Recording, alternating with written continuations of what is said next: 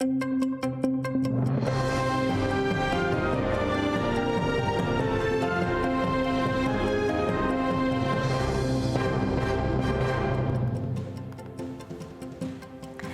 aleykum. ATR телеканалының yayınında zaman bugün noyabrның 13 studiyada sizler için men Gülsüm Halilova çalışam. Украина тыш ишлер назирлігі işgalcilerinin Ялталы Қырым татарларына чықарған үкімі себебінде наразылығыны білдірді. Назирліктің бейанатында қайд етілгеніне көре Русия Қырым татарларға ве işgalнен разы олмағанларға япқан репрессияларны терроризмге қаршы қанунларнен ортмеге тырыша. Закликаємо міжнародну спільноту засудити це неправомірне рішення і посилити політико-дипломатичний та санкційний тиск на державу-агресора з метою припинення Росією порушень прав людини у тимчасово окупованому Криму, звільнення усіх незаконно утримуваних громадян України в РФ та відновлення територіальної цілісності України у міжнародно визнаних кордонах. Малюм олғаны кебі Туневын Ростов-на-Донудаки махкеме 6 Қырым татарына үкім чықарды. Бөлелікнен Муслим Алиевна 19, Энвер Бекировна 18, Вадим Сирокна 12, Эмир Усенкукуна 12, Рифат Алимовна 8, Арсен Жипаровна 9 елға піске махкем етті. Оларны Русияда ясақ етілген Хизбут Тахрир тешкілятында иштирак еткенлерінде Весанки Русия девлет девырымы азырлағанларында қабатладылар. Адвокатлар махкеме қарарыны шикайет етежектір. Аписте қалдырмақ. Ахмежет тақымның терроризмде қабатланған да 6 Қырым татарына аписте болынув мұддеті ұзатылды. Олар аписте 15 февральге қадар қалажақ. Сөз Ремзи Бекеров, Энвер Аметов, Осман Ариф Меметов, Сейтвели Ситаблаев, Риза Изетов и Алим Каримов ақта кеті. Махкеме отырышы Ахмежетнің Ишгалжикеев район махкемесінде кечті. Залға мабюслерінің ақрабаларына кірсеттілер. Махкеме майжилерінің делилеріне құлақ біле асмады. Все стандартно, ходатайства следователя стандартно, могут скрыться, могут повлиять на следствие. Единственное, удовлетворил наше ходатайство о том, чтобы в отношении сотрудников следственного изолятора вынесли частное определение, так как в очередной раз ребята практически сутки не будут кушать, так как следственный изолятор не обеспечивает их продуктами. Бұнен берабер 15 февральге қадар аписханеде ойдырылған дава бойынша дабір саяси мобиус Эрфан Усманов қалажақтыр. Аписте болынув мұддетіні она кеченлері Ростов-на-Донуда ұзаттылар. Махкеме отырышы вақтында бина огуне илки ярдам арабасы келіп чықты. Махкеме қадемлері саяси мобиусының номер арқадашына Эрфан Усманов махкемеде ярамағанына айтты. Бірқач вақыттан сон илки ярдам арабасының башқа абырысы үшін келгеніне белді олды. При встрече с ним я у него спросила, он сказал, что нет, что все хорошо, скорую вызывали не ему. Соответственно, мы, жена и все родственники, которые вот прибыли в город Ростов-на-Дону, все переживали по поводу того, что ну вот как бы введение в заблуждение родных и близких, тоже непонятно к чему это, для чего это делается. Бөлеліктен 3 күн ішінде işgalciler 2-ші Ахмежет тақымынан 19 саяси мобисіне ойдырылған дава бойынша аписте болынып мұддетіні ұзатты. Малым олғаны кепі 24 Қырым татарына 27 март күні күтлеви тарамалар нәтижесінде тұттылар. Оларны Русияда ясақ етілген Хизбут Тахрир тешкілетінде иштирак еткенлерінде қабатлайлар.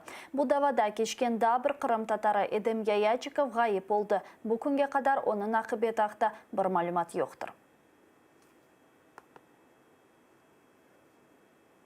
Энвер Усмановның давасы бойынша махкеме кеченлері Ростов-на-Дону махкемесінде қабатлайыжы тараф сөзде делиллер тақдимына кекілнеді. Деңлевлер ачық режимде кечті.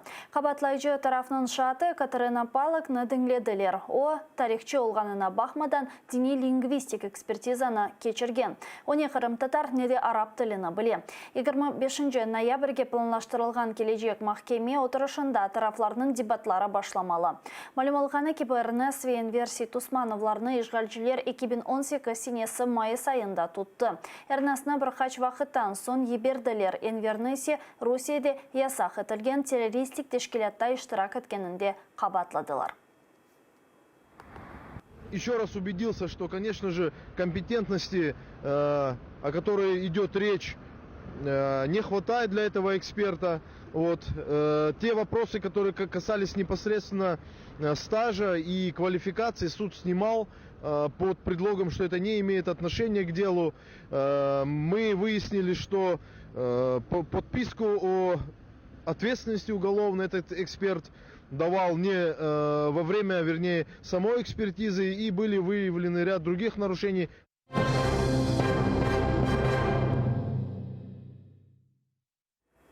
Халық қараманының хатырасыны анмақ Амина Акуеваның шерефіне Киевнің соқақларындан біріні адландырacaklar.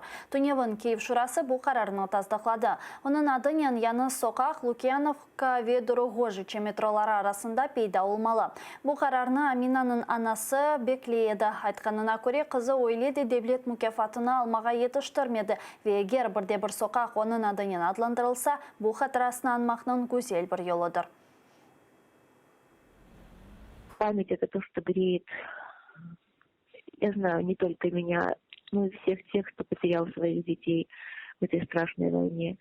И поэтому, если Украина помнит своих героев, то, значит, она имеет надежду на будущее. И Амина в числе тех настоящих героев, которые защитили Украину и дали ей право, возможность быть свободной. Малюм олғаны кебі Амина Акуева шереф инқилябы ве Донбасс женке иштиракчысыдыр. О Золоте ворота ве Киев экі батальонларында арби хизмет етті. Bundan сон Жахар Дудаев адына көңілі батальонында иштирак етті. Женк Аминаның аятында екене де келеді. Ольмезден евел оозыны журналист виялы барыжы ролінде де сына бақты. Атыр телеканалы үшін Кавказ Қараманлара программасына чықарды. 2017 сенесінің 30 октябрь күні Омар Арқадашы Адым Осмаевнен кеткен арабасына Киев жыварларында уджум етілді. Мақсус қызметлер Аминаның жинайетінде Русия изыны көре. Фақат бұл күнге қадар не қатил, не де сымарышчы тапылмады. Мустафа Жемилев үсе 76 яшыны толдырды. Оқырымда 1943 сенесі дүнияға келді ве 6 айлық бала екенде ватанындан сүргін етілді. Генч яшларындан берле тоталитар режимнің незаретінде еді. Четелде репрессив машинаның незареті астында о халқы үшін күрешіп, онларca ел аписте ятты. Ве Қырым татар халқы тағдерінің жанлы ресімі олды. Совет акиметінің қорқу системі оның қорқузызлығына қырылды. Жемилев ватанына қайтты. Онен берабер туған топрақларына Бөйкішанч ве Шерефнен бұтын халықта кері келді. Бұл күнге қадар ешғалге бақмадан Қырым татар халқы күрешмеге девам ете. Я думаю, все наши молодые люди тщательно должны просмотреть, как мы боролись все эти годы и продолжить эту эстафету. Потому что в оккупированном Крыму в составе Российской Федерации нет и не будет каких-либо перспектив для нашего народа. Если мы хотим сохраниться как нация и сохранить свое культурное наследие, развивать это, то мы обязательно должны освободиться от оккупации. Бушымдылық сонки хаберіміздер АТР телеканалының YouTube сайфесіне абоне ол, нысанда абонешлерінің миқдары 100 бинден зейде олса, Роскомнадзор бізлеріні аблокаға алып оламай, ве программамызны Роман Спиридонов бүгін программасы или девам әте сериетіні скорышкенч.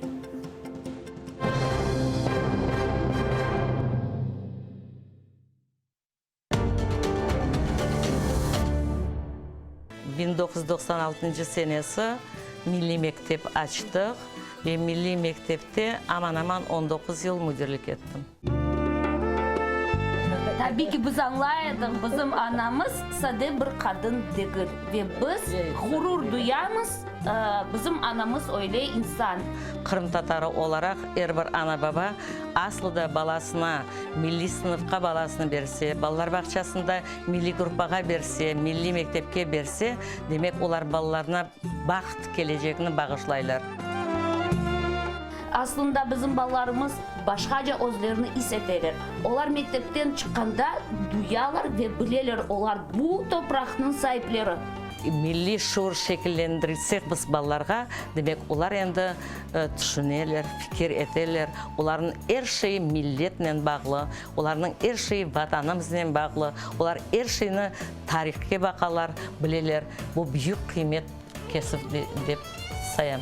Ең мұйымы біріншіден инсан олмақ, демек мераметлі, сайғы үрмет етмек бүйіклеріне ve elbette milli duygular aşlamak üstünde çalışamız.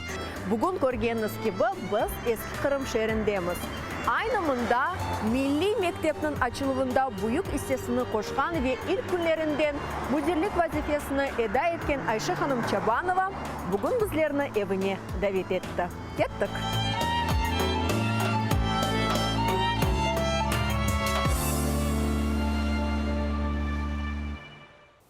Bugünkü hikayemiz ta uzaklarda, yat topraklarda doğup, osup, yetişip Üç karanfil aşladım, ayvanın suyuna taşladım. halkımızın istidatlı evladı, ak hukukçu, yırcı, Bahçelerde kestane dökülür tane tane. Kadriye Nurmanbet'e bağışlana. Karadeniz calbesi de kaday, caldamay geçmeyim masabay kaday. Karadeniz calbesi de kaday, caldamay geçmeyim masabay kaday. Seni karataymayım ben ölmeyince kaday, hiç vazgeçmeyim masabay kaday. Seni karataymayım ben ölmeyince kaday, hiç vazgeçmeyim masabay kaday. 1989 senesi noyabrның 14-інде Советлер Бірлігінің Юқары Шурасы зорбалықпен көшірген халықтарға қаршы репрессияларны қанунсыз ве жинайы оларақ танымасы ве оларның ақларының темен етмесі ақында биянамесіні қабыл етті. Бұл весиқасы асында Қырым татар халқының толысының ақламасы көзде тұтылайды. Репрессияларға оғыраған халқының ақларының темен етмесіне yol берген мұзбет қарарларға бақмадан Қырымда топырақ меселесі пек кескін қалайды. Атты küçük toprak территориясын алмақ Қырым татарлар үшін beklenilmegen бақ деді. Aynı zamanda Mustafa Cemilov айтқанына көре, хакимиет тарапынан Rus sakinlerine дачалар ve bostanlar için toprak damartasının ayrılması faal surette ötkürülgen edi. Қырым татарлар 1990 senesi birinci parça ATR telekanalında noyabrның 16-sında cumartesi günü Kiev vaktına göre saat 17:30'da ve Kırım'da saat 18:30'da Gülnara Bekirova ile Tarih Sedası programmasında seyretiniz.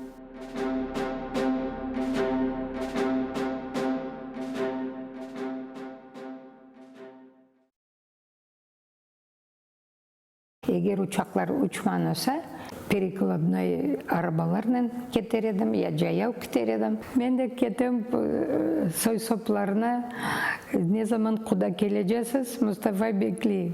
Nasıl yaşar bir? Koyuştu, Kalıman çetinde. Babam aytı, bak sen onda ketersin, bolduralsın, talarsın, Mustafa'dan ayrılmak istersin.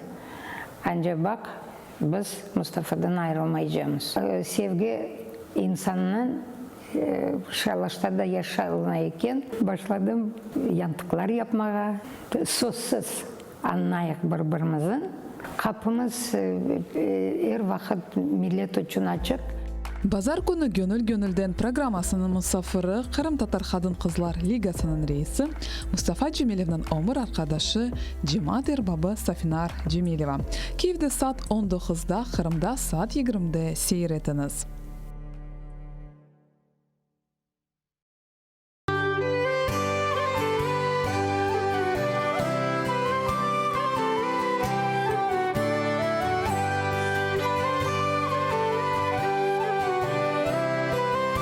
Продовження програми з відомим мультиінструменталістом та засновником гурту «Йогурт» Кирилом Бородіним в ефірі програми «Дженли Студіо» ви побачите цієї неділі за київським часом о 18:30, за кримським о 19:30 в ефірі телеканалу АТР.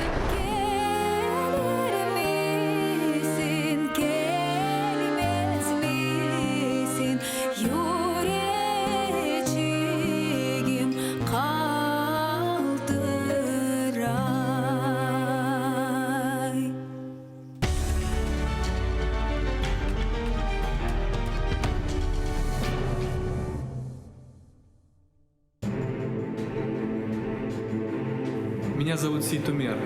В 1944 году моих бабушек и дедушек беспощадно и цинично депортировали сотрудники НКВД. В депортации в Узбекистане моего отца преследовали и арестовывали сотрудники КГБ. Сегодня же в Крыму в наших домах проводят обыски, штрафуют и сажают в тюрьмы сотрудники ФСБ. Я хочу задать всего один вопрос. Кто и когда остановит этот беспредел, чинимый по отношению к моему народу?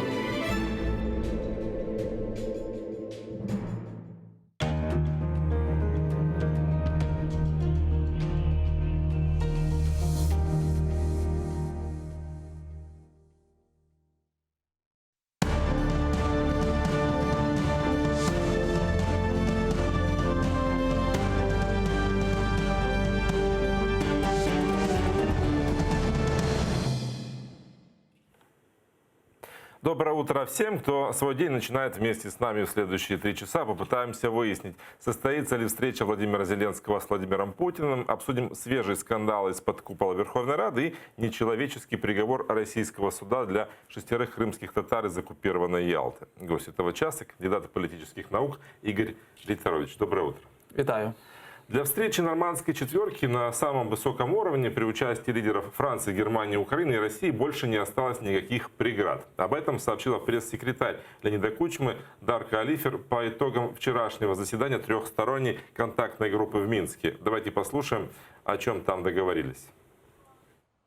Сьогодні на засіданні тристоронньої контактної групи було знято всі перешкоди на шляху до зустрічі у нормандському форматі на найвищому рівні. Розведення сил та засобів в районі населених пунктів Золоте, Петрівське та Станиця Луганська стало останніми кроками в цьому напрямку. Проведення зустрічі лідерів країн нормандської четвірки найближчим часом прискорить вирішення всіх актуальних питань з регулювання конфлікту. Прокомментируйте, пожалуйста, это сообщение. Значит ли, что действительно можно говорить, что эта встреча в нормандском формате фактически уже факт?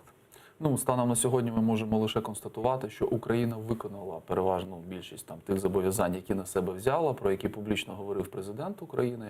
Але головна проблема в тому, наскільки до цієї зустрічі готова Росія. Тому що буквально ж вчора ми чули заяви від офіційних представників російської влади про те, що якісь додаткові умови з'являються, і Україна ці додаткові умови також повинна виконати для того, щоб ця зустріч відбулася і була організована. Тому, достатньо, знаєте, складно сказати, що відбудеться вона в листопаді, дати постійно змінюються. Буквально кілька тижнів назад говорили про 15 листопада, як ймовірну дату, зараз говорять вже про 25 листопада. Я не виключаю, що ми ще кілька варіантів дат побачимо, але тут значною мірою все буде тепер залежати навіть не стільки від України, скільки від Німеччини і Франції.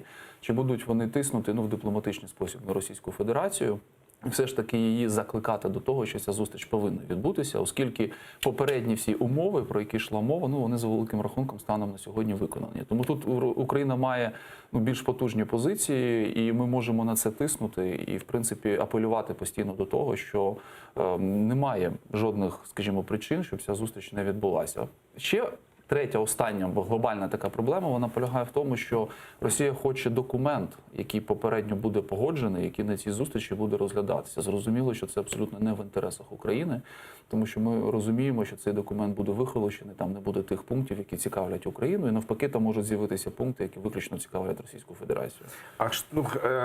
Такое впечатление, что иногда, что сама цель, сама встреча, мы даже не понимаем, по крайней мере, общество мало слышит о том, о чем будет идти разговор, какие условия, какие наши аргументы, какие контраргументы, о чем мы будем разговаривать с Россией. Такое ощущение, что надо встретиться и все, а там как пойдет.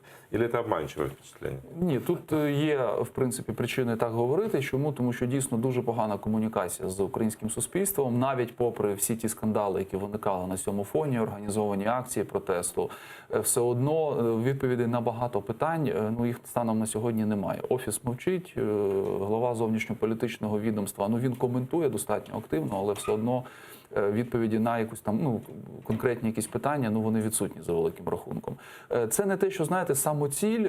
Можна з одного боку зрозуміти президента, він хоче показати, що він буде ефективним і дієвим, в тому числі в цьому форматі. Врешті-решт, повинна ж відбутися якась особиста зустріч між президентом України і президентом Російської Федерації. Можливо, є якісь сподівання, що ця особиста зустріч дозволить розблокувати багато якихось ініціатив, з якими виходить, скажімо, Україна, і допоможе вирішити найголовнішу проблему – наближення миру. Да? З іншого боку, тут треба чітко розуміти, що якщо ця зустріч все ж таки відбудеться, дуже багато питань будуть виникати у українського суспільства, як до перебігу, більш ніж переконаний цієї зустрічі, так і безпосередньо до її результатів. Тому що, скоріш за все, ми не будемо знати про всі результати відразу. Буде якась непублічна сторона, а оскільки є вже попередній досвід, як правило, така непублічна сторона, вона є більш важливою, ніж, скажімо, якась публічна сторона. Да? Тому тут, насправді, ситуація дуже складна, і вона, розумієте, розвивається так хвилеподібно. То ми оптимістично дивимося, бо виконуються якісь моменти, чуємо одну заяву. Потім, відповідно, ситуація просто повністю змінюється кардинально. Да? Росія там піднімає ставки. Україна на певному етапі також ці ставки піднімала, але от в останні кілька тижнів я бачу таку тенденцію, що ми не робимо якихось різких заяв. Відбулася певна деперсоналізація взагалі всієї цієї ситуації. Тобто ми згадуємо Росію, але взагалі не згадуємо Путіна, наприклад. Да? Мова про це не йде, якби є Росія, а Путін він якби окремо стоїть. Я розумію, навіщо це робиться, для того, щоб все ж таки зустріч відбулася. Можливо, з метою, що це розв'яже вже руки України, тоді президент зможе вийти і сказати, ми зробили все, що могли, але оскільки Росія взагалі не йде на будь-які там нормальні переговори і не згодна досягати хоча б якогось компромісу, ми будемо шукати якийсь інший формат. То есть вы считаете, что встреча в нормандском формате России невыгодна, и она оттягивает этот процесс? Станом на сьогодні, із-за тих умов, які висуває Україна, вона є невигідною Російській Федерації. З кількох причин. Причина те, що вони хочуть задовольнити максимально, по-перше, свій інтерес, і ті заяви, що треба сідати знов за стіл переговорів напряму з представниками так званих ДНР, ЛНР, дуже показовий. І другий момент дуже важливий, про нього просто менше говорять. Росія активно вкидує тезу про те, що в цьому документі, який повинен готуватися до цієї нормандської зустрічі, в тому числі повинна бути прописана тема газу. Для України це категорично невигідно. Чому? Тому що ми маємо свої позиції, достатньо потужні по цьому питанню, і це явно не предмет переговорів у цьому чотирьохсторонньому форматі. Да? Це окремий кейс. А ця тема газу, вона ж появилась, не сьогодні, вроді би, или...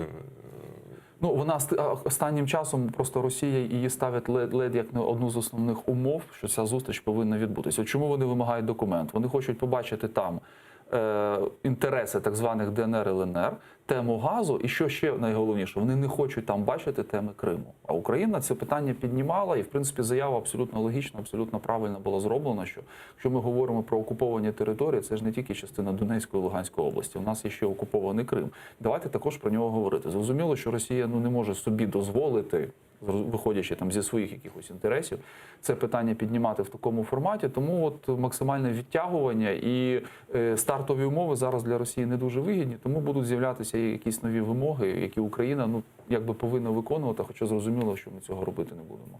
Сейчас заговорили о новом формате возможном встречи Владимира Зеленского с Владимиром Путиным.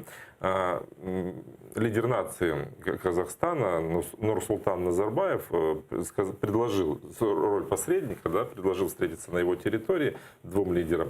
И даже наши политики, глава фракции «Слуга народа» Давид Арахамия сказал, что было бы, наверное, неплохо, потому что минские договоренности – это кабала, а при личной встрече можно решить много проблем. Давайте послушаем, что сказал. Что будет встреча? Да, верю, абсолютно. Уже осталось, мы сейчас на время интервью, осталось пару дней до финализации разведения, и я думаю, что, мой прогноз до 20 декабря она случится. А вы считаете, Россия хочет этой встречи? То есть они могут, например, найти... Я считаю, что они всячески петляют от нее, но просто так сложилась дипломатическая ситуация, что постоянно президент общается с Меркель и с Макроном и демонстрирует буквально через день наш коммитмент, что мы все взятые на себя обязательства выполняем неукоснительно, несмотря на трудности, Ну и, соответственно, у них будет очень плохая позиция, если они, в свою очередь, будут отказываться непонятно уже, в общем-то, из-за чего. Это просто будет... Они же пытались газ туда включить, ну, то есть они видно, что они пытаются всяческим способом избежать этого процесса, да. Но, судя по всему, ну, мне так кажется, что их додавят. А с нами на связи Николай Маламуш, глава внешней разведки Украины с 2005 по 2010 год. Доброе утро. Доброго ранку. Может ли встреча, как многие надеются, Зеленского с Путиным привести к миру на востоке Украины? Как вы считаете? В настоящее время я считаю, что нет, потому что разные переговорные позиции. Мы четко знаем позицию России, которая ставит вопрос, что действительно политическая часть должна выполнена в первую очередь. Это, конечно, выборы контролируемой России, это особый статус, это, соответственно, введение в Конституцию этого положения, и это фактически создание условий для федерализации, но без контроля границы, без возврата до 2,5 миллионов граждан, которые там проживали, которые участники должны быть выборчего процесса, без формата законодательных норм, то есть разное чтение. И Путин об этом не раз говорил, об этом тоже говорил Лавров и Песков, что мы поддержим формулу Штайнмайера, но она в редакции России, это политическая часть, а затем уже часть безопасности. У нас обратно. Мы ставим вопрос в отношении того, что будут вопросы безопасности первоочередные, которые обеспечат объективность проведения выборов, соответственно, законодательству Украины и международным нормам, возврат людей, перекрытие границ, соответственно, создание условий для демократических выборов и участников процесса выборов с разных жителей, разных категорий и разных партий тогда. Вот это сейчас большие противоречия. Я думаю, что президент Украины Зеленский не сможет переубедить Путина в отношении того, что именно действовать по этой формуле. А вот сейчас, что очень важно, Россия готовится очень четко. У нее есть конкретный план, который будет презентован на нормандской встрече. А Зеленский, соответственно, да, свой план представит. Но он не заручился системной поддержкой, например, Меркель и Макрона уже с готовым планом. Не просто, что они там, да, мы поддержим там Украину в соответствии с международными нормами. А, соответственно, вот эта работа, которая должна быть проведена до встречи, она, я вижу, не проводится. Тем более были предпосылки усиления формата. Президент США и Трамп, и премьер Британии Джонсон сказали, что мы готовы войти в формат. Но при встрече с Трампом эта тема была недоработана. То есть мы ослабили позиции своей переговорной. Поэтому в данной ситуации и Путин оттягивал встречу, потому что пока вы не проведете разведение, пока не будет сформулировано порядок дня, ну, документально, которое приведет к решению конкретных задач, вот, мы это проводить не будем. Но формула в России, мы видим, какая она озвучена и официально, но неофициально, понятно, она более полнокровная в интересах Российской Федерации. Ну, если это так очевидно со стороны, что эти выборы, ну, эта встреча может быть тупиковой, или она будет выгодна только России, ее позиции в этом споре сильны, а зачем наша власть так активно этот процесс тогда развивает? Для чего мы так стремимся встретиться в нормандском формате? Ну, президент Зеленский считает, что он при первой встрече с Путиным сумеет его переубедить в отношении того, что именно формула Украины, она будет принятна и для так называемых образований ДНР, ЛНР, понятно, и для России, и для наших участников в Европе. Но я сейчас знаю ситуацию хорошо, потому что занимаюсь этим вопросом долго и в Вашингтоне, и в Париже, и в Берлине, и даже в ЕС, в Брюсселе. Они готовы нас поддерживать. Но когда мы сформируем ту задачу, которая будет именно интересна им, то есть это и глобальная тема политики, и вопросы глобальной безопасности, и одна из точек регулирования – это Украина. Сирия есть Иран, есть Афганистан, есть другие, но есть Украина. Очень болевая точка. И тут должна заинтересованность стран мира быть в отношении регулирования, потому что тут может быть очаг дестабилизации и глобальный, вплоть до глобального противостояния, например, России и НАТО, но Украина может быть детонатором. Вот это совсем другая позиция. Да, страны кровно заинтересованы. А так мы с позиции бедного.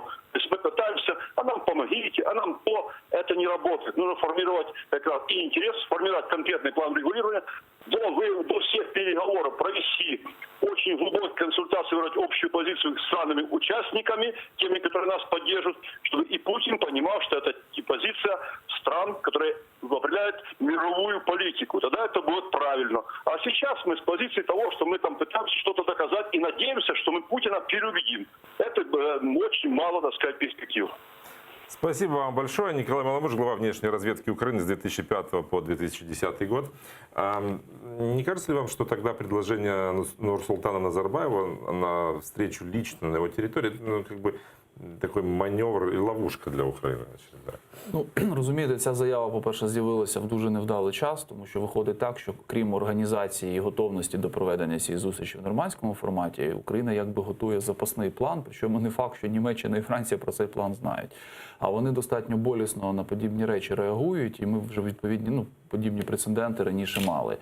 Я розумію, чому цю заяву зробив безпосередньо Назарбаєв, тому що це дозволяє йому увійти в такий, знаєте, загальноєвропейський, навіть загальносвітовий певною мірою контекст. Він, знаєте, так от з певною такою ревністю ставився до того, що на майданчику Мінська відбуваються ці переговори, хоча можна б це було робити, наприклад, в Казахстані. Тому він зараз скористався ситуацією і сказав, що от є така ідея, давайте її будемо реалізовувати. Але зрозуміло, що дані варіанти ми можемо розглядати лише тоді, коли всі можливі варіанти розмов, переговорів там на нормандському, скажімо, форматі, вони будуть вичерпані. Тоді ми зможемо шукати щось інше. Але станом на сьогодні він безальтернативний. А влаштовувати якісь особисті зустрічі між президентом України і президентом Російської Федерації, я більш ніж переконаний, що Україна станом на сьогодні до цього просто не готова. І це буде означати, що ми ледь не одноосібно виходимо з цього нормандського формату.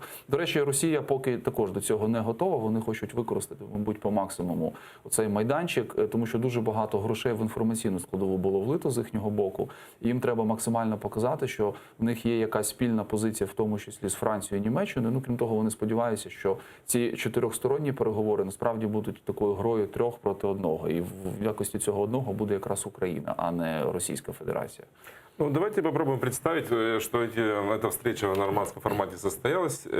Нам выдвигают требования, особый статус региона, там выборы, а мы говорим, уберите свои войска, и про Крым не вспоминаем.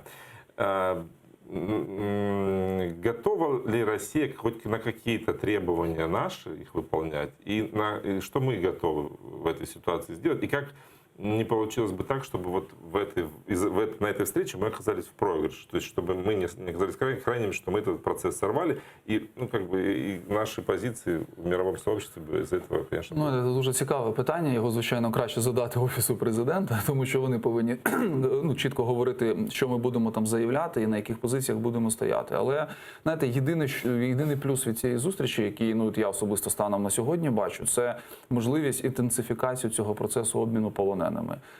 Стосовно всіх інших питань, зрозуміло, що позиція України буде дуже сильно відрізнятися від позиції Росії. Але щоб ця ситуація більш-менш якось зрушила з цієї мертвої точки, Україна повинна на цю зустріч іти з дуже конкретним розробленим планом. Цей план повинен бути покроковим, з якимись там вже інструментами безпосередньо реалізації тих чи інших ініціатив.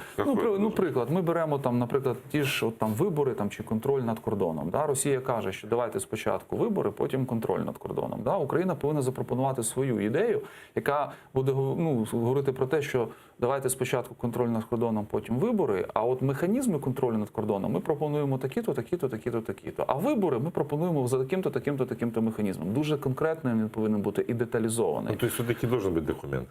Так, але документ повинен бути який? Не погоджений попередньо з Росією. Україна повинна прийти з своїм варіантом цього документу, запропонувати його на розгляд і вже в процесі дискусії переконувати, що наш варіант, він оптимальний і він набагато краще, ніж варіант, наприклад, який пропонує Російська Федерація. Тут президент України може в тому числі ссилатися і на якусь внутрішню соціологію, на ставлення українських громадян до тих процесів, які там відбуваються, і говорити, що ми не відмовляємося абсолютно від, наприклад, мінських домовленостей. Проблема ж головна в чому? В тому, що там є перелік певних кроків, але не чітко визначена послідовність цих кроків. Україна може запропонувати свій варіант цієї послідовності. Зрозуміло, що Росія буде з ним категорично не погоджуватися. Але це ж, з іншого боку, відкриває можливість для переговорів. Добре, вам це не подобається? Давайте сідати, домовлятися, як ми будемо це робити і як реально це можна реалізувати. Отут ми можемо отримати певною мірою підтримку від Франції і Німеччини. Тобто ми будемо демонструвати, що ми за мир, за те, що ми хочемо вирішити цю ситуацію, але ми пропонуємо такий варіант, який дійсно можна на практиці реалізувати. Росія пропонує щось інше. І тоді певна підтримка, зрозуміло, не по всім пунктам. Я відразу кажу, що багато пунктів будуть викликати певні застереження. Вони можуть зустріти, в тому числі, спротиву з боку Німеччини і Франції, але їм треба доводити, що не треба жодного якогось там особливого статусу, якщо в нас нормальна європейська децентралізація, яка, по суті, дає всі права і свободи там регіонам, і та ж Львівська область, чи Миколаївська, чи Херсонська станом на сьогодні мають набагато більше прав, ніж хоче навіть гіпотетично отримати тимчасово окуповані території. Це треба пояснювати, треба роз'яснювати, що це не просто два маленькі регіони, є ціла Україна, і як будуть ставитися інші регіони до таких процесів. Тому все це робимо, і ми готові на таких умовах, наприклад, провести вибори. Тобто ми повинні мати те, з чим ми можемо сісти за стіл, але безпосередньо погоджувати все треба за столом, а не до. Росія, знов повертаємося до того, вона, звичайно, хоче все погодити до, подати це як свою перемогу і подати, що ми змусили українську владу виконати наші умови. Тому ті заяви, які там вчора прозвучали, про особливий статус, прямі там переговори і так далі, це знов-таки чергове підняття градусу цієї напруги. До цього треба дуже спокійно ставитися і відповідати своїм підвищенням ставок. Тоді Росія буде розуміти, що вона, вибачте, не з хлопчиками якимись розмовляє, а з країною, яка має свої національні інтереси, буде усіма можливими способами їх відстоювати. Одно из условий этой встречи, разведение войск, уже выполнено. В районе Петровска обе стороны отвели от линии разграничения на 1 километр и войска, и технику. Следующий этап разминирования территории, он должен стартовать уже сегодня. Как это будет происходить и какая сейчас обстановка в районах, где разведение уже состоялось, поговорим с офицером регионального медиацентра Минобороны Андреем Агеевым. Он с нами на прямой связи. Доброе утро. Добрий ранок. Я не офіцер регіонального медіа-центру. Наразі виконую обов'язки начальника прес-центру операції Об'єднаних сил. Прошу прощения. Сьогодні... Да, какая обстановка?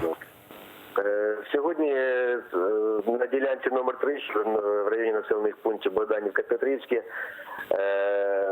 після 12-ї години розпочнеться практичні заходи з розмінування самої ділянки силами розрахунків Державної служби надзвичайних ситуацій. Тобто це за графіком,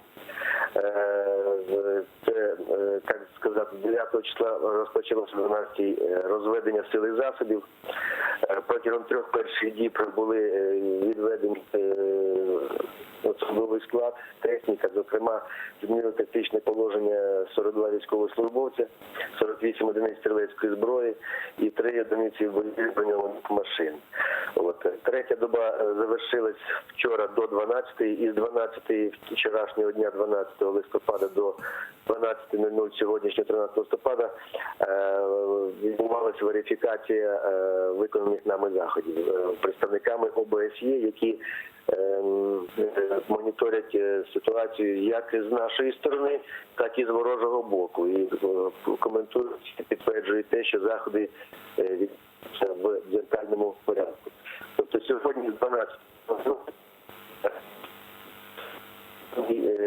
не сьогодні, а протягом стартує розмінування ділянки від вибухонебезпечних предметів, від інших снарядів, які там могли знаходитись на тій ділянці. На цей етап відводиться до 7 діб, це може бути раніше зроблено, але не пізніше. Вже після цього, як проведені ці заходи з розмінування,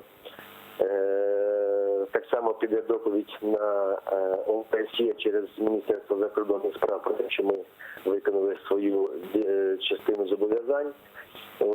І через добу після того розпочнеться вже демонтаж фортифікаційних споруд на зазначеній ділянці. Я наголошу про те, що ОБСЄ проводить моніторинг як з нашої сторони, так і з тої сторони, і запевняє в тому, що заходи відбуваються дзеркально. Ми не говоримо напряму з так званими представниками квазіреспублік типу ДНР чи ЛНР. Ми їх не визнаємо, тому перемовини з ними відбуваються виключно через представників спостережної місії ОБСЄ. Фиксируете ли вы какие-то провокации в районе разведения? Есть ли обстрелы? Наразі поки що провокації в рамках ділянки, що і Золоте, попередньо номер 2, і нинішній, це третя ділянка Богданівка-Петрівська, наразі поки що немає. Спасибо вам большое. Будь ласка. Да. Начальник пресс-центра штаба операций Объединенных сил Андрей Агеев был с нами на связи.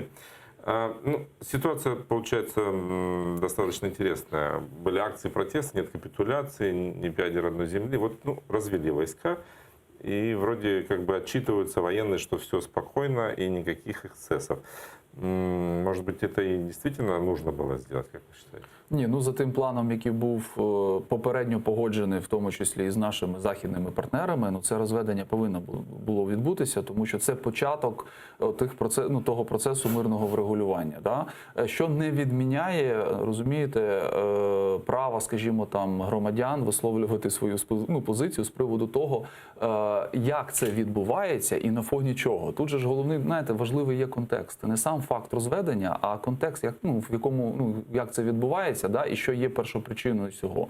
Оскільки комунікація не дуже добре була налагоджена, ми, відповідно, мали подібні акції протесту, але станом на сьогодні, да, це відбулося, слава Богу, ніяких провокацій немає. Будемо дивитися, як буде далі, тому що, розумієте, я абсолютно не виключаю, що за результатами організації чи навпаки не організації зустрічі в нормандському форматі ми можемо отримати зовсім іншу ситуацію на сході України, в тому числі її загострення. І, знаєте, про це навіть не прямо свідчать деякі заяви представників Російської Федерації про те, що ми там готові до якихось термінових зустрічей, якщо виникне якась термінова потреба. В них дуже часто термінові потреби виникають, коли якісь там починаються обстріли або, відповідно, провокації. Да? Тому до цього треба бути готовим і чітко пам'ятати, що це один дуже маленький такий, перший тільки етап. Да? Насправді процес дуже складний і він не зводиться до механічного такого розведення військ там на певних територіях. От і все. Але це станом на сьогодні козир України. Тому що ми виконали, ми показали, що є і політична воля, все відбулося дуже організовано, Україна була максимально відкрита, в тому числі представникам ОБСЄ. І от всі ці матеріали, до речі, також слід збирати в окрему папочку. Ця папочка під час цієї нормандської зустрічі повинна з'явитися на столі, і Україна повинна показувати, що, от бачите, ми зробили все, що можна. От є папочка, що виконали ми, а є папочка, де зафіксовані всі порушення тієї сторони, представників так званих ДНР, ЛНР, російських військ, да, що вони насправді не сприяли цьому розведенню, навпаки провокували, усіляко його затягували. І це виключно добра воля і ініціатива України. Сегодняшнее заседание народные депутаты, как и обещали, целиком посвятят земле. В повестке дня 11 законопроектов, касающихся создания рынка земли и возможной отмене моратория на ее продажу. Споры вокруг этой темы в парламенте и под ее стенами не утихают уже второй день. Традиционно радикально против продажи земли нардеп от оппозиционной платформы «За життя». Давайте послушаем, что они говорят. Всім представникам МВФ, Сороса та іншим, чиї загребущі руки эти тянуться к землі України, я хочу сказати, ви прорахувалися, панове, не вийде. Хрен вам, а не земля України. Запомнили? А хто не розуміє по-русски, я переведу. Дідька лисого ви отримаєте, а не землю України. Понятно так? Понятно, да? Поэтому закликаю всіх об'єднатися заради захисту нашої землі. Коли б я мав талант, я б зараз заспівав пісню «Вставай, страна огромная». Как ни странно, эта ситуация объединила даже лютых друзей. Против продажи земли протестовали накануне под Верховной Радой. Для пущей убедительности активисты даже пригнали сюда несколько десятков тракторов. И в один из них забрался нардеп от Европейской солидарности Андрей Гончаренко. И вот о чем он говорил с трактора, давайте послушаем.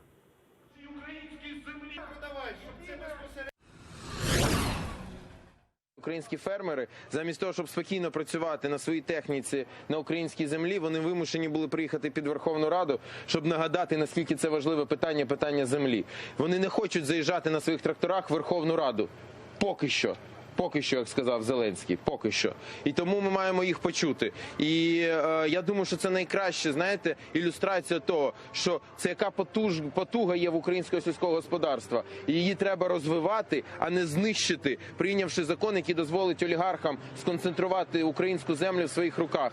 Байдуже, чи то іноземним, чи українським олігархам. Земля має працювати на людину. Я єдина оце прийшла запитати, тільки я не знаю у кого, яка собівартість землі. Нехай там сотка, гектар, яка собівартість. Я хочу хоч в одного морального урода, я навіть не знаю, морального урода, запитати, яка собівартість землі. Вчора Зеленський дуже красувався, ми будемо продавати тому не будемо, тому будемо. Ну я щаслива зробилась. Уже не 2 тисячі пенсій, у мене буде 22 тисячі пенсії. Ну вона пройде сюдою, він один раз дасть. Я хочу запитати в нього, яким образом, яка собівартість землі. А с нами на связи народный депутат фракции «Батьківщина» Алексей Кучеренко. Доброе утро. Алло, доброе утро. Доброе утро. Спрогнозируйте сегодняшний день, как будут развиваться события в Раде, как будут голосовать фракции. Ну, понятно, что ваша будет против тоже, да, вместе с Европейской солидарностью и, как ни странно, вместе с платформой «За життя», но тем не менее. Какой будет сегодняшний день? Будет веселый, хороший такой день осенний, где те люди, которые взрослые, понимают, что земля это необычный и не может вообще категорически быть обычным товаром, что в наших условиях, ну, вообще говоря, для того, чтобы не распрощаться с частью территории нашей огромной и навсегда не отдать в какие-то такие шаловливые руки, которые накопили за это время большие деньги, земли наши, нужно все сделать, чтобы максимум, о чем говорится, о каких-то условиях рыночных отношений, по праву користування этой землей для обработки сельскохозяйственной, выращивания растений, для решения задач и накормить страну экологических, воды, там очень тесно связаны экология и прочее. Поэтому будет достаточно горячий день, но мы к этому готовы. А как вы намереваетесь противостоять большинству? Послушайте, это же не первый случай, но парламент существует, и как-то всю жизнь, 28 лет, там было большинство, меньшинство, и как-то меньшинство пыталось отстоять свои интересы, ну не свои интересы, интересы своих избирателей. Поэтому наша позиция вполне понятна, мы за разумное введение рыночных отношений, почему не выполняется главное условие, почему, собственно, референдум не был проведен по этому поводу. Но это же не земля там Иванова, Петрова, того же Зеленского, того же там Арахамии, это же земля-то украинская, понимаете, Конституцию надо читать и чтить ее. Поэтому будем всеми доступными парламентскими способами пытаться переубедить наших архирыночных коллег, которые пока запутались, кто они либертарианцы, либералы, социалисты, там пока идет поиск концепции, модели. Ну, почему в этой ситуации надо распродавать землю, если они еще до конца не определились, какую модель экономики они строят нам с вами. Поэтому будем бороться. Говоря о парламентских методах, имеете ли вы в виду блокирование трибуны, например? Ну, зачем вы так сразу вот с утра? Мне просто интересно узнать. 7 часов 50 минут еще. Давайте вот мы заедем как раз по дороге Верховную Раду сейчас. Там, по-моему, определенные граждане собираются блокировать парламент, кого-то пускать, кого-то не пускать. Поэтому блокирование трибуны, ну, не знаю, зачем блокирование. Можно же просто выражать свой протест и просить молодых людей все-таки как-то услышать граждан Украины и выполнять свои обязательства и обещания. Спасибо вам большое. Народный депутат фракции «Батьківщина» Алексей Кучеренко был с нами на связи, рассказал о планах на сегодняшний день в парламенте. Как вы прогнозируете, будет ли сегодня действительно горячо? буде дуже гаряче, якщо за ніч, давайте будемо відверто говорити, назбирали необхідну кількість голосів, тому що вчора не винесли, вже насобирали. Тому що вчора не винесли з тієї простої причини, що фракція, коли збиралася, монобільшості, то вони з'ясували, що в них немає необхідної кількості голосів, і навіть «Голос», який там начебто збирався підтримувати і голосувати також за відкриття ринку землі, також би їм не допоміг особливо. Тобто, якщо в них є ця необхідна кількість голосів, тоді все зводиться дійсно до протистояння або на вулиці довкола Верховної Ради. А вчора дійсно, тут народний депутат згадав, було кілька заяв від різних політичних непарламентських сил про те, що вони будуть пускати сьогодні в Верховну Раду депутатів, скажімо, виходячи з того, за відкриття ринку вони чи проти. От ті, хто за, значить їх пускати не будуть, а ті, хто проти, тих пускати будуть. І зрозуміло, безпосередньо в самій сесійній залі, я думаю, що можливе і блокування трибуни. Тут дійсно 3 фракції, давайте ще додамо цю депутатську групу велику, там переважна більшість також проти цього виступає, бо там депутати-мажоритарники, а вони чим відрізняються від списочників? Вони були в округах своїх і, в принципі, розуміють настрої, і ці настрої не дуже позитивні, навіть не стосовно відкриття ринку землі, а стосовно цього конкретного законопроекту, за яким його збираються відкрити. Там дуже багато питань. Тому я думаю, що буде і протистояння. Будемо тільки сподіватися, що ніяких таких провокацій не буде, бо ми, знаєте, мали вже приклади, коли це переходило в дуже-дуже гарячу фазу. З одного боку, це відволікало від тих процесів, які відбувалися безпосередньо в парламенті. З іншого боку, нам зараз протистояння між громадянами, владою або між просто громадянами, бо там різні групи збираються. Вчора було 2 мітинги. Мітинг за і мітинг проти. Мітинг за він був дуже нечисленний, але тим не менше він був.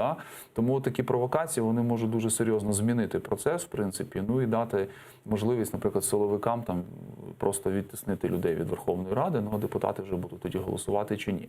Наскільки я розумію, тактика зараз влади дуже проста.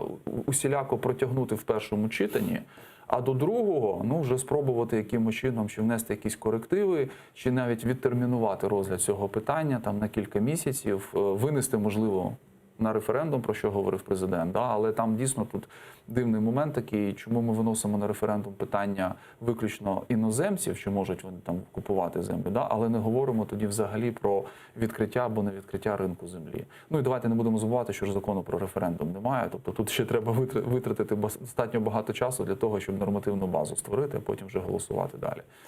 А насколько это взрывоопасный вопрос? Вот такой дискуссионный, который разобщает общество, раскалывает его в наших условиях, когда у нас идет война, когда мы еще не можем решить переговорный процесс, организовать никакие, не можем решить возврат территорий, мы начинаем процес продажи землі, який розкалує общество. От які можуть бути последствия? Насправді це може мати дуже небезпечні наслідки до якихось чисельних соціальних виступів і так далі. Бо давайте не будемо забувати про просту річ. У нас відкривають ринок, намагаються відкрити ринок землі в країні, де величезною є проблема рейдерства. І особливо в аграрному секторі. І зрозуміло, що тепер всі ті люди, які займалися рейдерством, а це масово в деяких областях, це просто, знаєте, як озброєні угрупування, одна з одним воюють, одні захищають, інші навпаки займаються цим рейдерством. А ті, хто захищають, потім також іноді перетворюються на рейдерів. І тепер все це перетвориться на глобальний такий перерозподіл землі, оскільки селяни за великим рахунком не захищені, в них немає вільних коштів для того, щоб цю землю купити. Тут домінувати будуть з одного боку агрохолдинги, з іншого боку нечисті на руку ділки, які будуть мати подібні такі напівзбройні угрупування кримінального такого характеру. І вони цю землю будуть тепер концентрувати, збирати. Тому в соціальному контексті це надзвичайно небезпечний момент. Я не знаю, наскільки прораховувала влада ці наслідки, щось мені підказує, що не дуже. Тому що для того, щоб унебезпечити їх, треба було починати не просто з законопроекту про відкриття ринку землі, а спочатку унормувати всі питання по рейдерству, питання з кадастром і так далі. І так далі. Те, до речі, що нещодавно казав прем'єр-міністр. Абсолютно логічно назвав ті законопроекти, які треба прийняти, які зможуть в нас цивілізувати ті відносини, які вже на землі склалися. Але він чомусь це говорив після того, як проголосувати за відкриття ринку землі. Хоча за логікою спочатку треба це все прийняти, розробити, а потім вже відкривати цей ринок, коли буде створено відповідне поле, база, ну і врешті-решт проведена нормальна робота з громадянами, їм буде пояснено, чому це відбувається, які переваги вони будуть мати. Тому що зараз статистика майже 70% проти, да? Вони не стільки проти, ще раз підкреслю, відкриття ринку землі, скільки проти відкриття от в тому форматі, який пропонує на сьогоднішній день коаліція. І це найголовніша проблема. Ну, розумієте, я думаю, тут може бути кілька причин, але найголовніша причина – це все ж таки побажання наших зовнішніх кредиторів і те, що наша переговорна позиція з цими кредиторами, вона була, мабуть, не дуже ефективною, і ми не запропонували щось своє, от свій якийсь варіант, який би влаштував і Україну, і влаштував би відповідно їх. Да? Ну і крім того, Кабінет міністрів сподівається, що відкриття ринку дасть необхідні кошти до державного бюджету, і це дозволить навіть не 40% зростання, про це мова взагалі не йде, да? А це дозволить хоча б виконати бюджет на наступний рік. Тому що станом на сьогодні ми маємо вже величезну дірку щодо надходжень. Чим їх покривати, ну, митниця не дала цих коштів. Да? От є сподівання, що відкриють ринок, з'являться вільні кошти, і, відповідно, бюджет за рахунок цього наповниться. Але я вам відразу хочу сказати, що науковці, які займаються безпосередньо аграрним сектором, вони вже неодноразово рахували, і максимальна цифра, яку вони бачили от за рік до бюджету від відкриття ринку землі, це аж 500 мільйонів. Тобто доларів, да, але це навіть не мільярди, там, про які там іде мова. Тобто це та сума, яка в масштабах такої країни, як наша, великої країни, ну, це реальна крапля в морі. Да? А ризиків тут набагато більше, ніж якихось переваг. Ну, на этом мы закончим нашу беседу, потому что закончилось наше эфирное время. Благодарю вас. Гость нашего эфира был кандидат политических наук Игорь Рейтерович, а через несколько минут в эфире АТР информационный выпуск «Заманс» Алексей Галыч. Так что не переключайте и подписывайтесь на наш YouTube-канал. Все самые интересные моменты наших эфиров уже там. Спасибо.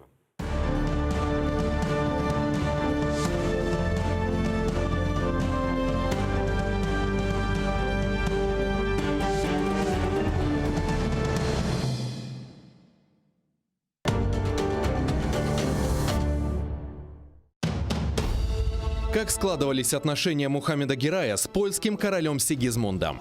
Почему этот прочный союз был нарушен и доведен до военного конфликта, апогеем которого стала битва под Сокалем? И кто встал на защиту общих интересов Кракова и Киркьера? Нельзя сказать, что назревший конфликт с польским королем возник только из-за колги Ахмеда Герая. Нет, его сумел уладить уже новый колга Бахадир Герай. К тому же Сигизмунд был потенциальным союзником Мухаммеда в борьбе с московским княжеством. Смотрите в программе «Алтын Девир» в новом цикле «История династии Гераев» в эту субботу, 16 ноября в 17:35 на телеканале АТР. Мухаммед Герай I. Собиратель земель. Часть 3. 14 ноября 1989 года Верховный Совет СССР принял декларацию о признании незаконными и преступными репрессивных актов против народов, подвергшихся насильственному переселению, и обеспечении их прав. Этот документ предусматривал полную политическую реабилитацию крымско-татарского народа. Несмотря на позитивные решения, закладывавшие начало процессу восстановления прав репрессированного народа, острой оставалась земельная проблема в Крыму. Получение даже небольшого участка земли для крымских татар было сродни подвигу. В это же время крымскими властями велась, по словам Мустафы Джемилева, лихорадочная раздача земельных участков под дачи и огороды русскоязычному населению. Крымские татары. Год 1990. Часть 1. В программе «Тарик Садасы» с Гульнарой Бекировой. Смотрите в субботу, 16 ноября в 17:30 по Киеву и в 18:30 по Крыму на телеканале АТР.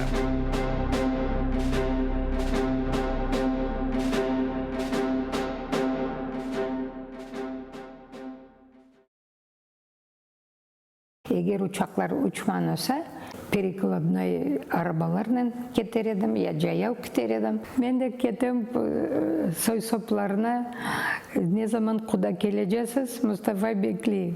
Nasıl yaşar bir koyuştu, Kalımан çetinde. Babam aytı, bak sen onda ketersin, bolduralsın, talarsın, Mustafa'dan ayrılmak istersin. Ancak bak, Biz Mustafa'dan ayrılmayacağız. Sevgi insanın şalıştada yaşalına eken başladım yantıklar yapmaya. Sözsüz anlayak birbirimizin. Kapımız her vakit millet için açık.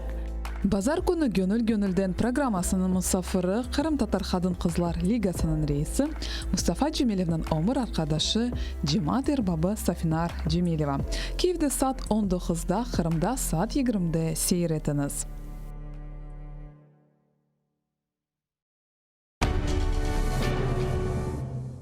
Kırım'ны yaşatkan halktır. Kırım Umum Millet Gazeti Erbar ailenin milli timsalidir. Kırım millet, vatan devletimizni beraberlikte kurayık. Kırım gazetine abone olmağa aşıqınız. Yarım yıllık abone fiyatı 581 ruble 10 kopek. Abone indeksi 61059. Bir yıllık abone fiyatı 1162 ruble 29 kopek. Abone indeksi 61060. Kırım'ны almaq, okumaq, vatanға sevgi aşılamaq.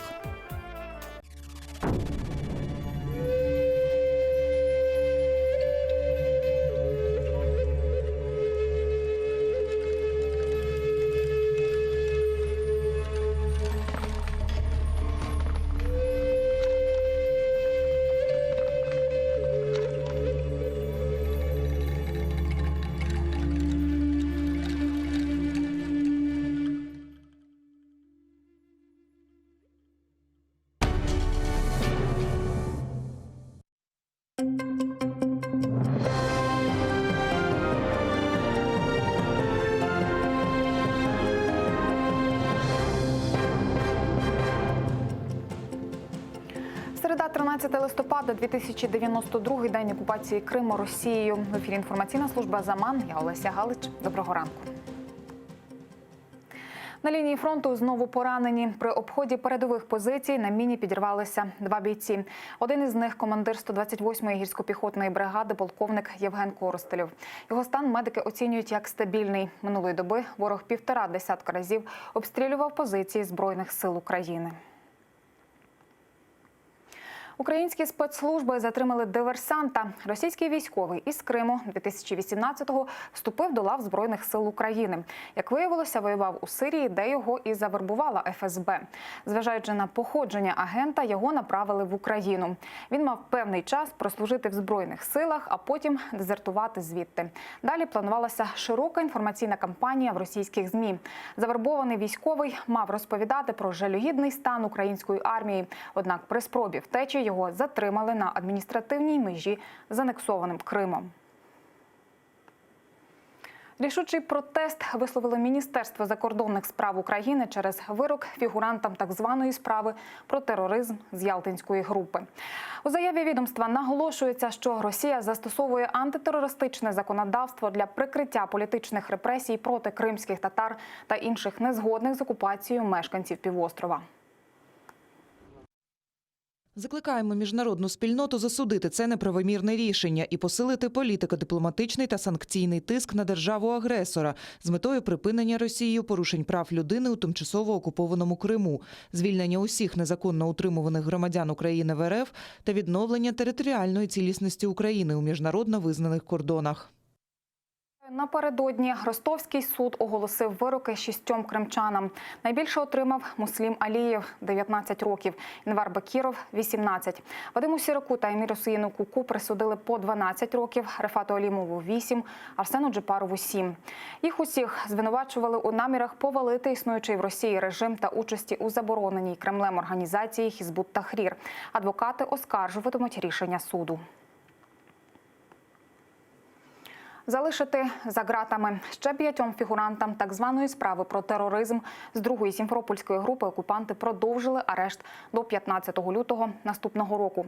Це Ремзі Бакіров, Енвер Аметов, Осман Аріфмаметов, Сейтвелі Сейтабдієв, Різа Ізетов та Алім Карімов.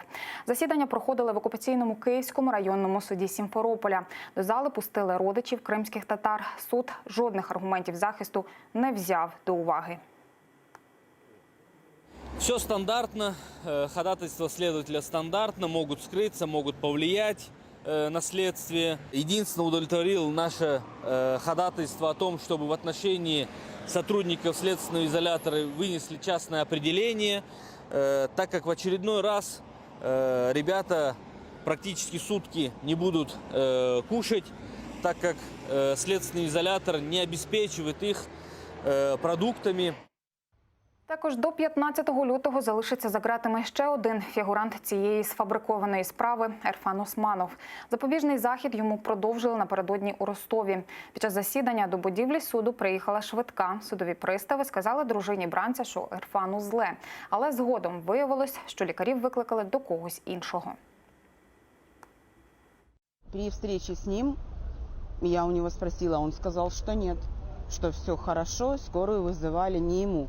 Соответственно, мы, жена и все родственники, которые вот прибыли в город Ростов-на-Дону, все переживали по поводу того, что, ну вот как бы введение в заблуждение родных и близких, тоже непонятно к чему это, для чего это делается.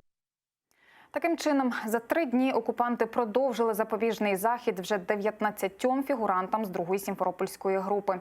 Нагадаю, 24 чоловіків затримали після масових облав 27 березня. Їх звинувачують у причетності до забороненої в Росії організації Хізбут Тахрір. Ще один кримський татарин Едем Яячиков, який проходить по цій справі, пропав безвісти. Суд у справі Енвера Сейт-Османова. Напередодні в Ростові-на-Дону обвинувачення закінчило представляти свої докази. Слухання проходило у відкритому режимі. Допитали свідка обвинувачення експерта Катерини Палєк. Вона проводила релігійно-лінгвістичну експертизу, хоча за фахом є істориком. І ані кримсько-татарською, ані арабською мовами не володіє.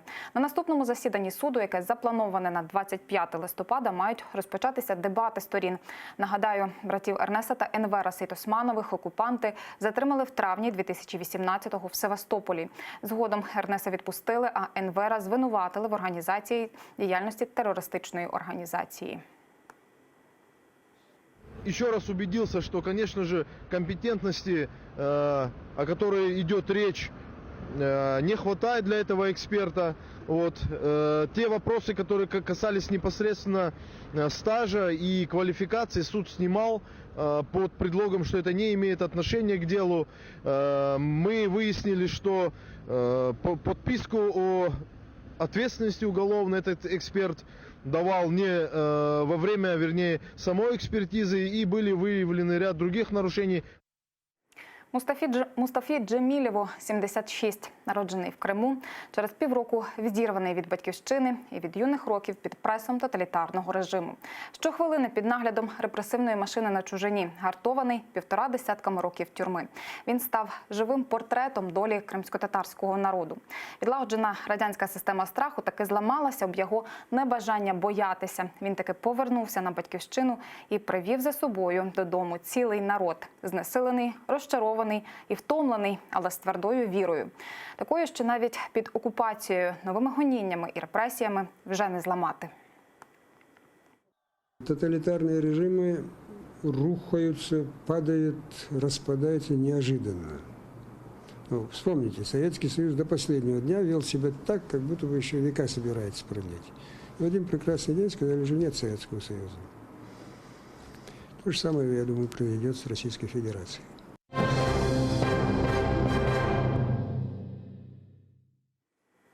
Назбирали голосів на відставку. Парламент Молдови розпустив Кабінет міністрів. Проголосували за відставку проєвропейського уряду на чолі з Маєю Санду соціалісти, фактичним лідером котрих є проросійський президент Ігор Додон та Демократична партія, яку донедавна очолював олігарх-утікач Влад Плахотнюк. Проти були обранці від партії ШОР, назвавши голосування політичними іграми. Оголосити уряду вотум недовіри запропонували проросійські соціалісти, яких не влаштовують поправки до закону про прокуратуру. Право обирати кандидатів на пост генпрокурора отримав прем'єр, а не соціальна комісія, про що раніше домовлялися представники коаліції. Більше про події у світі далі. Протест на кордоні. Каталонські сепаратисти блокують дорогу, що веде від Іспанії до Франції. Через це з обох боків кілометрові затори. Мітингувальники на французькій частині автотраси звели барикади і поставили сцену. Нині поліцейські відтіснили активістів на територію Іспанії. Декотрі прочалися, спалахнули сутички. Та майже через годину протестувальники таки почали розходитися. Прихильники незалежності іспанської Каталонії вимагають звільнити своїх лідерів, котрих засудили за організацію референдуму щодо від'єднання Каталонії. Ватажка ісламського джихаду вбили в секторі Газа. Ізраїльські літаки скинули бомби на будинок Бахеа Булята. Загинув сам лідер бойовиків і його дружина. Нині обох поховали. Ісламський джихад – це палестинське воєнізоване угруповання, яке терористичним називають, зокрема, Сполучені Штати і Європа. Бахеа Булята свого часу організував сотні атак проти ізраїльських солдатів та цивільних. В полоні вогню південно-східне узбережжя Австралії дедалі більше перетворюється на згарище. Лісові пожежі на тепер знищили майже 1 мільйон гектарів території та 1,5 сотні будинків. Загинуло щонайменше 3 людини. 2 мільйонам місцевих жителів влада наказала готуватися до евакуації. Вогонь охопив ліси, де мешкає велика популяція коал. Майже 400 з них згоріли живцем.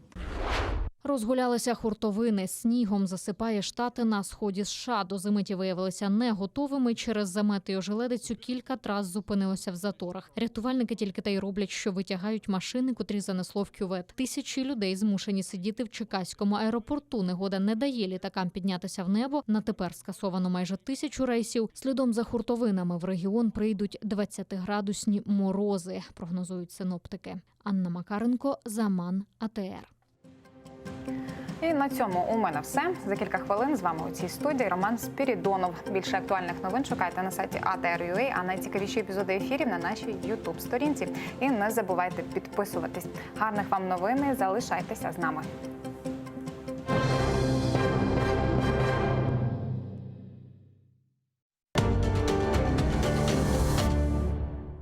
Залізна завіса, 2 світи і боротьба за правду.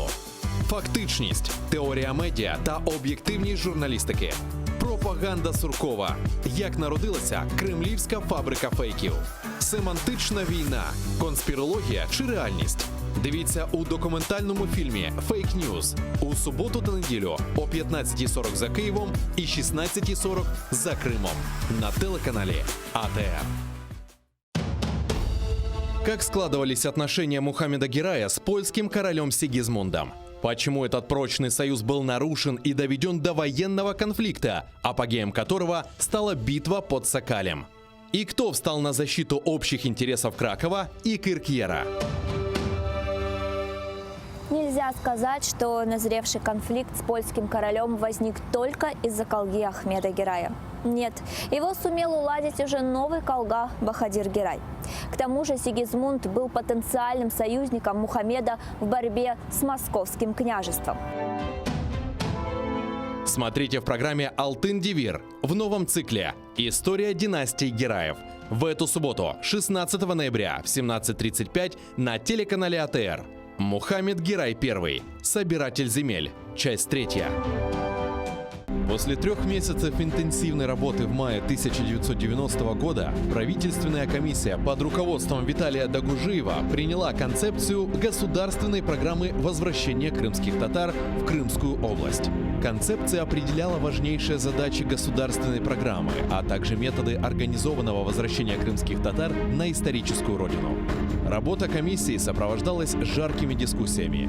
Тем не менее, ее деятельность была весьма плодотворная. И если бы не распад СССР, факт сам по себе отрадный, но повлекший за собой прекращение работы комиссии. Скорее всего, возвращение крымских татар на родину не растянулось бы на столь длительный срок. Крымские татары. Год 1990. Часть 2. В программе Тарик Садасы с Гульнарой Бекировой. Смотрите в воскресенье, 17 ноября в 17:30 по Киеву и в 18:30 по Крыму на телеканале АТР.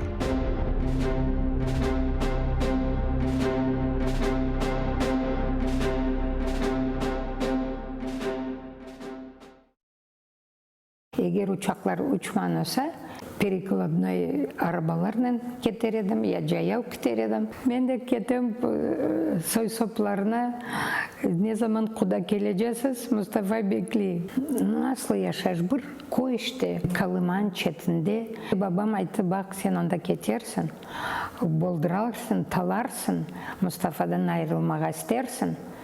Анжа бақ, біз Мустафадан айрылмай жеміз. Sevgi insanın шалаштарда яшалына екен. Башладым янтықлар yapmağa. Сөзсіз аннайық бір-бірімізін. Қапымыз әр вақыт миллет үшін açık.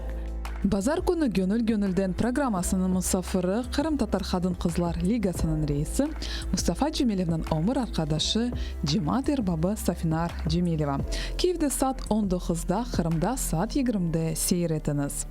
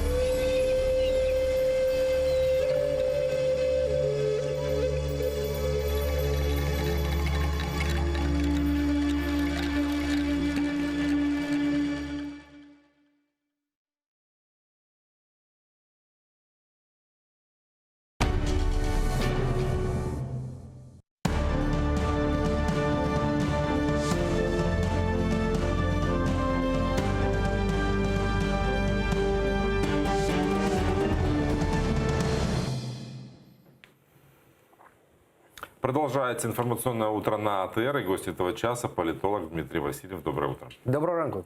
А начнем с громкого коррупционного скандала на Банковой. Детективы Национального антикоррупционного бюро поймали на взятки директора департамента Офиса президента Светлану Канзелю. За 150 тысяч долларов она, по версии следователей, предлагала решить вопрос с назначением на должность заместителя председателя правления «Нафтогаза». В Офисе президента эту информацию подтвердили и заверили, что для главы государства нет ни своих, ни чужих. И Светлане Канзеле придется ответить за преступление по всей строгости закона, ну, если оно будет, естественно, доказано.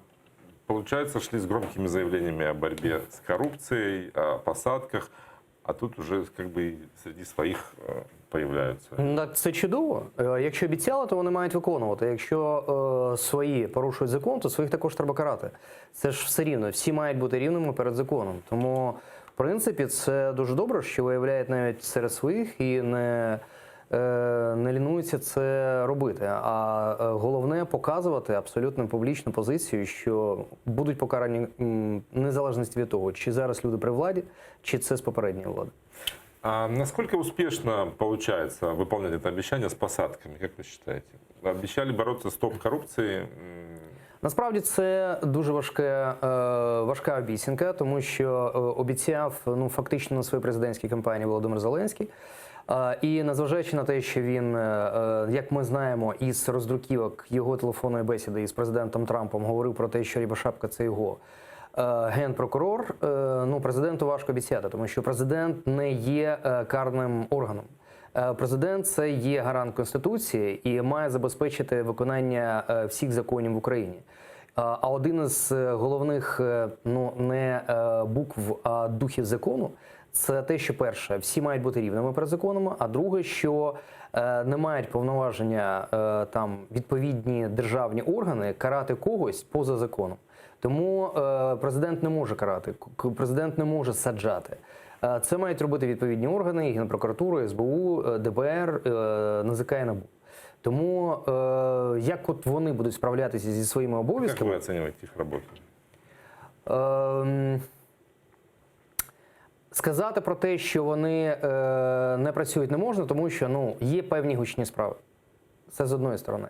Сказати про те, що вони максимально виконують свою роботу, важко, тому що ці гучні справи мають передаватися до судів дуже швидко. І в судах вони мають не розсипатися, а суди швидко мають приймати рішення. Тобто бачити предмет злочину, якщо це є злочин, і відповідно карати людину. Цього не відбувається. Це раз. А друге, країна, наша країна, Україна, вона все ж таки повністю залежна від корупційних схем. І це значить, що людей, які можуть бути пов'язані з корупцією, набагато більше, чим ми це чуємо із засобів масової інформації по тих справах, які є публічними. Тому сказати, що є справедливість і є беззаперечна рівність перед законом всіх, я не можу. Так прозвучало, как будто похоже, что если мы сейчас разрушим все коррупционные связи, то мы разрушим управление страной фактически. Я так не сказав. Я так не сказав. Але велика доля якогось глузду і сенсу в цьому є. Чому? Тому що різні інституції, на жаль, в Україні вже тримаються на цих корумпованих схемах. І якщо ці схеми почнуть руйнуватися, то фактично інституції можуть бути недієвими. Це дико звучить, але це факт. Тому це має бути природний еволюційний процес, але швидкий. Мені видається, що і президент, і його команда час втрачають. Можно ли говорить или утверждать, что наши сегодня следственные органы, антикоррупционные в том числе, независимы? Как должны быть? Вони не є незалежними. Я думаю, що на них є політичний вплив. І фактично вони від цього політичного впливу і діють. Тому сказати про те, що вони є абсолютно незалежними в нашій країні не можна. Сьогодні це нонсенс. А есть хотя бы какие-то попытки власти это сделать, чтобы это было как положено по закону? Мы цього не бачимо. Еще один скандал и шоу, которые разворачиваются под куполом парламента. К примеру, нардепа «Слуги народа» Александра Дубинского журналисты-расследователи Бигус.Инфо обнаружили внушительное состояние. В его семье есть 24 квартиры общей площадью 2000 квадратов, 70 соток земли и 17 автомобилей. Все это добро эксперты оценили в $2,5 миллиона. Вот как это комментирует сам Александр Дубинский и его коллеги по фракции. Я працював на радіоринку з 18 років. Там $100 в день ми заробляли, це були колосальні гроші в 99-му році. Тоді квартира вартувала $5-7 тисяч. Однокімнатна в Києві, наприкінці 90-х, початку 2000-х. А головне, що ці гроші зроблені в Україні і вкладені в економіку України, тому що в мене ж офшорів немає, ми їх нікуди не виводили, нічого не отримували такого, щоб викликало запитання навіть у моїх роботодавців. Я взагалі не зрозумів суті розслідування. Це як що, сюжет про заздрість, чи як це назвати? Якщо б це був корупціонер, державний службовець, він нажив, в нього була зарплата маленька, в нього стільки статків, тоді давайте робити розслідування, якось розбирати. Якщо це приватна особа, то я взагалі бажаю всім приватним особам мати такі статки, як у пана Дубінського. Понятно, желание журналистов, их пристальное внимание ко всем публичным политическим деятелям. Возможно, действительно и прав тут Давид Арахамия, что это человек заработал и вопросов к нему пока быть не может никаких. Но, тем не менее, много связанных скандалов внутри самого парламента, связанные с перепиской и с, скажем так, историей про 30 тысяч за голосование за определенный законопроект и за раздачу наличных депутатам, о которой писал Николай Тищенко в переписке с Джокером. И нет фактически никакой реакції даже хоча б самої партії «Слуги народу». Ні, партія про це говорить, але достатньо в'яло. Але мені видається, що тут має бути не заява партії, тут має бути відповідні... Як мінімум, я ж Вони були. Заяви партії були певні коментарі. Але я ж кажу, що вони в'ялі, вони не артикулятивні і вони не предметні. Тому це одна справа. Але коли виникають подібні речі, вони пов'язані з народними депутатами, то насправді має сказати свій голос НАБУ, ДБР, відповідні органи. А вони мовчать. Тобто немає жодного кримінального провадження, які би говорили про те, що розслідуються якісь справи, ну ті, про які ми чули. І 30 тисяч доларів, які ви говорите, ще якісь там переписки і конверти як доплати для депутатів. От ми нічого цього не чуємо. Тому, знову ж таки, повертаючись до нашого попереднього питання, ми не можемо сказати про те, що ті органи, які мають бути незалежними, є незалежними. Ми цього не спостерігаємо. І чи є намагання їх зробити незалежними від чинної влади, ну, в цьому виникає запитання, тому що ми нічого такого не чуємо. Ну, что касается реакции на переписку Николая Тищенко, вот, ну, может быть, я пропустил. Вы слышали, как отреагировала партия? Дело в том, что когда шла переписка, она стала публичной, и ВУП как раз принимали в «Слугу народа». И этот факт никак не повлиял на решение там, Политбюро? Ні, наскільки я розумію, це ж переписка була абсолютно недавньою, а він вже був в лавах. Он был во фракции, но не в партии. А его как раз в партии там 7-8 числа принимали. Ну це я це, до речі, чесно кажучи, пропустив. У мене було враження, що він є членом партії. Окей, ну слухайте, тоді, якщо це так, ну що я це пропустив, чесно. Але якщо це так, ну це також говорить про політичну позицію партії. Якщо партія готова прийняти в свої ряди людину, яка має певну сумнівну переписку, і ця сумнівна переписка не має жодної ну такої нормальної, адекватної оцінки, голосної оцінки від партії, то сам факт прийняття людини до партії говорить про те, що партія це може підтримувати. Тому, ну чесно кажучи, це недолуго і з точки зору політичної доцільності незріло. А это же влияет на рейтинги, а рейтинги, по-моему, это же у них все для партии власти. В очередную историю вляпался и, скажем так, одиозный нардеп Илья Кива. На заседании он явился в резиновой маске Джокера, чем повеселил сначала своих коллег, а затем и российских пропагандистов. В тот же вечер он с удовольствием рассказывал свои выходки Ольге Скобеевой на российском телеканале. Вот давайте посмотрим, как это было.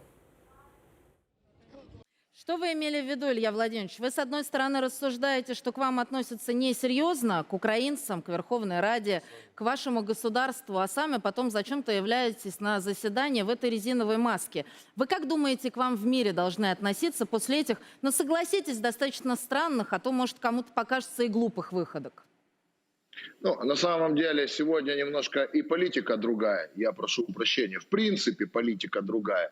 В принципе, и немножко критерии ведения и подачи информации. Сегодня они изменились. Сегодня, в действительности, политика больше должна быть красочной, ярче. Вот такие правила. А вы этого разве не заметили в России?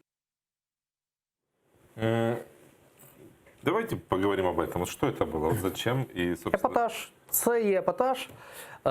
Він, ну, Ілля Кива намагається на себе звертати все більше уваги. У нього немає ніяких політичних зрілих заяв і позицій, тому він намагається хоча б якоюсь формою привертати до себе уваги для того, щоб бути артикулятивним, цікавим для ЗМІ як в Україні, так ви бачите навіть для пропагандистських ЗМІ російських телеканалів. Що, до речі, не личить людині, яка начебто була на фронті, начебто захищала Україну від російської агресії. Да, він же був в міліцейському батальйоні. Тому виникає запитання, чи він там був перше, друге, да, но що він там робив? Кстати, з тими, хто організовував блокаду. Що він там робив, ну, от як ви говорите, да, але, ну, слухайте, я не перевіряв, тому нічого не можу сказати предметно. Але, ну, слухайте, епатаж – це наше все, я так розумію, сьогоднішньої політики в Україні. Але виходити на російські ЗМІ і давати коментарі, тим паче таким пропагандистам, як Скобєєві, ну, це значить, що ти вже підігруєш агресора, який воює проти нашої країни. Складывается просто такое впечатление в нашем парламенте, что он всеядный. То есть он пришел, да, на лозунгах реформ, чесності, боротьби там з корупцією. А мені видається навіть не те, що навіть на лозунгах, а на певному епатажі, відомості і гри із формою. Тому що ніяких сенсів, ніяких смислів, ніяких чітких позицій насправді не було заявлено.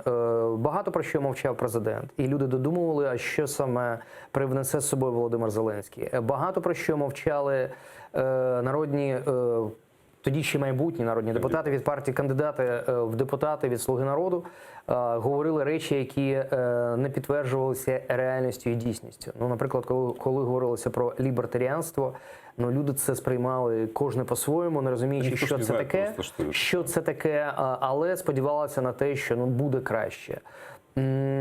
А коли вже люди ставали депутатами, вони починали навіть відмовлятися від своїх позицій ідеологічних і казали про те, що...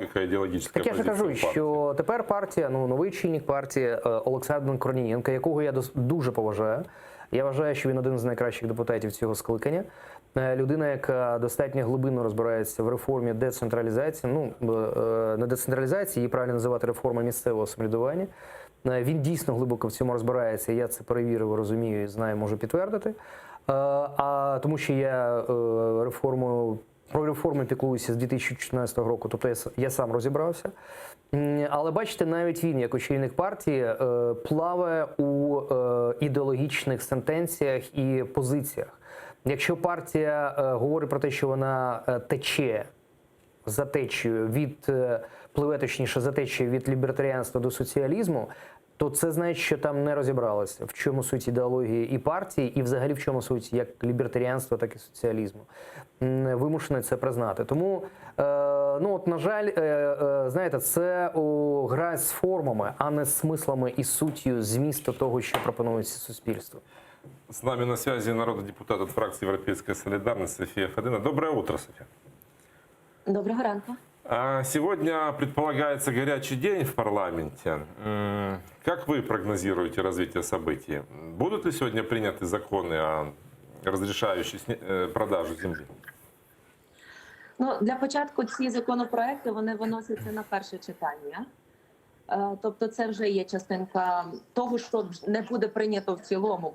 Можливо, буде зроблений тільки перший крок. Але насправді ситуація є дуже непередбачуваною. І всі ці акції протесту, і непевненість позиції, і непрописані правила, і незрозумілість того, як взагалі це все має відбуватися, згідно з поданими законопроектами, воно не дає впевненості того, як сьогодні розвиватимуться події. Насправді ми чекали, що вони будуть вчора. Але в понеділок ввечері раптово законопроекти зникли з порядку денного. І це є знак того, що не було голосів, я так думаю, ані у монобільшості, ані загалом таких домовлених по залу, щоб прийняти ці закони. Я скажу так, що засадничо ринок землі має бути, так як це є в цивілізованих державах. Але ринок землі має бути таким, щоб, перше, були чіткі правила, друге, були захищені український селянин і фермер, і третє, щоб дійсно діяти в інтересах українців, а не розпродажу землі невідомо кому, проїдання грошей, які не надійдуть від продажу землі, щоб закрити дірки в бюджеті, а потім Україна залишається взагалі без нічого і у розбитого корита. Це не робиться таким поспіхом, і, до речі, про це неодноразово заявляли багато наших іноземних партнерів, що не можна з бухти-барахти, стрибаючи з моста в воду, запускати ринок землі. Но ведь ваш лидер до парламентских выборов, я имею в виду Петра Порошенко, выступал именно за рынок земли и говорил, что без него невозможно.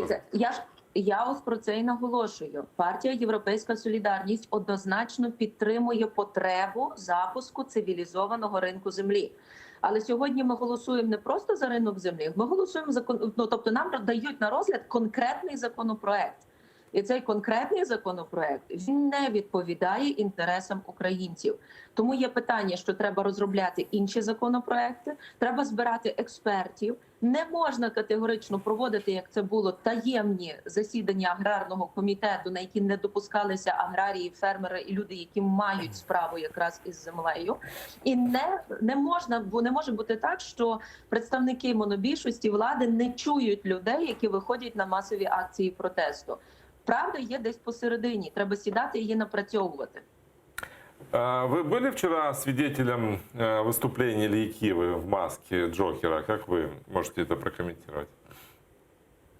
Як я це прокоментую? Парламент і далі перетворюється на цирк замість того, щоб бути законотворчим органом, в якому всі люди розбираються в питаннях і в якому всі люди зацікавлені в спільній роботі. Ну, як на мене, це є дико, так само, як і окремі дикі заяви з погрозами, які лунають з трибун, так само, як поведінка окремих депутатів в сесійній залі. Це все дико, тільки бачите, на оце, що відбувається дурдом в Верховній Раді, ніхто не реагує. За безчинства, які відбулись в Верховній Раді, ніхто не несе відповідальності. За те чомусь переслідують військових, які 5 років захищали українську державу, і чомусь відкривають доступ до державної таємниці людям, які прямо опосередковано пов'язані з Москвою. Ось що відбувається. За цирком намагаються відволікти увагу людей від набагато серйозніших питань. А может быть, это все-таки попытка обратить внимание на то, что нужно как-то отреагировать на, ну, как минимум на переписку Николая Тищенко с мнимым генпрокурором, где речь идет о фактах, которые, ну, как минимум, на коррупцию намекают. От тут якраз ви дуже правильно підняли питання. Чомусь оці всі натяки на корупцію, на переписки, інформація про роздачу грошей в конвертах, інформація про хабарництво в комітеті. Воно ж все, знаєте, так тихесенько зам'яли, і воно десь таке враження, що не відбувалося. І це ви абсолютно праві, що саме на цьому треба наголошувати. Правда, наша фракція це постійно і робить. Але от чомусь контролюючі органи, які мають цим займатися, вони, напевно, так втішилися, що їм піднімають фінансування в 2020 році, що вирішили не приділяти достатньої уваги надзвичайно важливим питанням. Спасибо вам большое, что были с нами в нашем эфире. София Федина, народный депутат фракции «Европейская солидарность». Как вы считаете, своевременны ли законы, которые предлагаются сегодня на рассмотрение депутатам об отмене моратория и начале продажи землі? Я вважаю, що земля має бути ринковою в Україні. Але для того, щоб вона була ринковою, має пройти достатньо серйозна підготовча робота для того, щоб було чітко зрозуміло, яка земля кому належить і що саме може продаватися. Цього в Україні немає. Адже той процес, коли земля нарізалася і видавалася як паї, він був дуже стихійним, дуже швидким, поспішним і непрофесійним. Тобто є величезна кількість земель, які наповзають одна на одну. Є ділянки, які наповзають там на прибережні зони і там на озера і річки. Є величезна кількість земельних ділянок, які начебто комусь належать, а у людей немає актів на володіння цією землею, ну тобто паї. Є величезна несправедливість в тому, що частина людей має право на отримання цих паїв в Україні, а величезна кількість людей, ну, наприклад, містяни мали би право отримати свої там 10 або 12 соток, вони їх не отримали. Тому ну, це якась несправедлива система, яка насправді створює ситуацію величезного соціального конфлікту. І я думаю, що величезного соціального вибуху майбутнього. Якщо таким поспіхом все буде прийматися. Я розумію, що достатньо багато років не приймалися серйозні рішення. Я розумію, що багато років ці рішення не приймалися для того, щоб ринок землі був в тіні, в сірій зоні, в чорній зоні, для того, щоб був чорний і сірий ринки. Тому що величезна кількість земельних паїв насправді вже продана, перепродана і віддана комусь, кому ми навіть не розуміємо, хто їм володіє.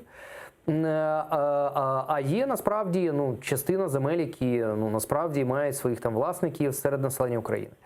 Ми ж розуміємо, що це приблизно десь 40 мільйонів гектарів, що 23, якщо я не помиляюсь, належать людям і 18 державі. Приблизно, плюс-мінус. І якщо буде такий дуже поспішний, буде поспішне рішення щодо введення цього ринку землі і відміни мораторію, то насправді у нас буде повний бардак. Буде величезна кількість юридичних справ, юридичних там розборок, карних справ, несправедливості і насправді навіть збройних конфліктів. Тому, чесно кажучи, я не розумію, чому є такий поспіх. Я не розумію, чому є такий непрофесійний, нефаховий підхід до цього питання. Ну, это, кстати, интересно, почему Владимир Зеленский именно так педалирует этот вопрос? Какие могут быть ваши версии? Очевидно, що нам потрібно виконувати бюджет наступного року. Сказати про те, що у нас є достатньо стимулів для економічного зростання економіки України, не можна. Той орієнтир на 5 років 40% зростання, ну, його треба чимось запускати. По-моему, кроме самого премьера, уже мало кто верит в эти 40%. Нет? Ну, у мене немає жодного розуміння, яким чином можна досягти за 5 років 40, навіть уже менше, ніж за 5 років 40% зростання, коли зараз у нас 3,2 зростання. А коли у нас такі боргові зобов'язання, нам потрібно виплачувати приблизно третину нашого бюджету за борги. У нас, ну, начебто, є якесь порозуміння із Міжнародним валютним фондом, але треба отримати чергові транші для того, щоб, ну, якось продовжувати і виплачувати борги, і якимось чином працювати з нашим бюджетом. Але, ну, я поки що не бачу якихось серйозних стимулів, які могли би призвести до зростання економіки. Ті законопроекти, які приймаються по ФОПам, ті законопроекти, які приймаються по податковому кодексу, які можуть дуже серйозно впливати на там зупинення діяльності великих потужних підприємств на сході, на півдні України і на заході України, ну, говорить про те, що насправді може бути призупинення. Ті справи, які зараз є навколо Райфайзенбанку, ArcelorMittal, виробників табаку, табачних виробів, ну, говорить про те, тютюнових виробів, говорить про те, що, ну, насправді у нас може бути навпаки. Не зростання, а падіння економіки. Тому я думаю, що той ресурс, який безумовно може гроші і інвестиції заводити сюди в Україну, це є земля. Тому я думаю, що є такий поспіх, тому є намагання, ну, якимось чином це питання вирішувати. Перейдем к другой теме. В Бердянске тем временем сегодня собирается подписать договор о распределении квот на вылов рыбы в Азовском море между Украиной и Россией. И впервые его подпишут дистанционно, а обсуждение пройдет онлайн. В прошлом году рыбу в Азовском море Украино-российская комиссия пыталась поделить в Киеве. Тогда их заседание прервал председатель Меджлиса Рифат Чубаров, заявив, что любой дележ с Россией на 5-м году оккупации Крыма – это преступление.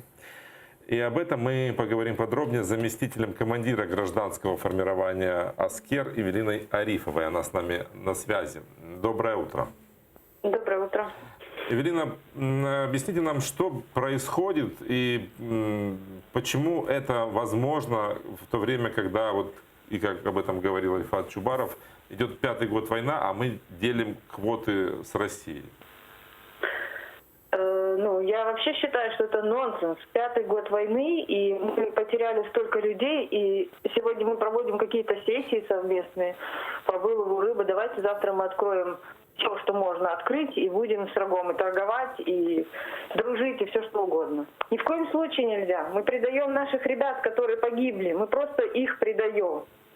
Хотя бы вот за это, чтобы не было стыдно, смотреть в глаза их детям. За что они погибали? За что? Для чего они держали границы? Для чего они отстаивали наши территории? Чтобы мы потом рыбой торговали. Ну вот Кабинет министров Украины предложил с пониманием отнестись к этому дележу, ну, иначе встанет отрасль. И в том числе пострадают и наши рыбаки. Окей, можно с любыми странами, но не с Россией, ни в коем случае с Россией. Россия – страна, которая напала на нас. Россия, которая убивает наших людей. Россия, которая ограбила нас. В течение многих лет она внедряла своих сотрудников сюда. Они грабили нашу страну. И сегодня мы будем с ними и будем им давать торговать и ловить рыбу в нашем море. Ни в коем случае нельзя. Мы категорически против. Это вам скажет любой патриот, любой активист. Все против этого. Нельзя. Но, с другой стороны, это не защищает наших рыбаков, которые, вот, выйдя в море, могут оказаться... Да. Зная, что Россия настолько подлая, они могут любую манипуляцию использовать. Они могут под видом рыбаков заходить к нам. Это тоже нельзя исключать. Мы же знаем, насколько они умеют манипулировать, насколько они могут подтасовывать факты и потом делать вид, как будто бы ни в чем не бывало, это не они. В Крыму мы видели, как они заходили, это тоже не были они, якобы. Хорошо. Так же и будет в море. Спасибо вам большое. Эвелина Арифова, заместитель командира гражданского формирования «Аскер», была с нами на связи. Вы как считаете, нужно ли вести переговоры с Россией по квоту вылова рыбы в Азовском море? Ви знаєте, мені треба консультація юриста, щоб зрозуміти, як ми можемо користуватися нашим спільним озером за тим законом, який був прийнятий ще за Леоніда Кучми. Ви ж пам'ятаєте, ситуація з Тузло призвела до того, що нам довелося Україні підписати закон, який дозволяє користуватися однаково як Україні, так і Росії всім Азовським морем. Ну, у нас є тільки 12-мільна зона. Ну, фактично так. І це фактично спільне озеро. Якщо є дозвіл на користування, то яка може бути квота? Це може бути предметом якихось додаткових дійсно домовленостей для того, щоб фактично там не було якоїсь екологічної катастрофи. Якщо у нас є в спільному користуванні навіть з такою країною, як Росія, щось, і потрібно виходити з того, що треба домовитися над тим, як цим користуватися, треба вести перемовини. Але ви знаєте, тут я погоджуюся з людиною, яка тільки що говорила по телефону, що з Росією важко домовлятися, а тим паче важко добитися від Росії, щоб вона виконувала те, про що вона пообіцяла. Я вчора спілкувався там зі своїми колегами з Нідерландів, і вони чітко говорять, що ми чітко розуміємо, що Росія збила літак МН-17, і вона відповідає за це. Ми чітко розуміємо, що треба йти в суд і засуджувати Росію. Але ми також чітко розуміємо, що потім Росія не буде виконувати рішення суду, і ми не розуміємо, що з цим робити. Ми не знаємо, як з цим діяти. Тому в цьому є проблема. Даже Россия находит возможности, даже с моряками нашими, она нашла возможность не выполнять решение суда. Ну так, тому що це було рішення трибуналу, і фактично це було безумовне рішення просто віддати наших моряків. А Росія зробила все можливе для того, щоб нам довелося їх обмінювати за тих бандитів, які ми здали Росії. В такій же кількості, як вони нам передали моряків. Хоча вони безумовно просто мали передати. Другий приклад – стокгольмський арбітраж. Є рішення стокгольмського арбітражу. Росія має виплатити нам безумовну суму – $2,5 мільярди. Де ця сума? І чи Росія буде її виплачувати? Ні. Росія, більше того, вона зараз не буде підписувати новий контракт. Вона буде все робити для того, щоб цього контракту, газового контракту на транзит газу або не було, і тоді ми ситуативно просто вирішуємо питання, або був якийсь ситуативний короткотерміновий контракт, який дозволить їй просто добудувати Північний потік-2 до середини наступного року. Все. Тому Росія буде виходити із своїх чітких розумінь, як вона буде робити діяти, і їй абсолютно все рівно, як там буде вимагати закон чи рішення якогось там суду міжнародного. Вернемся в наш парламент, точнее под его стены.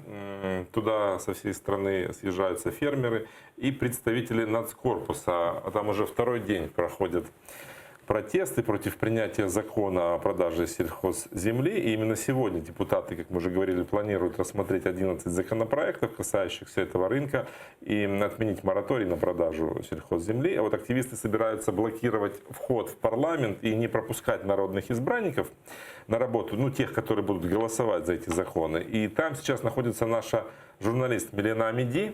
Доброе утро, Милена. Доброго ранку, Романе. Салям алейкум. Алейкум салям. Как обстоят дела под парламентом? Что там сейчас? Отже, близько 10 зараз учасників Нацкорпусу знаходяться біля одного з комітетів. Вони заблокували вхід до нього. Поліція також долучилася.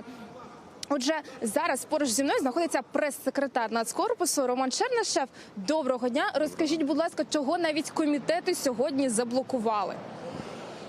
Ми спілкуємося з депутатами, знімаємо все, фільмуємо онлайн на відео. Якраз на фоні зараз ви бачите, дуже сильно кричить Микита Потураєв, колишній соратник Коломойського по партії УКРОП, а зараз «Слуга народу». Ми хочемо, щоб люди почули їх позицію, от така, яка вона є, стосовно так званого ринку землі, а по факту розпродажу просто землі, в тому числі іноземним корпораціям. Позиція в них досить цинічна. Вони кажуть, ми проголосуємо, тому що ми маємо на це право. Чому ви забираєте в мене право голосувати так, як я хочу? Бачите, мені навіть потрібно зараз перекрикувати. Ми хочемо, щоб це люди побачили, що слугам народу по факту потрібно вже перейменовувати фракцію, тому що вони вже давно не слуги народу, по крайній мірі не українського точно, тому що згідно соціологічних досліджень близько 80% проти цього продажу землі, тому що це ніякий не ринок. За цивілізований ринок, можливо, і ми б виступали, але це ніякий не ринок, без інфраструктури немає ринку, це просто буде розпродаж.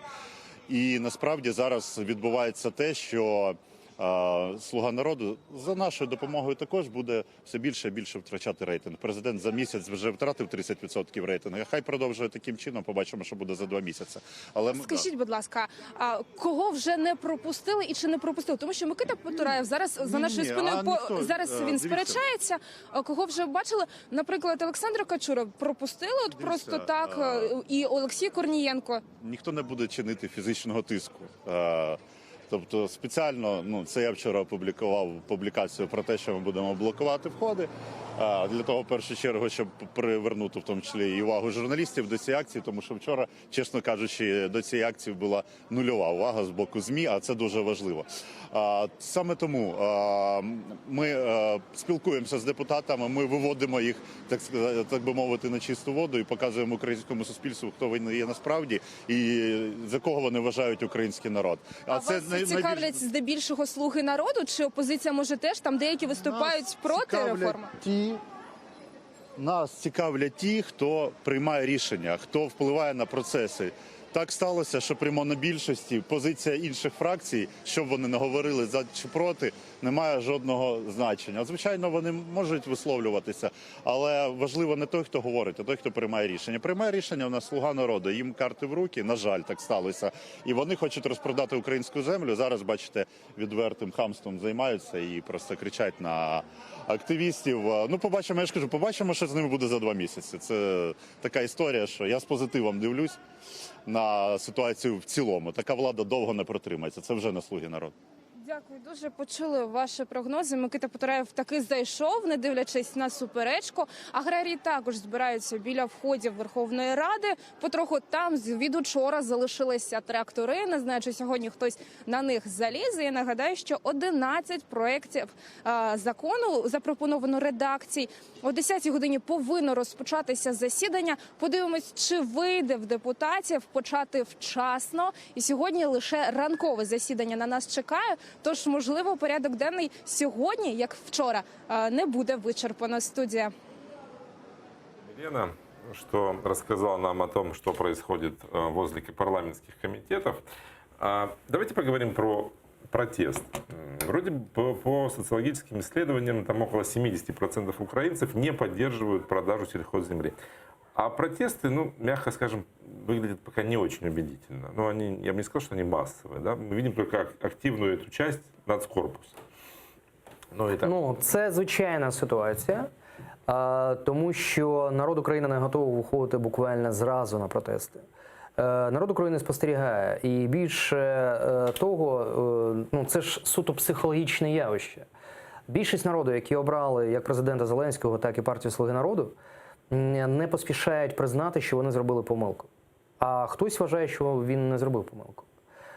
Тому вони хочуть підтримати і свого президента, і політичну силу, яку вони обрали.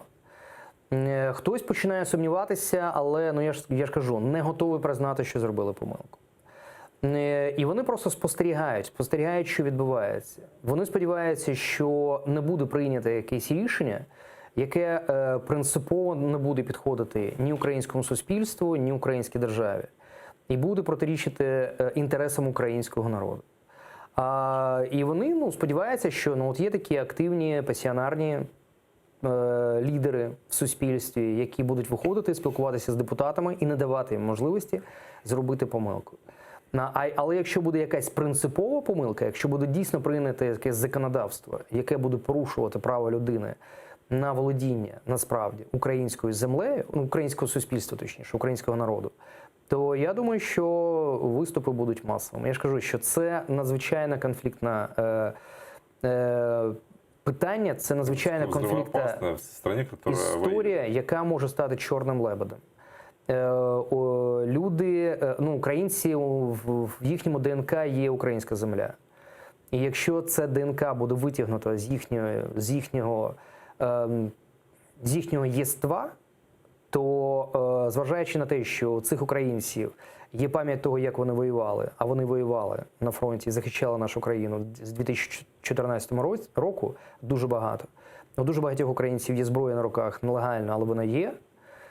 Це надзвичайно вибухонебезпечна ситуація. І я би не пропускав слова прес-секретаря Нацкорпусу Чернишова, який говорить про те, що через 2 місяці ситуація може кардинально змінитися в цій країні.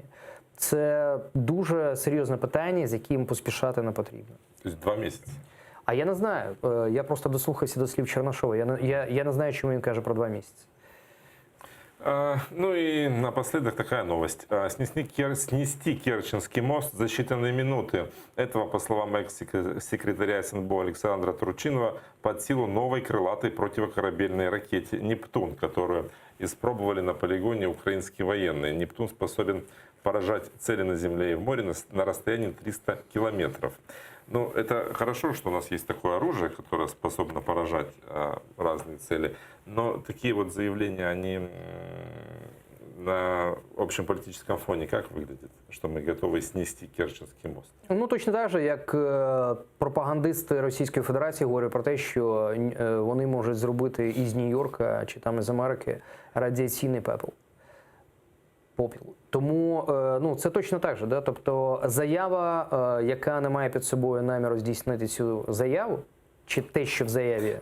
Наверное, что Александр Турчинов рассчитывал на какую-то реакцию. Может быть, речь идет о попытках как-то сорвать переговорный процес? Ні. Я не думаю, що це так. Просто він черговий раз нагадує про те, що у України є принципово нове озброєння. Це раз. Друге, він говорить про те, що цим озброєнням Україна може захищати свої інтереси, а Керченський міст і Керченська протока – це очевидний інтерес України. Тому він говорить про те, які бойові дії можуть бути зі сторони України. Але пан Турчинов, як людина досвідчена і як політик, і як людина, яка достатньо довго займалася оборонною безпекою і держави, і розуміється на озброєнні, він також розуміє, яке озброєння є у Російської Федерації, яким озброєнням Російська Федерація може користатися, тим паче проти тих техногенних об'єктів, які просто безліч на території України. Спасибо вам большое. Политолог Дмитрий Васильев был гостем нашей студии. А далее в эфире информационный выпуск «Заман» на крымско-татарском с Гульсум Халиловой. Я же вернусь в эту студию через 20 минут. Оставайтесь с нами. Спасибо.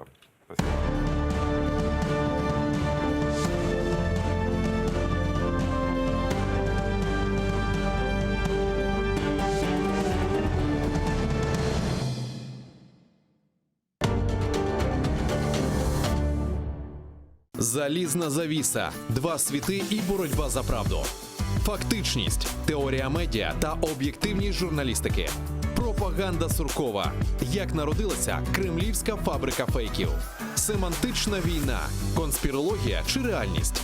Дивіться у документальному фільмі «Фейк Ньюз» у суботу та неділю о 15:40 за Києвом і 16:40 за Кримом на телеканалі АТР. Как складывались отношения Мухаммеда Герая с польским королем Сигизмундом? Почему этот прочный союз был нарушен и доведен до военного конфликта, апогеем которого стала битва под Сокалем? И кто встал на защиту общих интересов Кракова и Киркьера? Нельзя сказать, что назревший конфликт с польским королем возник только из-за колги Ахмеда Герая. Нет, его сумел уладить уже новый колга Бахадир Герай. К тому же Сигизмунд был потенциальным союзником Мухаммеда в борьбе с московским княжеством. Смотрите в программе «Алтын Девир» в новом цикле «История династии Гераев». В эту субботу, 16 ноября в 17:35 на телеканале АТР. Мухаммед Герай I. Собиратель земель. Часть 3. После 3 месяцев интенсивной работы в мае 1990 года правительственная комиссия под руководством Виталия Дагужиева приняла концепцию государственной программы возвращения крымских татар в Крымскую область. Концепция определяла важнейшие задачи государственной программы, а также методы организованного возвращения крымских татар на историческую родину. Работа комиссии сопровождалась жаркими дискуссиями. Тем не менее, ее деятельность была весьма плодотворная, и если бы не распад СССР, факт сам по себе отрадный, но повлекший за собой прекращение работы комиссии. Скорее всего, возвращение крымских татар на родину не растянулось бы на столь длительный срок. Крымские татары. Год 1990. Часть 2. В программе Тарик Садасы с Гульнарой Бекировой. Смотрите в воскресенье, 17 ноября, в 17:30 по Киеву и в 18:30 по Крыму на телеканале АТР.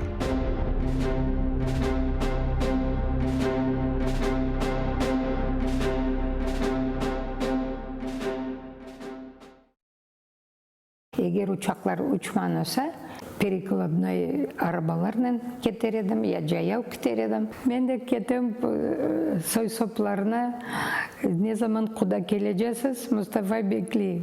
Nasıl yaşar bir koyuştu, Kalımан çetinde. Babam aytı, bak sen onda ketersin, bolduralsın, talarsın, Mustafa'dan ayrılmağa istersin. Ancak bak, biz Mustafa'dan ayrılmayacağız. Sevgi insanın шалаштарда yaşalına екен, başladım yantıklar yapmaya. Sözsüz anlayak birbirimizin. Kapımız her vakit millet için açık. Базар күні Гönül программасының мұсафыры Қырым Татар Хадын Қызлар Лигасының рейсі Мустафа Джемилевнің өмір арқадашы Джимат Эрбабы Сафинар Джемилева.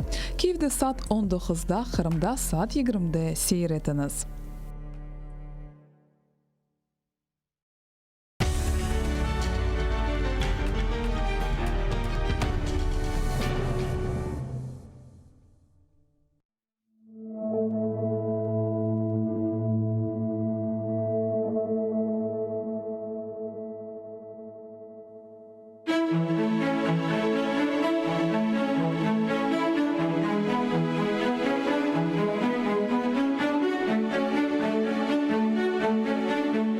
Әдей бір чөл чечегіні қоқлап бақсан, онда да назик бір із дуярсың сен, диққатыңа қаршылық.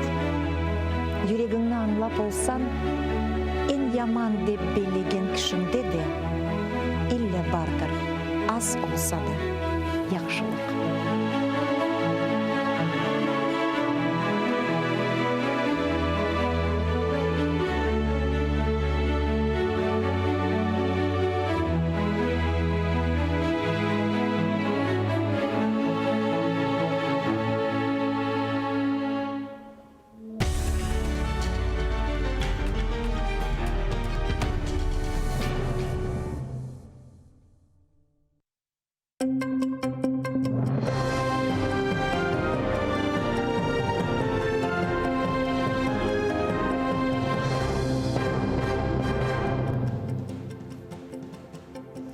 Селям алейкум. АТР телеканалының яйнында заман бүгін ноябрьнің 13 студияда сізлер үшін мен Гүлсум Халилова чалжам.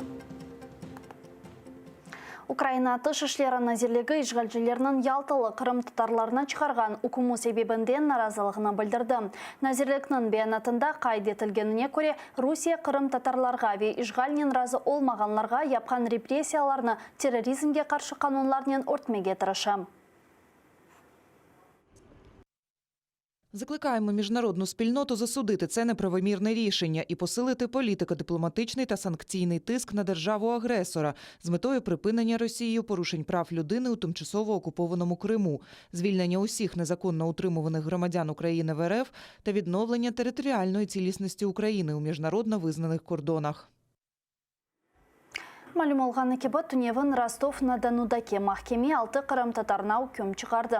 Болеліктен Муслим Алиевнің 19, Энвер Бекировна 18, Вадим Сирокны 12, Эмирусин Кукуны 12, Рифат Алимовна 8, Арсан Жипаровна 9 жылға песке махкем етті. Оларны Русияда ясақ етілген Хизбут Тахрир тешкілязында іштірак еткенлерінде ве Санки Русия девлет девірім азырлағанларында қабатладылар. Адвокатлар махкеме қарарыны шикайет етежектір. Аписте қалдырма. Ахмеджит тақымының терроризмде қабатланған да 6 қырым татарына аписте болынып мүддеті ұзатылды. Олар аписте 15 февральге қадар қалажақ. Сөз Ремзи Бекиров, Энвер Аметов, Осман Ариф Меметов, Сейтвели Ситаблаев, Риза Изетов и Алим Каримов ақта кете. Махкеме отырышы Ахмеджиттің Ижғалжикеев район махкемесінде кечті. Залға мабюстердің ақрабаларына кірсеттілер. Махкеме емайжілерінің делелеріне құлақ асмады. Все стандартно, ходатайства следователя стандартно, могут скрыться, могут повлиять на следствие. Единственное, удовлетворил наше ходатайство о том, чтобы в отношении сотрудников следственного изолятора вынесли частное определение, так как в очередной раз ребята практически сутки не будут кушать, так как следственный изолятор не обеспечивает их продуктами. Бұнен бері 15 февральге қадар аписханеде ойдырылған дава бойынша да бір саяси мабиус Ирфан Усманов қалажақ. Аписте болынып мүддетіні она кеченлері Ростов-на-Донудаке махкемеде ұзаттылар. Отырыш вақтында бина огуне илкерді марабасы келіп шықты. Махкеме қадимлері саяси мабиусының омыр арқадашына Ирфан Усманов махкемеде ярамағанына айтты. Бірқаш вақыттан сон келкерді марабасының башқа бірісі үшін келгені белі олды.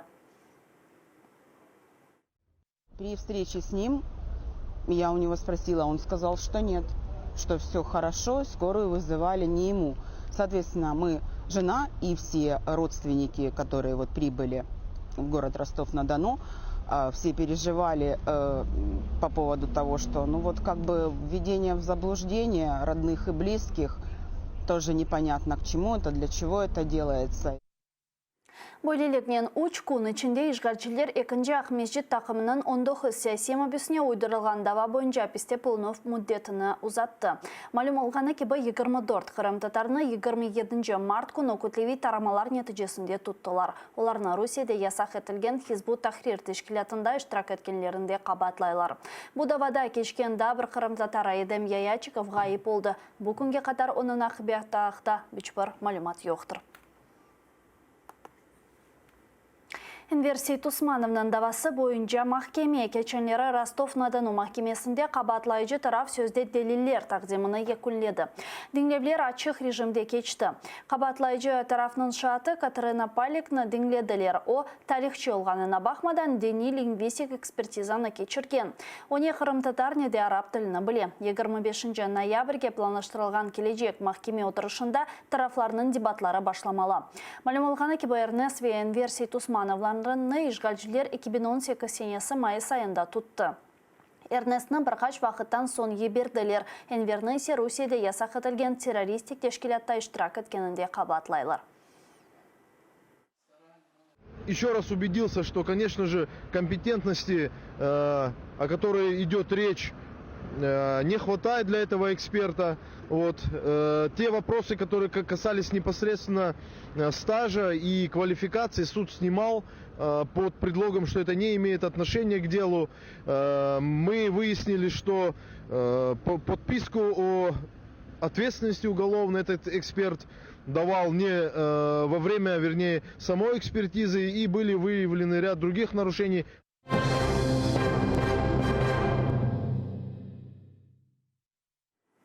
Жебеде кене яраланғанлар позицияларына долашып yoqlағанда майын патлады. Екі аскер яраланды. Олардан бірі 128-ші пиаделер бригадасының команданы Албай Евген Коростылев. Екімлер аскерлерінің вазиеті стабиль деп айта. Кешкен геже умумен душман 15 кере Украина арби құветлерінің позицияларына атеш açtı. Шу сырада Украина махсус қызметлері диверсантны tutты. Қырымдан Рус аскері 2018 сенесі Украина арби хубетлеріне қызметке кірді. Шымды есе белі олғанына көре о Суриеде женклешкен. Анда есе ФСБ оны вербовка япқан. Бұндан сон оны агент оларақ Украинаға йоллағанлар. Мұнда о Украина арби хубетлерінде бірқач вақыт қызмет етіп, сон дезертир олып кетмек керек еді. Бұндан сон Рус күтлеви информацион васталарында бұйық информацион компаниясы планлаштырылған. Агент Украина ордуларының вазиеті или бақлы малюмат топлап, санки матбуатларда орду мушкул алда олғаныны тариф етмек керек еді. Қачмаға істегенде оны Қырым мемори сыңырында тұттылар. Халық қараманның қатырасына анма Хамина Акуеваның шерефіне Киевнің соғақларындан біріні адландырajaqlar. Туневын Киев шурасы бұл қарарына таздықлады. Оның адынен яны Соқақ, Лукьяновка ве Дорогожичи метролары арасында пейда олмалы. Бұл қарарны Аминаның анасы Беклей еді. Айтқанына көре қызы ойледі девлет мүкафатын алып етіштіремеді. Ве егер бірде-бір Соқақ оның адынен адландырылса, бұл бұйық шерефтір. Память — это то, что греет, я знаю, не только меня, но и всех тех, кто потерял своих детей в этой страшной войне. И поэтому, если Украина помнит своих героев, то, значит, она имеет надежду на будущее.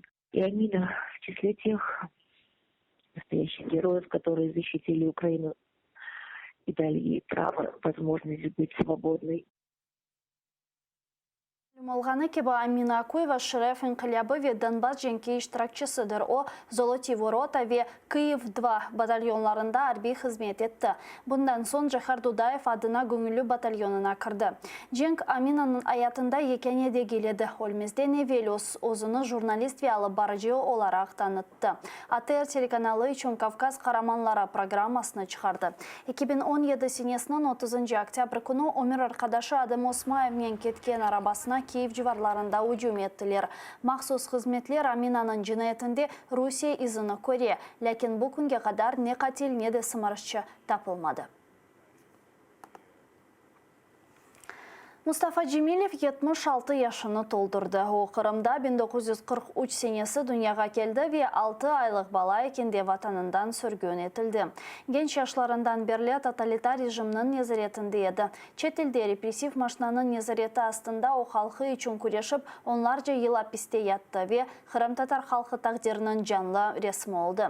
Совет акиметінің қорқу системі оның қорқусызлығындан қырылды. Джемилев ватанына қайтты. Онен берабер туған топрақларына бұйық Ишанч ве Шерефнен халықта авдет олы башлады. Бұл күнге қадар ешгілге бақмадан Қырым татар халқы күрешмеге девам еді.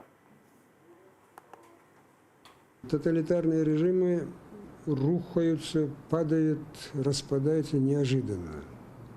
Ну, вспомните, Советский Союз до последнего дня вел себя так, как будто бы еще века собирается продлить. И в один прекрасный день сказали, уже нет Советского Союза. То же самое, я думаю, произойдет с Российской Федерацией. Бошымдылық сонки хаберіміздір АТР телеканалының YouTube сайфесіне абоне олнысанда абонжелерінің мектары 100 бинден зияде олса, Роскомнадзор бізлеріні блокаға алып оламы, жақ АТР телеканалының яйнына есе бүгін программасы девам ете сейретіңіз көршкенчі.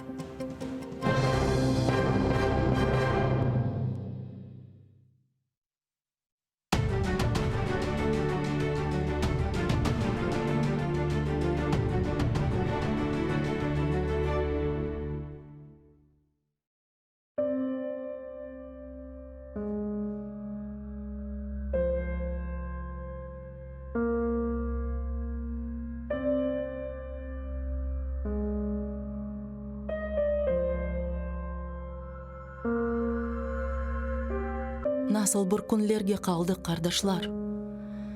Бұл ұзын yollarda талдық, қардашлар. Аман-аман бітіп яндық, қардашлар. Көзіміз оғынде сәбейлер оле. Дүния бізге бақып, бір көзнен ағылай, бір көзнен күле. Дүнияға нам берген бір миллет едік. Асырлар түбінден тіріліп келдік. Ватанға көз тікіп құрбанлар бердік. Бізні кене болелер бір шына еле. Дүния бізге бақып бір көзнен ағылай, бір көзнен күле. Қалмады арамызда бірлік кеңеші. Шуның чүн қыздырмай ватан күнеші. Шуның чүн юрушме ей халқым ишің. Шуның чүн бағырыңны ханжерлер тіле. Дүния бізге бақып бір көзнен ағылай, бір көзнен күле. Эпіміз хабардық менген қамырдай, қарышып қалмайық бір топ чамырдай. Кесіліп башладық қорған тамырдай. Яшаймыз бұларны біле. Дүния бізге бақып бір көзнен ағылай, бір көзнен күле. Бізні кене біревлер ойнатмақ істей. Кене дамсыз бір шорба қайнатмақ істей. Кенардан қошланып бір бақмақ істей. Бар, ойна көз яшыңны сіле. Дүния бізге бақып, бір көзнен ағылай, бір көзнен күле. Санки душман олдық бір-бірімізге. Урмет жоқ не өлі не тірімізге. Не олды, қардашлар? Не олды бізге? Кене дерсін бір белелар бастырып келе. Дүния бізге бақып бір көзнен ағылай, бір көзнен күле. Алладан берілген güzel бұ топрақ, көзлеріміз кібі корланған чоқрақ, тереклерімізде сарарған япрақ, бізі кібі чекмекте ферият венале. Дүния бізге бақып бір көзнен ағылай, бір көзнен күле. Эй, фелек, ішіңе ақыллар етмей, татарның башында түшінже бітмей. Бір күчік арзым бар, ақылымдан кетмей. Омырлер біте, ве омырлер келе. Демесінлер, дүния бізге бақып, бір көзнен ағылай, бір көзнен күле.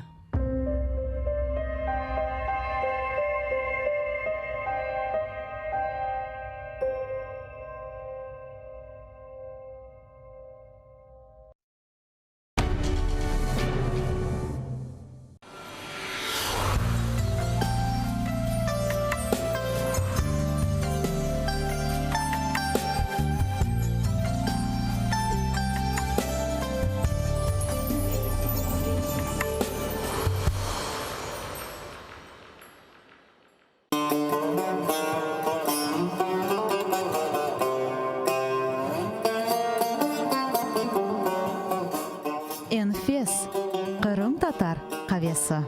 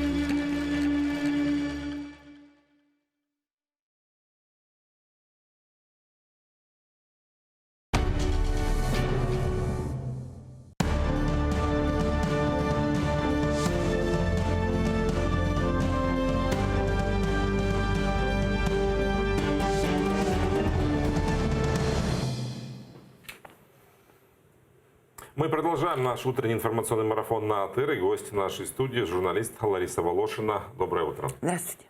76 лет колонии строгого режима на 6 крымских татар из оккупированной Ялты. Накануне Ростовский военный суд приговорил Муслима Алиева к 19 годам лишения свободы, Мирусина Куку и Вадима Сирука до 12 лет. Энвер Бекиров получил 18, Рифат Алимов 8 годам колонии строгого режима, а Арсена Джапарова приговорили к 7. Всех 6 оккупанты арестовали еще 3 года назад, обвинив в попытках свержения государственного строя, в терроризме и причастности к организации Хизбут Тахрир, признанной в России террористической.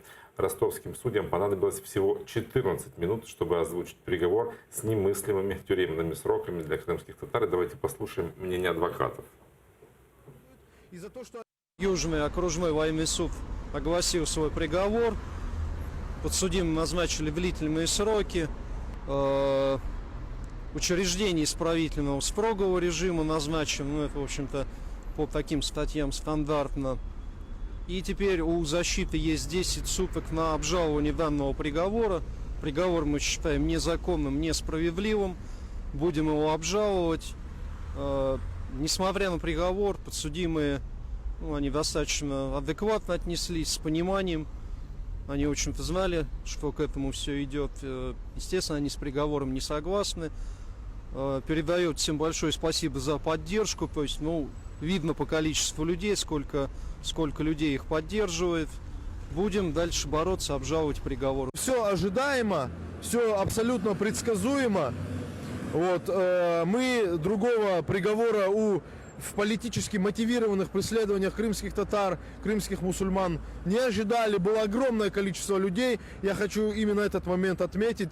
Было более 150 человек, которые прибыли сегодня поддержать, да, крымских татар, своих соотечественников, мусульман. Вот, это в пику тому, что сегодня некоторые пропагандисты пытаются сказать, что мусульмане, которых преследуют по террористическим статьям, это горстка отщепенцев от народа, и адвокаты вместе с ними, их несколько человек, которые раскалывают общество и так далее. Приезжайте и посмотрите, да, в эти судебные заседания, сколько людей, женщин, детей, вот, мужчин приезжают сюда, чтобы поддержать безвинно осужденных на огромные сроки. Все было понятно и предсказуемо, и ожидаемо, и никто другой не рассчитывал, но все равно вот мне до сих пор непонятно. Как может судья, человек, который считает себя, наверное, образованным, да, у которого там есть жена и дети, которых он любит, которым он может проявлять какие-то эмоции, чувства, а вот так вот бездушно, безрассудно читая документы, в которых нет состава преступления. Наверняка они же это сами тоже понимают, что люди не совершили ничего. Просто отправлять на 20 лет в тюрьму. Видите, Россия дошла до той точки, до которой в свое время дошла нацистская Германия или большевистский Советский Союз, когда те, кто это делают, они говорят, мы просто выполняем закон. То есть они расчеловечивают в данном случае крымских татар. Для них это не люди. В другом суть в том, что в России есть абсолютно нацистский закон, такого фашистского нацистского толка, где людей карают за очень тяжелое преступление. При этом в составе самого преступления никаких правонарушений нет. Но это как, знаете, если бы человека, который переходит улицу на красный свет, приговаривали к расстрелу. То есть неадекватное наказание, да.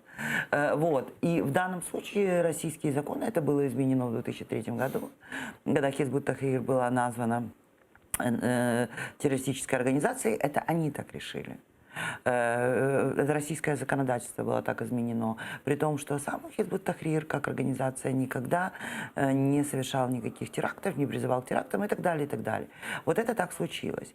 И тут мы имеем очень интересный момент, когда российские правозащитники, Мемориал же выступил с заявлением по этому поводу, что это неадекватный приговор, учитывая отсутствие состава преступления. Вот. И российские правозащитники говорят, что они не могут изменить. Когда они обращаются в Верховный суд Российской Федерации, тут говорит, что, мол, фигуранты дела Хизбут Тахрир, российские правозащитные организации и так далее не являются субъектами, не являются теми, кто может подать на изменение закона. Что этот закон не экстремистский, что вот эта организация не есть террористической, что применять к ней нормы как террористам неадекватно. В России нет другого субъекта, кроме Государственной Думы, кроме Владимира Путина, которые могли бы инициировать пересмотрение тяжести преступления в данном случае. И тут есть интересный вопрос, это вопрос украинского государства. Потому что то, что происходит в России, да, безусловно, В Татарстане огромное количество осужденных, в Башкортостане. И Россия апеллирует к тому, что ну, вот как-то у нас вот так вот, мы так считаем.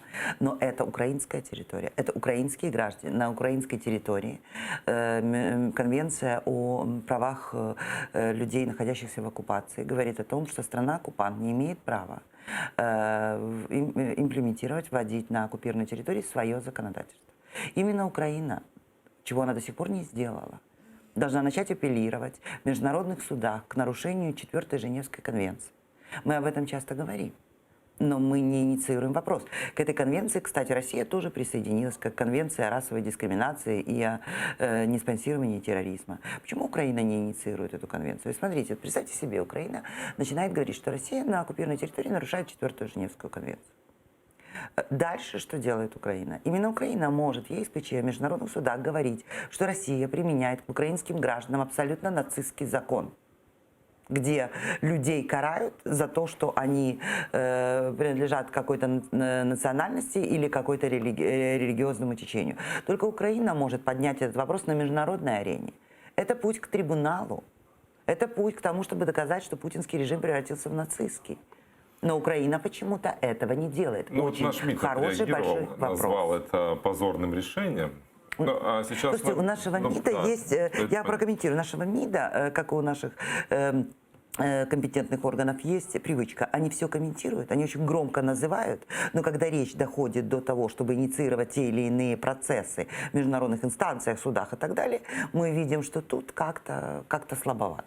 С нами на связи Веня Лиманова, мама Рифата Алимова, одного из осужденных российским судом фигурантов Ялтинского дела. Доброе утро. Доброе утро. Веня Ханом, скажите, пожалуйста, вы были на оглашении суда? Можете нам рассказать? Да, я была вчера. Как все это вчера мы приехали. Как это все происходило? Вам удалось увидеться с сыном? Увиделись, конечно. И о чем? Увиделись с сыном. Очень все это было строго. В общем-то, в принципе, и охрана была в зале суда, и собаки нас встречали на воротах. Вот. Очень строго они к нам отнеслись, почему-то приставы, несмотря на то, что мы уже длительное время посещаем эти суды. И я хочу сказать, что они уже вроде как бы с пониманием к нам относились, но вчерашний день меня очень удивил, что вот такое отношение по отношению к нам. Собаки без намордников, правда. Я что хочу сказать? Вам удалось сказать, поговорить с сыном? Нет, конечно, нам запретили это делать. Почему? Потому что сказали, никаких возгласов, никаких криков, чтобы тихо, спокойно вы встали, послушали все этот приговор и спокойно вышли из зала суда. Иначе вас будут штрафовать, там административку вам влеплять.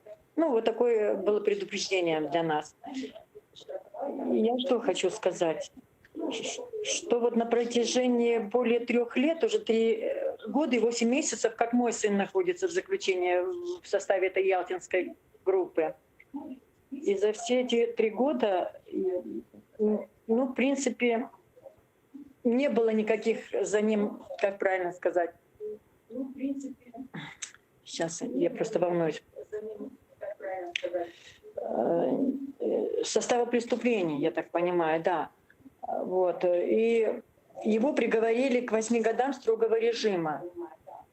Это не потому, что он преступник у меня, а потому что, наверное, за вот эти вот религиозные убеждения, за то, что он мусульманин, и за то, что отказались, скорее всего, присоединения России к Крыму, они все были против этого. Вот я считаю, что только за это. И вот сколько длился суд, были выслушаны сторонами обвинения и, ну, как сказать, скрытые свидетели, которые не могли ничего положительного сказать о наших детях, потому что они работали по сценарию ФСБ. Очень много было положительных свидетелей со стороны защиты. И имея такие положительные характеристики, я считаю, что вообще суд не имел права их приговаривать к таким огромным срокам. И еще я хочу сказать, почему его взяли. Потому что он просто предварительно с ними обговаривались сотрудники ФСБ, он не захотел с ними сотрудничать. Вот за это он получил 8 лет строгого режима. Хотя прокурор предварительно сроки выдвинул 14,5 лет. Спасибо вам большое, Эмине Ханом. Спасибо, что были с нами на связи. Мы вам желаем силы терпения, чтобы дождаться возвращения сына. Благодарю весь народ. Спасибо вам большое и мужества вам. Спасибо. Ну, это вот продолжение, да, нашего с вами разговора о истории, которая бесчеловечна. Ну, я не могу про это понять. Бесчеловечным есть путинский режим. Изнутри России подрывать его уже невозможно. Для этого необходимо, чтобы принудить мир признать бесчеловечность этого режима. В данном случае есть момент. Согласно российскому законодательству, за то, что человек читает Коран, его называют террористом, его считают террористом. Вот и все. Это такое российское законодательство. Внутри России никто, кроме Путина и Государственной Думы, отменить это уже не может. Значит, это долг Украины не заявление делать, а начать доказывать на международной арене, что путинский режим относительно украинских граждан совершает вот это, что он есть преступен по сути. Для этого надо, это, кстати, не только мое мнение, об этом даже Наталья Белицер говорит. Очень многие юристы и правозащитники задают вопрос, почему Украина до сих пор не инициировала нарушение 4-й Женевской конвенции. На это, кстати, есть даже ответ. Почему? Потому что согласно этой конвенции военным преступлением является имплементация российского законодательства. То есть любой, кто судит по российскому закону, кто ведет следствие по российскому закону, является военным преступником. Тогда получается, что все, что нам рассказывают наши любимые правозащитники о том, что страна же оккупант должна там как-то управлять правозащитой, да, правопорядком. Вот. Поэтому мы не можем говорить, что вот они посадили там человека, который там украл булочку, или посадили человека, который не заплатил налоги. Это просто такое вот исполнение правопорядка. Давайте сейчас немножко прервемся, отвлечемся на другую тему, но тоже не менее актуальную. В Бердянске собираются подписать договор о распределении квот на вылов рыбы в Азовском море между Украиной и Россией. Должны это сделать дистанционно, и обсуждение пройдет онлайн. В прошлом году, если помнят наши телезрители, эти переговоры проходили под Киевом, и их практически сорвал председатель Меджлиса Рифат Чубаров, заявив, что любой дележ рыбы на 5-м году оккупации это преступление. Сейчас просто в Бердянске находится наш журналист Владислав Стужук. Он знает подробности этих переговоров. Влад, доброе утро. Доброго ранку, Романе, доброго ранку, студія. Тож біля Інституту рибного господарства зараз зібралось кілька десятків людей. Це місцеві рибалки. Вони прийшли спостерігати за цим дистанційним засіданням України та Росії. А засідання виявилось закритим. І навіть нас, пресу, туди не пустили. Також сюди приїхали кілька активістів, це кримські татари, які кажуть про те, що наполягають на тому, що поділ квот на Азовське море, це в принципі є така повзучий наступ, повзуча окупація Росії на Азов. І таким чином можна втратити Азовське море. Ми чекаємо наразі, поки відбудеться брифінг, який відбудеться тут на ганку, як ми очікуємо, по завершенню цих переговорів. Романе.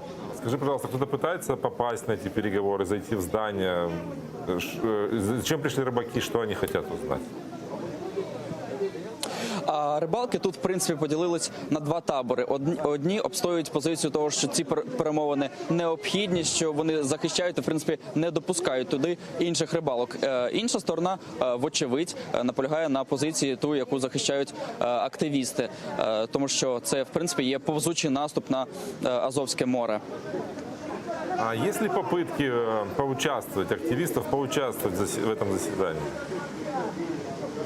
Спроби були неодноразово, але одним рядом стала поліція діалогу, наступним рядом стала поліція. Тут дійсно дуже багато правоохоронців, вони не пускають нікого, в принципі, до дверей, до входу в будівлю і наполягають на тому, що це закритий міжнародний захід, тому доступ туди неможливий. Спасибо большое, Влад. Владислав Стужук из Бердянска. Он следит за переговорами по распределению квот на вылов рыбы в Азовском море. Такая парадоксальная ситуация. Полиция пытается помешать активистам узнать, что происходит, о чем договариваются с оккупантами. Ну, в квотах есть одна очень любопытная деталь. Там часть этих квот, которые распределяют между собой Украина и Россия отдает крымским рыбхозяйствам. Тем самым и Украина не выражает по этому поводу серьезного протеста.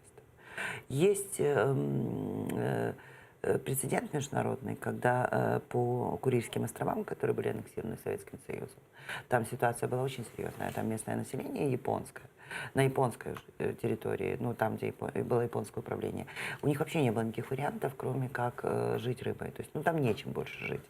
И когда советские пограничники их тоже ловили, там было арестовано порядка 1500 людей. В Японию вернулось, потом было освобождено только 900. И из-за этого Япония вынуждена была подписать также, вот Украина, 2 договора в 1968-1981 году на раздел рыбы, да, вот эти квот. Также эти договоры были подписаны между хозяйствующими субъектами, не между государствами. Но сейчас Российская Федерация в международных судах о том, что Курильские острова есть аннексированными и они вообще японские, вытаскивает эти 2 договора и говорит, вот видите, Япония распределяла с Советским Союзом квоты, она признала советскую юрисдикцию на эти 4 острова. Я думаю, что вопрос здесь не в рыбе и не в Азовском море. Здесь вопрос идет в том, что когда Украина, распределяя квоты, какое-то украинское государственное учреждение признает, закрывает глаза на то, что российскими считаются крымские рыбагентства, это приводит к тому, что Россия рано или поздно начнет апеллировать этим документам, как она делает с Японией, для того, чтобы сказать, что Украина признала Крым российским. С нами на связи Эльмир Умеров, заместитель председателя Меджлиса крымско-татарского народа. С Эльмиром Умеровым мы хотим поговорить о судебном процессе, который прошел в Ростовском суде. Доброе утро, Эльмир. Доброе утро. Как вы оцениваете этот, ну, скажем так, бесчеловечный приговор? Ну, я считаю, что это люди, которые не совершили никакого преступления, осуждены на такие космические сроки. Что нам в этой ситуации делать? Возможно ли какая-то поддержка сейчас уже ребятам, которые оказались в тюрьме? Ну, поддержка только одна. Украина должна продолжать работу по деоккупации Крыма. Это самое главное.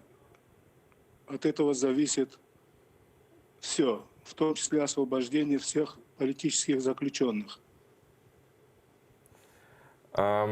Достаточно ли мы сделали для того, чтобы хотя бы родственники могли получать какую-то государственную поддержку? На оплату адвокатов хотя бы? Вы знаете, в этом вопросе кое-что делается, но это нельзя считать, даже, может быть, вообще не нужно считать. Потому что главная политическая сторона этого вопроса, Украина просто обязана в ближайшее время принять закон о коренных народах и закон об изменении в Конституцию по изменению статуса Автономной Республики Крым. Если это не будет сделано, то все остальное будет тщетно. Спасибо вам большое. Эльмир Умеров, заместитель председателя Меджлиса крымско-татарского народа, был с нами на связи. Вот 2 темы параллельно у нас проходят, да, и суд, и приговор, и распределение квот в Азовском море. Хотя, ну, все, как мы прекрасно понимаем, звенья одной цепи и последствия оккупации полуострова. У нас появилась хотя бы призрачная надежда, да, что мы сможем засудить Россию в суде. Международный суд ООН в Гааге на прошлой неделе решил, что у него есть юрисдикция рассматривать иск, связанный по нарушению конвенции о терроризме и преследовании крымских татар. Достаточно ли этого судебного разбирательства, чтобы привлечь Россию к ответственности? Смотрите, вопрос о расовой дискриминации. Там есть кейс Меджлиса, и там есть кейс запретов на обучение на родном языке, что касается украинского этнического сообщества и крымско-татарского. Но я не уверена, что там есть вот преследование по религиозным признакам. Я думаю все-таки, что Украине, во-первых, пора уже присоединиться к Конвенции о коренных народах. Потому что коренной народ на своей земле имеет массу прав. которые прямо противоположны тому, что сейчас делает Российская Федерация. В том числе на территории проживания коренного народа нельзя проводить военные учения без согласия с коренным народом, совершать там все вот эти базы там, и так далее, вести военные действия и прочее, прочее. Потом, опять-таки, мы уже говорили с вами, я уже упоминала 4-ю Женевскую конвенцию об оккупированной территории. Согласно этой конвенции, даже пропаганда страны-агрессора на этой территории запрещена. То есть российские каналы там работать не могут. Любой, кто их и транслирует, показывает, любой журналист, который работает на этой территории, российский, вот все эти российские милеты и прочее, прочее, вот это вот все военные преступники. Украине пора начать об этом говорить. Но у нас есть очень любопытный момент. Я воспринимаю это как корпоративное лобби, потому что, например, любой, согласно, если применить эту конвенцию, это будет означать, что любой участковый, любой прокурор, который там работает, любой судья, является военным преступником. Еще раз повторяю, нельзя судить по российским законам. Любой, кто выписывает паспорта и так далее, людям строит дома, то есть способствует заселению российскими гражданами Крыма, это все военные преступления.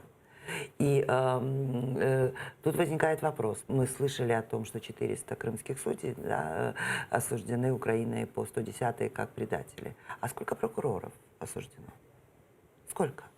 Прокуратура Автономной Республики Крым назвала имена этих людей? Но мы слышим абсолютно другие вещи. Нам же говорят, что, ну, слушайте, страна-оккупант должна там поддерживать правопорядок. Те прокуроры, которые судят по политическим, да, они преступники, а остальные нет. А почему нет? Ну почему нет? Мы столкнулись с ситуацией, когда внутри Украины есть заинтересованные люди, чтобы не апеллировать к этой 4-й Женевской конвенции, хотя она очень жесткая. Я вам только что объяснила. Потому что если ее применить, все судьи, все участковые, все прокуроры, все журналисты, которые там работают, будут являться военными преступниками. Ну это же там, а здесь какой интерес? Ну, здесь сохраняются связи. Здесь сохраняется масса интересных вещей. Каких? Опять-таки, я вам только что объяснила, это корпоративное братство, потому что если мы слышим о том, что прокуратура Автономной Республики защищает, покрывает прокурора там. Ну нет, почему? А какое братство? Ну вы не слышали разговоры прокуратуры Автономной Республики Крым о том, что для того, чтобы расследовать преступления на оккупированной территории, необходимо, чтобы организовать переписку, организовать совместную работу между прокуратурой Автономной Республики Крым и прокуратурой оккупационной там. Сейчас подобную идею распространяют для оккупированного Донбасса. О том, чтобы расследовать пропавших без вести и так далее, это должно быть как некое совместное расследование. То есть это фактически взаимодействие оккупационной и украинской структуры. Об этом говорят, об этом пишут. Я вам просто советую почитать новшества, которые в том числе озвучил и господин Сивоха для оккупированных территорий. То есть в данном случае это очень нехорошие вещи. Я считаю, что Украине необходимо все-таки начать действовать в рамках международного права. И тут это не только мое мнение. Об этом говорит Наталья Велицер, об этом говорит, например, Антонио Гутерреш, секретарь ООН, генсек ООН, который в своем докладе четко апеллирует. Он говорит, что это нарушение Женевской конвенции. Хорошо, Украина будет подавать на это в суд? Как она подала по спонсированию терроризма и по запрете на обучение. Украина будет вообще, наконец, апеллировать к этому? Украина будет ставить вопрос о том, что российское законодательство является нацистским. И если весь мир считает, что применение этого нацистского законодательства к российским гражданам – это внутреннее дело России, то применение его к украинским гражданам, извините, Украина как страна-гарант не должна этого терпеть. Мы видим, что уже 5 лет, уже 6-й год наше государство избегает входить в прямое противостояние с путинизмом. С нами на связи юрист общественной организации «Крымсоц» Денис Савченко. Денис, доброе утро. Здравствуйте. Вы, наверное, были свидетелем, слушателем нашего разговора с Ларисой Волошиной. И вот слышали, да, достаточно ее категоричные, ну, на мой взгляд, заявления по поводу, скажем так, коллаборации. Это не коллаборация, это полумера. Полумер. Согласны ли вы с такой оценкой? Действительно необходимо в работе адвокационной и в работе по деоккупации ссылаться в первую очередь на международные стандарты и показывать систематичную, структурированную работу. К сожалению, подача исков в суды – это очень долгий процесс.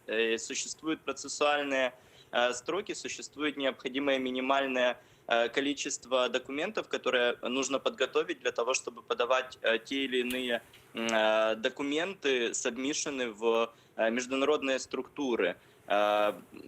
Конечно же, есть вопросы к публичным заявлениям представителей государственной власти по поводу того, каким они видят разрешение конфликта как в восточной части Украины, так и оккупации Крымского полуострова, но необходимо также отталкиваться от фактического состояния дел и того, насколько та же, например, прокуратура Автономной Республики Крым при существующих ресурсах имеет возможность подготовить в нужные сроки документацию для того, чтобы подавать жалобы или даже иски в международные суды. Я бы говорил о том, что государство должно для себя четко выработать, во-первых, стратегию по деоккупации Крыма, по деоккупации Луганской и Донецкой, неконтролируемых частей Луганской и Донецкой области. И согласно этой стратегии выделять деньги из государственного бюджета, поддерживать ответственные органы, в том числе министерство соответствующее и прокуратуру Автономной Республики Крым, также представительство президента Украины в Автономной Республике Крым, другие органы, которые готовы брать на себя фактическую работу по тому, чтобы оспаривать все действия Российской Федерации как на востоке Украины, так и особенно в оккупированном Крыму.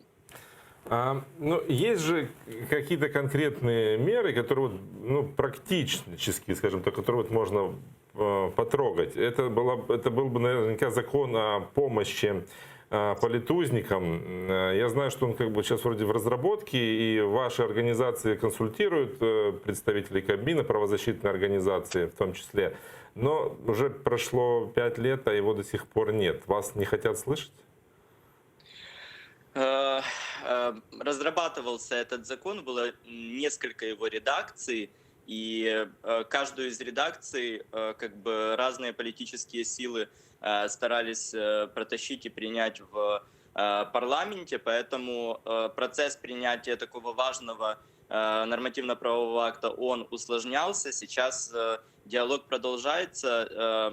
Даже после смены власти принятие этого закона остается приоритетным. Об этом говорят и на Комитете по правам человека в Верховном Совете, и на других площадках. И работа по принятию этого законопроекта все равно проводится. Поэтому говорить о том, что что нас не слышат и что вопрос в том числе этого законодательного акта не рассматривается, нельзя. Но, конечно же, есть объективные и довольно субъективные причины, по которым законодательство критически важное, оно не принимается. И вы знаете, когда есть два варианта в спешке принять любой законодательный акт с любым текстом, или же все-таки добиваться того, чтобы нормативно-правовая база соответствовала и международным стандартам, и потребностям, которые сейчас существуют, то нужно стараться и максимально качественные документы принимать. И мы часто видим, что те проекты законов, подзаконных нормативно-правовых актов, которые касаются ситуации с конфликтом, касаются внутренне перемещенных лиц, они часто становятся инструментом манипуляции, инструментом заигрывания с электоратом у разных политических сил, а нам, как правозащитникам, просто приходится вести огромное количество разъяснительной работы о том, что, например, невозможно там говорить о переходном правосудии, в котором всех просто будут судить, да, все будут преступниками, что это должен быть более тонкий подход. То же самое касается и статуса политзаключенных. Спасибо большое, Денис. Денис Савченко, юрист Крымсоц, был с нами на связи. Разговоры идут, общественников слушают, консультации идут, но ничего нет против проще, чем заболтать эти все процессы. И, наверное, поэтому у нас до сих пор нет и стратегии, о необходимости, которой мы все хотим говорить. Стратегия – это ведь цельная картина. И когда есть некая стратегия, это артикулированные постулаты. Очень сложно, имея это уже озвученные какие-то тезисы, очень сложно от них уклониться. Отсутствие стратегии позволяет хвататься. А то здесь чуть-чуть что-то поделали, здесь чуть-чуть поделали, тут что-то заявили. Стратегия, конечно, необходима как позиция государства. Мы знаем, что у нас до сих пор нет консолидированной претензии к Российской Федерации. Украина не собирает консолидированно претензии по Крыму, а их гораздо больше, чем... это не просто экспроприация там, да, чего-то, это ущерб, который наносится экологии и так далее, и так далее. То есть вот неполученная выгода, уехавшие люди, это все должно быть, собираться в единую консолидированную претензию к стране-оккупанту, в рамках которой Украина потом должна требовать международного суда над путинизмом как явлением и требовать компенсации для пострадавших. Вместо этого мы видим точечно, тут какие-то люди подают в европейские суды. Да, конечно, Украина сопровождает, государство помогает, сопровождает. Здесь она что-то выплачивает людям. Но вот такого целостного подхода, который позволил бы государству потом изымать российское имущество, реализовывать его и возмещать убытки, как это случилось, например, с Нафтогазом и Газпромом, когда Нафтогаз смог компенсировать, и Газпром чувствует себя очень, очень неуютно в отношении этих судебных дел. Мы понимаем прекрасно, что в отношении судебных дел против Российской Федерации, даже тех, которые сегодня есть международных, Российская Федерация она не испытывает каких-то таких проблем. Ну, пожурят ее, ну, скажут что-то плохое. Ну, российская пропаганда скажет, что все вокруг сволочи. Ну, на этом и закончится. Необходимо делать так, чтобы оккупация была дорого, чтобы тронуть любого украинского гражданина на территории оккупированного Крыма для страны-оккупанта было дорого. Вот, чтобы она понимала последствия для себя. Вот чем должно заниматься государство. Пока, к сожалению, этого нет. Потому что, да, общественники что-то делают, да, политики отдельные что-то делают, да, вот мы с вами говорим, что-то делаем. Но этого мало. Без присутствия государства и без его целостной, четкой позиции, что Россия враг, что Крым оккупирован, и это в первую очередь губит жизни, будущее и так далее тех людей, которые остались там, и теперь тех, кто уехал, тех, кто еще только родится там. Вот это должна быть позиция государства, драться за Крым, а не сидеть и выпускать бесконечные ноты. Ну, позиция государства, вернее, чем сегодня озабочено государство, это земельная реформа. Парламент сегодня должен рассмотреть 11 законопроектов, принять их в первом чтении о снятии моратория на продажу земли. Это вызвало протесты. Под парламентом собрались люди, те, которые не хотят, чтобы землю продавали именно так, как предлагается в законопроектах. И сейчас там находится под стенами Верховной Рады наша Милена Амиди. Милена, доброе утро. Селям алейкум, Романа. Алейкум селям. Доброго ранку. Как проходит акция, розкажи.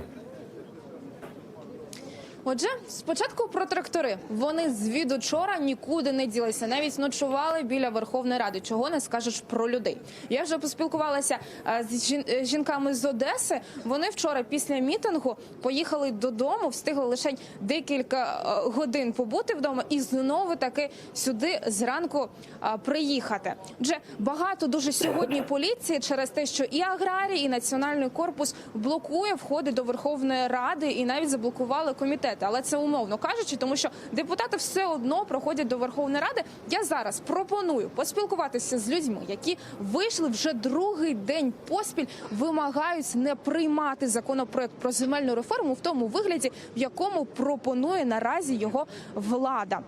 Добрий день. Розкажіть, будь ласка, ви вже другий день чи перший сьогодні? Другий день. Звідки приїхали? З Лисянки, Черкаська область. Скажіть, будь ласка, що ж не так з аграрною реформою, кого хочете почути сьогодні? Ну, тільки безтолковий можуть продавати землю свою. За що хлопці воювали, кров проливали. Хай учаться у Франції, в Германії. Держава наоборот скуповує землю, а потім в оренду дає фермерам, а не розпродає іноземцям. А вони нам Мадагаскар сунуть. Дякую дуже. Сьогодні тут у буквальному сенсі поховали свиню прямо під стінами Верховної Ради. Як буде змога, ми її, звісно ж, вам покажемо. От оператора попрошу навести камеру. отак от 6 віночків навколо неї, і так трошки такий запах навіть відчувається в повітрі.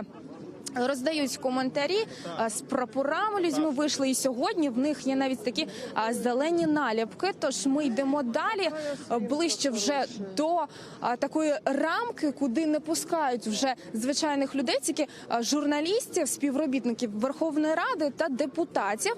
І от тут стоять люди, які не пропускають. От бачите, якийсь депутат пішов, і не всіх люди знають по іменах, тож питають, чи ви депутат або ж ні. Розкажіть, будь ласка, хто вже проходив і чого впустили? Ви ж казали, що блокуватимете. Справа в тому, що згідно закону ми не маємо права не пускати народних депутатів на робоче місце. Ми проводимо з ними роз'яснювальну роботу, щоб вони не голосували за урядовий і комітетський законопроект про розпродаж української землі. А кого вже бачили? І хто з вами говорив, а хто просто проходив? Більшість проскакує, ховаючи очі. Бачили, з нами спілкувався депутат 193-й виборчий округ Кам'янець-Подільський Марчук від «Слуг народу», який сказав, що він буде голосувати. Не дивлячись на наші вимоги, він сказав, що буде голосувати за цей законопроект. От ще черговий. Ні, звичайно, ми будемо проти. Проти. Це не Зеленського. Ні. А що роздаєте? Покажіть, будь ласка, що це за шарфики у вас? Шалики роздаємо, щоб вони показували свою позицію, ні розпродажу землі. Щоб кожен, хто проти розпродажу, брав такий шалик. Скільки вже роздали таке? Небагато, десь 10. А хто відмовився? Були такі, щоб ви запам'ятали і ім'я? Наприклад, Тищенко проскочив, цей депутат від «Слуги народу». Ідіть до нас, поговоримо трохи. Чешко Володимир. Також проскочив. Бачите, нажив. Бачите, представляються, звідки вони? Проти продажу землі. Ми дуже вам дякуємо. Візьміть, будь ласка. А ви який округ? 199 округ, Черкаська область. Черкаська область, зверніться. Дякуємо. Оплески. Слуга народу проти. Як ви прокоментуєте декларації президента, правительства, деолігархізації, в той же час 213 тисяч в одні руки.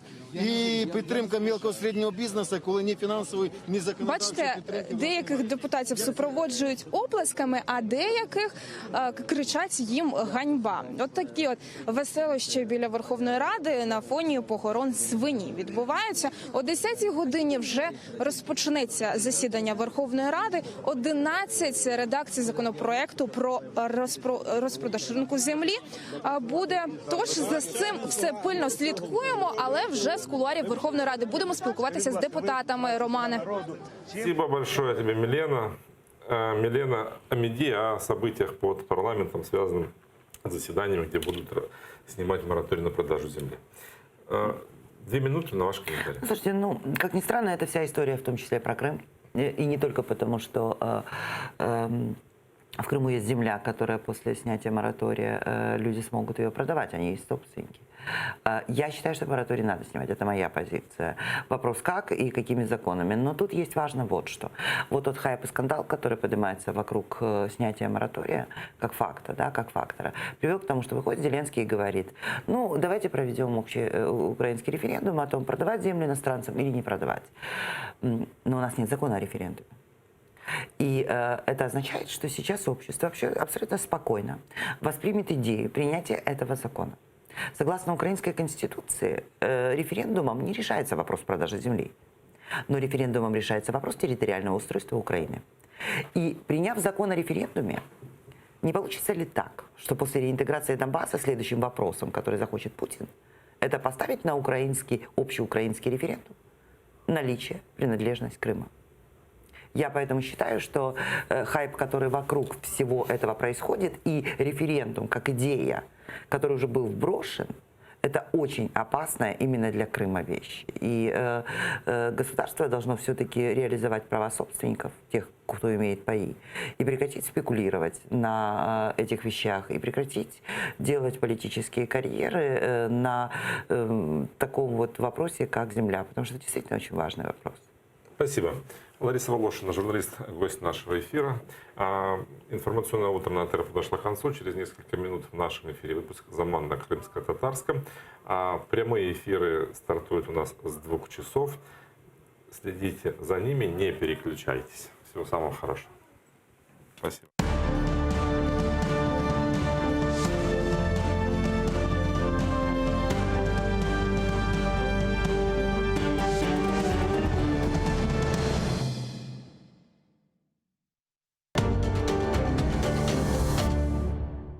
Залізна завіса, два світи і боротьба за правду. Фактичність, теорія медіа та об'єктивність журналістики.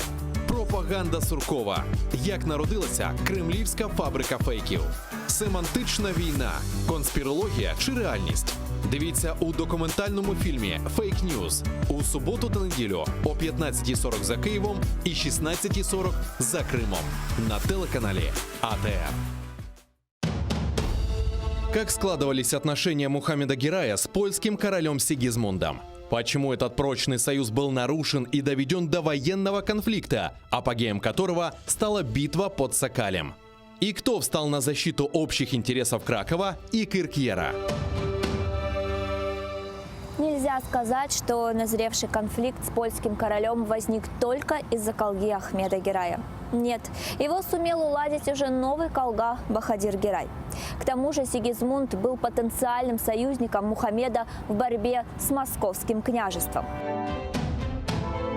Смотрите в программе «Алтын Девир» в новом цикле «История династии Гераев». В эту субботу, 16 ноября в 17:35 на телеканале АТР. Мухаммед Герай I. Собиратель земель. Часть 3. После 3 месяцев интенсивной работы в мае 1990 года правительственная комиссия под руководством Виталия Дагужиева приняла концепцию государственной программы возвращения крымских татар в Крымскую область. Концепция определяла важнейшие задачи государственной программы, а также методы организованного возвращения крымских татар на историческую родину. Работа комиссии сопровождалась жаркими дискуссиями. Тем не менее, ее деятельность была весьма плодотворная, и если бы не распад СССР, факт сам по себе отрадный, но повлекший за собой прекращение работы комиссии. Скорее всего, возвращение крымских татар на родину не растянулось бы на столь длительный срок. Крымские татары. Год 1990. Часть 2. В программе Тарик Садасы с Гульнарой Бекировой. Смотрите в воскресенье, 17 ноября, в 17:30 по Киеву и в 18:30 по Крыму на телеканале АТР.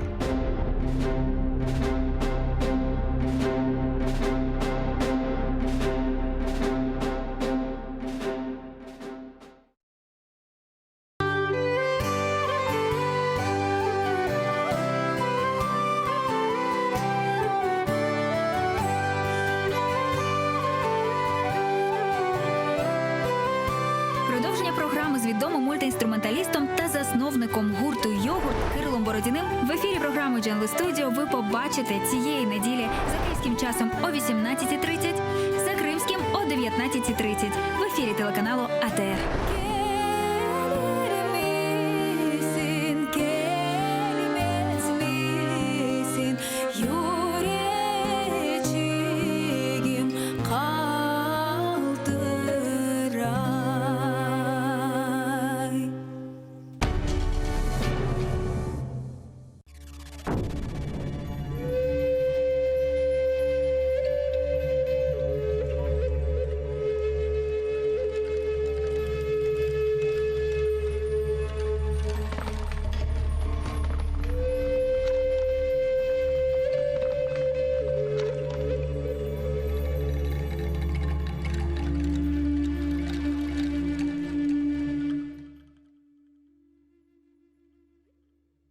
Кырымны яшаткан халыктар. Кырым умум миллет газеты әрбір айланын милли тимсалидер. Кырым миллет ватан девлетімізні бераберлікте курайық. Кырым газетіне абуне олмаға ашықыныз. Ярым йыллық абуне фияты 581 рубле 10 копек. Абуне индексы 61,059. Bir yıllık abone fiyatı 1162 ruble 29 kapık. Abone indeksi 61,060. Kırımны almaq, okumaq, vatanға sevgi aşlamaq.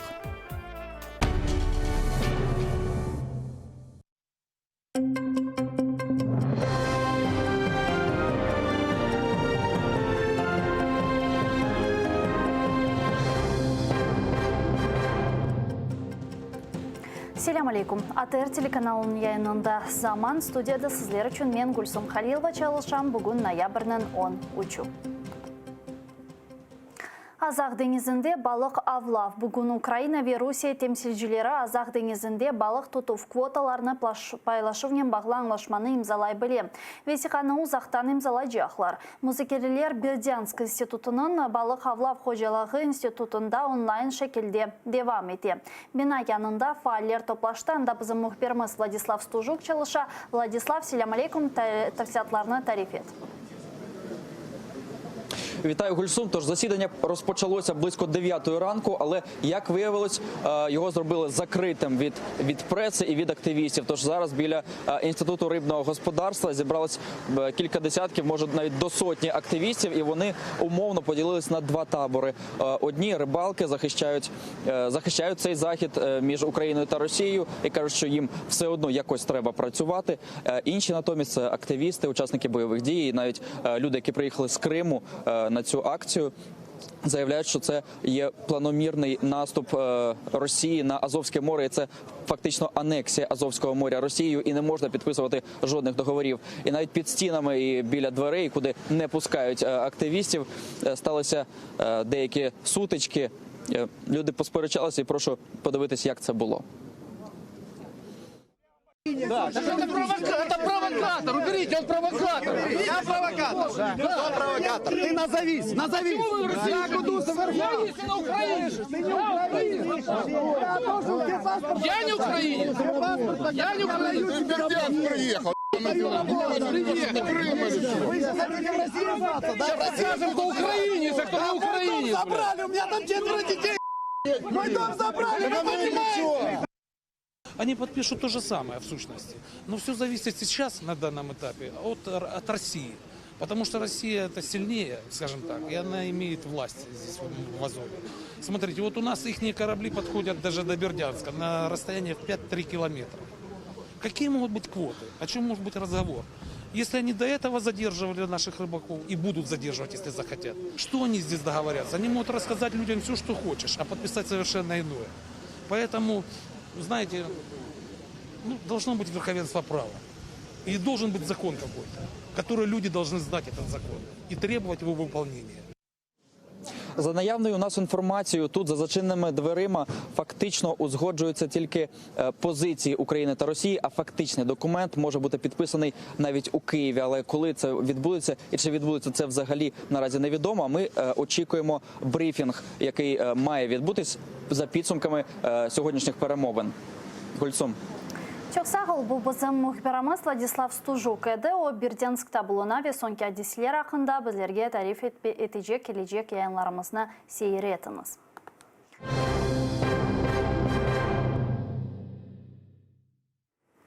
Украина тышышлері назирлігі ишғалчылерінің ялталы Қырым татарларынан шығарған үкімі себебінде наразылығына білдірді.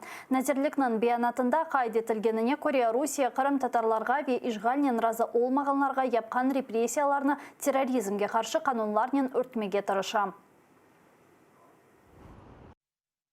Закликаємо міжнародну спільноту засудити це неправомірне рішення і посилити політико-дипломатичний та санкційний тиск на державу-агресора з метою припинення Росією порушень прав людини у тимчасово окупованому Криму, звільнення усіх незаконно утримуваних громадян України в РФ та відновлення територіальної цілісності України у міжнародно визнаних кордонах. Мәлім олған екебі Туневын Ростов-на-Донудаки махкеме 6 Қырым татарына үкім чықарды. Полилікнен Муслим Алиевна 19, Сенвер Бекировна 18, Вадим Сирукны ве Эмир Усейн Кукуны 12, Рифат Алимовна 8, Арсен Жепаровна 9 елға песке махкем етті. Оларны Русияда ясақ етілген Хизбут Тахрир тешкілятында иштирак еткенлерінде ве Санки Русия девлет девірімі азырлағанларында қабатладылар. Адвокатлар махкеме қарарының шикайет етежегіні білдірді. Аписте қалдырма. Хахмежетнің тақымынан терроризмде қабатланғанда 6 Қырым татарына аписте болынув мүддеті ұзатылды. Олар аписте 15 февральге қадар қалажақ. Сөз Ремзи Бекиров, Энвер Аметов, Осман Ариф Меметов, Ситвели Ситаблаев, Риза Изетов и Алим Каримов ақта кете. Махкеме отырышы Ахмежетнің Ишғалжикеев район махкемесінде кечті. Залға мабислерінің ақрабаларына көрсеттілер. Махкеме майжилерінің делелеріне құлақ біле асмады. Все стандартно, ходатайства следователя стандартно, могут скрыться, могут повлиять на следствие. Единственное, удовлетворил наше ходатайство о том, чтобы в отношении сотрудников следственного изолятора вынесли частное определение, так как в очередной раз ребята практически сутки не будут кушать, так как следственный изолятор не обеспечивает их продуктами. Бұнен бері 15 февральге қадар аписханеде уйдырылған дава бойынша дабыр саяси мобил сервен Эрфан Усманов қалажақ. Аписте болынув мүддетіні она кеченлері Ростов-на-Доныда ұзаттылар. Махкеме отырышы вақтында бинау күне ilk ярдым арабасы келіп шықты. Махкеме хадимлері саяси мобилсының өмір арқадашына Эрфан Усманов махкемеде ярамағанын айтты. Бірқач вақыттан сон ilk ярдым арабасының башқа бірісі үшін келгені белі олды. При встрече с ним я у него спросила, он сказал, что нет, что все хорошо, скорую вызывали не ему.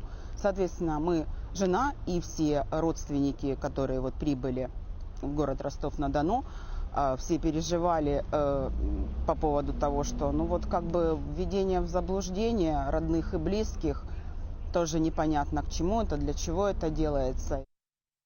Бөлелікнен үч күн ішінде ешғалжылер екінші Ахмежит тақымының 19 саяси мобилсіне уйдырылған дава бойынша аписте болынув мүддетін ұзатты. Мәлім олғаны кебі 24 қырым татарны 27 март күні күтлеви тарамалар нәтижесінде туттылар. Оларны Русияде ясақ етілген Хизбу Тахрир тешкілятында іштирак еткенлерінде қабатлайлар. Бұ давада кешкен дабыр қырым татары Эдем Яячиков ғайып болды. Бүгінге қадар оның ақыбеті ақта ешбір мәлімат жоқтыр. Энвер Сейт Усмановның давасы бойынша махкеме кеченлері Ростов-на-Дону шайырынде бақылды. Махкемеде қабатлайжы тарап сөзде делилер тақдимына екілнеді. Діңлеблер ачық режимде кечті. Қабатлайжы тарафның шаты Катерина Паликны діңледілер. О тарихчы олмағанына бақмадан дини лингвистик экспертизаны кечірген. Уни Қырым татар неде араб тіліні біле. 25 ноябрьге планыштырылған келечек махкеме отырышында тарафларының дебатлары башламалы. Мәлім алғаны кебі Эрнес ве Энвер Сейт Усмановларны ешғалжілер 2018 сенесі май сайында тұтты. Эрнесні бірқач вақыттан сон еберділер. Энверні есе Русияда ясақ етілген террористик тешкілетта іштирак еткерінде қабатлайлар. Еще раз убедился, что, конечно же, компетентности, о которой идет речь, не хватает для этого эксперта. Вот. Те вопросы, которые касались непосредственно стажа и квалификации, суд снимал под предлогом, что это не имеет отношения к делу. Мы выяснили, что подписку о ответственности уголовной этот эксперт давал не во время, вернее, самой экспертизы, и были выявлены ряд других нарушений.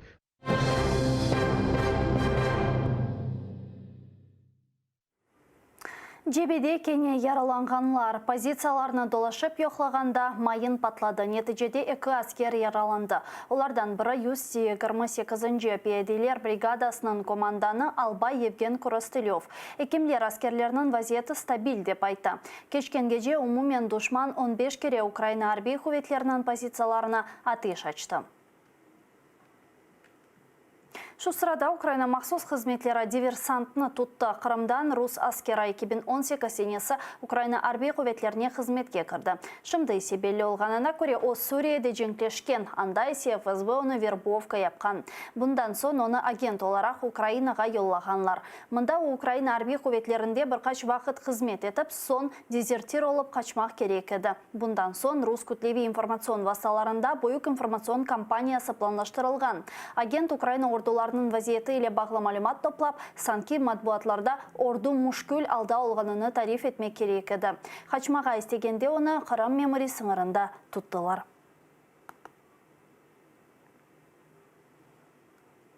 Халық қараманының қатырасына анма Хамина Акуеваның шерефіне Киевнің соқақларындан біріні адландырajы ақлар. Түневін Киев шурасы бұл қарарына таздақлады. Оның адынен яны соқақ Лукьяновкаға ве Дұрғожичі метролары арасында пейда олмалы. Бұл қарарны Аминаның анасы Беклей еді. Айтқанына көре қызы ойледі девлет мүкефатына алмаға етіштірмеді. Вегер бірде бір соқақ оның адынен адландырылса, бұл бұйық шерефтір. Память — это то, что греет Я знаю не только меня, но и всех тех, кто потерял своих детей в этой страшной войне. И поэтому, если Украина помнит своих героев, то значит она имеет надежду на будущее. И Амина в числе тех настоящих героев, которые защитили Украину и дали ей право, возможность быть свободной. Мәлім олған екіпі Амина Акуева Шереф инқилябы ве Донбасс женкі iştirakçısыдыр. О Золоти ворота ве Киев 2 батальонларында арбей қызмет етті. Бұндан сон Жахар Дудаев адына Көңіллі батальонында iştirak етті. Женк Аминаның аятында екене де келеді. Өлмезден евел о озыны журналист вялы барджу ролінде де сына бақты. АТР телеканалы үшін Кавказ хараманлары программасыны шығарды. 2017 сенесінің 30 октябрь күні Омир Арқадашы Адам Осмаевнен кеткен арабасына Киев жыварларында үжүм еттілер.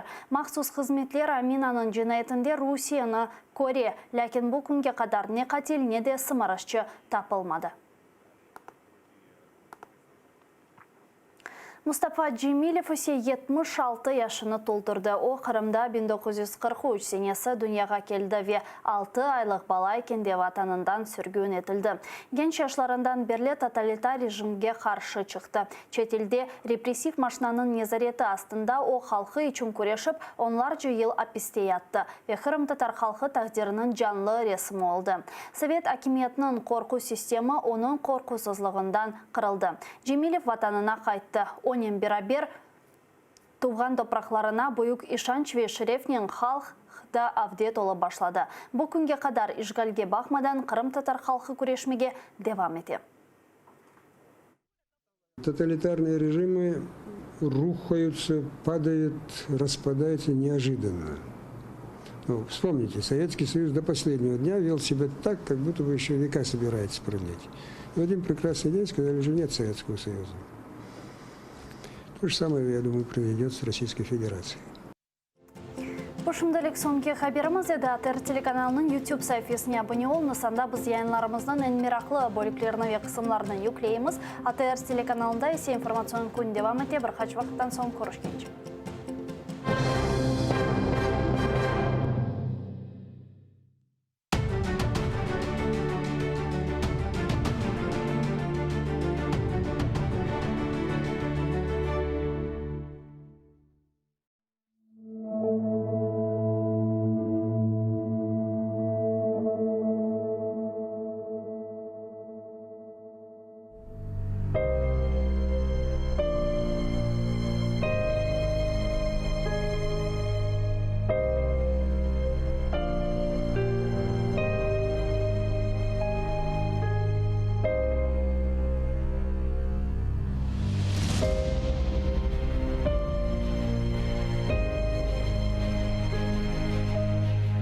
Бақый дүния яратылған, дейлер қиямет қопқанжы.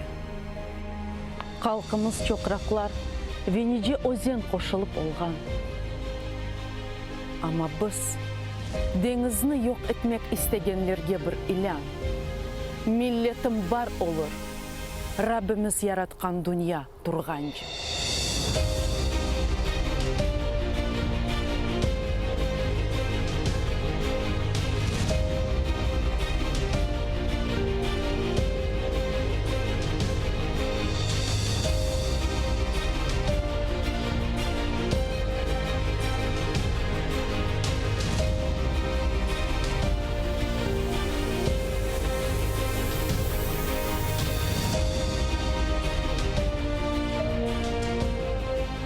Башқа суларда чаяжақ олды, құрғаққа девірділер.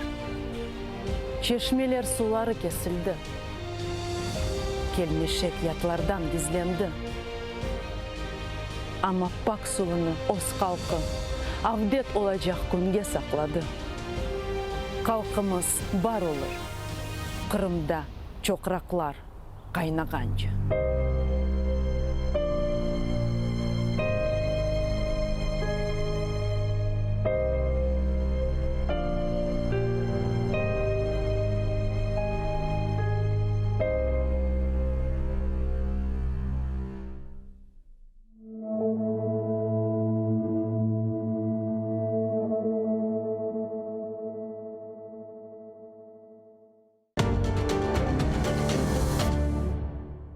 1996 senesi Milli Mektep açtık ve Milli Mektep'te aman 19 yıl müdürlük ettim.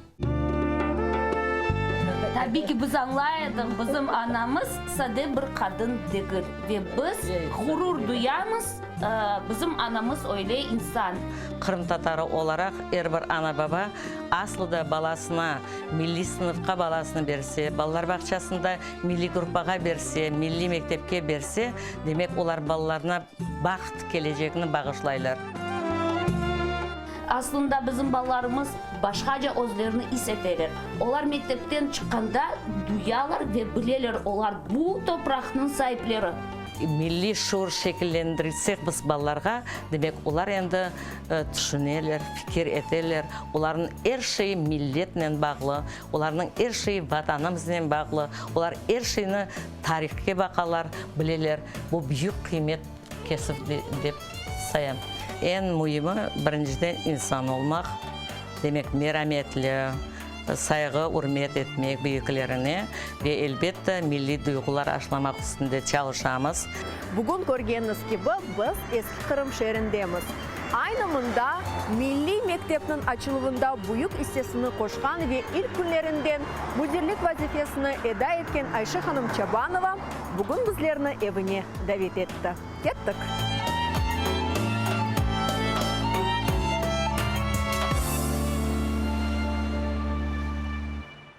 1989 senesi noyabrның 14-інде Sovetler Birliği'nin yukarı şurası zorbalıkla köçürgen halklarga karşı repressiyalarını kanunsuz ve cinayi olarak tanıması ve onların haklarının temin etmesi hakkında beyannamesini kabul etti.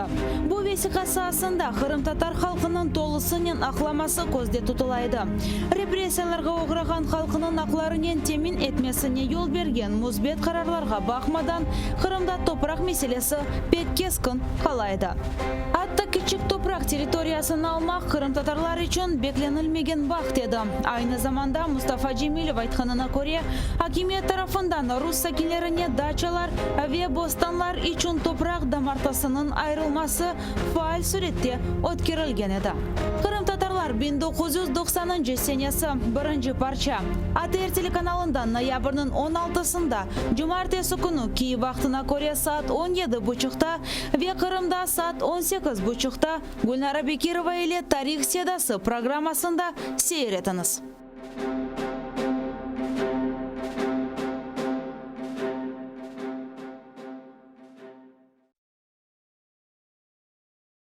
Егер uçaklar uçman olsa, перекладной arabalarla keter edim, ya jayau keter edim. Ben de ketem soy soplarına ne zaman kuda geleceksiniz Mustafa bekli.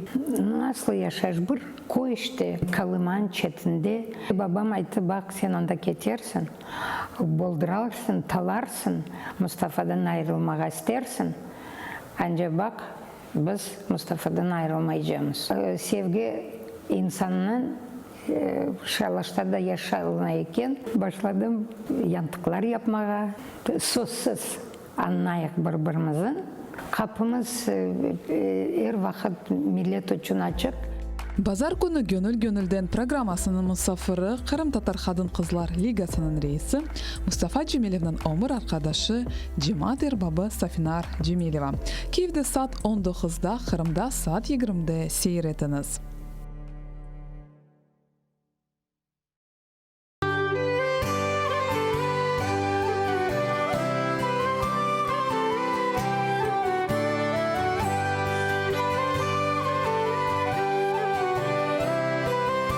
Продовження програми з відомим мультиінструменталістом та засновником гурту «Йогурт» Кирилом Бородіним в ефірі програми Дженли Студіо ви побачите цієї неділі за київським часом о 18:30, за кримським о 19:30 в ефірі телеканалу АТР.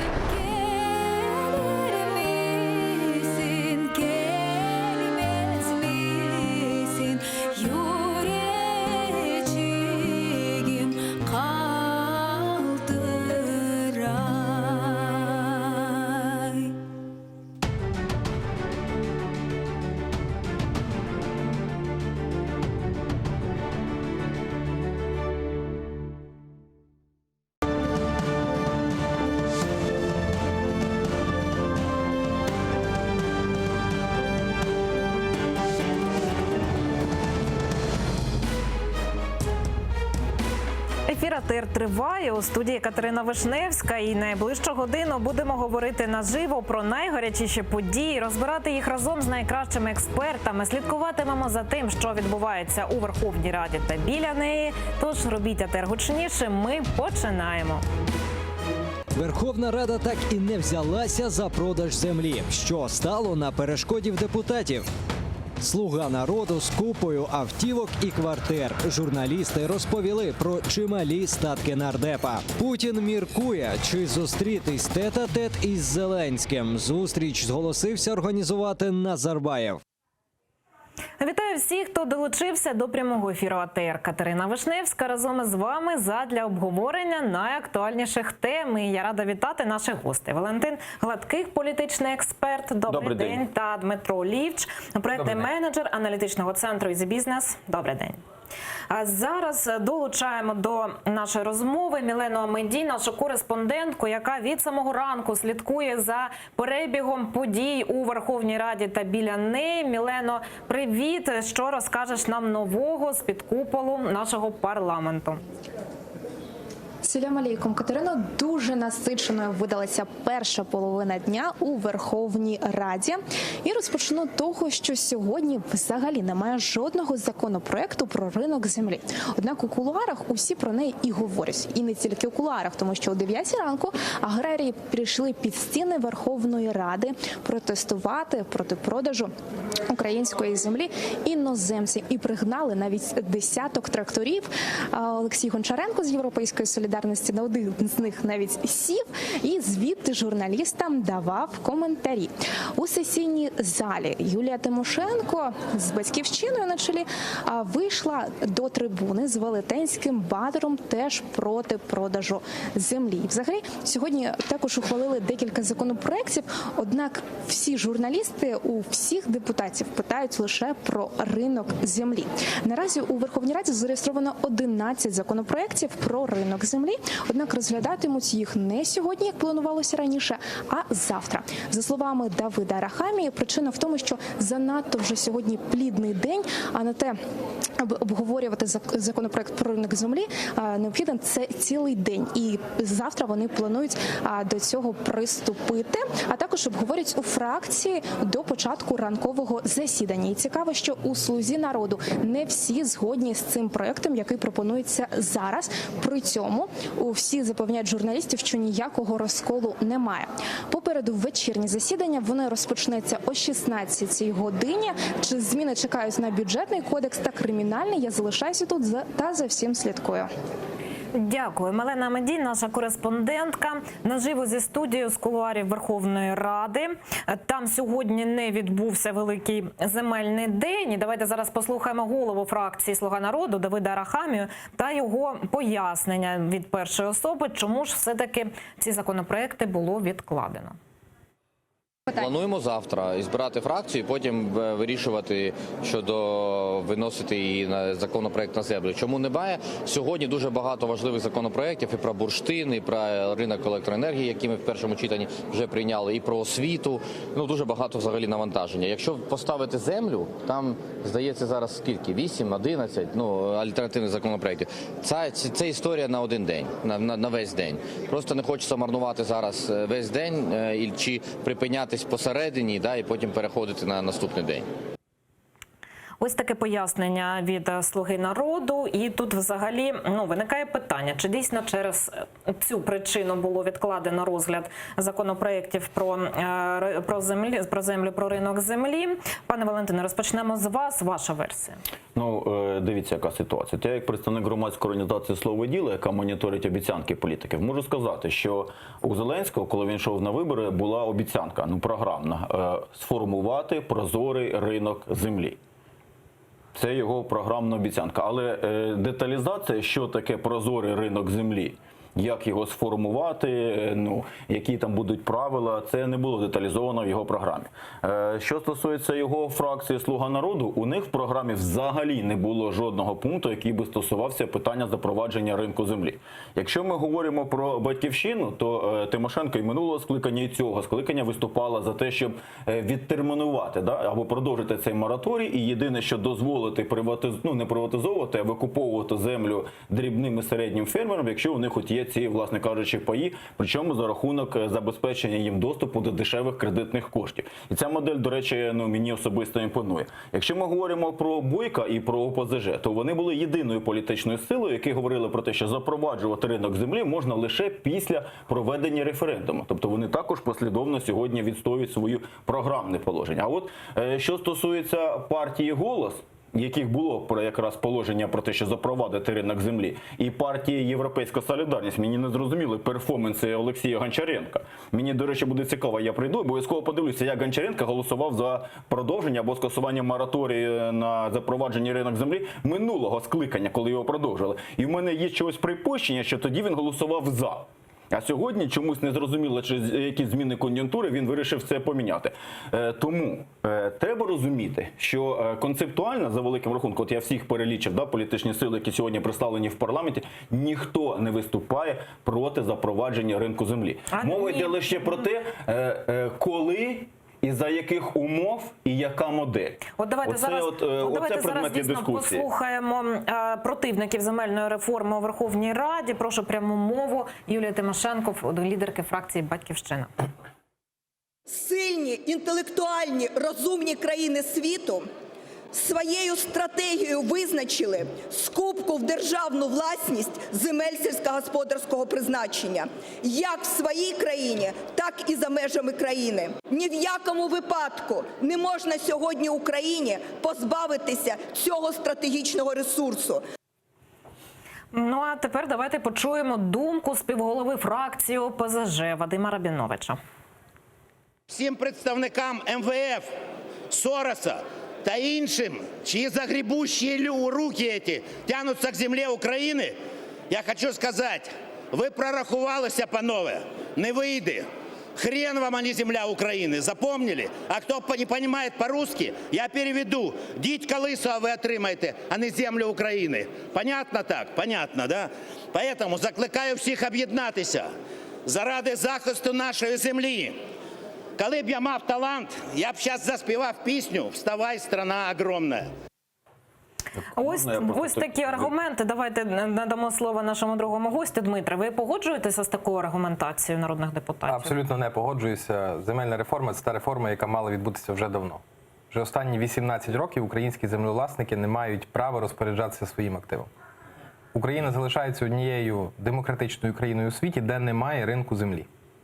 Ми можемо дискутувати стосовно моделей, підходів, інструментів, яким чином має регулюватися ринок, але питання відміни мораторію, воно вже є в минулому. Тобто ми маємо обрати шлях і йти до цієї мети. Створити ринок землі і забезпечити права вже, напевно, 6 мільйонів українців через те, що 1 мільйон українців померли в період існування мораторію на продаж землі, так і не скориставшись своїми правами. Я хочу нагадати, що сьогодні відбулися 2 мітинги. Один за підтримку земельної реформи, один проти підтримки земельної реформи. Давайте одразу подивимося на мітинг, який відбувся під Верховною Радою. Там у ньому, навіть так можна сказати, взяли участь деякі нардепи. От, наприклад, Гончаренко Олексій заліз у трактор і звідти роздавав коментарі журналістам. Давайте подивимося і почуємо, як це було.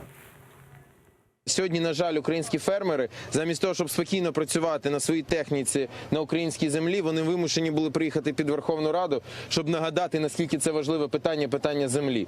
Вони не хочуть заїжджати на своїх тракторах в Верховну Раду. Поки що. Поки що, як сказав Зеленський. Поки що. І тому ми маємо їх почути. Так, дійсно, ми маємо почути аграріїв, що вони хочуть, чому вони там. Давайте поговоримо про трактори. Це дуже цікаве питання. Насправді, один такий трактор може коштувати близько $200 тисяч. Це трактор John Deere американської компанії, і фермери, які протестують проти створення ринку землі, вони приїжджають до Верховної Ради на тракторах, які коштують $200 тисяч за один, і говорять про те, що в них немає коштів для того, щоб викупити українську землю.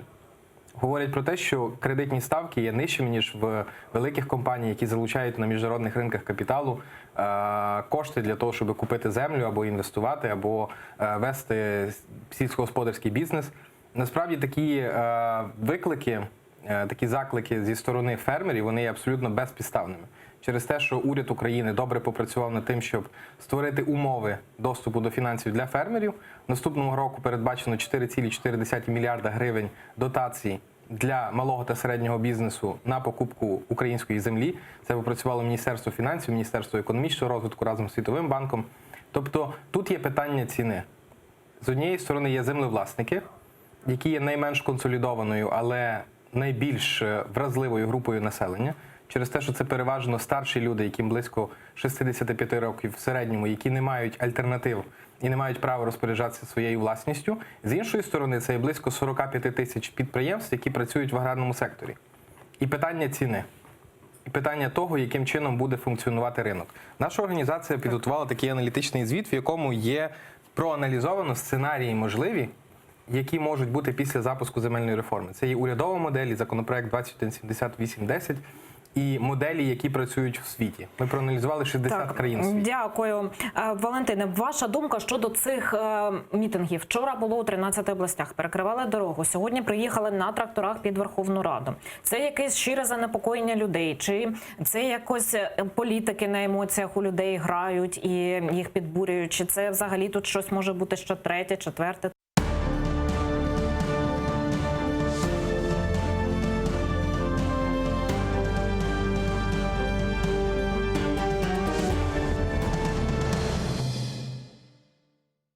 Я не дам розікрасти українську землю. В залі є, як ви звикли казати, хтось росіянин, хтось ще хтось. Вони всі українці. Якщо хтось з вас спробує ділити когось на національності, майте на увазі, ви погано закінчите. Стосовно ринку землі. Група «За майбутнє» не буде голосувати за це питання, тому що закон сирий. Ви хочете зробити цивілізований ринок, куди ви спішите? 40% землі не інвентаризовані. Люди, пайовики, які мають акти ще Радянського Союзу зразків на руках, не мають грошей селяни, щоб провести оцифрацію і інвентаризацію цих земель.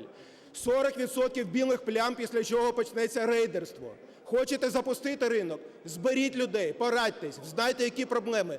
Вирішіть ці проблеми. Заплатіть за цих людей, якщо в них немає інвентаризувати свої землі. І дайте можливість продати. Так, і ми підтримуємо цивілізований закон. Не спішіть. Це стосовно того, чия приватна власність. Так, люди мають право розпоряджатися своєю приватною власністю.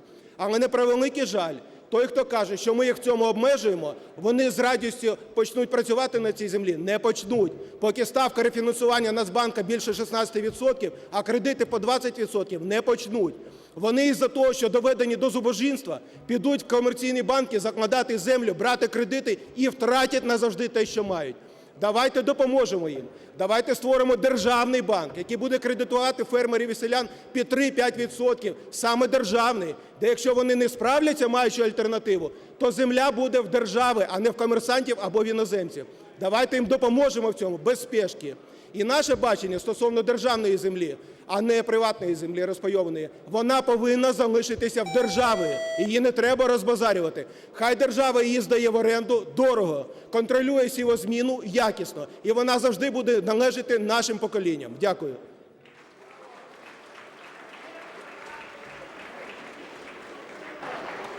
Шахов Сергій Володимирович.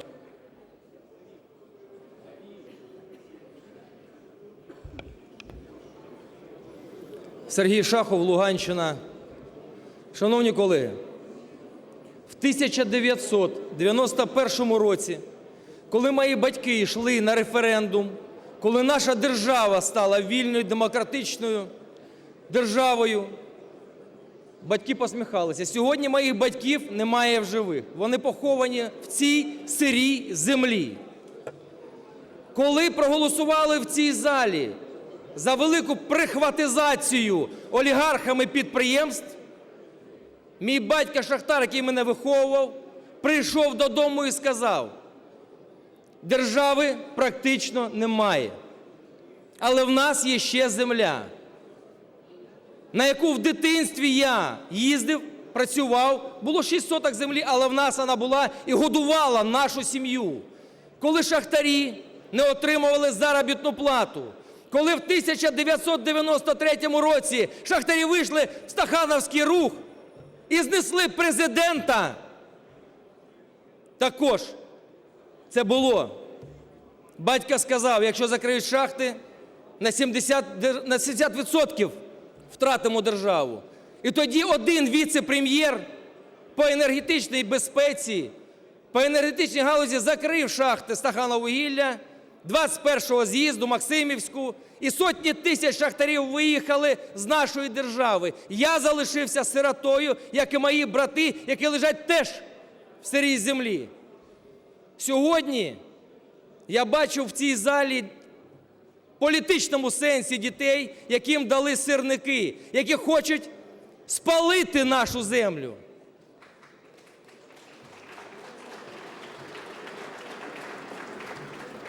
Будьте дорослими, з холодною головою приймайте рішення. Ні продажу землі сказала не тільки команда Шахова, а сказали всі люди, які живуть в Закарпатті, Луганщині, Одесі. Буквально 2 роки тому ми з колегами проїхалися від Чернігова до Зміїного острова з контролем того валу, стіни, через яку може шалений кролик перескочити. Що ми побачили, коли люди говорили, демаркаційної лінії немає, сплати за паї немає, компенсації немає. Спочатку треба вирішити ці питання.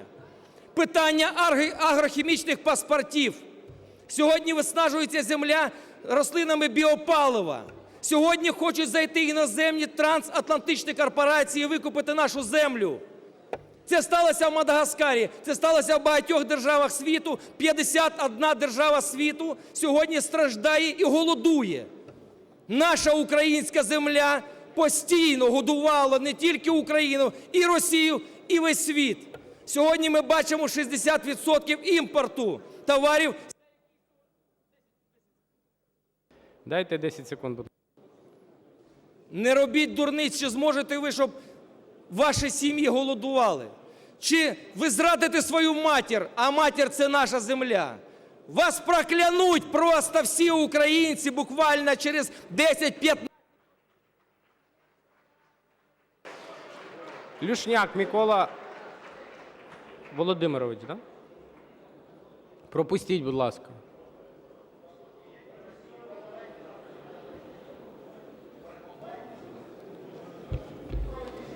Шановний пане Голово, шановні колеги народні депутати, шановний український народ.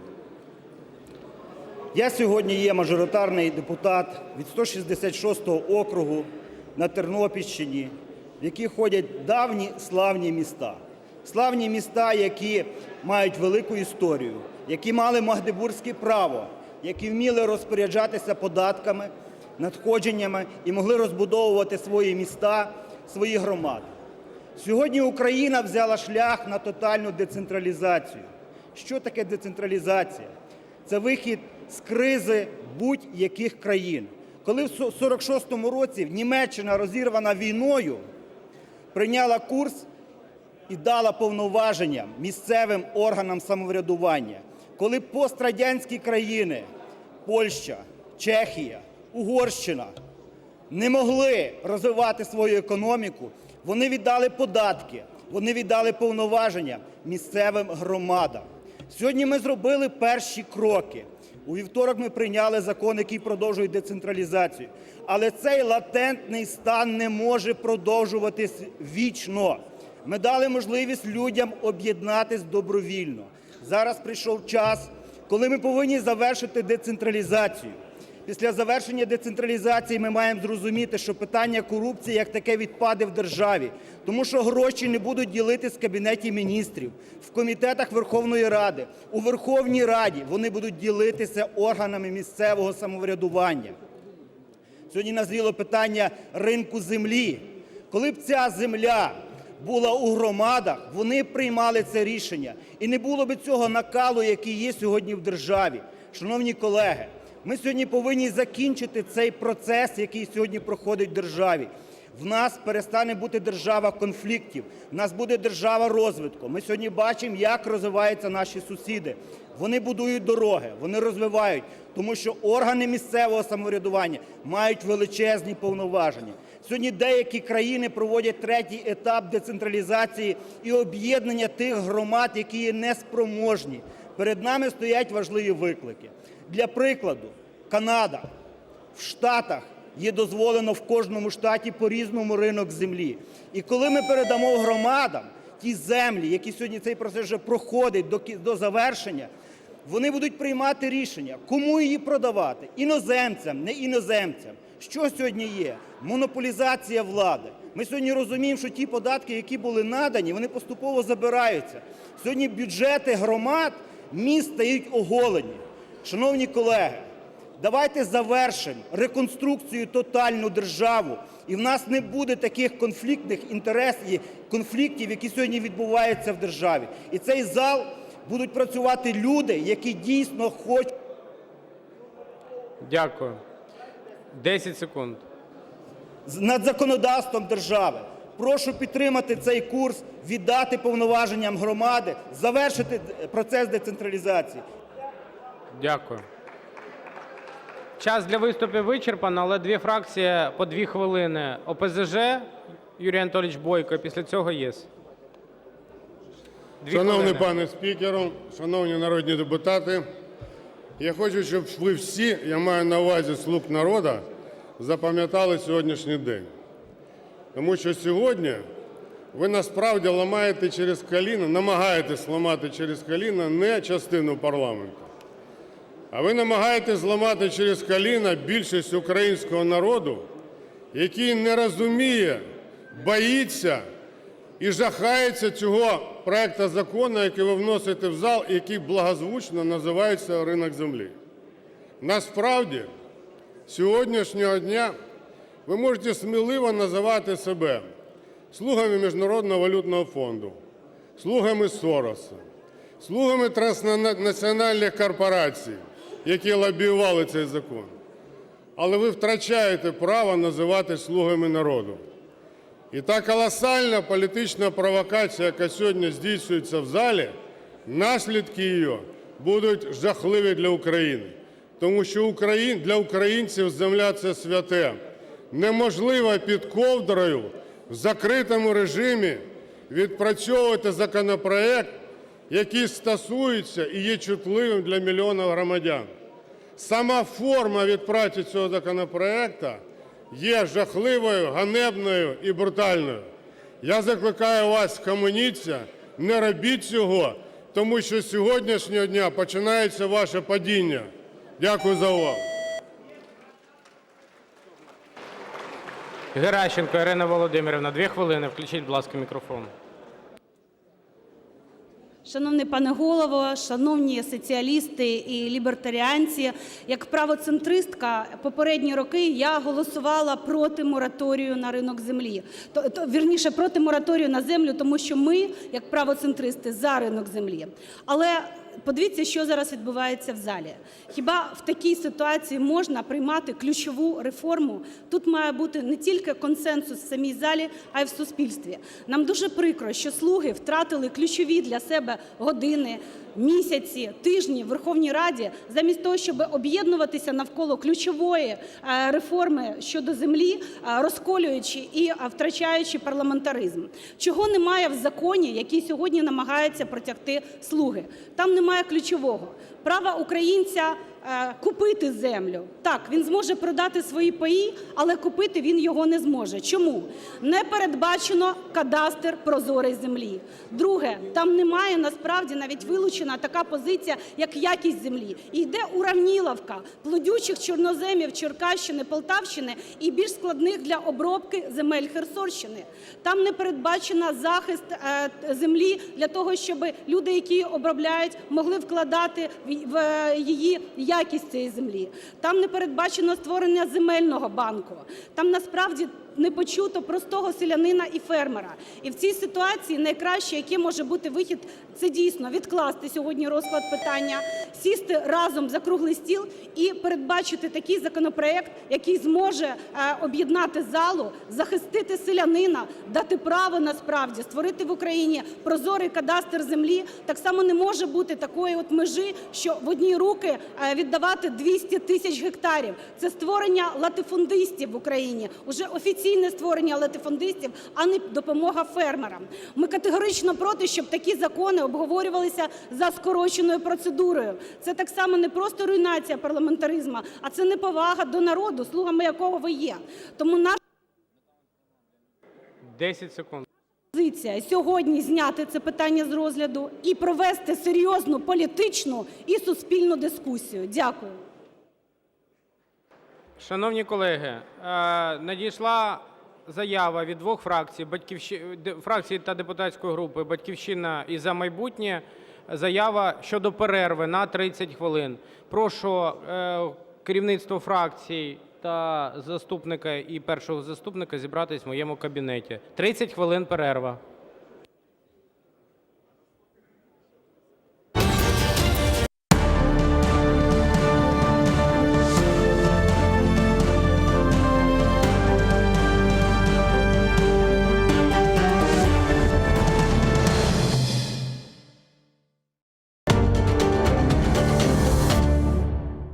Залізна завіса, два світи і боротьба за правду. Фактичність, теорія медіа та об'єктивність журналістики. Пропаганда Суркова. Як народилася кремлівська фабрика фейків. Семантична війна, конспірологія чи реальність. Дивіться у документальному фільмі «Фейк Ньюз» у суботу та неділю о 15:40 за Києвом і 16:40 за Кримом на телеканалі АТР.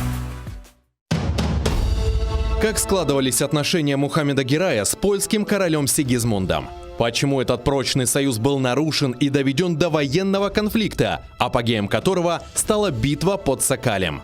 И кто встал на защиту общих интересов Кракова и Киркьера?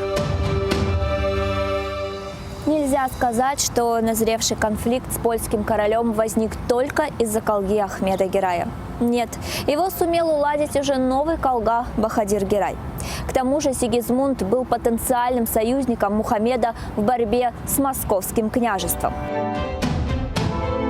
Смотрите в программе «Алтын Девир» в новом цикле «История династии Гераев». В эту субботу, 16 ноября в 17:35 на телеканале АТР.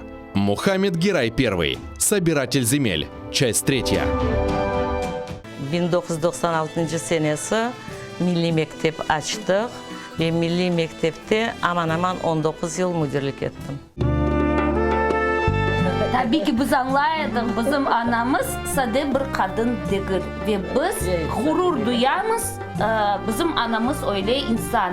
Kırım Tatarı olarak her bir ana baba aslında balasına, milli sınıfka balasını berse, ballar bahçesinde milli grupaga berse, milli mektepke berse, demek olar balalarına baxt geleceğini bağışlaylar. Aslında bizim ballarımız başkaca özlerini hissederler. Onlar mektepten çıkanda duyarlar ve bilirler, onlar bu toprağın sahipleri. Milli şuur şekillendirsek biz ballarga, demek olar endi düşünerler, fikir eterler. Onların her şeyi milletle bağlı, onların her şeyi vatanımızla bağlı, onlar her şeyini tarihke bakarlar, bilirler. Bu büyük kıymet kesip dep sayam. En mühimi birinciden insan olmak, demek merhametli, saygı, hürmet etmek büyüklerine ve elbette milli duygular aşılamak üstünde çalışamız. Bugün gördüğünüz gibi biz eski Kırım şehrindemiz. Aynı mında Milli Mektep'nin açılımında büyük hissesini koşkan ve ilk günlerinden müdürlük vazifesini eda etken Ayşe Hanım Çabanova bugün bizlerini evine davet etti. Kettik.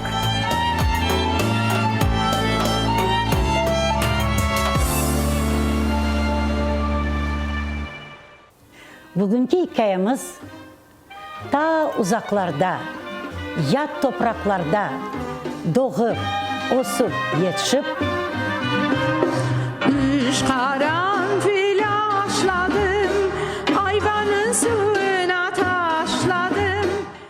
halkımızın istidatlı evladı, ak hukukçu, yırcı, bahçelerde kestane dökülür tane tane. Kadriye Nurmanbet'e bağışlanan. Karadeniz calbesi de kaday, caldamay geçmeyim masabay kaday. Karadeniz calbesi de kaday, caldamay geçmeyim masabay kaday. Seni karataymayım ben ölmeyince kaday, hiç vazgeçmeyim masabay kaday. Seni karataymayım ben ölmeyince kaday, hiç vazgeçmeyim masabay kaday. После 3 месяцев интенсивной работы в мае 1990 года правительственная комиссия под руководством Виталия Дагужиева приняла концепцию государственной программы возвращения крымских татар в Крымскую область. Концепция определяла важнейшие задачи государственной программы, а также методы организованного возвращения крымских татар на историческую родину. Работа комиссии сопровождалась жаркими дискуссиями. Тем не менее, ее деятельность была весьма плодотворная, и если бы не распад СССР, факт сам по себе отрадный, но повлекший за собой прекращение работы комиссии. Скорее всего, возвращение крымских татар на родину не растянулось бы на столь длительный срок. Крымские татары. Год 1990. Часть 2. В программе Тарик Садасы с Гульнарой Бекировой. Смотрите в воскресенье, 17 ноября, в 17:30 по Киеву и в 18:30 по Крыму на телеканале АТР.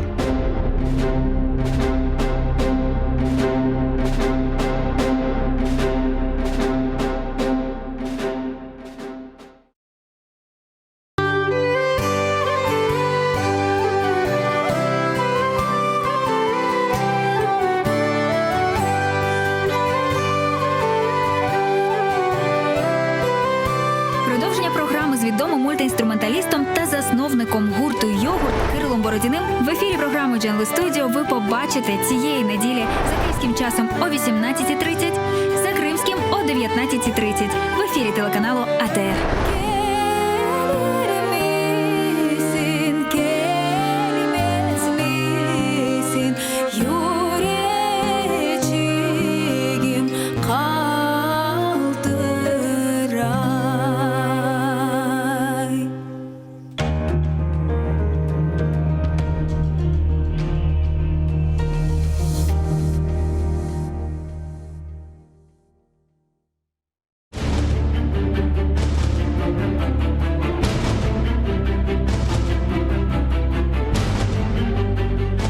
За великими изменениями, которые происходили в конце 17 века в Центральной Европе, стояли известные личности. Хан Селим Гирей, султан Мустафа II, Иван Мазепа и царь Петр I. С его приходом к власти ситуация колебаний и неясности на территории Украины начинает меняться. К чему привели амбиции и желания одного человека, который занял московский престол? С вами Андрей Саминин. Это программа об истории крымских татар.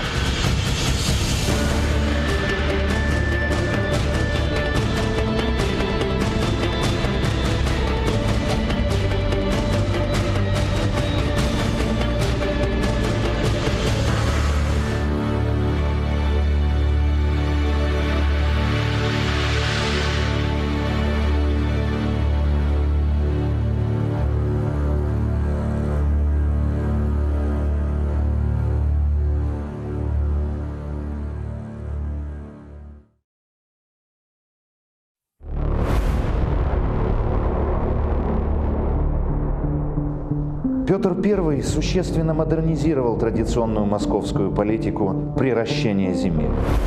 Его страсть к европейским нововведениям была вызвана именно стремлением поднять старую политику на качественно новый уровень. Поэтому можно сказать, что все европейские реформы той эпохи были вызваны не европейскими, а старорусскими страстями молодого человека. Его стремления были понятны современникам и более поздним европейским историкам.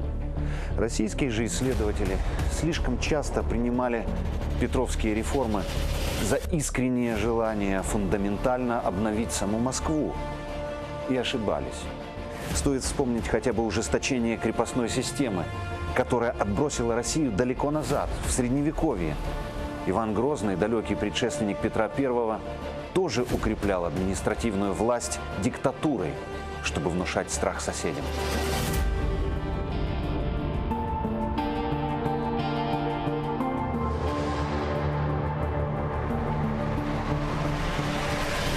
Иван Грозный также укреплял административную власть, чтобы внушать страх соседям. На службу ей привлекается все, включая даже культуру. Европейцы щедро делились своим духовным и научным достоянием с любознательным Петром, который жадно впитывал все, что могло усилить роль государства и его личную власть. Заметной стала и еще одна качественная перемена. Экспансия, с давних пор направленная на территории Дикого поля, была лишена четкой конечной цели. Этот процесс был мало похож на полноценную экономическую колонизацию. В отличие от времен Ивана Грозного, который получал огромные доходы от завоеванных земель, это было бесприбыльное расселение по обширной дикой стране.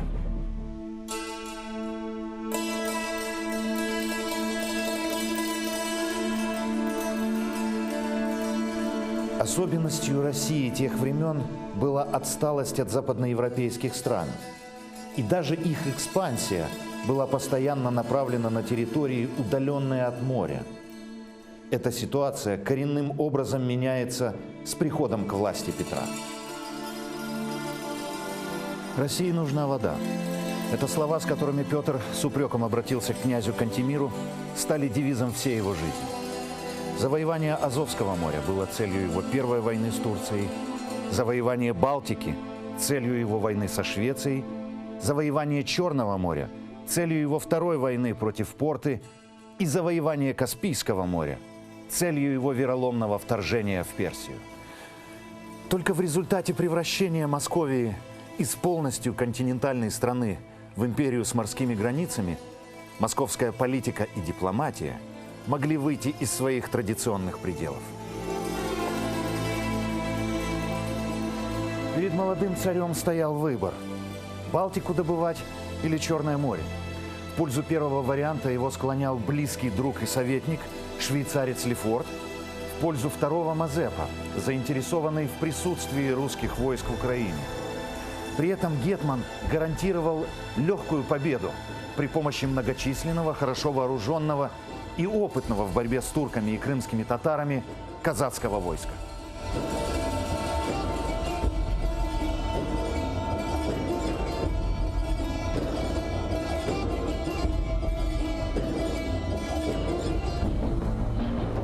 Царь, весьма доверявший гетману и ценивший его богатый политический опыт, склонился к его мнению и выступил в 1695 году на Азов. Этот поход больших результатов не имел, чему турецкий гарнизон крепости был во многом обязан крымско-татарскому войску. Но через год, когда молодой царь собрал гораздо большие силы и увеличил число боевых кораблей, поход к устью Дона повторился с куда большим успехом. К началу первого Азовского похода войско Селимгирея во главе с самим ханом оказалось на месте, у перекопа Азов. Наступление русских уже шло полным ходом, когда хана практически силой лишили возможности руководить обороной Крыма ради очередного похода, предпринятого новым султаном Мустафой II. Селимгирей подчинился, но во время его отсутствия пали Эскитаван, Арслан-Кермен и Кис-Кермен, а Шах-Кермен был сожжен. Сотни мирных жителей при этом были подвергнуты пыткам, казнены и угнаны русскими солдатами для продажи в рабство. Ангарский перевал удалось удержать только отчаянной храбростью эмиров из рода Ширинов.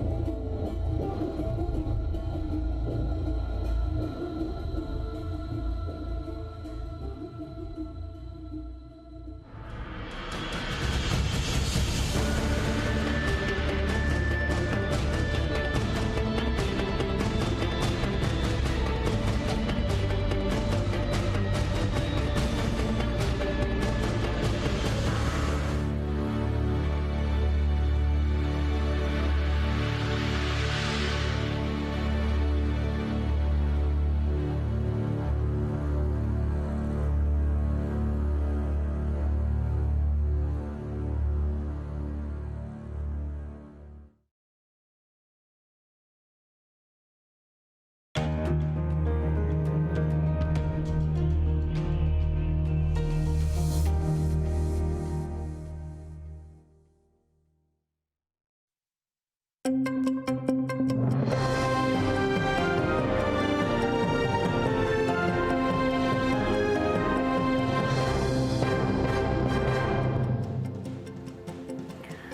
13 листопада, 2092 день окупації Криму Росією. В ефірі інформаційна служба «Заман». Я Олеся Галич. Вітаю вас. Рибальство в Азовському морі. Сьогодні між представниками Росії та України може бути підписаний договір про розподіл квот на вилов риби. Підписувати його будуть дистанційно. Обговорення триває онлайн у Бердянську в інституті рибного господарства.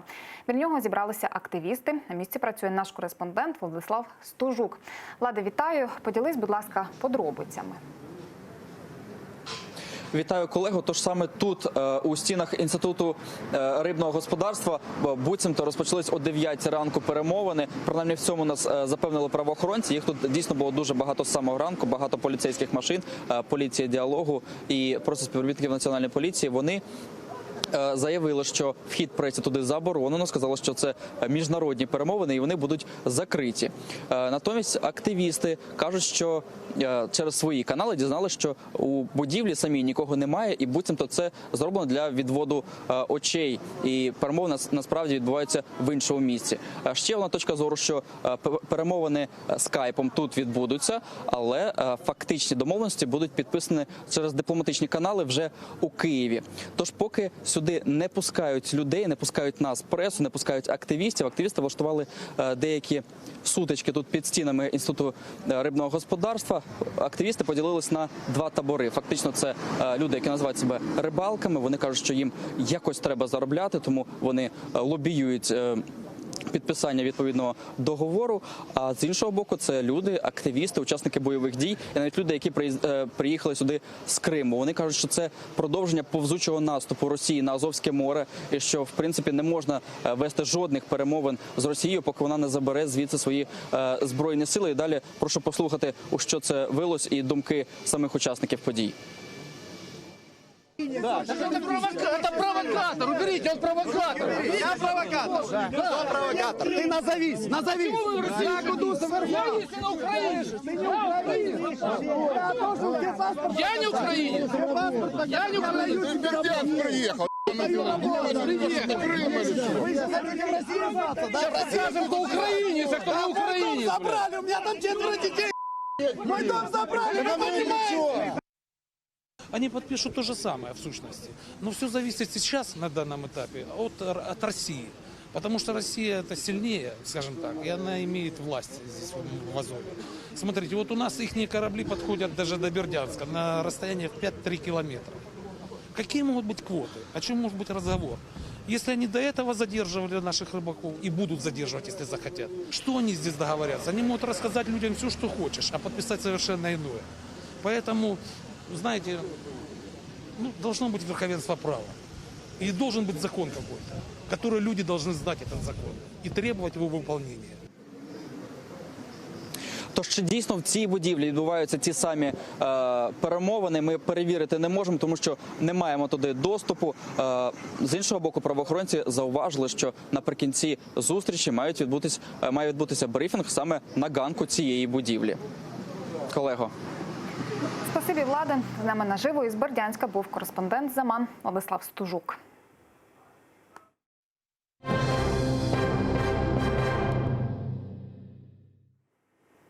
На лінії фронту знову поранені. При обході передових позицій на міні підірвалися 2 бійці. Один із них – командир 128-ї гірсько-піхотної бригади полковник Євген Коростельов. Його стан медики оцінюють як стабільний.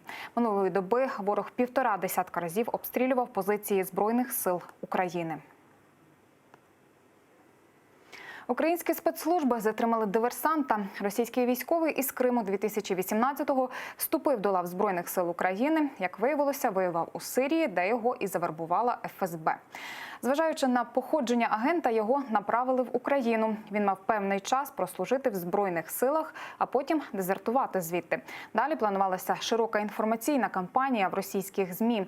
Завербований військовий мав розповідати про жалюгідний стан української армії. Однак при спробі втечі його затримали на адміністративній межі з анексованим Кримом.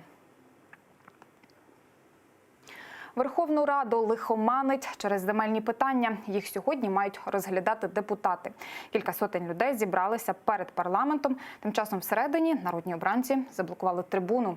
У парламенті працює наш кореспондент Вікторія Козуб. Вікторія, вітаю. Розкажи, яка ситуація зараз в Раді, проти чого протестують мітингарі та депутати. Вітаю, Олесю. Дійсно, сьогодні Верховну Раду лихоманить, адже сьогодні народні обранці розглядають земельні законопроекти. Одним із найдискусійніших є законопроект 2178 щодо обігу сільськогосподарських земель. Він стоїть першим на порядку денному і також мають розглянути ще 11 альтернативних законопроєктів. Ними, власне, визначаються норми щодо набуття прав та, власне, обмеження, зокрема, наприклад, одна людина не може скуповувати 15% землі у межах області та 0,5% у межах всієї території України. Тим часом проти продажу землі, прийняття, зокрема, і цих законопроєктів виступили аграрії. Вони сьогодні зібралися під стінами Верховної Ради, туди стягнули техніку і, власне, влаштували такі символічні похорони. Зокрема, привезли до Верховної Ради мертву свиню у труні і кажуть, що це має символізувати таку ж долю тваринництва і взагалі аграрного сектору країни, бо кажуть, що дрібні селяни не зможуть конкурувати із великими агрохолдингами. Прошу пряму мову. Аграрій говорить за те, що має бути цивілізований обіг земель сільськогосподарського призначення. І тут, в стінах цієї Верховної Ради, сидять люди, які мають запропонувати модель, як цей обіг земель має відбуватись. А вони нам пропонують з 1 жовтня 2020 року просто розпродаж країни. Розпродаж 72% території України. Тим часом не всі народні обранці також підтримують цей законопроект. Зокрема, із самого ранку представники опозиційної платформи «За життя» блокували трибуну, власне, розвісили банери і кричали «Ганьба» під час виступу представника «Слуги народу» Микити Потураєва. Як це було? Прошу подивитися. Прошу реєструватись. Реєстрація кнопкою «За» відбувається, нагадую.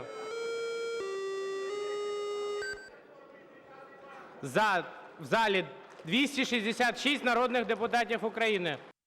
Навіть під цей ганебний звук, який йде з сівших батарійок, ми нарешті зведемо рахунки з цим маньяком Леніним і з людожером Сталіним, які зробили все, щоб позбавити український народ головного багатства землі.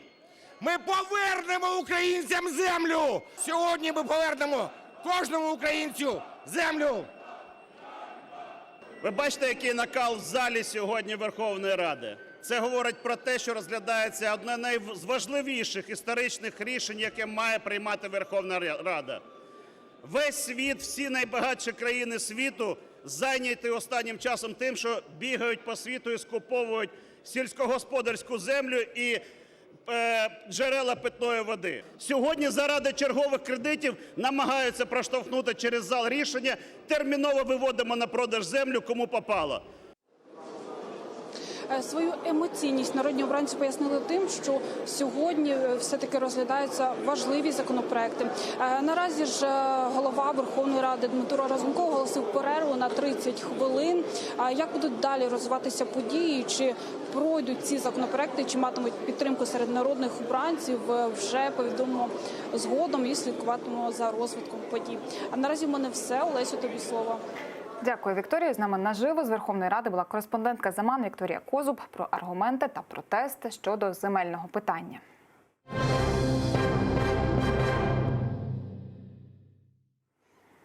Рішучий протест висловило Міністерство закордонних справ України через вирок фігурантам так званої справи про тероризм з Ялтинської групи. У заяві відомства наголошується, що Росія застосовує антитерористичне законодавство для прикриття політичних репресій проти кримських татар та інших незгодних з окупацією мешканців півострова. Закликаємо міжнародну спільноту засудити це неправомірне рішення і посилити політико-дипломатичний та санкційний тиск на державу-агресора з метою припинення Росією порушень прав людини у тимчасово окупованому Криму, звільнення усіх незаконно утримуваних громадян України в РФ та відновлення територіальної цілісності України у міжнародно визнаних кордонах. Нагадаю, напередодні Ростовський суд оголосив вироки 6 кримчанам. Найбільше отримав Муслім Алієв – 19 років, Інвер Бакіров – 18, Вадиму Сіруку та Еміру Сеїну-Куку присудили по 12 років, Рефату Алімову – 8, Арсену Джепарову – 7. Їх усіх звинувачували у намірах повалити існуючий в Росії режим та участі у забороненій Кремлем організації Хізбут Тахрір. Адвокати оскаржуватимуть рішення суду. Залишити за ґратами ще 5 фігурантам так званої справи про тероризм з 2-ї Сімферопольської групи окупанти продовжили арешт до 15 лютого наступного року. Це Гремзі Бакіров, Енвер Аметов, Осман Аріфмаметов, Сейтвелі Сейтабдієв, Різа Ізетов та Алім Карімов. Засідання проходили в окупаційному Київському районному суді Сімферополя. До зали пустили родичів кримських татар. Суд жодних аргументів захисту не взяв до уваги. Все стандартно, ходатайство следователя стандартно, могут скрыться, могут повлиять на следствие. Единственное, удовлетворило наше ходатайство о том, чтобы в отношении сотрудников следственного изолятора вынесли частное определение, так как в очередной раз ребята практически сутки не будут кушать, так как следственный изолятор не обеспечивает их продуктами. Також до 15 лютого залишиться за ґратами ще один фігурант цієї сфабрикованої справи – Ерфан Усманов. Запобіжний захід йому продовжили напередодні у Ростові. Під час засідання до будівлі суду приїхала швидка, судові пристави сказали дружині бранця, що Ерфану зле. Але згодом виявилось, що лікарів викликали до когось іншого. При встрече с ним я у него спросила, он сказал, что нет, что все хорошо, скорую вызывали не ему. Соответственно, мы, жена и все родственники, которые вот прибыли в город Ростов-на-Дону, все переживали по поводу того, что, ну вот как бы введение в заблуждение родных и близких, тоже непонятно к чему это, для чего это делается. Мустафі Джемілєву 76, народжений в Криму, через півроку відірваний від батьківщини. Від юних років під пресом тоталітарного режиму. Щохвилини під наглядом репресивної машини на чужині. Гартований 1,5 десятками років тюрми. Він став живим портретом долі кримсько-татарського народу. Відлагоджена радянська система страху таки зламалася об його небажання боятися. Він таки повернувся на батьківщину і привів за собою додому цілий народ. Знесилений, розчарований і втомлений, але з твердою вірою, такою, що навіть під окупацією, новими гоніннями і репресіями вже не зламати. І це все, чим встигаю поділитись. Більше свіжої інформації вже менш ніж за годину розповість Гульсум Халілова. Завжди актуальні новини шукайте на сайті ATR.ua і не забувайте заходити на нашу сторінку в YouTube. Найцікавіші епізоди ефірів вже там. Гарних новин і дякую, що обираєте АТР.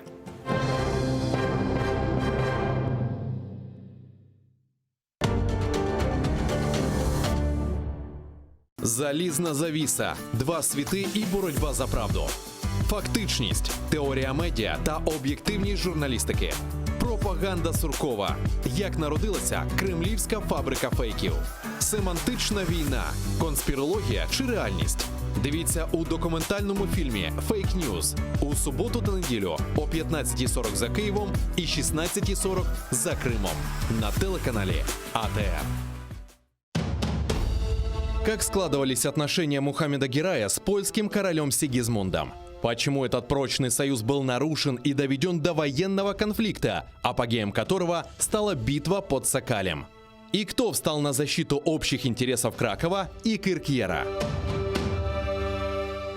Нельзя сказать, что назревший конфликт с польским королем возник только из-за колги Ахмеда Герая. Нет, его сумел уладить уже новый колга Бахадир Герай. К тому же Сигизмунд был потенциальным союзником Мухаммеда в борьбе с московским княжеством.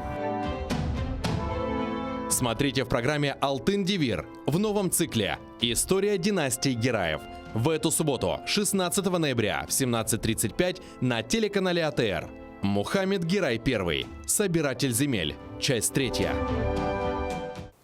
Бүгінгі hikayemiz ta uzaklarda, yat topraklarda doğup, osup, yetişip Üç karanfil aşladım, ayvanın suyuna taşladım. halkımızın istidatlı evladı, ak hukukçu, yırcı, Bahçelerde kestane dökülür tane tane. Kadriye Nurmanbet'e bağışlanan. Karadeniz calbesede kaday, caldamay geçmeyim masabay kaday. Karadeniz calbesede kaday, caldamay geçmeyim masabay kaday. Seni karataymayım ben ölmince kaday, hiç vazgeçmeyim masabay kaday. Seni karataymayım ben ölmince kaday, hiç vazgeçmeyim masabay kaday. После 3 месяцев интенсивной работы в мае 1990 года правительственная комиссия под руководством Виталия Дагужиева приняла концепцию государственной программы возвращения крымских татар в Крымскую область. Концепция определяла важнейшие задачи государственной программы, а также методы организованного возвращения крымских татар на историческую родину. Работа комиссии сопровождалась жаркими дискуссиями. Тем не менее, ее деятельность была весьма плодотворная, и если бы не распад СССР, факт сам по себе отрадный, но повлекший за собой прекращение работы комиссии. Скорее всего, возвращение крымских татар на родину не растянулось бы на столь длительный срок. Крымские татары. Год 1990. Часть 2. В программе Тарик Садасы с Гульнарой Бекировой. Смотрите в воскресенье, 17 ноября в 17:30 по Киеву и в 18:30 по Крыму на телеканале АТР.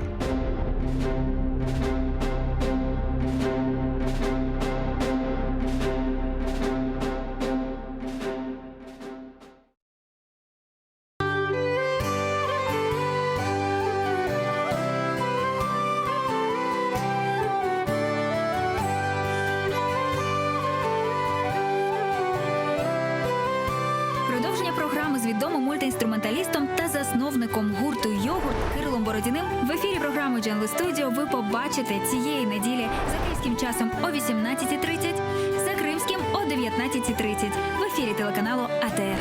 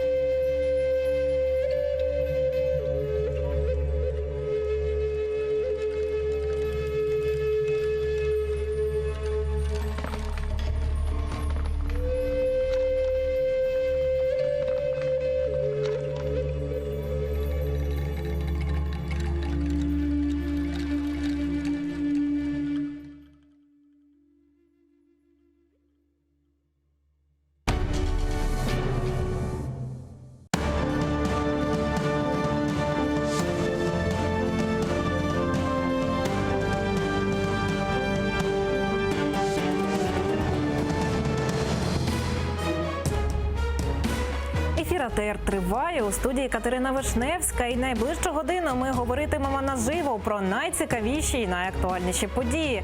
Залишайтеся з АТР, нам є про що розповісти. Верховна Рада так і не взялася за продаж землі, що стало на перешкоді в депутатів. Слуга народу з купою автівок і квартир. Журналісти розповіли про чималі статки нардепа. Путін міркує, чи зустрітись тет-а-тет із Зеленським. Зустріч зголосився організувати Назарбаєв. Вітаю всіх, хто долучився до прямого ефіру телеканалу АТР. Катерина Вишневська разом із вами задля обговорення найактуальніших тем. І я вітаю нашого гостя Валерій Іванов, медіаексперт, президент Академії української преси. Добрий вечір. Добрий вечір. А зараз перенесемося до Верховної Ради. Там наша кореспондентка Мілена Медій від самого ранку слідкує за тим, що відбувається у парламенті. Та біля нього, Мілено, вітаю. Які у тебе новини? Що нам розкажеш? Салям алейкум, Катерина. Отже, вечірнє засідання триває вже 20 хвилин. Почалося воно майже вчасно, і 296 депутатів зареєструвалися. І через те, що вони вже письмово не реєструються, тільки голосуванням кнопкою «за», власне, це стало приводом для жарту від Дмитра Разумкова, що саме від такого голосування і залежить зарплата нардепів. І якраз щодо кнопкодавства, вже четверте в Верховній Раді зафіксували кнопкодавство. І зробив це ніхто інший, як депутат від опозиційної платформи «За життя» Василь Німченко. Він саме й порушив процедуру особистого голосування. Відомо, що він проголосував за законопроект щодо вдосконалення освітньої діяльності у сфері вищої освіти. Це було на ранковому засіданні. Дмитро Разумков подякував журналістам за те, що вони так пильнують за тим, щоб депутати чесно виконували свою роботу. Ну а Стефанчук сказав, що звернеться вже традиційно, вже в четверте, до регламентного комітету. Отже, зараз депутати вирішують, чи позбавляти Ірину Луценко депутатських повноважень. А за що вони сьогодні не голосували, так це точно за ринок землі. Вже зранку приганяли і трактори до Верховної Ради, і Батьківщина велетенський просто банер розвісила. Але на порядку денному цього законопроекту нема, хоча в кулуарах усі розмови тільки про неї. Я залишаюся тут та чатую попереду, що зміни до бюджетного кодексу та кримінального. Олего. Дякую, Мілена Медій. Наша кореспондентка була наживо з Верховної Ради. Там розпочалося вечірнє засідання. Нагадаю, що законопроекти про ринок землі, які мали сьогодні розглядатися, було вилучено з порядку денного. Давайте послухаємо голову фракції «Слуга народу» Давида Арахамію, який пояснив, чому це відбулося. Плануємо завтра збирати фракцію, потім вирішувати щодо виносити її на законопроект на землю. Чому немає? Сьогодні дуже багато важливих законопроєктів і про бурштин, і про ринок електроенергії, які ми в першому читанні вже прийняли, і про освіту. Ну, дуже багато взагалі навантаження. Якщо поставити землю, там, здається, зараз скільки? 8, 11, альтернативних законопроєктів. Це історія на один день, на весь день. Просто не хочеться марнувати зараз весь день чи припинятись посередині, і потім переходити на наступний день. Ось така аргументація. Пане Валерію, що нам взагалі скажете про цю ситуацію довкола ринку землі? От відкладаються законопроекти, і там президент вчора так у своєму стилі записав звернення з роз'ясненнями. От Арахамія аргументував перенесення відкладання цих законопроектів журналістам сьогодні таким чином. От ваша думка? Ну, в принципі, тут логіка президента зрозуміла. Це було одним з основних його обіцянок під час передвиборчої кампанії. І він хоче протиснути це, поки у нього ще є високий рейтинг. Але ж всі опитування свідчать, що більше ніж 2/3 населення України проти цього. І, звичайно, таким чином він просто ризикує дуже швидко втратити ті рейтинги, які у нього є на сьогодні і які ще дуже високі. Це з точки зору політтехнології. А з точки зору взагалі-то державного розвитку, в нинішній ситуації відкривати ринок землі дуже ризиковано. Чому? Ми не маємо нормального правосуддя. І таким чином просто є ризик, що земля піде олігархам, які зараз її контролюють, але контролюють не на правах власності. І цілком можливо не убезпечено і те, про що нібито вчора говорив президент, що він убезпечить, тобто перехід землі в власність іноземців. Все це може бути і технічно нескладно робиться. Давайте зараз послухаємо противників відкриття ринку землі. Сьогодні були і такі виступи у Верховній Раді. Прошу пряму мову лідерки фракції «Батьківщина» Юлії Тимошенко. Сильні, інтелектуальні, розумні країни світу своєю стратегією визначили скупку в державну власність земель сільськогосподарського призначення як в своїй країні, так і за межами країни. Ні в якому випадку не можна сьогодні Україні позбавитися цього стратегічного ресурсу. Не лише «Батьківщина» сьогодні прийшла до Верховної Ради із банером, а фракція «Опозиційна платформа за життя» також виступала проти відкриття ринку землі. Давайте послухаємо, подивимося виступ співголови фракції Вадима Рабіновича. Всім представникам МВФ, Сороса та іншим, чиї загребущі руки ці тягнуться к землі України, я хочу сказати, ви прорахувалися, панове, не вийде. Хрен вам, а не земля України. Запомнили? А хто не розуміє по-русски, я переведу. Дідька лисого ви отримаєте, а не землю України. Понятно так? Понятно, да? Поэтому закликаю всіх об'єднатися заради захисту нашої землі. Коли б я мав талант, я б зараз заспівав пісню «Вставай, страна огромна». Так, не було розгляду законопроєктів щодо земельної реформи, втім шоу все-таки відбулося у Верховній Раді. А попри це, як вам така риторика і такі виступи?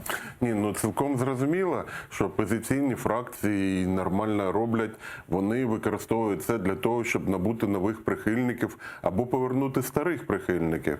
І те ж саме, що і фракція Порошенка теж, вона виступила проти, хоч дещо іншою риторикою. Тут же ж, коли ми говоримо про українських політиків, ми не можемо говорити про ідеологію, і ми не можемо говорити про те, що вони якось зорієнтовані саме на національні інтереси. Вони більше зорієнтовані на якісь сьогоднішні інтереси з тим, щоб сьогодні здобути якісь прихильність людей. Що буде завтра?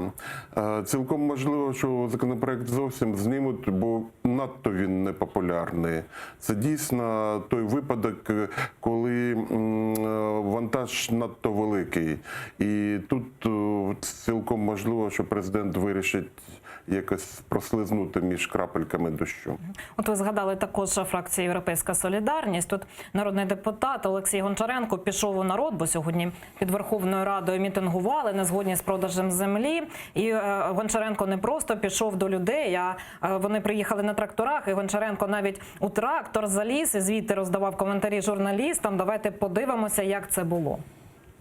Сьогодні, на жаль, українські фермери, замість того, щоб спокійно працювати на своїй техніці на українській землі, вони вимушені були приїхати під Верховну Раду, щоб нагадати, наскільки це важливе питання землі. Вони не хочуть заїжджати на своїх тракторах в Верховну Раду. Поки що. Поки що, як сказав Зеленський. Поки що. І тому ми маємо їх почути. Так, щодо Гончаренка, то це не перший перформанс, який він влаштовує. А от щодо цих мітингів, на вашу думку, скільки в них правди і щирості, і чи не може це бути щось на догоду і зорганізоване політиками? Звичайно, тут цілком може бути. Для нас, коли ми дізнаємося про якісь перекриття доріг і про якісь інші перформанси, перше, про що думаєш, кому це вигідно. Ми вже звикли, що у нас дуже часто такі заходи мають проплачений характер. Але в цьому випадку питання землі, воно дійсно стосується дуже широкої аудиторії. Це стосується фактично всіх, в тому числі тих, хто живе в містах. І цілком можливо, що якщо не на цьому етапі, то на наступному можуть бути якісь вже дійсно стихійні дії. І ці дії буде важко зупинити. У Верховній Раді на загал сьогодні було дуже весело. Ілля Кива під час присяги народного депутата Рудика відзначився особливою витівкою, а ось якою, давайте зараз подивимося разом. Шановні колеги, а можна не перетворювати Верховну Раду в незрозуміло що? Я не розумію, що це за народний депутат, якщо у вас буде таке посвідчення. Я розумію, що це, хто це, але, колеги, а можна зняти маску? О, маска! Дякую. Дякую. Дякую. Это то, чего боитесь вы, и то, что следит за вами, и то, что вас контролирует. Мы не боимся резиновых масок.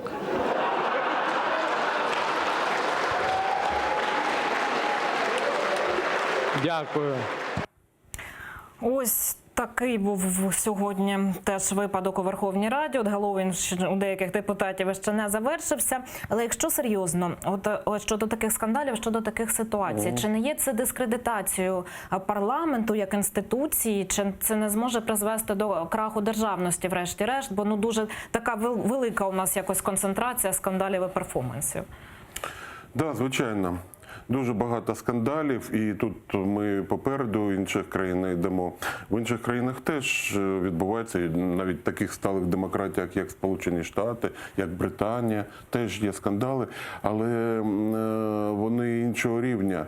Ми молода демократія, ми зовсім ще юна, і у нас от такі речі, вони в принципі для депутатів виправдані, бо про це будуть говорити, Кива буде прізвище звучати, а для нього це і потрібно.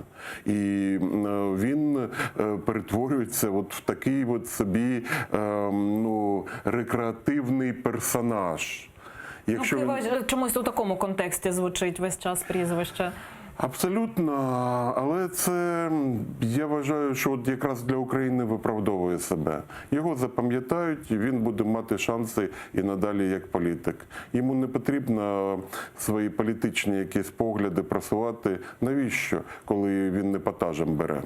Ну, от, до речі, щодо персонажа, який вибрав Кива, так, тут проводять дійсно паралелі із цим скандалом з перепискою, але це напряму не прозвучало. Що про це думаєте? Це тролінг такий? Ви знаєте, насправді це жах. Чому жах? Тому що беруть переписку, в тому числі і найвищих чиновників, і використовують. Судячи з усього, з того, що нема спростувань, вона правдива. А якщо так, то, вибачте, країна в стані війни, а у нас фактично немає державної таємниці. То це дійсно дуже погано. Сама по собі ці переписки, вони мають різний характер. Там, де є корупційна складова, вони, звичайно, мають дуже суворо розглядатися відповідними органами. Там же, де моральна складова, тут хай вирішують ті фракції, які обирали того чи іншого депутата. І я не вважаю, що це так щось, якась там небо падає на землю, чи Дунай тече вспять. А на жаль, ж і корупційних досить таки багато таких переписок скривається. От, до речі, ще про одного депутата хотіли з вами поговорити. Журналісти програми «Наші гроші», які робить Bihus.info, дізналися про чималі статки родини народного депутата Дубинського. Там має багато квартир, автівок. Давайте подивимося фрагмент програми наших колег. Зважаючи на кількість усього, замість опису елітності кожної окремої квартири, краще наведемо загальну статистику. Кількість квартир – 24. Площа – близько 2000 квадратних метрів. Кількість землі – 70 соток. Кількість будинків – 2. Кількість авто – 17. Загальна вартість – близько 2,5 мільйонів доларів. З цього записано на маму майже 50%. Ну а зараз надамо слово самому Олександру Дубинському і подивимося фрагмент відео, яке він записав, коментуючи це розслідування. Каждый раз информация о моих квартирах и машинах появлялась тогда, когда я кому-то крепко наступал на хвост. Ну и вот в данной ситуации это псевдорасследование Бигуса, это точно такие же последствия моей работы. То есть когда я их крепко ебал, они бегут к кому-то и договариваются вот о такого рода заказухах, которые появляются с периодичностью один раз в год. Помните, кризиса нет, они пи***ят наши с вами деньги и пытаются сделать вид, что это мы их пи***ем. Нет, мы их не пи***ем, мы их честно зарабатывали и будем зарабатывать в рамках закона. Ну а все имущество увидите в декларации. Так, ось так спілкується народний депутат, мажоритарник, чи то з підписниками, чи то з виборцями, чи і з тими, і з тими. А на вашу думку, ця поведінка, наскільки вона взагалі доречна, і взагалі чи погано мати таку кількість майна депутата? Ну, щодо поведінки, тут же ж ми маємо такий феномен. У нього багато дуже підписників. Тобто людям подобається такий стиль. Я не є підписником цього каналу, але ж та кількість, значить, їм подобається, коли з ними так спілкуються. Значить, він має право спілкуватися і таким чином. Щодо майна, ну, розумієте як, тут же ж не майно цікаво. Якщо воно дійсно офіційно зароблено і з цього проплачені податки, це справа дійсно його і його родини. Якщо ні, то тут справа держави, щоб з цим розібратися. В усякому випадку, чи вірите ви, що буде такий розбір? Я от особисто не вірю. Чому? Ну, розумієте як, бо він таки має рацію, Дубинський. Це дійсно якась конкретна політична ситуація, і от почала така реакція, хтось злив журналістам цю інформацію. Журналісти, до речі, високопрофесійні, і якщо вони вже зробили такі висновки, то їм повністю можна довіряти. Чому воно виникло саме зараз? Ну, дійсно, мабуть, якісь є конфлікти інтересів. Як тільки цей конфлікт інтересів буде вирішений, про це забудуть. Так, от з'явилася буквально щойно оперативна інформація. Підсумки засідання тристоронньої контактної групи. Усі перешкоди на шляху до зустрічі у нормандському форматі знято. Про це повідомляє УНН. Будемо слідкувати за цією інформацією. І як тільки з'являться нові подробиці, звісно, про них поговоримо. От, до речі, сьогодні перший президент Казахстану Нурсултан Назарбаєв пропонував також зустріч президента Зеленського та російського лідера Путіна. Тет-а-тет пропонував для цього Казахстан. Давайте почуємо Нурсултана Назарбаєва. Я вже отримав згоду Зеленського на зустріч тет-а-тет. Про це повідомив президенту Росії. Тепер подивимось. Якщо нейтральний майданчик потрібний, я запропонував Казахстан. Не потрібно гальмувати і не треба думати, що Путін цього не хоче. Він хоче, щоб там настав мир. І ми всі чудово розуміємо, що не території Росії потрібні, а зовсім інші речі. З інших причин там виявилися російські силові структури. У Кремлі відреагували на пропозицію Назарбаєва. І ось що сказав речник Путіна Дмитрій Песков. Ми традиційно вдячні Назарбаєву і високо цінуємо зусилля наших казахстанських партнерів, зусилля Нурсултана у плані налагодження російсько-українських відносин. Путін сам говорив, що він ніколи не відмовляється від таких зустрічей, і від цієї теж, але вважає, що зустрічі заради зустрічі матиме мало користі. Вона має бути добре підготовленою. Ми зараз усі концентруємось на підготовці зустрічі в нормандському форматі.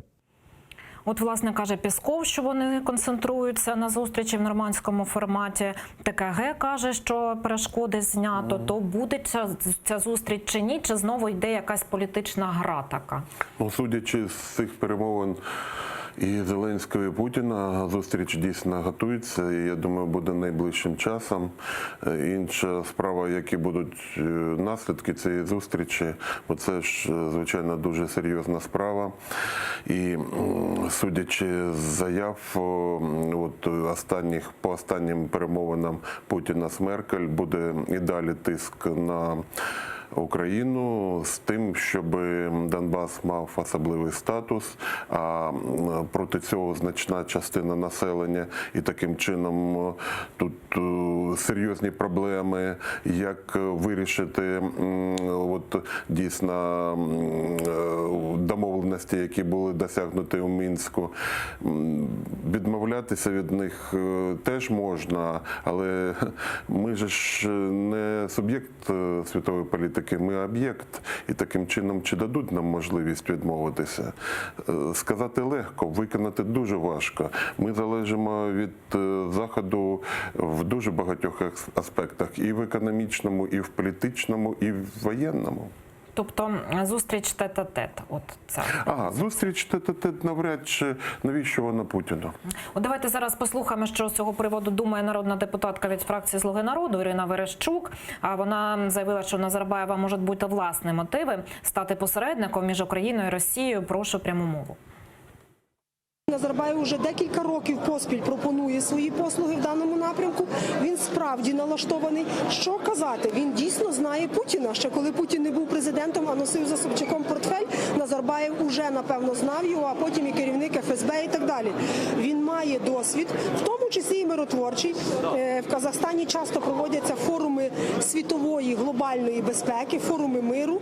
Назарбаєв уже давно має сентимент і хоче бути міжнародного зразка миротворцем. І зрозуміло, що хоче в даному випадку використати ситуацію на свою користь. Про те, що треба використовувати і нові міжнародні механізми, сказав народний депутат від фракції «Батьківщина» Валентин Наливайченко. Давайте послухаємо докладніше. Якщо тема зустрічі така, деокупація, відновлення миру і відновлення територіальної цілісності, то насправді можна і треба задіювати будь-які міжнародні механізми. Я знаю особисто президента Назарбаєва, він вчився в колишньому Дніпродзержинську, закінчував училище. Він справді дуже з великою повагою і симпатією ставиться і до України, і до українців. Ну, спогади юнацтва, що говорити. Його досвід теж, вага політична теж мається на увазі позитивні. Ось такі думки народних депутатів щодо пропозиції Назарбаєва. Ну, дійсно, тут Казахстан яким чином фігурує, яка його тут може бути якісь інтереси, чи чому взагалі звідки ця пропозиція з'явилася? Ну, дійсно, і в Астані, і в Алматі були міжнародні зустрічі по встановленню миру. І цілком можливо, що ця площадка, вона прийнятна. Назарбаєв має досить таки високий авторитет в євразійському регіоні. Тут проблема не в цьому. Проблема в тому, що така зустріч була б вигідна тільки нашій країні. Інтерес Путіна в тому, щоб з західними партнерами і їх руками примушувати нас на якісь дії, які для нас зараз невигідні. Ну, а взагалі, на вашу думку, президент Зеленський, він готовий говорити з Путіним віч на віч? Ну, як на мене, готовий. Він молода людина, в якої дуже мало шор. Тобто він відкритий для спілкування, він чудовий комунікатор. Тут він, звичайно, готовий. Ну, справа ж не тільки в тому, що являє собою конкретна людина, от президент Зеленський, а справа в тому, кого він представляє. В даному випадку він представляє велику країну, яка знаходиться вже давно в стані війни, яка втратила частину своєї території, яка нестабільна в економічному плані, яка залежить багато в чому від західних партнерів, і таким чином у нього дуже складна об'єктивна позиція для переговорів. В даному випадку він та готовий, але йому важко буде підкріплювати свої слова достатньо високими і важкими об'єктивними аргументами. А які питання взагалі Україна має ставити на подібній зустрічі чи зустрічах? Ну, звичайно, перш за все, це встановлення миру в Донбасі і встановлення контролю за територією, тобто контролю, перш за все, за кордоном. І, в принципі, на словах всі готові на це йти, але висувається ряд проміжкових аргументів, які для України дуже важко виконати. От трохи з'явилося більше інформації щодо засідання ТКГ. Дарка Оліфер, речниця Леоніда Кучми, пише: сьогодні на засіданні тристоронньої контактної групи було знято всі перешкоди на шляху до зустрічі у нормандському форматі. На найвищому рівні розведення сил та засобів в районі Золотого, Петрівського та Станиці Луганської стало останніми кроками в цьому напрямку. Проведення зустрічі лідерів країн нормандської четвірки найближчим часом прискорить вирішення всіх актуальних питань з врегулювання конфлікту. Ось такий коментар. Щодо цього розведення, і взагалі це дійсно зняло передумови, і чи це дійсно створили передумови, звичайно. Тепер може, я думаю, найближчим часом відбудеться така зустріч. Просто не треба покладати на неї надто багато сподівань. Я думаю, це нові виклики, і виклики не дуже приємні для України. От, до речі, сьогодні у Верховній Раді теж згадували дуже важливу тему. У фракції «Голос» запропонували план деокупації Криму та Донбасу. Давайте послухаємо пропозиції народного депутата Святослава Вакарчука. Знайти в собі сили, зібратися, підняти нашу економіку, зробити так, щоб Україна була готова до викликів, які стоять перед нею, і разом всією країною на українських умовах встановити мир і повернути окуповані території. Саме цей шлях пропонує партія «Голос». Ми просимо від парламенту стати нарешті місцем, який виробить цей чіткий проукраїнський план. Ну от поруч дійсно зі словами «план деокупації» дуже часто стоять дієслова. Кажуть, декларують, втім плану як такого фізично нема. Чому, на вашу думку?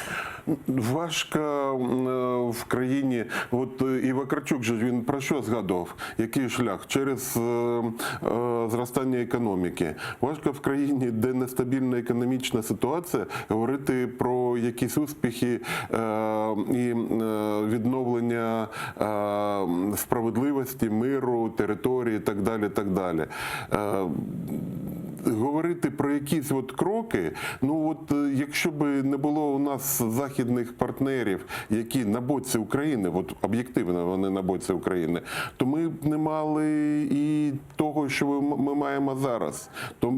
Тобто не мали ніяких гарантій того, що Росія не піде далі, а не обмежує свій вплив на визначену територію. Зараз безпосередні загрози продовження агресії немає, але вже те, що є, воно призводить до жахливих наслідків.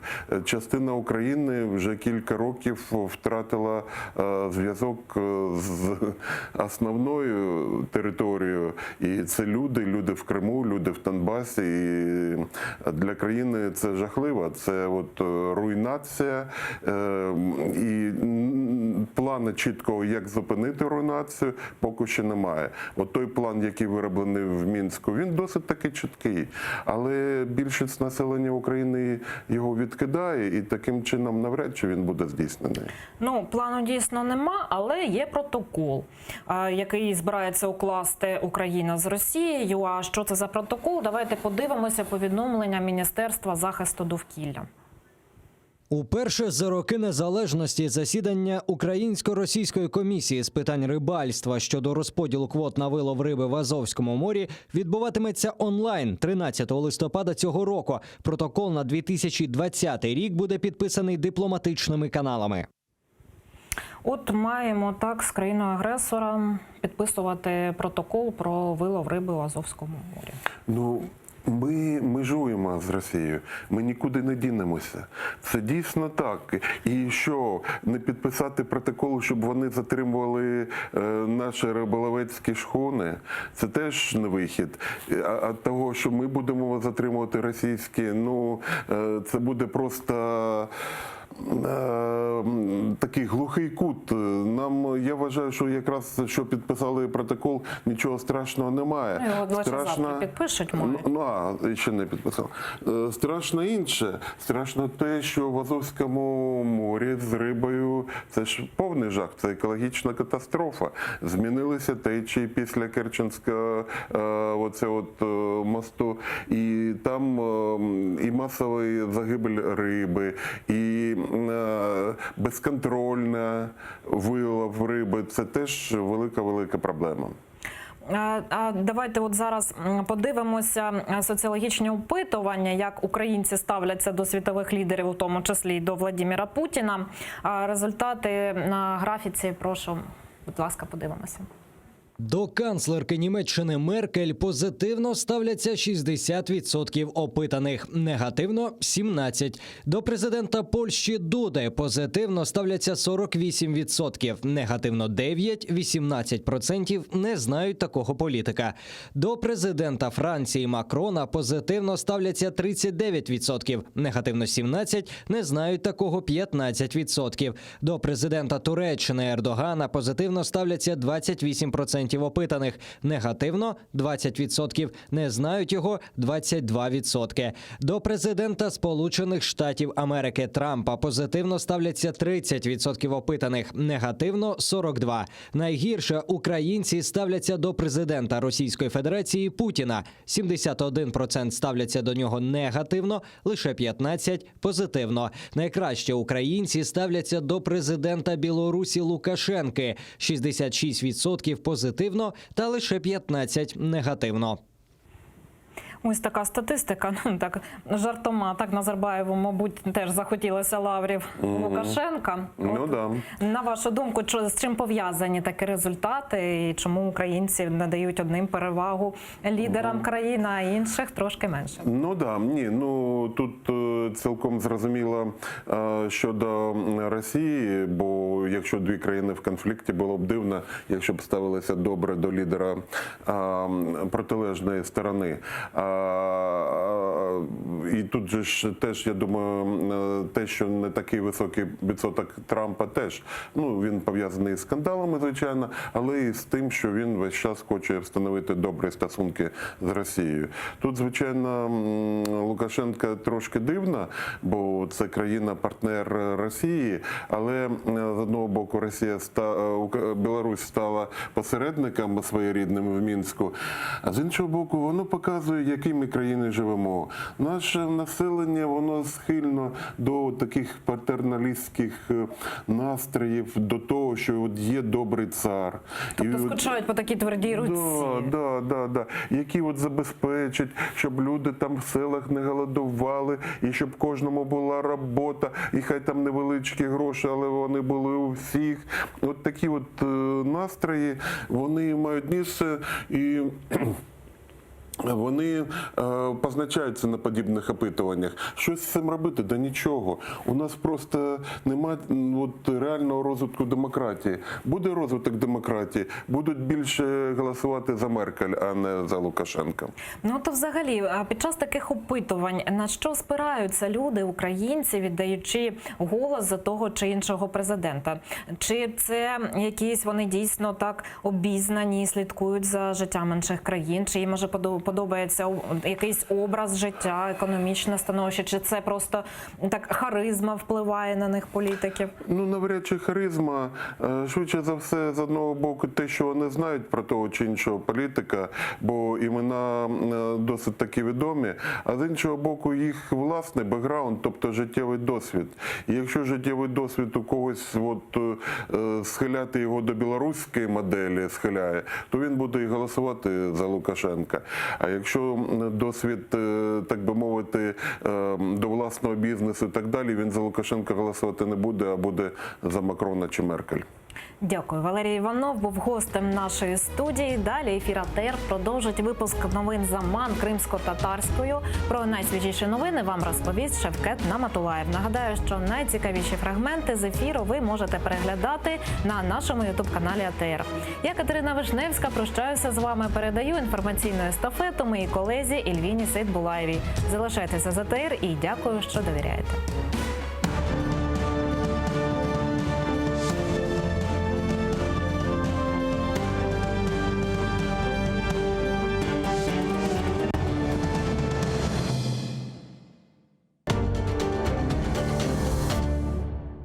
Залізна завіса. Два світи і боротьба за правду.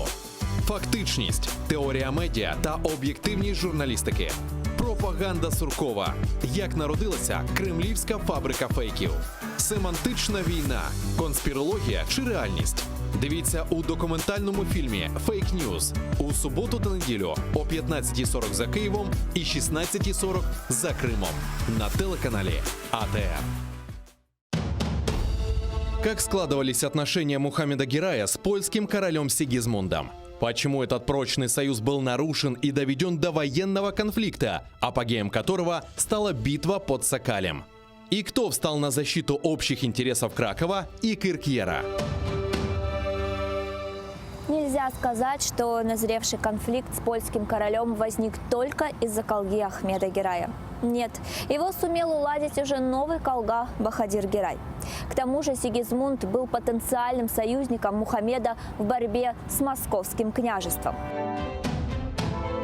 Смотрите в программе «Алтын Девир» в новом цикле «История династии Гераев». В эту субботу, 16 ноября в 17:35 на телеканале АТР. Мухаммед Герай I. Собиратель земель. Часть 3. 1996 senesi Milli Mektep açtık ve Milli Mektep'te aman 19 yıl müdürlük ettim. Tabii ki biz anlayalım, bizim anamız sade bir kadın değil ve biz gurur duyarız, bizim anamız öyle insan.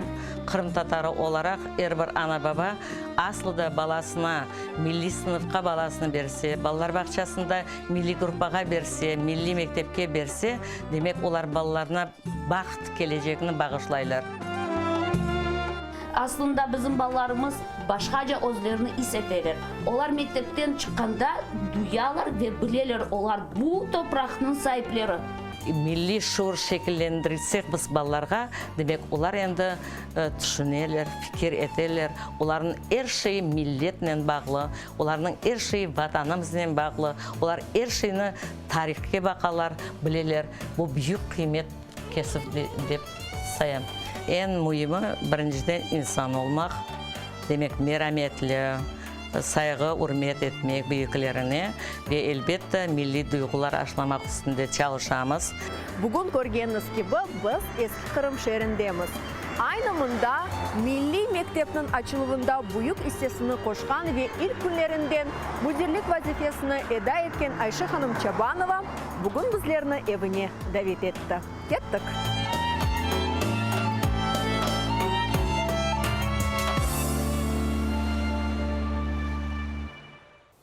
Bugünkü hikayemiz ta uzaklarda, yat topraklarda doğup, osup, yetişip Üç karanfil aşladım, ayvanın suyuna taşladım. halkımızın istidatlı evladı, ak hukukçu, yırcı, Bahçelerde kestane dökülür tane tane. Kadriye Nurmanbet'e bağışlanan. Karadeniz calbesi de kaday, caldamay geçmeyim masabay kaday. Karadeniz calbesi de kaday, caldamay geçmeyim masabay kaday. Seni karataymayım ben ölmünce kaday, hiç vazgeçmeyim masabay kaday. Seni karataymayım ben ölmünce kaday, hiç vazgeçmeyim masabay kaday. После 3 месяцев интенсивной работы в мае 1990 года правительственная комиссия под руководством Виталия Дагужиева приняла концепцию государственной программы возвращения крымских татар в Крымскую область. Концепция определяла важнейшие задачи государственной программы, а также методы организованного возвращения крымских татар на историческую родину. Работа комиссии сопровождалась жаркими дискуссиями. Тем не менее, ее деятельность была весьма плодотворная, и если бы не распад СССР, факт сам по себе отрадный, но повлекший за собой прекращение работы комиссии. Скорее всего, возвращение крымских татар на родину не растянулось бы на столь длительный срок. Крымские татары. Год 1990. Часть 2. В программе Тарик Садасы с Гульнарой Бекировой. Смотрите в воскресенье, 17 ноября в 17:30 по Киеву и в 18:30 по Крыму на телеканале АТР.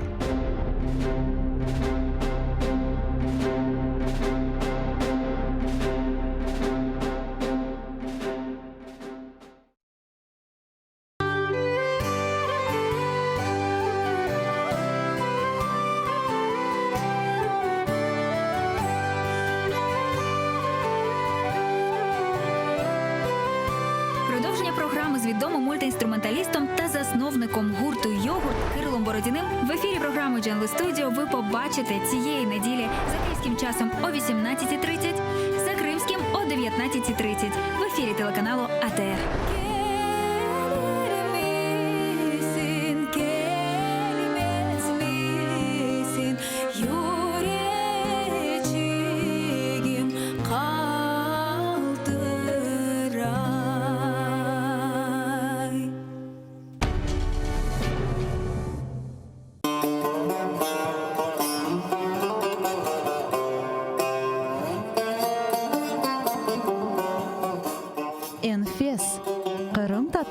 Завеса.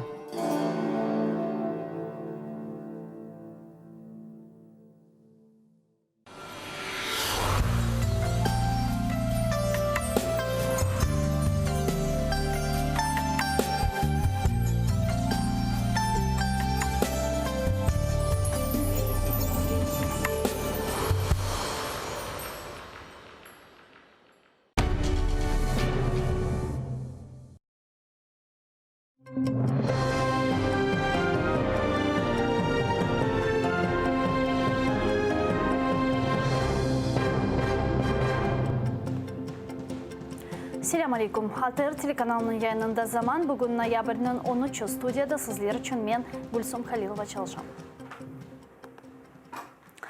Azaq dengizinde balık avlaf. Bugün Ukrayna ve Rusya temsilcileri Azaq dengizinde balık tutup kvotalarını paylaşıp sualini bakacaktır. Vesikаны uzaktan imzalay bilirler. Müzekelerler Berdiansk institutunun balık hocalığı institutunda online şekilde devam etti. Bina yanında faaller toplaştığında bizim muhbirimiz Vladislav Stuzhuk çalışa. Vladislav, selam aleyküm, tafsilatlarını tarif et. Вітаю, Гульсум. Тож вже близько 3 годин у цій будівлі в Інституті рибного господарства тримають перемовини між Україною та Росією щодо розподілення квот на вилов риби в Азовському морі. Туди нікого не пускають, туди вхід пресі заборонений. Тут дуже багато поліції, правоохоронців. Однією шеренгою стояли, точніше, з самого ранку поліція діалогу. Далі стояли працівники Нацполіції, які не пропускали туди пресу, казали, що це закриті міжнародні перемовини по відеозв'язку. Таким чином, під стінами цієї будівлі зібралося кілька десятків активістів. Спочатку їх було близько сотні, і вони умовно поділились на 2 табори. І, в принципі, все розпочалося, на жаль, з сутички. Прошу далі побачити, як це було. Да, это провокатор, уберите, он провокатор. Я провокатор. Кто провокатор? Ты назовись. Я Гудусов, я на Украине. Я не украинец. Я не украинец. Приехал. Вы сейчас хотите в России остаться, да? Расскажем, кто украинец, а кто не украинец. Мой дом забрали, у меня там 4 детей. Мой дом забрали, вы понимаете? Протестувальники тут поділились, в принципі, на 2 табори. Перший – це рибалки, які кажуть, що якщо не розподілити квоти, вони будуть вважатися за міжнародними правилами фактично браконьєрами, і вони цього не хочуть, вони бояться втратити роботу. Це їх головний аргумент. З іншого боку, протестувальники – це громадські активісти, це учасники бойових дій і навіть кримчани, які виїхали з півострова спеціально для цієї акції. Вони кажуть, що це є продовженням повзучого наступу Російської Федерації на Азовське море, що це продовження анексії Азовського моря і не можна проводити жодних перемовин з Росією, поки Росія не демілітаризує Азов. Прошу далі послухати пряму мову учасників пікету. Перед лицом граждан Украины нарушается закон, сдается фактически национальная безопасность и акватория Азовского моря в угоду Российской Федерации.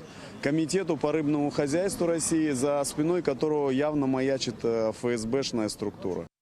Если мы не подпишем сейчас этот договор, мы не сможем выходить. Здесь стоят пограничные суда, у которых скорость там за 120. Ни один... Даже не в скорости, а дело в том, что если не будет выхода в море... Да, они нас забирают просто туда. Никто не хочет сидеть в тюрьме. Хотят все легально работать. За інсайдерською інформацією, яка нам поступила, в принципі, з Інституту рибного господарства, який зараз за моєю спиною, там не ведуться жодні перемовини.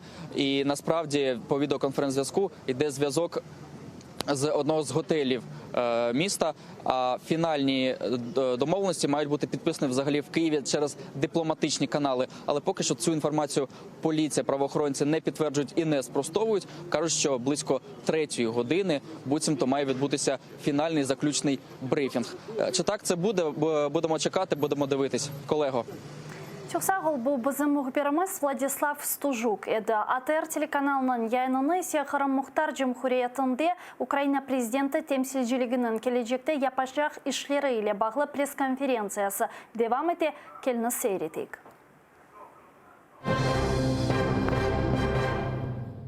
Що з'явилось в офіційних документах органів влади, це розробка концепції національної моделі перехідного правосуддя, тобто шляху виходу зі збройного подолання наслідків збройного конфлікту і переходу від збройного конфлікту до миру. Сьогодні цю задачу представництво буде виконувати в тому числі завдяки участі разом з доволі потужною експертною командою в рамках комісії з питань правової реформи, що була створена в цьому році при президенті України. А саме два представники Офісу, а саме представництва президента України ВРК, є членами групи з реінтеграції тимчасово окупованих територій при цій комісії. І сьогодні ми вже маємо напрацьовану концепцію «Національна модель перехідного правосуддя», яка розроблена спільно з великою кількістю експертів, з залученням правозахисних і громадських організацій, які безпосередньо були ініціаторами такої роботи вже декілька років тому, спільно з Офісом Уповноваженого Верховної Ради з прав людини, а також іншими органами влади. Сьогодні така дорожня карта, фактично драфт такої дорожньої карти вже розроблений і опрацьовується нами в рамках комісії, і найближчим часом буде презентований громадськості і експертній спільноті. Це така одна з важливих для нас стратегічних задач. Що стосується тактичних задач, то, безумовно, вони будуть орієнтовані на те, щоб постійно моніторити, відслідковувати ситуацію з дотриманням і порушенням, фактично, на жаль, прав людини в тимчасово окупованому Криму, а саме і в Автономній Республіці Крим, і в місті Севастополь. А також необхідних дій держави, необхідних законодавчих ініціатив, аналіз будь-яких законодавчих ініціатив через призму Криму і кримського питання задля усунення будь-яких можливих загроз порушенням прав осіб і наших громадян, які залишаються на окупованій території, а також щодо можливої і необхідної підтримки громадянам України і мешканцям Криму, які залишили тимчасово окуповану територію і перебувають на підконтрольній Україні території. Сьогодні задля вирішення цих тактичних завдань ми налагоджуємо і бачимо це теж своїм важливим завданням налагодження співпраці і комунікації як з органами центральними органами виконавчої влади. Сьогодні ми вже маємо добру співпрацю з Міністерством ветеранів, тимчасово окупованих територій і внутрішньопереміщених осіб, з Міністерством юстиції маємо певну комунікацію, а також з іншими центральними органами виконавчої влади. Так, наразі вже розроблений спільно з правозахисними організаціями, Міністерством ветеранів законопроект щодо захисту і державної допомоги особам, які були позбавлені волі в рамках збройного конфлікту, а саме мова про політичних в'язнів, про полонених на Сході, про військових, які були позбавлені волі в рамках збройного конфлікту, і щодо надання їм державної допомоги з боку держави Україна. Цей законопроект розроблений, ми працюємо над тим, щоб був найближчим часом зареєстрований в Верховній Раді. Інший фокус нашої роботи, безумовно, стосуватиметься і роботи з першим, що бачать кримчани, коли потрапляють на підконтрольну Україні територію, це, безумовно, КПВВ з Кримом. Доволі тривалий час ми мали багато питань, претензій щодо і якості побудови самих цих КПВВ, і щодо того умов проходження КПВВ з боку громадян, які систематично зверталися зі скаргами. Сьогодні ми маємо процес щодо облаштування КПВВ, налаштування там належних санітарно-гігієнічних умов, щодо налаштування там транспортного сполучення. Буквально сьогодні всією командою ми їдемо до Херсонської області, де разом з Офісом президента, разом з обладміністрацією будемо бачити вже оновлені КПВВ, які є тимчасовими, як і тимчасова окупація, але мають бути належними і гідними для як тих людей, які там працюють, так і тих тисяч людей, які щодня перетинають КПВВ.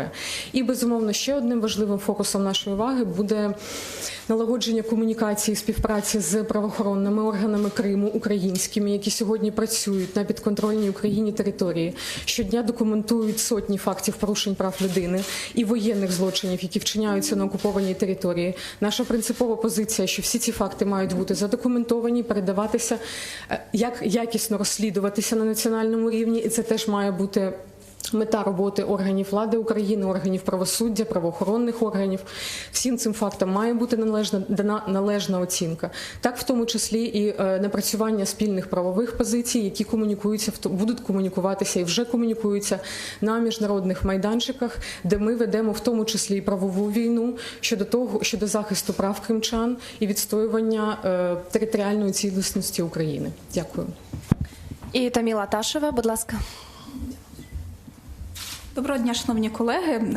Дуже цікаво перед вами виступати трохи в новій якості, насправді, тому що дійсно і Дар'я, і я, ми прийшли з правозахисного середовища, з тих організацій, які протягом 5 років займалися безпосередньо питаннями деокупації, правового захисту людей, які живуть на окупованих територіях. Відповідно, для нас, як і тоді, так і зараз, дуже важливим є робота з людьми, які проживають на окупованих територіях, і це є один з найвеликих таких важливих напрямків роботи. Да? І тому для нас зв'язки з окупованими територіями, людьми, які там живуть, людьми, які виїжджають з території окупованої на підконтрольну Україні територію, в Херсон, в Київ, в будь-який інший регіон, і надання їм фахової допомоги є дуже важливим. Саме тому Антон Олександрович вже сказав про те, що частково ми переїжджаємо, стратегічний такий центр, він переїжджає на територію Києва. Такий центр, який буде надавати підтримку людям, які виїжджають з території окупованої за певними послугами, він буде залишатися там, ми будемо надавати таку підтримку людям, ми будемо займатися в тому числі моніторингом адмінмежі з Кримом, ми дивитися, якщо є проблемні питання, максимально активно і швидко реагувати на ці виклики. Дуже важливим для нас є робота з людьми, але в тому числі питання інформаційної підтримки для того, щоб на території окупованій в нас все ж таки були українські телеканали, українські медіа. Ми розуміємо, що це дуже важливе і дуже складне питання, яке протягом 5 років, на превеликий жаль, великих зрушень ми не бачили, і це одне з наших стратегічних завдань, щоб ми стали таким собі інформаційним хабом для людей з окупованих територій і інформаційним хабом для людей, які живуть на окупованих територіях. Тому для нас одне з таких важливих стратегічних завдань є відновлення мовлення, вірніше сприяння відновленню мовленню на окупованих територіях, максимально більше інформації розповідати про ті реформи, які відбуваються в Україні для тих людей, які живуть на окупованих територіях, і навпаки сюди, на материкову частину або всьому світу передавати інформацію від людей, які живуть на окупованих територіях. Тому для нас ще одним важливим питанням є, і ви, я думаю, що зі мною погодитесь, сьогодні дуже багато медіа присутні в цій залі, але Крим, на превеликий жаль, поступово з інформаційного поля він зникає. В цьому є ряд логічних пояснень, звичайно, тому що ми досі живемо в фазу військового протистояння, відкритого протистояння з країною-агресором, але це не означає, що питання деокупації Криму, питання Криму загалом не має підніматися. Тому для нас це теж є одне з завдань, щоб ми у співпраці з державними органами влади, з засобами масової інформації зробили так, щоб Крим постійно був у топ-адженді як українських ЗМІ, міжнародних засобів масової інформації і загалом в адженді державних органів влади, чиновників, які виступають на міжнародних майданчиках. Окрім того, для нас, і я вже про це говорила, важлива співпраця з людьми, які живуть на території півострову, і тих, які переїхали сюди, і створення, і ми, напевно, що зараз вперше будемо про це говорити, створення такого фонду або ендаументу для як обдарованих дітей, так і для культурних і освітніх ініціатив з Криму. Ми вже провели ряд консультацій, в тому числі з міжнародними нашими партнерами і донорами, з державними органами влади, тому ми будемо запроваджувати такий центр, в який будь-яка дитина, яка дійсно є талановитою, яка живе на окупованих територіях, може звернутися, можливо, за стипендією для навчання і отримувати якісну освіту в Україні.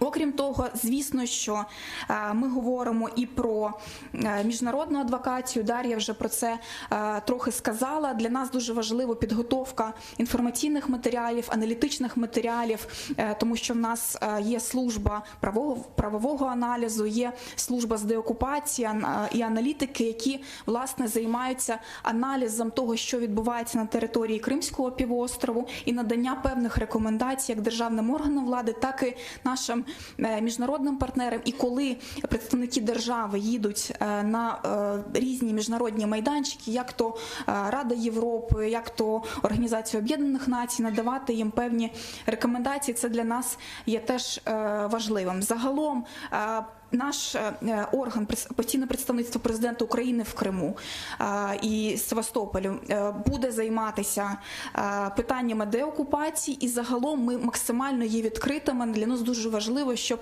будь-яка людина, яка цікавиться питаннями Криму, або будь-який державний орган, який виробляє ті чи інші законодавчі акти, які стосуються окупованого півострову, або їде у закордонне відрядження і так далі, мав можливість звернутися до нас і отримати фахову підтримку з нашого боку. Дуже дякуємо. Дякую вам за цю цікаву інформацію. Давайте перейдемо до запитань. Я вас дуже прошу називатися. Я знаю не всіх ще. От, будь ласка, на третьому ряду перше було запитання. Так, це.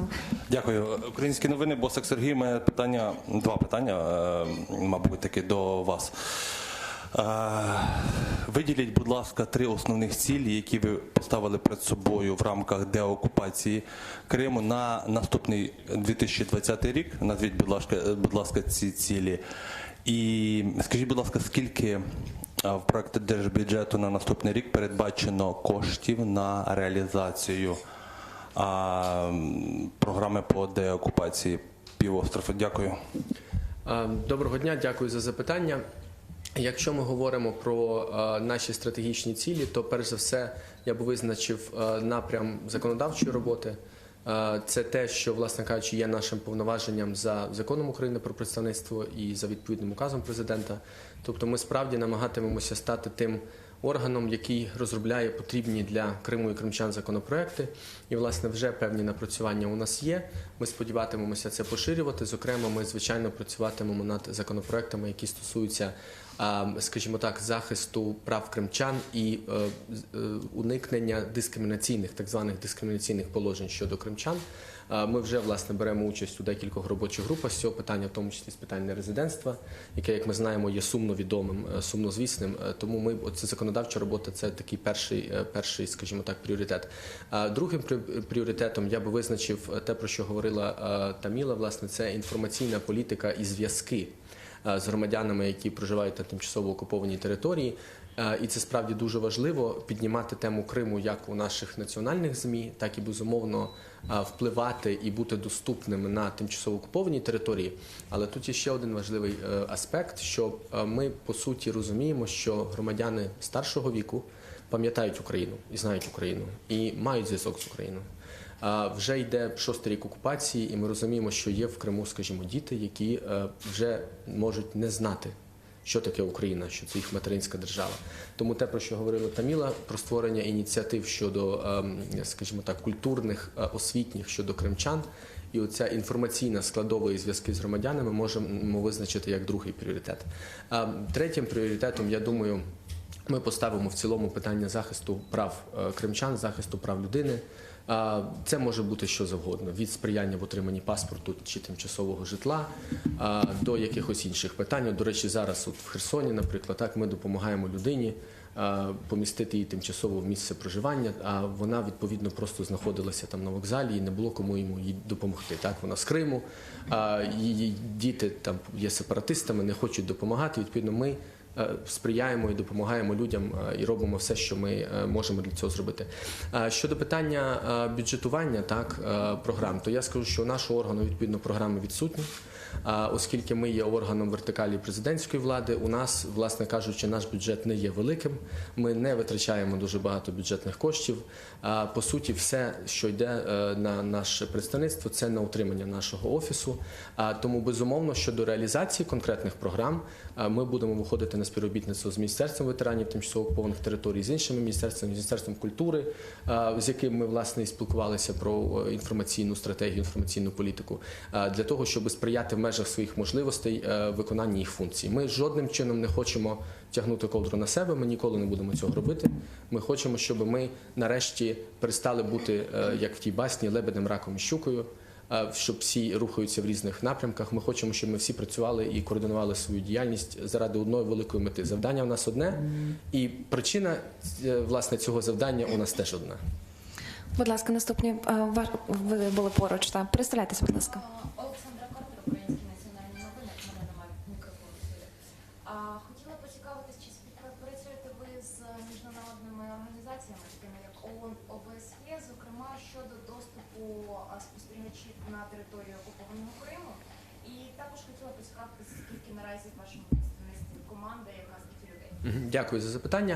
Отже, перше питання. Безумовно, ми співпрацюємо не тільки з названими вами організаціями, ми співпрацюємо, власне, з усіма міжнародними організаціями, іноземними партнерами, які так чи інакше знаходяться в Україні. Можливо, вам буде цікаво. От вчора ми проводили чергове засідання робочої групи з питань реінтеграції тимчасово окупованих територій, комісії з питань правової реформи, і до нас завітало досить багато колег з міжнародних організацій, які хочуть сприяти нашій роботі, допомогти експертною допомогою. Тому, скажімо так, оскільки я особисто займаюся міжнародним правом, так, то для мене ці питання є дуже важливими. Тепер конкретно щодо організацій. Безумовно, Міжнародна моніторингова місія ООН з прав людини, спеціальна моніторингова місія ОБСЄ. Ми постійно, регулярно зустрічаємося. Ми надсилаємо їм наші аналітичні матеріали для врахування. Ми спілкуємося і ми абсолютно підтримуємо ту позицію, яка висловлювалася державою не одного разу, так, а багато разів, що міжнародні моніторингові місії міжнародних організацій повинні мати право доступу до тимчасово окупованих територій. Це абсолютно треба робити, і питання тут лише в тому, що держава-окупант не дозволяє їм це робити. Держава Україна тут має однозначну позицію, тож, безумовно, ми це підтримуємо. Чому? Я думаю, ви розумієте, тому що міжнародне співтовариство має побачити те, що відбувається в Криму. І зайти в хату до, скажімо так, родини чергового політв'язня, поспілкуватися з його родиною, бачити не тільки те, що держава-окупант покаже, так, а побачити реальний стан речей. Тому, безумовно, ми підтримуємо такі ініціативи. Андрій Хілько, та ви піднімали руку. Добрий день, Андрій Хілько, газета «Екологія і соціальний захист України». У мене до вас два питання, швидко задам. Перше, відповідно до статті 139 Конституції, у вас є представництво президента в Криму. Президент України дуже активно зайнявся питанням Криму, але ви чомусь за ним не встигаєте, от ваша команда. Відповідно до цього положення Конституції, ви дієте згідно закону, але правки до закону останні були у 2012 році. Я задаю вам питання, коли ви встигнете за президентом, і чи до кінця року ви внесете відповідні правки до основного закону, який має номер 1524-3, бо це дуже важливо. Президент України, в принципі, все зробив з своєї сторони. І друге запитання. Це зараз оскаржується безпековий Будапештський меморандум, я особисто в Верховному суді оскаржую, щодо повернення ядерного статусу України, оскільки не виконується пункт 1 і 6 цього меморандуму. Скажіть, будь ласка, якщо цей меморандум буде розірваний і повернений цей статус, що це допоможе як аргумент з тими сторонами, які не домоглися збереження суверенітету згідно пункту 1 меморандуму, повернути Крим? Чи це для них буде аргумент в дискусії міжнародній? Дякую. Антоне, це виклик турборежиму. Так, дякую, я зрозумів, дякую. Якщо ви дозволите, так, я ще на пані Олександри щодо команди, так, щодо спроможності. У нас зараз є 20, майже всі співробітники зараз знаходяться ще в місті Херсоні, але ми будемо розподіляти команду. У нас є, скажімо так, гранична чисельність ставок – це 35, з них частина команди знаходиться в Херсоні, частина в Києві. Тож ми якраз зараз займатимемося питаннями побудови спроможності Київського офісу. Вибачте, будь ласка, за моніторингову місію забулися. Щодо вашого питання, власне, перша річ. Безумовно, пан президент завжди правий. І ми не завжди за ним встигаємо, це є така ситуація.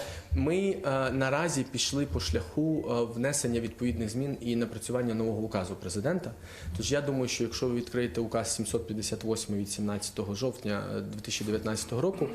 Чому? Тому що це швидший, ефективніший шлях побудови роботи нашого органу в умовах тимчасової окупації. Тож там якраз конкретно прописані речі, які президент нам доручив, і ми, безумовно, виконуємо його доручення.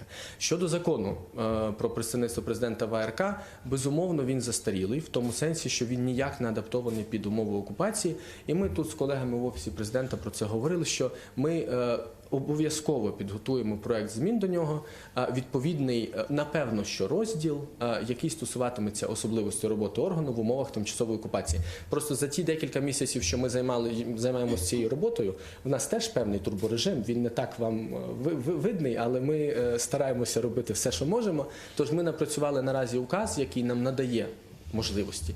Але закон, безумовно, ми розуміємо, що ми маємо приймати зміни. Дякую. Олена Литвиненко, Укрінформ. Скажіть, будь ласка, до питання подачі води в Крим. Яка позиція, власне, представництва президента України і чи піднімається це питання безпосередньо українською стороною під час міжнародних перемовин? Можливо, Росія десь виставляє як вимогу до України подачу води безпосередньо в Крим? Ви знаєте, під час спілкування з журналістами пан президент власне заявив, що ніхто до української сторони з цим питанням не звертався. Ми за місяці роботи в представництві не бачили звернень іншої сторони щодо цього питання. Тобто до нас не зверталися з цим питанням. Ми, так і як ви, бачили відповідні реакції в засобах масової інформації, в соціальних мережах і таке інше. Я думаю, що позиція наразі є однозначна, все залишається так, як є, тож я не бачу тут підстав для змін. Будь ласка, ось там хлопці, передостанній ряд, ви вдвох піднімаєте давно руку. Ігор Токар, Радіо Свобода, Крим Реалії. Скажіть, будь ласка, в кінці грудня будуть запущені 2 сполучення по Кримському мосту чи Керченському мосту залізниця. Яка буде реакція вашого представництва і, зокрема, як ви плануєте використовувати цей міст після деокупації? Дякую за запитання. На першу складову, безумовно, ми відреагуємо на це. Ми знаємо, звичайно, про ці ініціативи, про відповідну ціну так званих квитків, і таке інше. Ми, безумовно, говоримо про те, що держава-окупант не має права робити те, що вона робить. Відповідно, сполучення і доступ на тимчасово окуповану територію Автономної Республіки Крим, міста Севастополь, поза межами пунктів пропуску на українській території, а це Чонгар, Каланчак і Чаплинка, є протизаконними, незаконними і, до речі, порушують Кримінальний кодекс України. Ми ж знаємо, стаття 332 з позначкою 1. Тому наша позиція однозначна. Крим – це Україна, це наша абсолютна цінність, і все, що порушує територіальну цілісність, зокрема, от такі інциденти і кейси, ми, безумовно, будемо на це реагувати. Щодо використання мосту, він побудований неправомірно. Він, ви знаєте, спричинює певну екологічну шкоду Чорноморсько-Азовському регіону. Ви знаєте, що є відповідні кримінальні провадження в українських правоохоронних органах, що займаються Кримською Автономною Республікою Крим. Тож, я думаю, що ми будемо думати над цим питанням. Перепрошую, ви не сказали, як ви саме будете реагувати. Це будуть якісь додаткові санкції на РЖД, чи що саме, яка буде реакція? Я наразі, напевно, не можу вам сказати однозначно, який буде рецепт, але щодо питання санкційної політики, щодо питання санкцій, наш орган хоче активно брати участь у цьому питанні. Тож, я думаю, що ми це питання обов'язково працюємо. Будь ласка, ваш колега, який поруч. Добрий день. Мене звуть Сергій Швець з телеканалу ЮА Крим. У мене питання щодо вашого переїзду в Київ. Ваш попередник Борис Бабін говорив про те, що всі кримські органи державні повинні бути ближче до адмінкордону з Кримом. А ви зараз говорите про те, що переїхати в Київ, що не зовсім близько до Криму. Отже, моє питання полягає в тому, чи ви можете розповісти детальніше, чим саме займатиметесь в Києві і чим займатиметься тактичний центр, про який ви згадали в Херсоні? І чому саме таке територіальне розміщення важливе? Дякую. Дуже дякую за запитання. По-перше, я зазначу, що моя особиста позиція, я ніколи не говорю про попередників, тож я нічого ніколи про це не скажу не тільки вам, а й на інших заходах, на інших медіа. Щодо, власне, переїзду, так і обґрунтування. Яка наша позиція? Коли представництво президента знаходиться в Херсоні, воно має досить небагато важелів впливати на реальну ситуацію по Криму. Питання Криму навіть в межах України, не говорячи вже на міжнародному рівні, не буде вирішуватися в обласному центрі. При всій повазі до цього чудового міста, яке я справді полюбив за ці місяці. Це прекрасне місто, там абсолютно комфортно жити і працювати. Але Херсон – відповідний центр для того, щоб цей тактичний підрозділ надавав відповідні послуги кримчанам. Сприяв отриманні документів, сприяв в вступі до українських вузів, сприяв в наданні житла чи в захисту прав людини тих, хто реально перемістився з тимчасово окупованої території через КПВВ і вимагає допомоги. З цим представництво ці роки справлялося абсолютно, і воно буде продовжувати це робити. Тож Херсон, ми вважаємо, що це наш такий тактичний центр для захисту прав кримчан. Що таке буде київський офіс, так? І чому це Київ? Тому що всі, хто працюють наразі по Криму, знаходяться у місті Києві. Плюс у місті Києві знаходяться всі, відповідно, представництва міжнародних організацій, посольства іноземних держав, з якими ми вже маємо хороші встановлені робочі відносини і тільки плануємо їх поширювати і поглиблювати. Тобто, чому Київ? Тому що Київ – це Верховна Рада України, це законотворчість, це Офіс Президента, відповідно, це законотворчі ініціативи, це Комісія з питань правової реформи, так само це законодавство, це Кабінет міністрів України, інші центральні органи виконавчої влади. Тобто, це можливість ставити питання Криму на загальнодержавний порядок денний. Знаходячись в іншому місті, ми втрачаємо в оперативності. І це правда. Тож ми вважаємо, що такий шлях є правильним. Можна ще маленьке уточнення? Ви згадували вже фінанси, які ви витрачаєте. Чи можете ви розповісти, скільки грошей буде витрачено на цей переїзд? Дуже мало, тому що насправді цей переїзд ми абсолютно забезпечимо через відповідні органи, які нам нададуть приміщення. Це буде, власне, безкоштовно. Відповідно, ми лише тільки матимемо незначне збільшення витрати на фінансування, тому що наша гранична чисельність ставок підвищується з 28 до 35. Все. Тобто, насправді, державний бюджет України не витратить майже нічого на цей переїзд. Справді, і є інше ще теж питання, яке ми намагатимемося вирішити найближчим часом. Справді, рівень матеріального забезпечення представництва є дуже невисоким. Ви навіть не уявляєте собі, наскільки невисоким. Тож, для того, щоб залучати, відповідно, фахових колег, звичайно, ми теж маємо це питання. Тож, якщо абсолютні цифри, там всього лише декілька мільйонів з державного бюджету в цілому в рік йде на представництво президента в Автономній Республіці Крим. Тоді як на один телеканал може йти близько 50-60 мільйонів. Це не ті гроші, щоб казати, що ми витрачаємо державний бюджет. У нас одна єдина мета – Крим на порядку денному тут всередині в Україні і на міжнародній арені. Колега в цьому самому ряду, будь ласка. Олена Стецюк, телеканал АТР. Добрий день. Продовжуючи тему законодавчих ініціатив, про які ви вже говорили, чи є серед ваших завдань внесення змін до 10-го розділу Конституції? Власне, йдеться про створення Кримсько-татарської національної автономії. Знаємо, що минулого року ще Конституційна комісія зробила відповідні напрацювання. Отже, чи є в ваших планах розробка відповідного законопроекту? Коли його очікувати в Верховній Раді? Чи варто взагалі очікувати? І друге запитання. Місяць тому міністр закордонних справ Вадим Пристайко анонсував масштабний ще один обмін в'язнів Кремля. Власне, чи долучені ви до, власне, представництва до створення списків? Чи є там кримські татари? Можливо, є якась кількість їхня, прізвища, бодай якась інформація з цього приводу? Дякую. Дякую за запитання. Щодо першого вашого запитання, ми, безумовно, знаємо ті законодавчі ініціативи, які насправді не обмежуються запропонованими змінами до розділу 10, а ще є два інші, так, про корінні народи, про статус кримсько-татарського народу. Наразі ми в представництві активно ці питання опрацьовуємо. В нас створена і оновлена, ми вважаємо, що з фаховим належним складом експертна рада при представництві, власне, ці питання, і, зокрема, питання захисту кримсько-татарського народу, їх інтересів у нас курує пані Ташева, тож ми абсолютно віддаємо належну увагу цьому питанню. Щодо самого питання автономії можливої, ви знаєте, у нас тут позиція така, що ми повинні це питання вивести на рівень якогось дискурсу більш широкого, ніж воно є наразі. Тобто, для того, щоб суспільство розуміло, що насправді мається на увазі, що там немає загроз можливого сепаратизму чи ще чогось, бо наразі ми бачимо, що суспільство, очевидно, дійсно не дуже розуміє, про що це. Але в цілому, я кажу, ми в експертній раді опрацьовуємо ці три законопроекти, тож ми матимемо так чи інакше якісь думки з цього приводу. Щодо питання про Про обміни, про Дякую, звільнення дякую. в'язнів Кремля, зокрема про кримських татар, чи якась інформація? Дякую. Дивіться, це питання дуже сенситивні і чутливі, тому я би тут не хотів говорити про багато речей. Лише скажу, що ми знаходимося на прямому контакті з кримчанами, які проживають на тимчасово окупованій території. Ми знаходимося на прямому контакті з родичами, з адвокатами кримських політв'язнів. Ми їх бачимо регулярно, ми з ними спілкуємося регулярно. Ми регулярно отримуємо від них інформацію. Тобто вся належна інформація про кількість, хто це, де це, який стан здоров'я у нас є. Колега за камерою позаду, будь ласка. Доброго дня, Кузьменко, інформагентство «Прес-інформ». Цікаве таке питання доповнення. Ви працюєте з міжнародними організаціями, а чи є у вас яка-небудь комунікація з правозахисними організаціями з Російської Федерації? І якщо немає, чи плануєте ви взагалі таку комунікацію, щоб отримати від них інформацію щодо порушення прав кримчан наразі?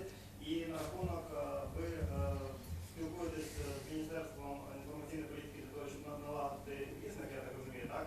Мовлення, телебачення на території Криму. Які туди планується викласти бюджет, і щоб наладити мовлення українських телеканалів на території Криму? Дякую за запитання. Ну, насправді ми дуже тісно спілкуємося з тими людьми, які знаходяться на тимчасово окупованій території і які не підтримують режим держави-окупанта. А це і правозахисники, це і адвокати, це і звичайні наші громадяни. Я думаю, дуже важливо сказати, що нема в Криму повальної підтримки ідей так званого «русского міра». Там є люди, які чекають Україну, які чекають від України спочатку меседжів, можливо, потім реальних дій. Тож, якщо вважати їх, я не можу їх назвати російськими, тому що вони українські. Ми спілкуємося з усіма тими, хто хоче чути Україну і бачити Україну, бо ми є, по суті, дуже часто першими, кого вони бачать і чують з України. Тож, я думаю, що таким чином можна відповісти на ваше питання. А безумовно, з органами окупаційної влади ми не спілкуємося, тут не може бути жодних питань. Ну, ми спілкуємося з усіма тими, хто може нам допомогти у питаннях захисту наших громадян, скажімо так. Щодо другого питання, ми наразі питання бюджетування не обговорювали. Знову ж таки, це не наше питання. У нас немає відповідних статей у нашому бюджеті. Так? Але ми намагаємося, і ми бачимо абсолютну відозву, тобто, що міністерство готове працювати в цьому контексті. Я думаю, що найближчим часом так, ми матимемо таку якусь розширену позицію щодо цього. І це є важливо. І ви знаєте, власне, той форум єдності, який був у Маріуполі, де брав участь пан президент, якраз і був організований цим міністерством. І ви пам'ятаєте, наскільки там було багато меседжів по Криму? І це ж не просто так. В останньому ряду, будь ласка, колеги. Дарина Дученко, 4 канал. По справі 6 фігурантів Хизб ут-Тахрир. Суд виніс їм вирок 98 років ув'язнення. Власне, прокоментуйте, будь ласка, такі дії Російської Федерації по відношенню до кримських татар. Що ви будете далі робити з цим? Чи будете якось відстоювати їх права? І друге питання, власне, теж щодо полонених кримських татар. Які конкретні кроки ви наразі робите, аби їх визволити? Дякую. Дякую за запитання. Отже, перше. Справи Хизб ут-Тахрір. Ми абсолютно засуджуємо будь-які неправомірні судові процеси, які проводить держава-окупант як на тимчасово окупованій території, так і на своїй материковій території. Держава-окупант дуже часто користується механізмом, який вона сама придумала і який вона сама застосовує. Так, визнання держави екстремістською або визнання організації екстремістською або терористичною і, відповідно, можливість притягнути будь-яку особу до відповідальності за будь-що. Просто за те, що вона знаходилася десь в певний момент часу. Насправді це є системний воєнний злочин, незабезпечення права на справедливий суд, який вже наразі пішов на сотні справ. І я думаю, що ми, в тому числі з правоохоронними органами Автономної Республіки Крим, сприяємо належному документуванню таких фактів і, відповідно, направленню відповідних повідомлень в той же самий Міжнародний кримінальний суд. І це може бути, до речі, дуже цікаво для Міжнародного кримінального суду. Ще ніколи, по суті, в своїй практиці вони не говорили про саме незабезпечення права на справедливий суд як воєнний злочин. Ось їм перший кейс, який є абсолютно цікавим. Ми, знову ж таки, повторюся, напевно, тісно співпрацюємо з адвокатами, які допомагають нашим політв'язням, ми намагаємося зробити все, що в наших силах, для того, щоб їх підтримати. Які це конкретні кроки, знову ж таки, не хотілося б говорити публічно, тому що, ви розумієте, це є питання певні безпекові, але ми здійснюємо заходи заради того, щоб, скажімо, полегшити становлення цих адвокатів в Україні, сприяти їх захисту з боку держави, сприяти належному регулюванню їхньої діяльності.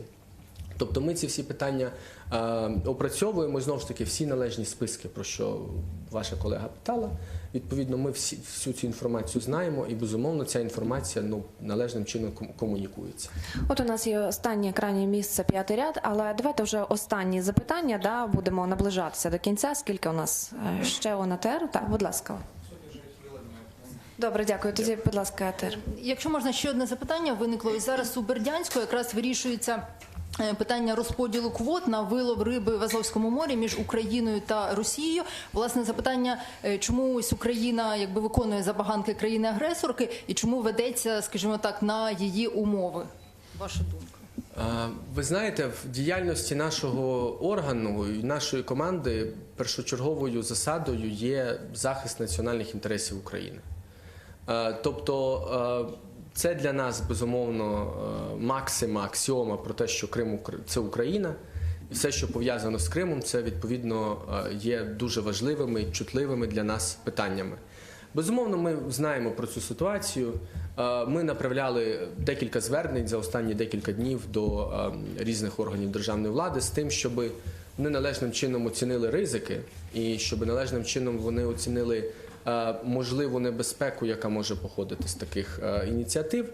Ми зараз попросили колег, які фахово, власне кажучи, працюють у сфері міжнародного морського права, надати нам кваліфіковану експертизу для того, щоб ми розуміли, яким чином ми можемо рухатися далі у цьому питанні. Тобто, знову ж таки, для нас національні інтереси нашої держави – це абсолютний пріоритет. От Радіо Свобода Крим ще останнє запитання. Буквально одне останнє неформальне запитання. Ви ж корінний киянин. Скажіть, будь ласка, коли востаннє ви були в Криму, якщо були, і що для вас Крим? Ви знаєте, я вам відповім, напевно, напівжартом, що мене кримчани прийняли до своєї когорти. Вони кажуть, що вони вже мене можуть вважати кримчанином. Так, я корінний киянин, я не вважаю це якоюсь проблемою. Разом з тим, у мене є чудові корінні кримчанки. І я думаю, що ми дуже добре взаємодоповнюємо один одного. Я в Криму був багато разів. Безумовно, це було до 2014 року. В мене дуже чітка позиція щодо несприйняття окупації, несприйняття держави-окупанта. Тобто це не означає, що якщо я не з Криму, то в мене якісь інші думки. І я думаю, що саме такою командою, де ми маємо оцей, скажімо так, в хорошому сенсі емоційний потяг, де ми маємо фахову експертизу і я ж займаюся міжнародним правом, тобто, так, я ж, напевно, саме тому цим займаюся. Тож, я сподіваюся, що ви мені моє некримське походження зможете пробачити. А з чим асоціюється у вас Крим? Це невід'ємна складова частина території України. Президент дав нам завдання працювати з цією територією, з нашими людьми. Ми зробимо все заради того, щоб виконати наш мандат. Антоне, хочу щось від серця, щире. Ви знаєте, Крим – це насправді неймовірна краса. От нещодавно одна з кримських адвокатів вставила в одній соцмережі фотографію Аюдага в листопаді. Ви знаєте, я не знаю, чи є щось під Києвом, що може порівнятися з цією красою. Я хочу, щоб і наші кримчани, і всі кримчани могли насолоджуватися цією красою без загроз з боку держави-окупанта. Ми дякуємо вам за всі запитання. Я думаю, що будуть нові. Будь ласка, завжди звертайтеся до прес-служби Офісу Президента з вашими запитами чи побажаннями інтерв'ю. Ми відкриті до вас. Дякуємо вам за брифінг. Дякуємо.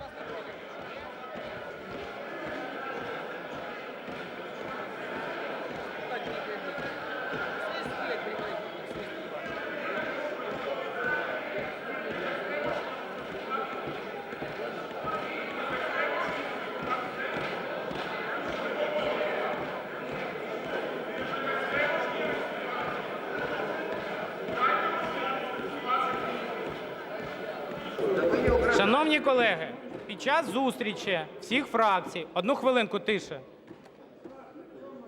ми домовились зі всіма представниками фракцій про те, що Михайло Миколайович, Юрій Камельчук, ми домовлялися з всіма керівниками фракцій, що виступи будуть з трибуни. Так як ми давали виступи навіть без запису представникам "Опозиційної платформи – За життя". Якщо ці домовленості не будуть витримуватись, в подальшому вони також не будуть притримуватись і іншими політичними силами. Всі доповідачі виступають з трибуни. Після цього приходить інший доповідач, який повинен виступити. Так само і представники фракцій та депутатів. Будь ласка, дайте виступити міністру з трибуни. Він доповідач з цієї теми. Перший законопроект був урядовим. Будь ласка, дайте виступити.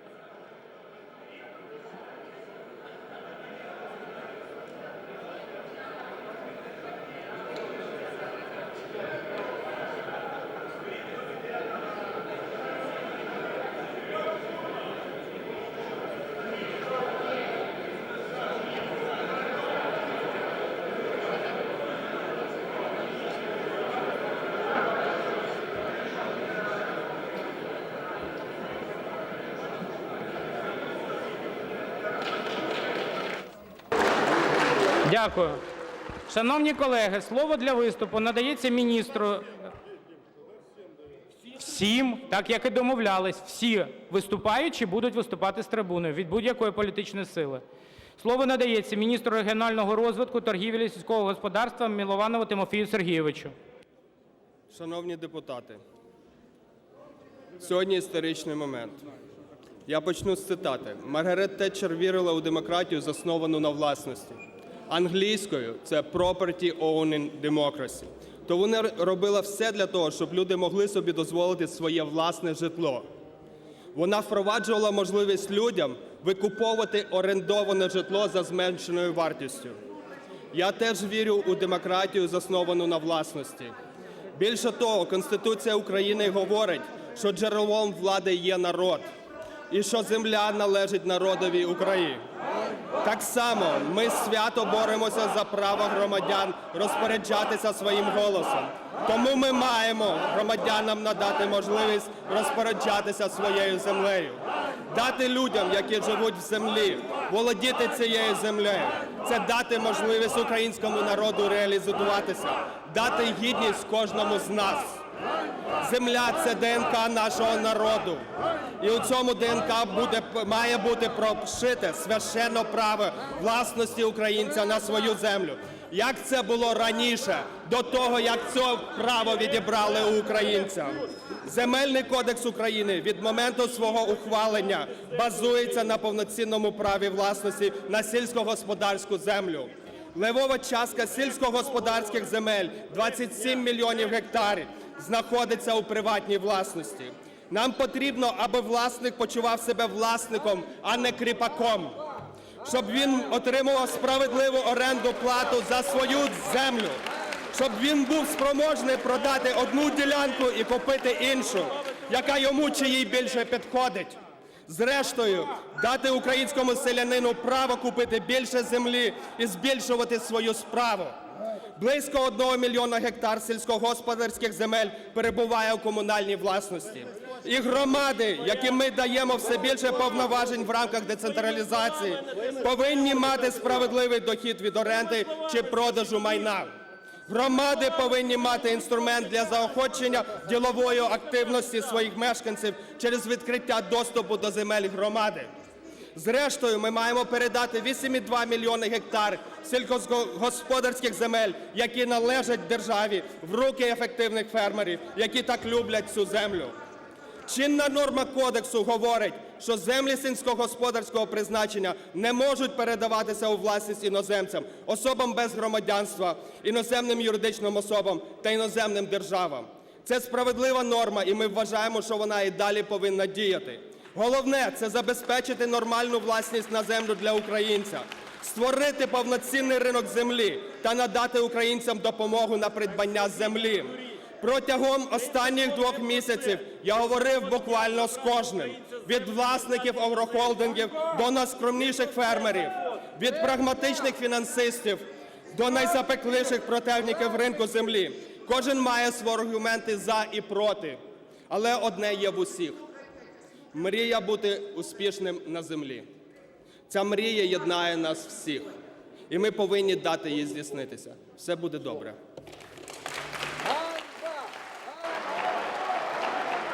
Слово для доповіді надається народному депутату України Королевській Наталії Юріївні.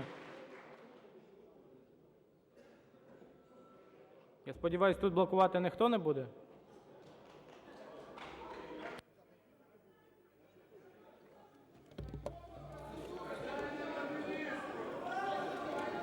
Повна процедура, так.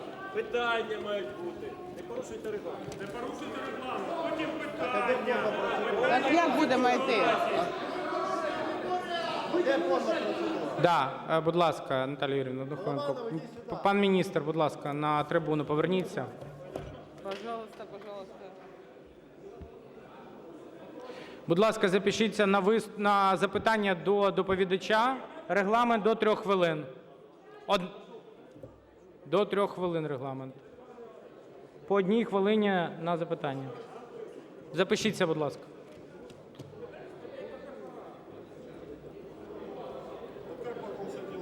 Люшняк Микола Володимирович. Включіть, будь ласка, мікрофон. Шановний пане міністр, скажіть, будь ласка, а яка відсоткова ставка сьогодні пропонується вами під купівлю цієї землі? І де ви знайдете ресурс? В травні місяці аграрним комітетом 8-го скликання була проведена спільна нарада з МВФ, зі всіма іноземними банками.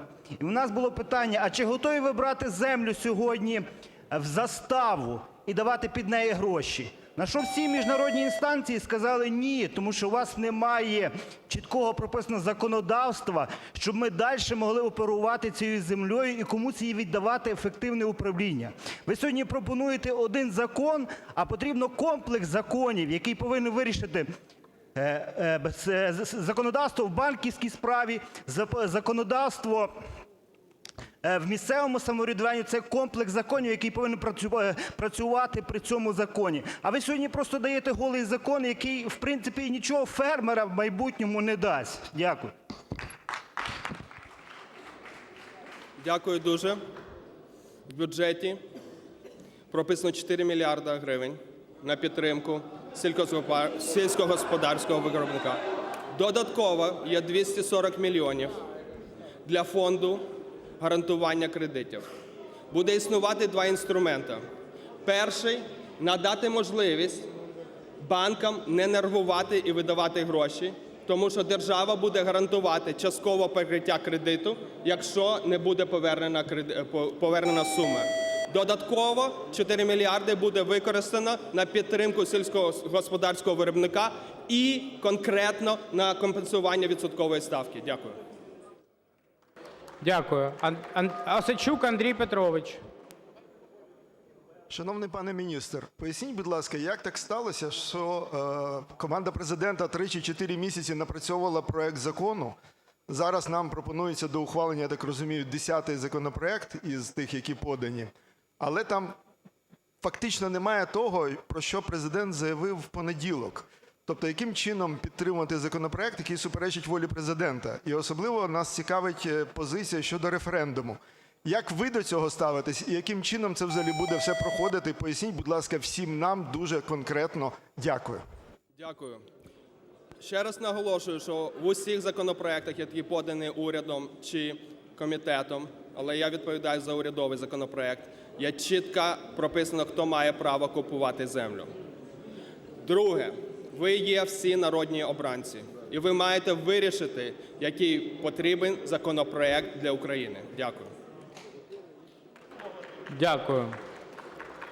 Час для запитань вичерпано. Дякую, пане міністр. Так, а відповідати коли? У нас ще розгляд, 10 буде доповідачів. Шановні колеги. Ну ви задасте в нього... Колеги, давайте не будемо займатися козуїстикою. Народний депутат України Королевська Наталія Юріївна.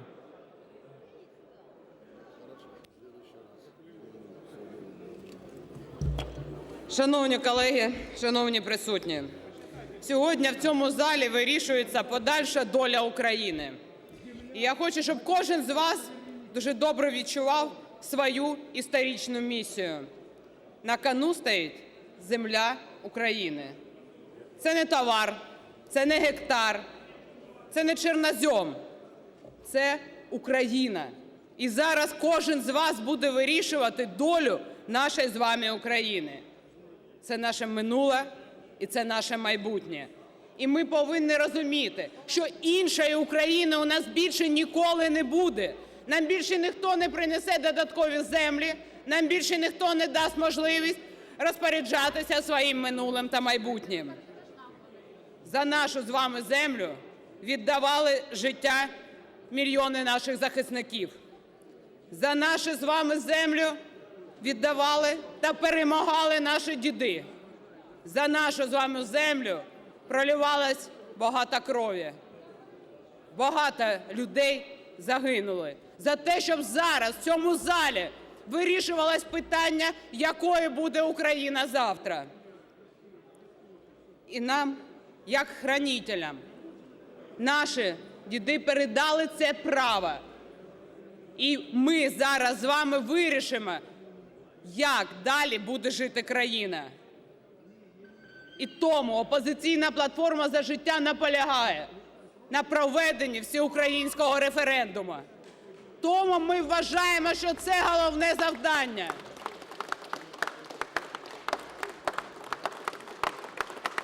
Підніміть руку в залі. Підніміть руку в залі, кому батьки та пращури, кому близькі та родичі, до кого звернулись люди з проханням продати їх майбутнє та продати їх землю. Підніміть руку в залі. Одна, дві. Дві руки на всю залу. Скажіть, будь ласка, та на підставах чого ви будете приймати це рішення? Хто вам дозволяє сьогодні вирішувати долю країни? І тому ми зараз пропонуємо розглянути законопроект 1101-1. Це законопроект про мораторій та проведення всеукраїнського референдуму.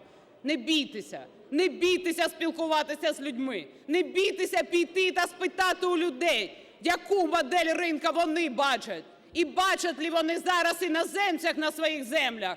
Бачать ли вони сьогодні бажання за безцінок здати свою землю? Спитайте у людей. Хай вони вам чесно зараз нададуть на це відповідь. Ми,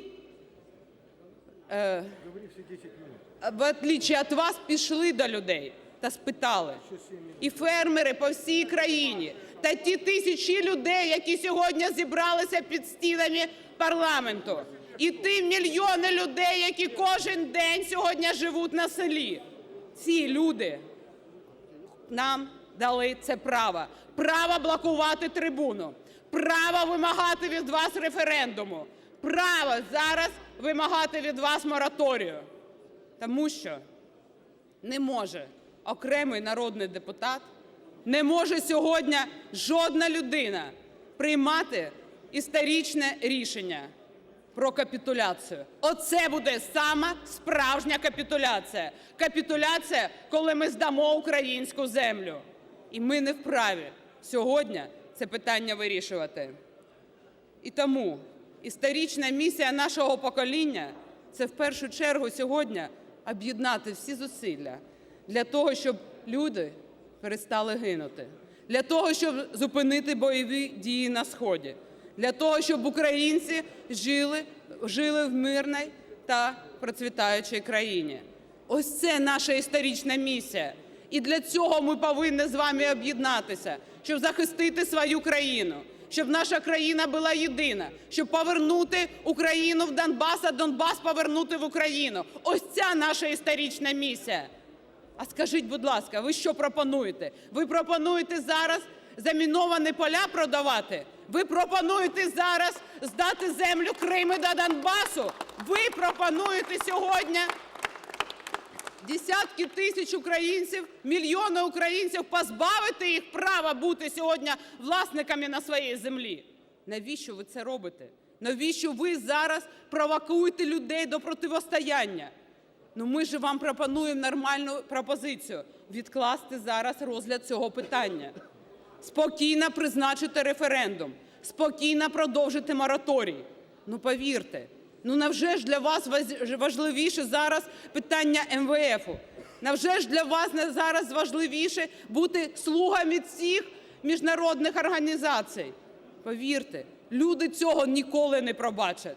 І тому «Опозиційна платформа – За життя» пропонує об'єднати всі наші можливості та розглянути комплексно ті питання, які наблизять сьогодні мир в нашу країну. І ми готові підставити плече і Президенту, і тим, хто сьогодні дипломатичним, мирним, мінським шляхом готовий повертати в Україну мир.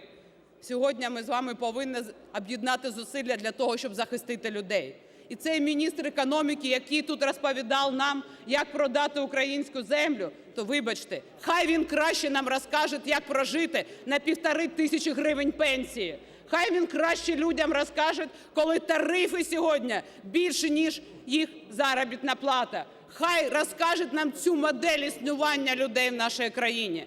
А, шановні, ну розповідати цьому залу про те, що тільки продавши землю, ми зможемо підняти економіку, ну це ж ганьба.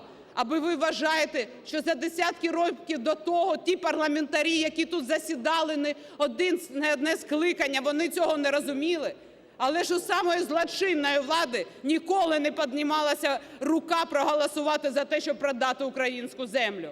Тому що всі добре розуміли, що це буде карма. Це буде карма, яка буде проходити через покоління. І не маємо ми права без всеукраїнського референдуму приймати таке рішення.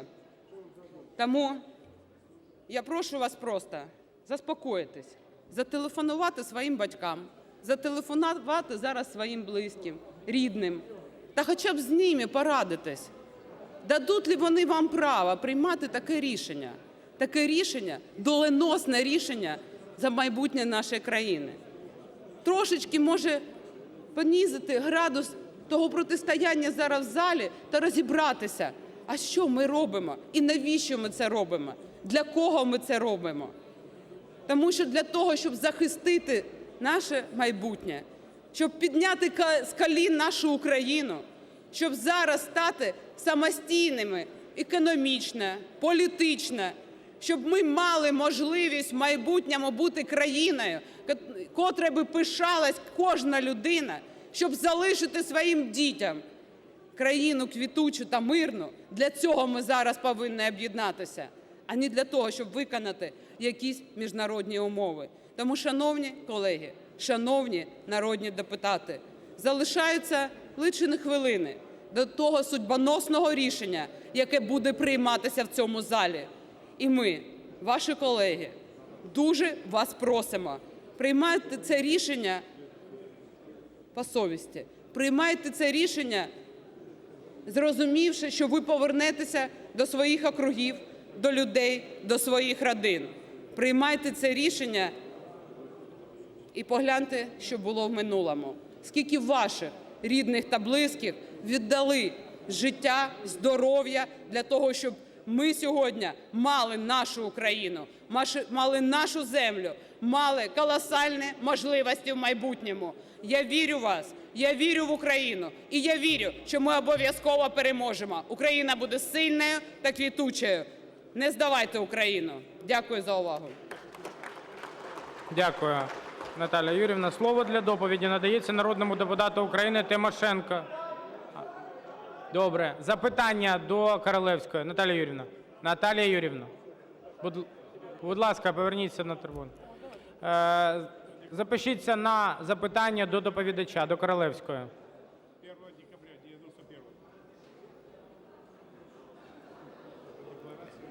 Васильченко Олена Іванівна. Голос. Прошу передати слово Юлії Клименко. Клименко Юлія Леонідівна. Дякую. У мене запитання до пані Королевської, також до всіх колег, які стоять і блокують трибуну. Скажіть, будь ласка, ви були при владі 28 років. Чому на даний момент вкрадено 30% державної землі? Де ця земля? Де економічний розвиток? Де село підняте з колін? Покажіть нам!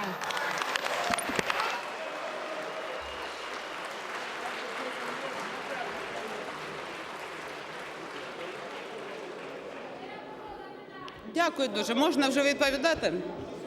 Шановні молоді політики, ми вас дуже просимо, пан Олександр, ми вас дуже просимо, шановні, будь ласка, зробіть так, щоб хоча б зараз в Україні було життя у людей таке, яке було в 2013 році. Зробіть, будь ласка, ті тарифи, ті пенсії, ті заробітні плати, ті ціни. Будь ласка, зробіть це.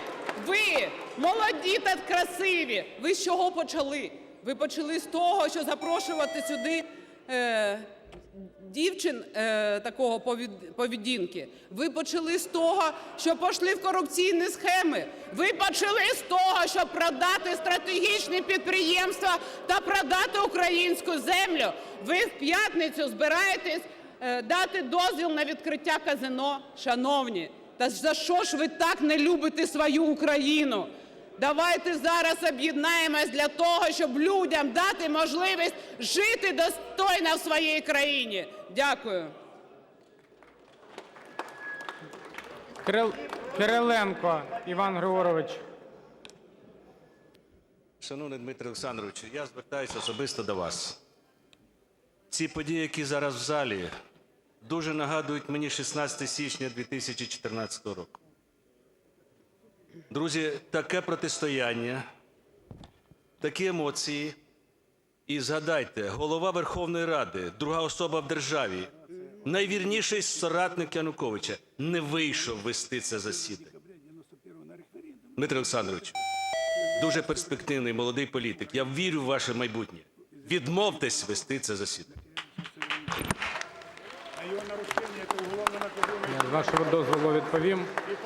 Іван Григорович, при всій повазі, але я думаю, що порівнювати те, що відбувалося 16 січня, і дискусію щодо землі, навіть якою б вона гарячою не була, там була спроба зменшити, м'яко кажучи, права громадян. Сьогодні йде дискусія, да, вона широка, щодо питання розширення прав громадян, а саме права власності. Ми зараз не дискутуємо про те, що правильно або що неправильно з вами. Тут виступають колеги, які відповідають на ті чи інші питання щодо законопроєктів. Але я думаю, що це при всій повазі не зовсім коректне порівняння. Дякую. Шановні колеги, я хочу для вас зачитати маленьку... Включіть мікрофон, Королевський. Дякую. Шановні колеги, я хочу для вас прочитати маленьку вижимку з Декларації про державний суверенітет України, яка була прийнята в грудні 91-го року. Економічна на референдумі, так, економічна самостійність, земля, її надри, повітряний простір, водні та інші природні ресурси, які знаходяться в межах території України, природні ресурси її континентального шельфу та виключно морські економічні зони, весь економічний і науково-технічний потенціал, що створений на території України, є власністю її народу, матеріальною основою суверенітету Республіки України і використовується з метою забезпечення матеріальних і духовних потреб її громадян. Шановні, і якщо ви порушуєте сьогодні Декларацію про державний суверенітет України, це вже кримінальна відповідальність. Тому просимо вас, захистимо Україну. Дякую. Час вичерпано до запитань до Королевської. Слово надається народному депутату України Тимошенко Юлії Володимирівні.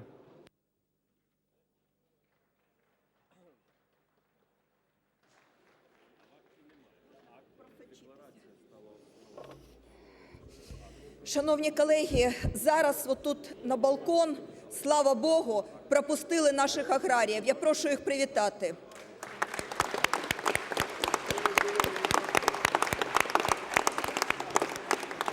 Вони представляють Всеукраїнську аграрну раду, Асоціацію фермерів України. Вони представляють тих людей, які зранку до ночі, в усі періоди і сезони, вони дбають про нашу землю, обробляють землю, працюють на цій землі, живуть на цій землі. І вони дають можливість країні сьогодні мати надійну систему харчового забезпечення. Вони дають країні сьогодні право мати середній клас. І вони дають країні майбутнє. Тому що якщо таких людей, таких господарів, як вони, у нас буде, як в Польщі, 2,5 мільйона, а у нас всього 28 тисяч, ми будемо країною, яку ніхто ніколи не зможе скинути на маргінес і відштовхнути з шляху розвитку.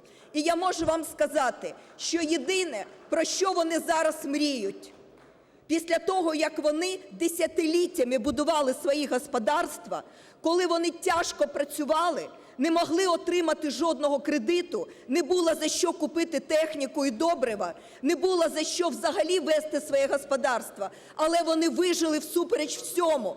І вони зараз мріють лише про одне – щоб їх не чіпали, щоб їх залишили в спокої, щоб дали їм нормально господарювати, щоб не руйнували їх майбутнє.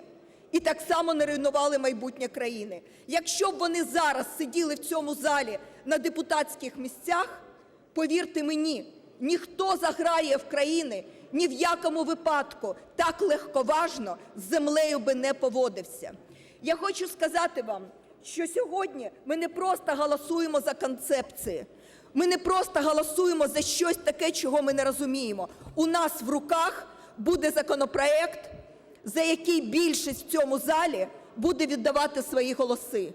Дорогі друзі, ну візьміть його просто уважно, з олівцем прочитайте. Тут дається право, по-перше, землю продавати, купувати землю. Дається право громадянам України, причому тут не сказано, що не можна громадянам України без подвійного громадянства купувати. Ви знаєте, що у нас на всіх кордонах України, включаючи західні кордони, сьогодні людям просто роздають паспорти, в тому числі сусідніх європейських держав.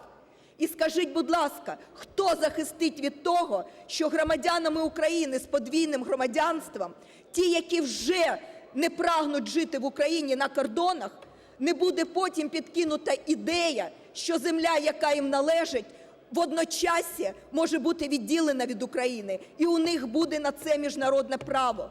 Друге, тут дається право в цьому законі, за який ви збираєтесь голосувати, купувати юридичним особам. Юридичним особам, в тому числі, ви знаєте, сьогодні навіть це робиться з участю іноземного капіталу. 7 мільйонів гектарів землі сьогодні вже належать тим корпораціям, які зареєстровані в Україні, але мають контрольний пакет іноземних держав і іноземних корпорацій. Скажіть мені, будь ласка, ці 7 мільйонів гектарів працюють на Україну сьогодні? Ні, вони не працюють. Тому що вже нам, українцям, від цієї землі не належить прибуток. А кожна країна бореться за те, щоб її ресурс належав своїм власним громадянам і своїй власній державі. Скажіть, будь ласка, а податки платяться? Дає режими недопущення подвійного оподаткування, офшорні зони.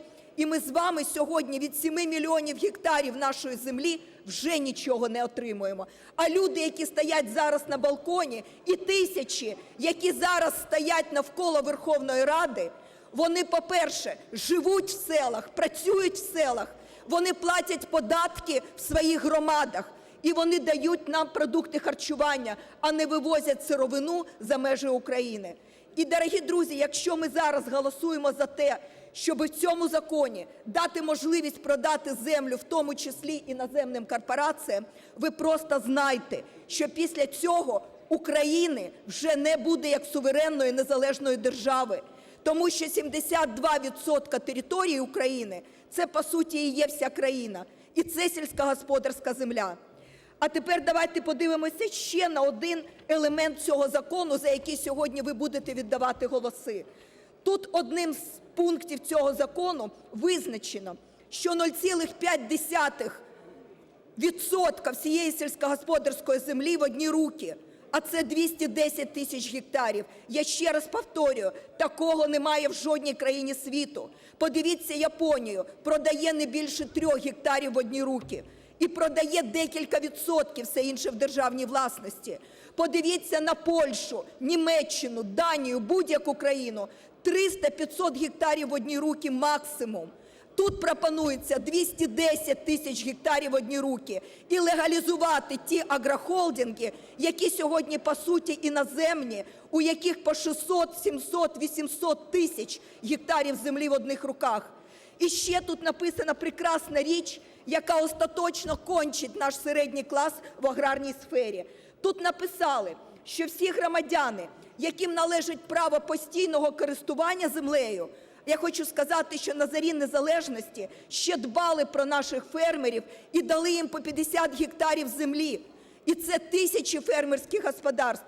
Тут написано, що вони мають право вже не на володіння цією землею, а на викуп земельних ділянок у власність, причому на тим же цінах, які дають зовнішні інвестори. Дорогі друзі, ми кончаємо нашу країну. І тому, розуміючи, що часу не так багато, я хочу сьогодні процитувати вам те, що сказав Європейський Союз відносно продажу землі. Сьогодні заява зроблена, не вчора і не позавчора. Вони сказали, що однією з передумов успіху є підвищення прозорості всіх ринків, а також недопущення концентрації землі в одних руках. Вони про це сьогодні пишуть. І вони говорять про те, що політику землекористування, планування треба робити так, щоб міг працювати маленький фермер. Це зараз сьогодні нам сказали. І вони говорять про те, що якщо ми не зробимо гарантій для малих фермерів і не розвинемо сімейні ферми, це буде просто кінець наших земельних, аграрних з вами політик і стратегій. І тому я хочу до вас зараз звернутися. У нас є всього 2 шляхи сьогодні. Їх не так багато. Перший шлях – це віддати країну в управління великим, потужним, розвинутим транснаціональним корпораціям. Говорять, це непогано. Говорять, що це нормальний шлях. Да, вони зроблять краще за нас. І Укрзалізницю нашу, і нашу Укрпошту, і нашу землю нормально освоять. Вони нормально побудують наш Укроборонпром, коли вони будуть мати це. А ви знаєте, сьогодні все виставляється на продаж. Але є тільки одне питання. Якщо так, і нормальні іноземні корпорації добре побудують нашу країну, то хто ми тут? Навіщо ми тут? Ми раби? Ми просто обслуговуючий персонал?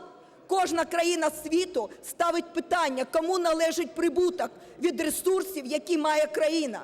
І І якщо ми підемо цим шляхом, а ми сьогодні просто потужною швидкістю несемося по цьому шляху. У нас 2/3 уряду – люди, які працювали на гранти і які лобіюють сьогодні великі транснаціональні корпорації. Ну тоді знайте, нас як суб'єктів в світі, як учасників не буде. Ми будемо просто країною третього світу, яка ні на що впливати не буде, в тому числі на своє життя. І у нас є другий шлях – це побудувати нашу рідну національну економіку, в тому числі малі і середні фермери, сільгоспвиробники малі і середні, побудувати тяжко національну економіку і дати життя нашій країні. І тоді ми будемо однією з найсильніших країн на європейському континенті. Але це треба зробити. Але сьогоднішній закон не дає відповіді на це питання. Ми вважаємо, що треба зараз, по-перше, відкласти це в сторону, провести дискусію. Нам, українцям, потрібна модель аграрних питань, земельних питань, як у Франції, а там все дуже чітко розставлено, і там тільки для своїх фермерів земля. Хоча, вроді би, як існує ринок, але вони не дають ніякого вільного ринку. Нам потрібно зараз не допустити цієї трагедії. І я хочу звернутися до кожного з вас. Кожен голос буде мати значення, кожен ваш голос. І я просто благаю вас, не дайте цій трагедії статися. Україна в аграрному нашому секторі мусить бути країною номер 1 на європейському континенті. Дайте 10 секунд завершити. А ми можемо просто з вами стати, маючи таке добро і таку потужність, обслуговуючим персоналом. Не допустіть це, захистіть Україну і її землю сьогодні. Дякую. Запитання до доповідача. Запишіться, будь ласка, на запитання.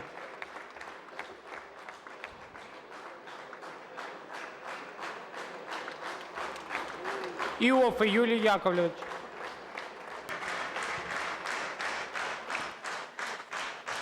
Прошу передати слово Папієву. Папієв Михайло Миколайович. Михайло Папієв, "Опозиційна платформа – За життя". Сьогодні я звертаюся перш за все до громадян України. Сьогодні день ганьби для України, і фактично ви сьогодні побачите після голосування, як влучно сказав Вадим Зіновійович Рабінович, "слуги народу" сьогодні стануть слугами диявола. Ми закликаємо перш за все "слуг народу" згадати їхню обіцянку громадянам України, що такі важливі питання не вирішувати без всеукраїнського референдуму. Оце є величезний обман, який ви сьогодні робите разом з грантоїдами і соросятами. Ви сьогодні фактично продаєте українську власність, суспільну власність, яка не відновлюється – це земля. Юлія Володимирівна, чи підтримуєте ви проведення всеукраїнського референдуму? Дякую. Ну, по-перше, я хотіла би зараз сказати, що я не підтримую ваше висловлювання відносно депутатів партії "Слуга народу". Я хочу згадати, що коли нам треба було захистити газотранспортну систему, то фракція "Слуга народу" стали на захист так, як це потрібно стати на захист. І я хочу зараз звернутися до депутатів фракції партії "Слуга народу". Я прошу вас, просто прошу, будь-яка агресія зараз між нами, вона просто може кинути Україну у вір абсолютно непрогнозованого падіння. Я прошу, дуже прошу вас, станьте на сторону України і українців. 75% українців сьогодні проти продажу сільськогосподарської землі. Іноземцям, не іноземцям. Ви не можете, як люди, які декларували захист сьогодні України, ви не можете проголосувати всупереч волі всіх українців. І я прошу вас, давайте ми зараз не приймемо ці закони, але в той же час створимо сильну інтелектуальну команду, яка сяде за розробку справжньої аграрної реформи, яка реально 10 секунд. врахує весь кращий світовий досвід, а він є сьогодні в світі, і ми зробимо для України шлях, якого ми всі будемо гідні. Не дайте сьогодні так злити. Кириленко Іван Григорович.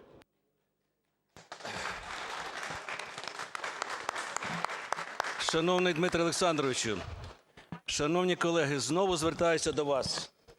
Вдумайтесь в цифри, які ніколи ще не звучали. У світі 2,5 мільярда гектарів сільськогосподарських земель. Їх скоротилося за останні 20 років кількість на третину і продовжує скорочуватися. Обробляють цю землю 550 мільйонів фермерських господарств, із них 500 мільйонів сімейна ферма. Поділіть, і ви побачите, 5 гектарів в одні руки. Так розвивається весь світ. Зайнятість, трудомістка продукція, агрохолдингами і латифундіями і не пахне.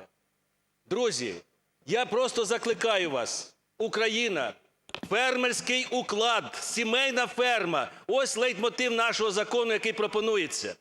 Давайте відкладемо сьогодні розгляд питання. У нас попереду парламентські слухання. Давайте вислухаємо один одного і приймемо потім зважене рішення. Та буде ринок землі для своїх фермерів. Дякую, Іван Григорович. Включіть мікрофон Тимошенко. Шановні колеги, я думаю, що Іван Григорович зараз сказав дуже важливу річ. Ви зрозумієте, кожна країна із цієї статистики світової рахує кожен сантиметр своєї землі. Ізраїль 91% своїх земель тримає в державному фонді і не розбазарює нікому. Канада 90% тримає в своїй власності державній і нікому не розбазарює. Франція для того, щоб продати сантиметр землі, спочатку просить сільськогосподарського виробника попрацювати 9 років і показати, що здатний обробляти землю, і після цього цьому виробнику дається право цю землю купити. Малі і середні сільгоспвиробники – це наша Всеукраїнська аграрна рада. Вони готові працювати на своїй землі. Дайте їм на це право. Давайте розпочнемо велику дискусію всеукраїнську і зробимо так, як Україні краще. Ми не по різні сторони барикад з вами. Ми не різний народ. Ми з вами всі українці сидимо тут в залі. І не можемо ми ради політичних протистоянь, щоб показати, хто... Дякую. Слово для доповіді надається народному депутату України Івченку Вадиму Євгеновичу.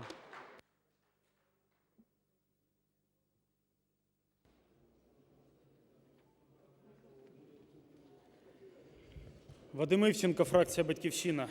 Шановні колеги, ви знаєте, в кулуарах майже немає людей.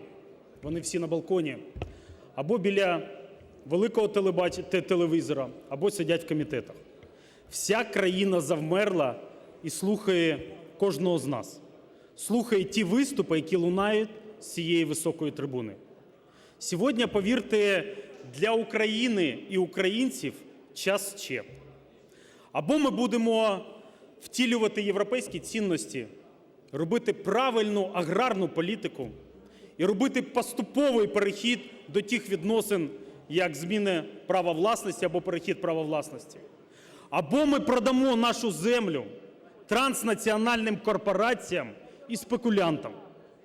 Ви знаєте, я не так давно став народним депутатом, але я ніколи не думав, що народний депутат так може легко, виважено відноситись до тих законопроєктів, які роздаються. Колеги, 2 місяці тому Президент в Парковому збирав і говорив, що не буде спекулянт або іноземець володіти українською землею. Але при цьому партія "Слуги народу" заносить в парламент документ, де дозволяє іноземним компаніям в переважному праві перед українцями, перед фермерами купувати українську землю. Таких агрохолдингів і таких власників цих компаній, майже 8 мільйонів гектарів вони сьогодні орендують української землі. Ви, слуги українського народу, 8 мільйонів гектарів кому віддаєте? І проводите таємничий аграрний комітет. Яка ж може бути довіра до будь-яких звернень будь-якої влади, коли одна рука говорить одне, а інша рука вносить оцей хлам? Колеги, я пам'ятаю, як і ви всі, 2002 рік, коли приймали Земельний кодекс, а потім наклали мораторій. Тоді, коли давали людям можливість отримати власність, Думали про те, як будуть давати людям можливість користуватися цією власністю, а потім її продавати. Скажіть мені, будь ласка, що зроблено вами, як слугами народу, щоб дати людям користуватися власною землею? Дати людям використовувати цей засіб виробництва задля того, щоб вони заробляли на цій землі. Що ви зробили для того, щоб легалізувати 4,5 мільйони фактично господарств, які виробляють сільськогосподарську продукцію? Що? Запитайте. Ви не дали можливості людям і не даєте, щоб вони почали користуватися власною землею, а відразу переходити до іншого етапу. Колеги, отак от з'явилися у нас малоземельні селяни, які сьогодні стоять перед Верховною Радою, які сьогодні стоять на балконі. Отак от у нас з'явилися і латифундії, так у нас з'явилися агрохолдинги. Тому що ніхто в державі не дав їм можливості користуватися. Це дешеві кредити, це бюджетна підтримка, і підтримка направлена саме на них. Чи не пам'ятаємо ми, хто все роки отримував цю підтримку? І ми боролися проти цього. Колеги, історія нас буде розсуджувати. Але хотілося б, щоб ви і вивчали не порносайти. Це я до деяких колег звертаюся.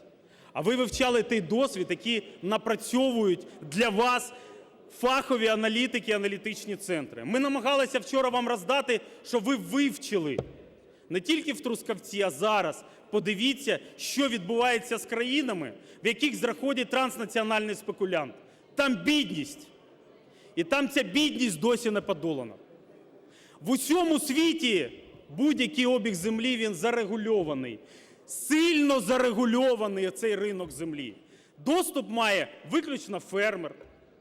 Маленький фермер має переважне право. Якщо ти не хочеш займатися сільським господарством, ніхто тобі не дасть землю. У Франції взагалі орендуй, покажи, що це свої власні кошти будеш витрачати на бізнес, на купівлю техніки, а потім приходь і думай, як цю землю викупити. Це є відповідна аграрна політика, за якою ми з вами маємо думати, а не за той хлам, який вам роздають. 2194. Особливо цінні землі. У нас їх немає, які під контролем Конституції держави. Скасовується стаття 150. Скасовують сівозміни. Колеги, ми з вами за людей думаємо? Чи за те, щоб виснажити наші чорноземи? Скасовуються сівозміни. Скасовується державний контроль за охороною земель. Це філософія держави – скасувати контроль за філософією земель і завозити тут несертифіковані хімікати. Це така у нас аграрна політика. Подивіться в ті закони, в той хлам, який роздають. Колеги, ДЗК, зберігання даних в різних установах.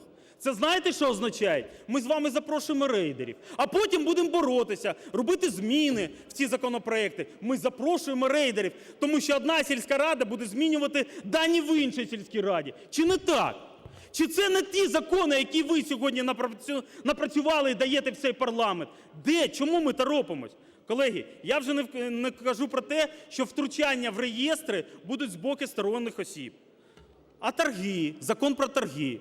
Чи хтось з вас знає, що таке різниця нормативно-грошової оцінки і експертної оцінки або риночної вартості? Знаєте чи ні, скільки вона відрізняється? Так я вам скажу, вона відрізняється в 50%.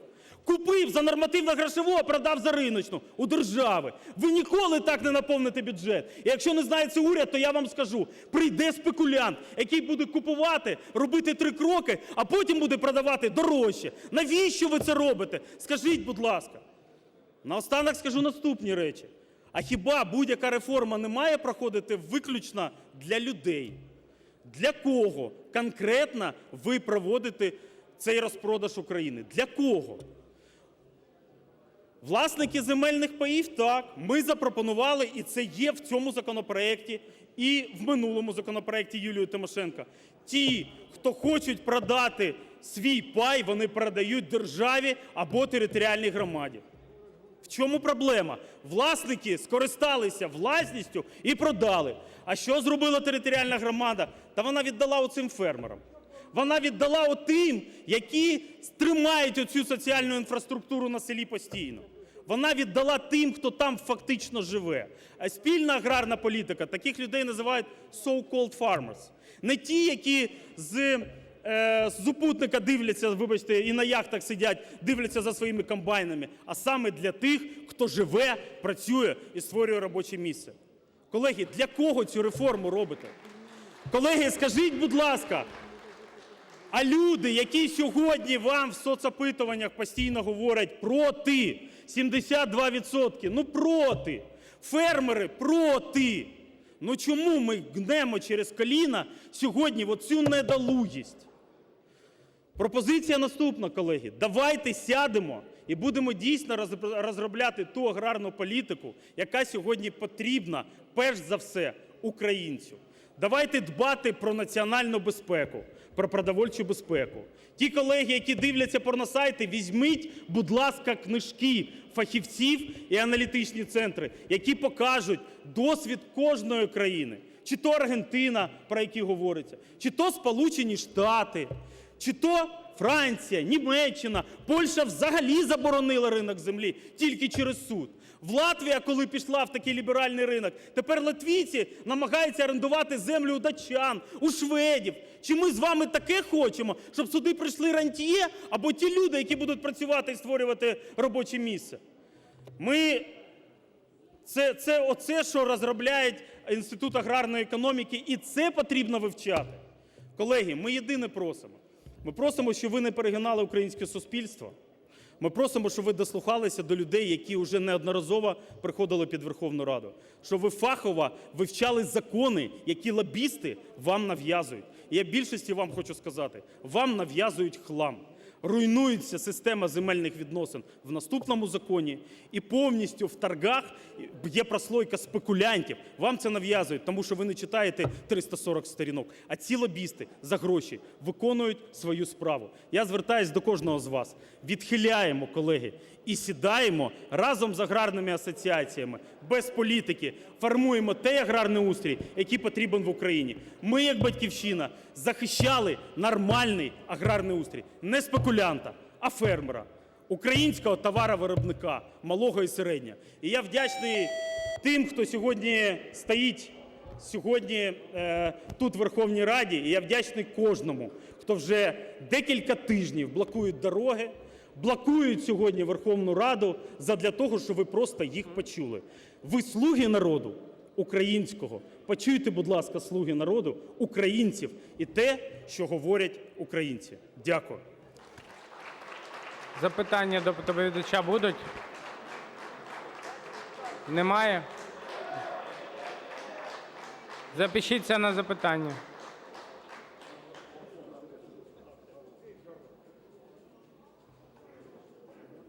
Кириленко Іван Григорович. Шановні друзі, сьогодні прозвучала приголомшлива цифра із уст прем'єр-міністра. Тіньові оборудки з землею дорівнюють 10 мільярдам доларів. Як прибрати швидко ці оборудки? В зал об'єднає одне рішення – землі за межами населених пунктів громадам. Наступний крок: громади зроблять інвентаризацію, дуже швидко розберуться. А де ця тінь? Друзі, 10 мільярдів доларів підуть дуже швидко на розвиток місцевих громад, на розвиток села, на інфраструктуру села, на школи, дитячі садочки, дороги і так далі, тому подібне. Нема цього в законопроекті, який ми зараз розглядаємо першим.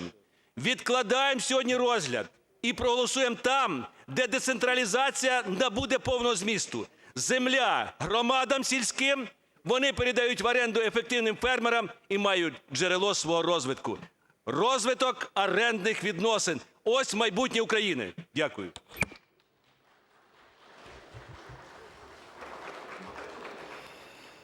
Іван Григорович, я вам дякую. Я знаю, що ви багато разом з "Батьківщиною" і з нашою командою аграрною робили і робите задля того, щоб був справедливий аграрний устрій в країні. Справедливий.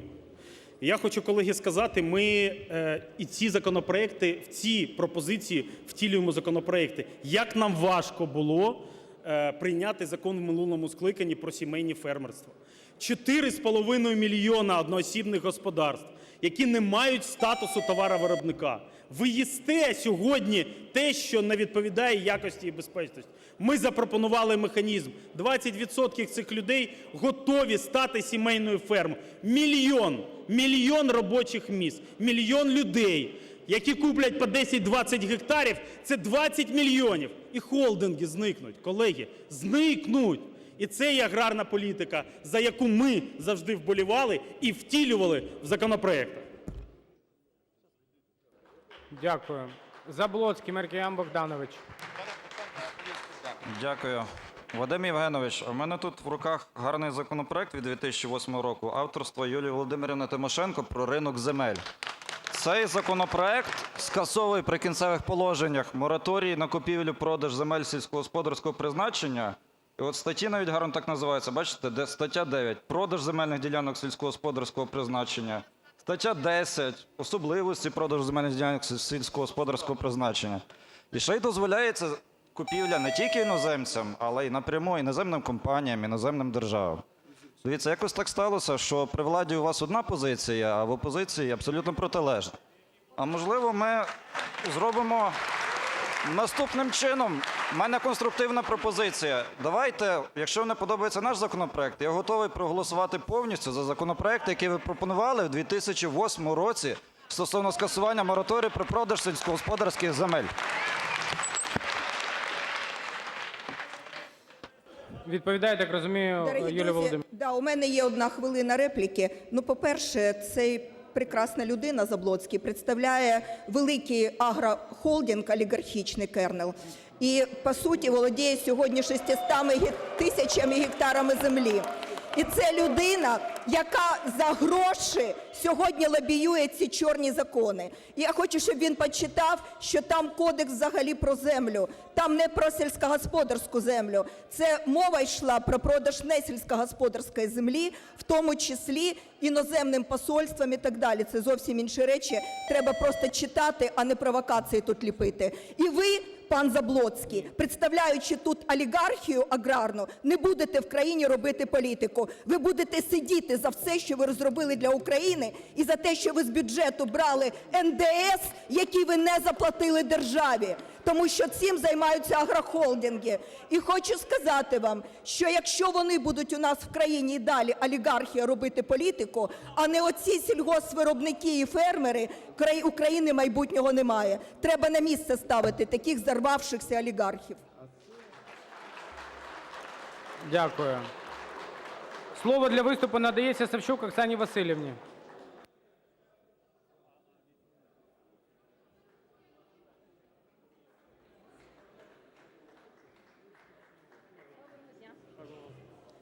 Оксана Савчук, місто Івано-Франківськ, Всеукраїнське об'єднання «Свобода». Я сьогодні хочу вам сказати декілька речей. З цієї трибуни звучало дуже багато. І ще дуже багато чого прозвучить. І кожен буде старатися переконати кожного з нас в тому, чи правильне рішення ми будемо сьогодні приймати, чи неправильне. Але кожне рішення має за собою відповідальність. Насправді в цій залі ми приймаємо рішення, за якими будемо нести відповідальність. Я хочу сьогодні зацитувати статтю Конституції. Згідно з статтями 13 та 14 Конституції України, земля є об'єктом права власності українського народу і основним національним багатством, що перебуває під особливою охороною держави. Ніхто не може позбавити український народ його основного національного багатства. Ніхто це означає не парламент цього скликання, не наступного. Тому що земля – це власність наших майбутніх поколінь. Цю власність ми отримали також від попередників. Давайте трішечки заглянемо в минуле, з чого все було. Ми вже забули, що в українському народі був той самий Голодомор, коли українці не мали у власності своєї землі, і тоді вони гинули і був закон про 3 колоски, і коли сотні українців були зморені геноцидом через те, що це було вигідно нашим ворогам. Сьогодні все ж таки українці мають право на свою землю. мають ті самі земельні паї, мають можливість їх обробляти. Чи є ця ситуація, можливо, ідеальною? Ні, не ідеальна. Але як ми зараз вирішуємо питання? Давайте буквально проаналізуємо всі ті речі, які в нас відбулися за останній місяць. Не так давно, а всього-навсього за останній місяць. В парламент стрімкою ходою увірвалися закони про ринок землі. Ми не почали жодних обговорень з суспільством. Тобто нахрапом з'явилося дуже багато законопроєктів, які не пройшли обговорення. Як відбувалося обговорення в аграрному комітеті? Як тільки почалися публічні обговорення, на які прийшли фермери, представники засобів масової інформації, на які прийшли представники різних політичних сил і почали доводити свою аргументацію, на цьому відкритість аграрного комітету закінчилася, і наступний аграрний комітет зібрався практично в таємному режимі і за 8 хвилин розглянув 11 альтернативних законопроєктів. Тому, шановні колеги, я хочу вас до цього донести, що на аграрному комітеті всі законопроєкти розглянулися за 8 хвилин, що дало все ж таки нам велику тривогу і українському суспільству також, які сьогодні в тому числі стоять в цьому залі і отут зверху і дивляться на те, яке рішення сьогодні нами буде прийнято. Чи ми почуємо українських людей, чи ми почуємо навіть своїх друзів, сусідів, тому що кожен з нас є з різної частинки України. Насправді Україна є дуже родюча земля. Ви чудово знаєте, що всі ті території, сільськогосподарські землі, які зараз обробляються, мають дуже великий відсоток врожаю. Та давайте згадаємо, як німці тоннами вивозили український чорнозем до себе, чудово розуміючи, що наша земля має неабияку цінність. І сьогодні ми говоримо про те, що її потрібно вільно віддати в ринок. Та давайте ми будемо реалістами. А реальність полягає в тому, що не зможе сьогодні український фермер конкурувати. Та ми всі в душі це знаємо. Та не зможе. Він не зможе на аукціоні купити землю. Він не зможе мати вільний доступ до цих кредитів для того, щоб взяти їх. Давайте навіть кожного з вас є друзі, знайомі, які хоч трішечки працюють на землі. Я представляю ще Західну Україну. І ви знаєте, дуже багато моїх знайомих, особливо та територія, де я є, це Рогатинщина, це край, який надзвичайно родючий. Вони вже завтра готові поїхати на заробітки чи до Польщі, чи до Чехії, і їх там з радістю приймуть і нададуть всі умови, аби вони туди поїхали, тому що наші українські люди дуже роботящі. Але що ми навзамін пропонуємо? Ми навзамін пропонуємо великим агрохолдерам і іноземцям купити нашу землю. Бо ще раз кажу, законопроект, який підтриманий комітетом, в першу чергу каже, що першочергове право на викуп землі мають ті, хто останніх 3 роки орендує. А ви чудово знаєте, хто орендує українську землю. Є дрібні підприємці, але є і великі агрохолдери. Мало того, в тих населених пунктах, де цю землю орендують фермери, вони завжди є на діалозі з сільською громадою. Повірте, коли до них звертається громада села, вони їх чують. А чому вони їх чують? Тому що вони цю землю орендують. Якщо вони будуть її власниками, ви думаєте, вони будуть чути? Та вони позакривають наші дороги, наші обійстя, поставлять знак «Заборонено приватна власність». І ми будемо мати таку саму ситуацію, як ми маємо з пляжами і з морями, що люди не можуть вийти до своєї території, тому що написано чітко «приватна власність». І те саме, ту приватну власність ми хочемо започаткувати в Україні. Я закликаю сьогодні всіх, незалежно від партійної приналежності, чітко сказати, що ми не готові в такому форматі голосувати. Ми є представники українського народу. Таке важливе, суспільно дражливе питання, як українська земля, не може обговорюватися в таємному режимі за 8 хвилин. Не може цинічно, коли посміхатися, говорити, ви знаєте, що б ви тут не казали, рішення уже прийнято. Бо рішення, колеги, сьогодні таки не прийнято. Його приймається в українському парламенті. Я дуже маю велику надію, що новий український парламент буде інший, такий, який ми декларували. Бо знаєте, дуже часто кажуть, що той, хто гідно несе свою місію, той має гідну пошану і гідну пошану до майбутнього себе і своєї родини. І сьогодні ми відповідаємо і за майбутнє нашої родини, бо наш голос – це те, що в майбутньому будуть мати наші діти.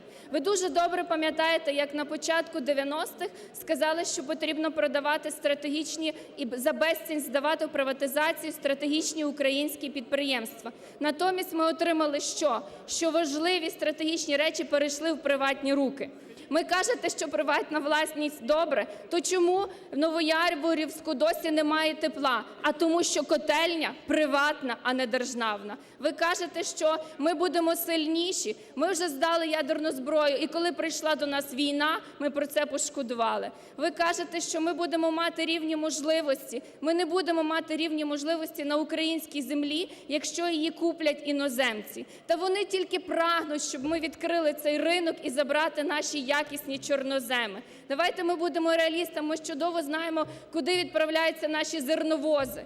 Я влітку, коли їхала на Одещину, я ніколи не могла подумати, я не бачила в житті поруч 62 фури, які були переповнені українським зерном, які їхали для того, щоб передати їх Саудівській Аравії та іншим країнам. 62 фури, ви собі уявляєте, яка це колона? І це наше українське зерно, яке в нас з радістю купують.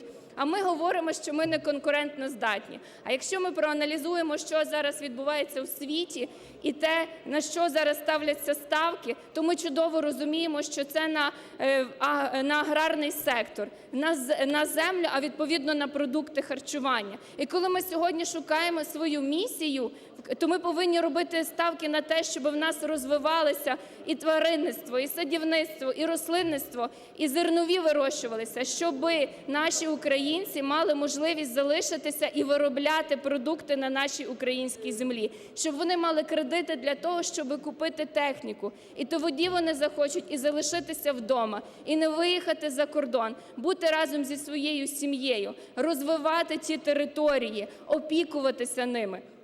Хочу наступне ще сказати. Сьогодні дуже багато буде поламано списів словесних, дай Боже, тільки словесних. Але рішення сьогодні доленосне. На Майдані збиралося дуже багато людей. Збиралися люди і тут стоять, і сьогодні там стоять. Я хочу подякувати і всім своїм друзям, і колегам, всіх різних політичних сил, немає значення. Але Всеукраїнське об'єднання «Свобода» і націоналісти завжди були на єдиній позиції. Українська земля повинна належати виключно українському народу. Українська земля – це не товар, вона не продається. Не продаймо українську землю. Ми проти продажу ринку землі. Дякую. Дякую. Чи будуть запитання до доповідача? Запишіться на виступ.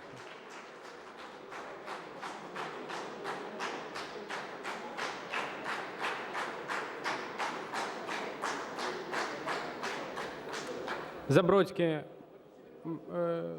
Михайло Віталійович. Олексій Гончаренко, будь ласка. Дякую. Гончаренко Олексій Олексійович. Дякую, Олексій Гончаренко. Шановні друзі, я хочу звернути вашу увагу на наступне. Нам обіцяв президент народовладдя. Він казав, що всі принципові рішення будуть обговорювати з народом. Де ж це обговорення з народом? Де референдум, про який кажуть? Якесь шулерство. Ми проведемо референдум колись там, після закону, і тільки по одному питанню, чи продавати іноземцям, чи ні. А вітчизняним олігархам продавати по 200 тисяч гектарів не хочеться спитати? А вийти до людей, ось фракція шалена, велика, сотні людей, фракція «Слуга народу». Там стоять люди, прийшли з протестом. Хто вийшов з ними поговорити? Хто вийшов відповісти на їхні запитання? Тому питання дуже просте. Чи підтримує шановна доповідачка те, що це питання принципове має розглядатися дійсно спочатку на референдумі, а потім вже писатись закон і виносити в сесійну залу? Дякую. Найперше, ще декілька тез з того, що я починала.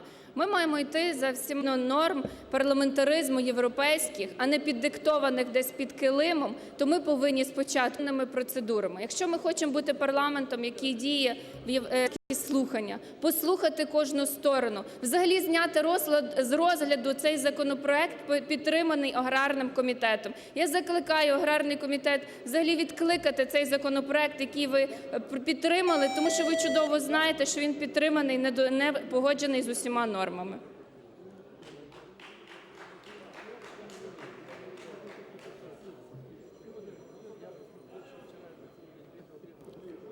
Чийгоз, Ахтем. Включіть, будь ласка, мікрофон. Прошу надати Гончаренко. Гончаренко. Дивіться, яке ще цікаве питання. Ось до нас з таким задоволенням приходив президент, коли ми розглядали деякі важливі там запитання. А чому сьогодні нема Зеленського в сесійній залі? Чи питання ринку землі – це не важливо? Чи він вважає, що запропонований їм і його командою проект, який фактично не передбачає створення ринку землі, а передбачає створення базару землі, на якому українці можуть тільки на картонці вийти, як на початку 90-х виносили останні речі, винести останнє і продати свій пай. Бо купити український фермер землю за цим законом не може. Бо купити, щоб працювати на своїй рідній землі, українець сьогодні не зможе згідно цього закону. І не прийшов до нас президент ані представити цей закон, ані відповісти на ті питання, які є до нього в суспільства. Дякую. Ну, я думаю, що це не запитання, а виступ, тоді час вичерпаний. Дякую. Дякую. Я лише хочу сказати, що ми за те, Шахов що Сергій Володимирович.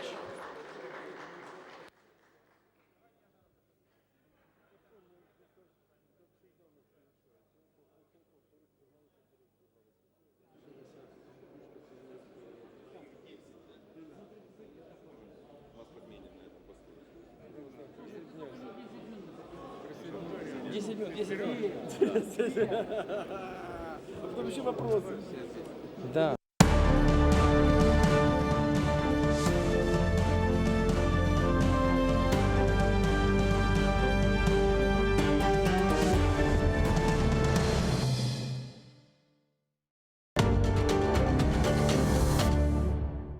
Залізна завіса. Два світи і боротьба за правду. Фактичність, теорія медіа та об'єктивність журналістики. Пропаганда Суркова. Як народилася кремлівська фабрика фейків. Семантична війна. Конспірологія чи реальність. Дивіться у документальному фільмі «Фейк Ньюз» у суботу та неділю о 15:40 за Києвом і 16:40 за Кримом на телеканалі АТР. Как складывались отношения Мухаммеда Герая с польским королем Сигизмундом? Почему этот прочный союз был нарушен и доведен до военного конфликта, апогеем которого стала битва под Сокалем? И кто встал на защиту общих интересов Кракова и Киркьера? Нельзя сказать, что назревший конфликт с польским королем возник только из-за колги Ахмеда Герая. Нет, его сумел уладить уже новый колга Бахадир Герай. К тому же Сигизмунд был потенциальным союзником Мухаммеда в борьбе с московским княжеством. Смотрите в программе «Алтын Девир» в новом цикле «История династии Гераев». В эту субботу, 16 ноября в 17:35 на телеканале АТР. Мухаммед Герай I. Собиратель земель. Часть 3. Bugünkü hikayemiz ta uzaklarda, yat topraklarda doğup, osup, yetişip Üç karanfil aşladım, ayvanın suyuna taşladım. halkımızın istidatlı evladı, ak hukukçu, yırcı, Bahçelerde kestane dökülür tane tane. Kadriye Nurmanbet'e bağışlanan. Karadeniz calbesi de kaday, caldamay geçmeyim masabay kaday. Karadeniz calbesi de kaday, caldamay geçmeyim masabay kaday. Seni karataymayım ben ölmeyince kaday, hiç vazgeçmeyim masabay kaday.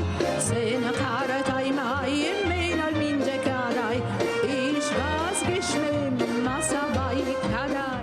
Eğer uçaklar uçman olsa перекладной арбаларынан кетер едім, я жаяу кетер едім. Мен де кетем сой сопларына, не заман куда кележесіз, Мұстафа Бекли. Насыл яшаш бір койышты, Калыман четінде. Бабам айтты, бақ, сен онда кетерсің, болдыраларсың, таларсың, Мұстафадан айрылмаға істерсің. Анже бақ, біз Мұстафадан айрылмай жеміз. Sevgi insanın шалаштарда яшалына екен, башладым янтықлар yapmağa, сөзсіз аннайық бір-бірімізін. Қапымыз әр вақыт миллет үшін açık. Базар күні Гönül-Gönül'den программасының мұсафыры Қырым-Татар Хатын-Қызлар лигасының рейсі Мұстафа Джемилевнің өмір арқадашы Джимат Эрбабы Сафинар Джемилева. Киевде saat 19'da, Қырымда saat 20'de seyretiniz. 1989 senesi noyabrının 14'ünde Sovetler Birliği'nin yukarı şurası zorbalıkla köçürgen halklarga karşı repressiyalarını kanunsuz ve cinayi olarak tanıması ve onların haklarının temin etmesi hakkında beyannamesini kabul etti. Bu vesikası aslında Kırım Tatar halkının tolusının aklaması közde tutulaydı. Repressiyalarga uğragan halkının haklarının temin etmesine yol bergen müsbet kararlarga bakmadan Kırım'da toprak meselesi pek keskin kalaydı. Hatta küçük toprak teritoriyasını almak Kırım Tatarlar için beklenilmegen vakt edi. Aynı zamanda Mustafa Cemilov aytkanına göre hakimiyet tarafından Rus sakinlerine daçalar ve bostanlar için toprak damartasının ayrılması faal surette ötkirilgen edi. Kırım Tatarlar 1990 senesi birinci parça ATR telekanalından noyabrının 16'sında Cumartesi günü Kiev vaktına göre saat 17.30'da ve Kırım'da saat 18.30'da Gülnara Bekirova ile Tarih Sedası programmasında seyretiniz.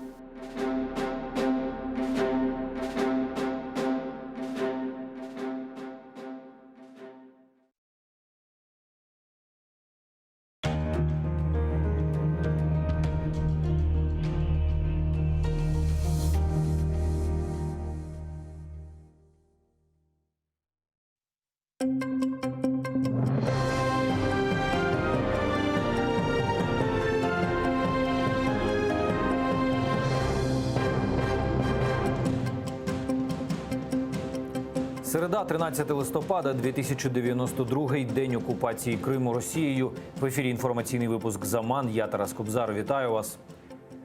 Представництво президента України в Автономній Республіці Крим переїздить до столиці лише частково. Підрозділ, що опікуватиметься підтримкою людей з окупованої території, а саме наданням необхідних послуг, залишатиметься в Херсоні. Завдання ж частини представництва, яка переїздить до столиці, активне просування теми анексованого Криму на міжнародних майданчиках і посилення інформаційного мовлення на окуповані землі, а ще підготовка законопроєктів щодо посилення прав кримчан в Україні та з реінтеграції півострова.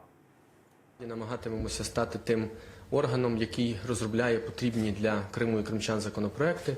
І, власне, вже певні напрацювання у нас є. Ми сподіватимемося це поширювати. Зокрема, ми, звичайно, працюватимемо над законопроектами, які стосуються, скажімо так, захисту прав кримчан і уникнення дискримінаційних, так званих дискримінаційних положень щодо кримчан. Ми вже, власне, беремо участь у декількох робочих групах з цього питання, в тому числі з питань нерезидентства, яке, як ми знаємо, є сумновідомим, сумнозвісним. Тому оця законодавча робота – це такий перший, скажімо так, пріоритет. Рибальство в Азовському морі. Сьогодні між представниками Росії та України планують підписати угоду про розподіл квот на вилов риби. Підписувати її будуть дистанційно. Обговорення триває онлайн в Бердянську в Інституті рибного господарства. І біля будівлі зібралися активісти. Да, это провокатор, уберите, он провокатор. Я провокатор. Кто провокатор? Ты назовись. Я буду совершать. На Украине. Я не украинец. Я не украинец. Приехал. Вы сейчас хотите в России остаться, да? Расскажем, кто украинец, а кто не украинец. Дом забрали, у меня там 4 детей. Мой дом забрали, вы понимаете? Перед лицом граждан Украины нарушается закон, сдается фактически национальная безопасность и акватория Азовского моря в угоду Российской Федерации. Комитету по рыбному хозяйству России, за спиной которого явно маячит ФСБшная структура. Если мы не подпишем сейчас этот договор, мы не сможем выходить. Здесь стоят пограничные суда, у которых скорость там за 120. Ни один... Даже не в скорости, а дело в том, что если не будет выхода в море... Это да, они нас забирают просто туда. Никто не хочет сидеть в тюрьме. Хотят все легально работать. Заблокована трибуна та похорони під парламентом. Верховну Раду лихоманить через земельні питання. Їх сьогодні розглядають депутати, однак проти зняття мораторію на продаж українських земель виступили сотні аграріїв. Вони з самого ранку зібралися під стінами парламенту, сюди ж пригнали сільськогосподарську техніку, а ще влаштували символічні похорони. Зокрема, привезли до Верховної Ради свиню в труні. Кажуть, це має символізувати таку ж долю тваринництва і взагалі аграрного сектору країни. А ще побоюються, в разі запровадження вільного ринку землі селяни не зможуть конкурувати з великими агрохолдингами. Аграрій говорить за те, що має бути цивілізований обіг земель сільськогосподарського призначення. І тут, в стінах цієї Верховної Ради, сидять люди, які мають запропонувати модель, як цей обіг земель має відбуватись. А вони нам пропонують з 1 жовтня 2020 року просто розпродаж країни. Розпродаж 72% території України. Тим часом у сесійній залі представники опозиційної платформи «За життя» чи не цілий день блокують трибуну. Спочатку під час виступу Микити Потураєва, а потім Тимофія Мілованова. За словами міністра розвитку економіки, ухвалення законопроекту надасть змогу створити повноцінний ринок та можливість для селян вільно розпоряджатися своєю землею. Прошу реєструватись. Реєстрація кнопкою «За» відбувається, нагадую.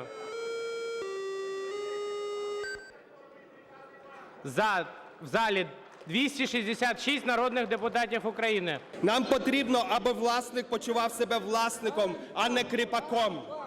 Щоб він отримував справедливу оренду плату за свою землю. Щоб він був спроможний продати одну ділянку і купити іншу, яка йому чи їй більше підходить. Зрештою, дати українському селянину право купити більше землі і збільшувати свою справу. Близько 1 мільйона гектар сільськогосподарських земель перебуває у комунальній власності. І громади, яким ми даємо все більше повноважень в рамках децентралізації, повинні мати справедливий дохід від оренди. Ми маємо передати 8,2 мільйони гектар сільськогосподарських земель, які належать державі, в руки ефективних фермерів. Мустафі Джемілєву 76. Народжений в Криму, через півроку відірваний від батьківщини. Від юних років під пресом тоталітарного режиму, щохвилини під наглядом репресивної машини на чужині, гартований 1,5 десятками років тюрми, він став живим портретом долі кримсько-татарського народу. Він таки повернувся на батьківщину, привів за собою додому цілий народ, знесилений, розчарований і втомлений, але з твердою вірою. Про шлях лідера дивіться далі. Если ты не будешь гореть, если я не буду гореть, а кто же позаботится о моем народе? Народився у Криму та його не знав. Мустафу Джемілєва депортували з рідними у віці 6 місяців. Всю любов до Криму передали батьки. Змалку Мустафа прагнув до навчання. До школи напросився сам, коли не мав ще й 6 років. Забывал то портфель, то еще что-то. И еще вначале он не очень так хорошо учился. Когда его спрашивали, ну что, Мустафа, что сегодня получил? Ой, не спрашивайте, я руки тянул. Меня вовремя не спросили, когда все 5 разобрали, мне досталось 3. Говорив. З дитинства Мустафу не відірвати від книжок. Саме в бібліотеці згодом зустріне членів своєї першої групи опору радянському режиму. В полі зору КДБ Мустафа вже у 18 років. Перший арешт у 22, як учасника національного руху. І за відмову від армії перші 1,5 роки тюрми. Про Мустафу дізнаються дисиденти. Його думки друкує саміздат. Он очень убедительный человек просто. Он выстраивает свои речи, свои там представления, доказательства очень логично, очень убедительно. И с этим трудно спорить, это трудно не понять даже людям враждебно настроенным. Он нацелен не на эмоции аудитории, а на ее интеллект скорее. Ненависть влади до кримського татарина вилилась у десятки обшуків та арештів. Лише за ґратами провів 15 років. Там щоразу оголошував голодування. Найтриваліше – 303 дні. Я знал много голодовок и знал, что люди с таким характером, как он, могут продержаться и дольше, чем 33.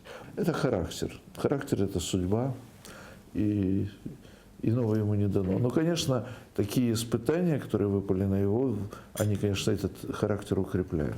Де б не перебував Мустафа – у засланні чи колоніях, радянську систему лякали не стільки його дії, як його слова. На його процеси йшли натовпи людей. Мустафа бореться щодня і не лише за свій народ. У 68-му, коли СРСР окупував Чехословаччину, Мустафа був у засланні, але виступив проти агресії. Здавалось би, це не питання Криму. Не провокуй собі новий строк. Кримсько-татарська проблема для нього важлива. Але загальні людські права його також важливі. Так званої Чехословацької весни. Це була проблема не тільки для Чехословаччини, це була проблема для загального людства. Далекоглядність Мустафи Джемілєва підтверджує історія. У 90-му році він пішов на важливе для кримсько-татарського народу об'єднання із Народним рухом. У 91-му році кримські татари віддали свої голоси за незалежність України і цим вирішили її долю.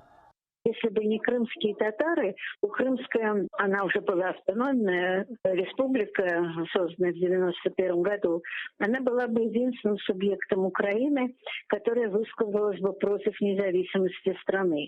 Згодом, коли у 98-му році Росія нападає на Грузію, Мустафа Джемілєв попереджає – наступним буде Крим. Пропонує розірвати угоду щодо Чорноморського флоту, посилити українське військо у Криму. Його не послухали. Агресор прийшов у лютому 2014-го. Это было больно. Столько лет бороться за возвращение, привести народ свой туда, в Крым, как Моисей свой привел на свою землю. И дожить вообще до этого времени. І в итоге оказатися вне своєї землі. У травні 2014 року Мустафа Джемілєв спробував заїхати в Крим. Його не пустили. Люди вийшли зустрічати свого лідера, почались протести і перекриття доріг по всьому Криму. Відтоді почалась нова боротьба кримсько-татарського народу за свій Крим. Национальные вопросы не решаются выпрашиванием милости Господ у порога высоких порогов. Національні проблеми рішаються боротьбою. У свої 76 Мустафа Джемілєв активно їздить світом, несе йому правду про звірства окупанта у Криму і переконаний, неодмінно побачить батьківщину вільною. Вікторія Бойко, Заман, АТР. Це все, чим встигаю поділитись. Більше інформації менш ніж за годину розповість кримсько-татарської Шевкет Наматулаєва. Ефір телеканалу АТР продовжить трансляція з Верховної Ради, де триває обговорення земельного питання. Гарних вам новин і побачимось. Яка вирощується на землі. Саме завдяки їм створюються робочі місця. Саме завдяки їм поступає сьогодні 40% валюти в наш бюджет. Саме завдяки цим людям сьогодні закриваються практично всі соціальні питання на селі. На жаль, не з державного бюджету. Поїдьте в село, хто там не був, і подивіться і запитайте. Місцевий фермер, місцеве агропідприємство спільно з підприємцями вирішують питання і допомагають школі, дитячому садочку, іншим установам. Кожен рік обіцяємо підтримку селу. І сьогодні наш міністр з даної трибуни, вибачте, але злукавив, сказав, 4 мільярди виділяємо на підтримку. Я хочу нагадати членам аграрного комітету, народним депутатам, давайте пригадаємо, це 2 тижні тому було засідання профільного комітету, де представники Міністерства фінансів і представники Міністерства економіки говорили, 4,4 мільярда по програмі підтримки при викупі землі і плюс ще 4 мільярда на програми, які ми з вами рекомендували внести. Підтримка тваринництва, підтримка садівництва. І це було в межах тої норми, яка передбачена законом 1% від ВВП бюджету нашої країни.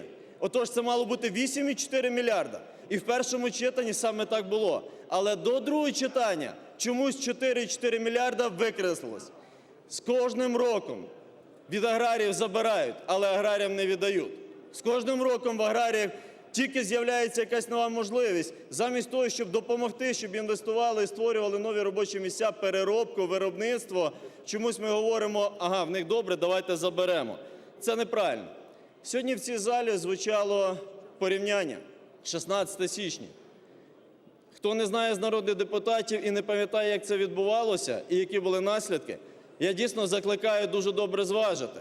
Адже сьогодні, не запитавши думку людей і провівши це питання якось підкилимно, а почали саме з цього. Профільний комітет, в який я входжу, на якому була жвава дискусія, і це нормально по даному питанню, чомусь зібралися потім, не закликавши і не давши можливість авторам законопроектів доповідати, і не дали можливість прийти всім бажаючим асоціаціям, представникам для того, щоб провести дискусію по даному питанню, прийняли один з законопроектів, який якоби альтернативний Кабміну, насправді він є ідентичний до кабмінівського законопроекту. Отож, колеги, такі питання потрібно проходити мудро, а не хитро. Виважено, а не в турборежимі, як ми привикли працювати в цьому скликанні. Вже я думаю, що ми оцінили наш турборежим і скільки наламали дров, і потім потрібно буде це відмотувати назад. Я сьогодні, якщо, звичайно, ця дискусія і доповідь законопроектів йде не для того, щоб заговорити і прийняти такий один законопроект, який потрібно комусь ззовні, бо це не потрібно державі і українцям. Я пропоную відхилити всі законопроекти, які є на сьогоднішній день, і спільно, мудро підійти до того, щоб напрацювати один єдиний законопроект, який буде підтриманий суспільством, який буде в інтересах держави і майбутніх наших поколінь. І, звичайно, ринок землі потрібно приймати рано чи пізно, тому що це є позиція сьогодні наша з вами спільна, но не в інтересах тих заокеанських партнерів. Закликаю, колеги, будьте мудрими і давайте працювати не так, що ми сьогодні в тій чи в іншій політичній силі, і така в нас є позиція, а в інтересах наших майбутніх поколінь. Земля нам дана Господом Богом один раз і назавжди. Дякую. Дякую. Запитань немає? Запишіться, будь ласка, на виступи, на запити.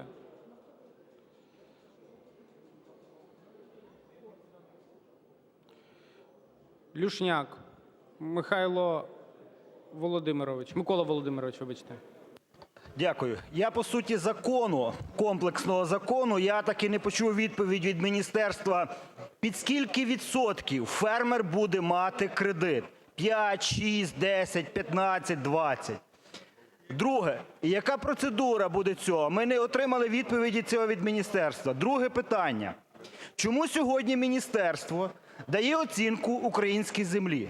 Хто дав їм право оцінити її в 1,5–2,5 тисячі доларів? Сьогодні Польща, вартість землі – 100 тисяч злотих. Вони оцінюють свою землю в українській валюті. Можливо, ця недооцінка міністерства сьогодні буде спонукати купити по заниженій ціні і дати право цим інвесторам іноземним купити по заниженій ціні ці землі. Хто дав їм право оцінювати землю? Тому що є оцінка землі, яка оцінюється за бонітетом, за родючістю, за місцем розташування. Хто дав їм можливість? Можливо, вони користуються старими наслідками Держгеокадастру? Шановний колего, по першому питанню, я думаю, що відповідь тут очевидна. Сьогодні, відкриваючи ринок, що є питанням не першим, а, напевно, наступним після того, коли забезпечити можливості для відкриття ринку землі, дійсно, спочатку потрібно забезпечити доступом до дешевих кредитів наших фермерів. І ці дешеві кредити, вони мають бути рівні вартості грошей європейським фермерам або іншим. Тому що, якщо ми сьогодні вийшли на світові ринки і маємо конкурувати на світовому ринку, нам потрібно мати ідентичні умови. Щодо оцінки землі і в доларах, я думаю, що це написана програма, як і більшість написаних законопроектів, які пишуться не в цій сесійній залі і не в даній Верховній Раді, а десь там за межами і даються сюди. Ми з вами знаємо і знаємо, що не в одному інтерв'ю наші колеги заявляли, що законопроект не бачили і не читали, його внесли і дали голосувати.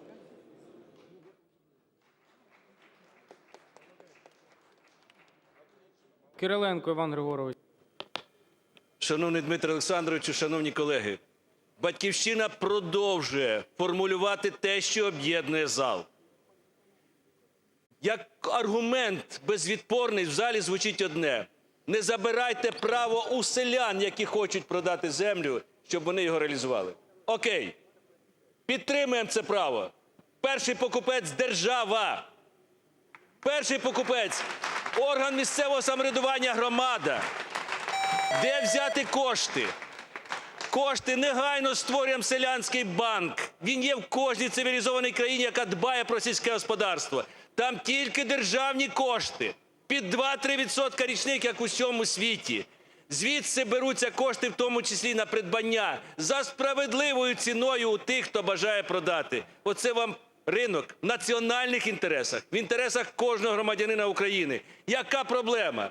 Цього в законопроекті, який ключовий буде голосуватися, немає. Не голосуємо ні в якому разі. І ще працюємо над цими речами, друзі. Дякую, Іван Григорович. Сергій Петрович, тут, мабуть, немає відповіді. Дякую. Народний депутат Шевченко Євгеній Володимирович. Та це ж не було запитання, це був виступ. Колеги, вичерпан час. Ну, якщо 3 секунди. 10 секунд дайте, будь ласка. Дякую. Лабазюку. Іван Григорович, ви зацепили дуже важливу тему. Децентралізація – одна з небагатьох реформ, яка дала результат. І ми дійсно повинні дати місцевим органам самоврядування купити землю і здавати в довгострокову оренду, заробляти на цьому гроші. І нехай громади... Дякую. Шевченко Євгеній Володимирович. Євгеній Володимирович, так. Да. Дякую. Доброго дня, шановні колеги. Доброго дня, Україна. Євгеній Шевченко, 76-й виборчий округ, місто Запоріжжя. Я є автором альтернативного законопроекту 2178-7, але розумію, що казати про цей законопроект зараз немає сенсу. Тому я вискажу свою особисту позицію щодо земельної реформи.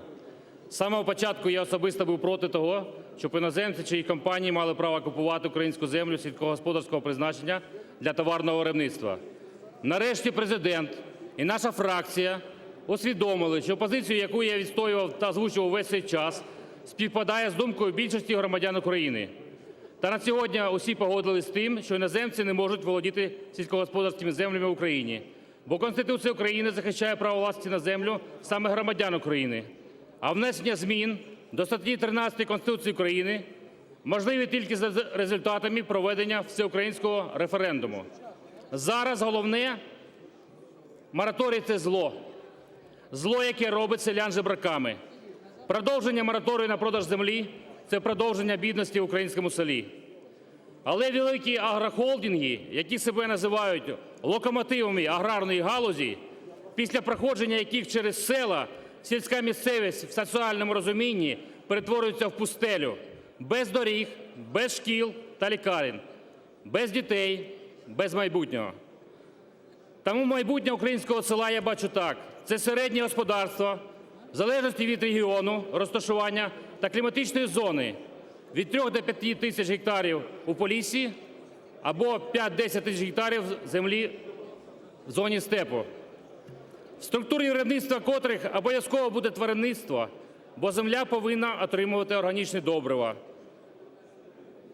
Садівництво, вирощення овочів та ягід є зараз найбільш рентабельною галуззю аграрної промисловості, але потребують суттєвого капіталовкладення. І саме зняття мораторію на продаж землі дає поштовх для стрімкого розвитку цієї галузі. Як доводить практика, господарства з більш широкою структурою виробництва та сівозмінами є більш соціально відповідальними за своєю філософією діяльності, заохочують розвиток життя сільської місцевості. Бо село є колискою української самобутності та первинний осередок суспільства та держави. Земельна реформа – це не тільки економіка та гроші.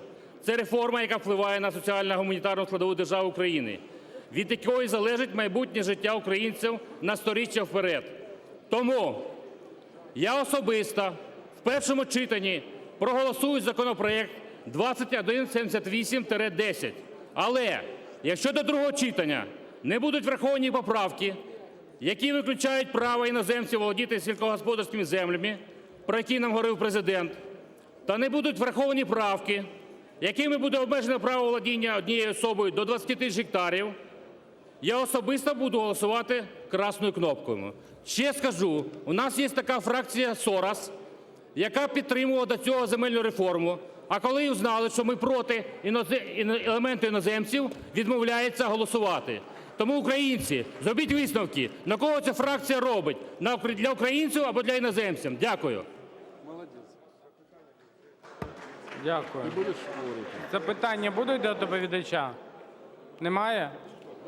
Я ж хотів, щоб тільки брати, то ви мене сюди визвали. Запишіться на запитання до Шевченка. Народний депутат Шевченко, поверніться, будь ласка, на трибуну. Шахов Сергій Володимирович. Сергій Шахов, Луганщина. Шановний колега, скажіть, будь ласка, може підтримаємо слова Лабазюка, нашого колеги, і відкладемо всі законопроекти до опрацювання?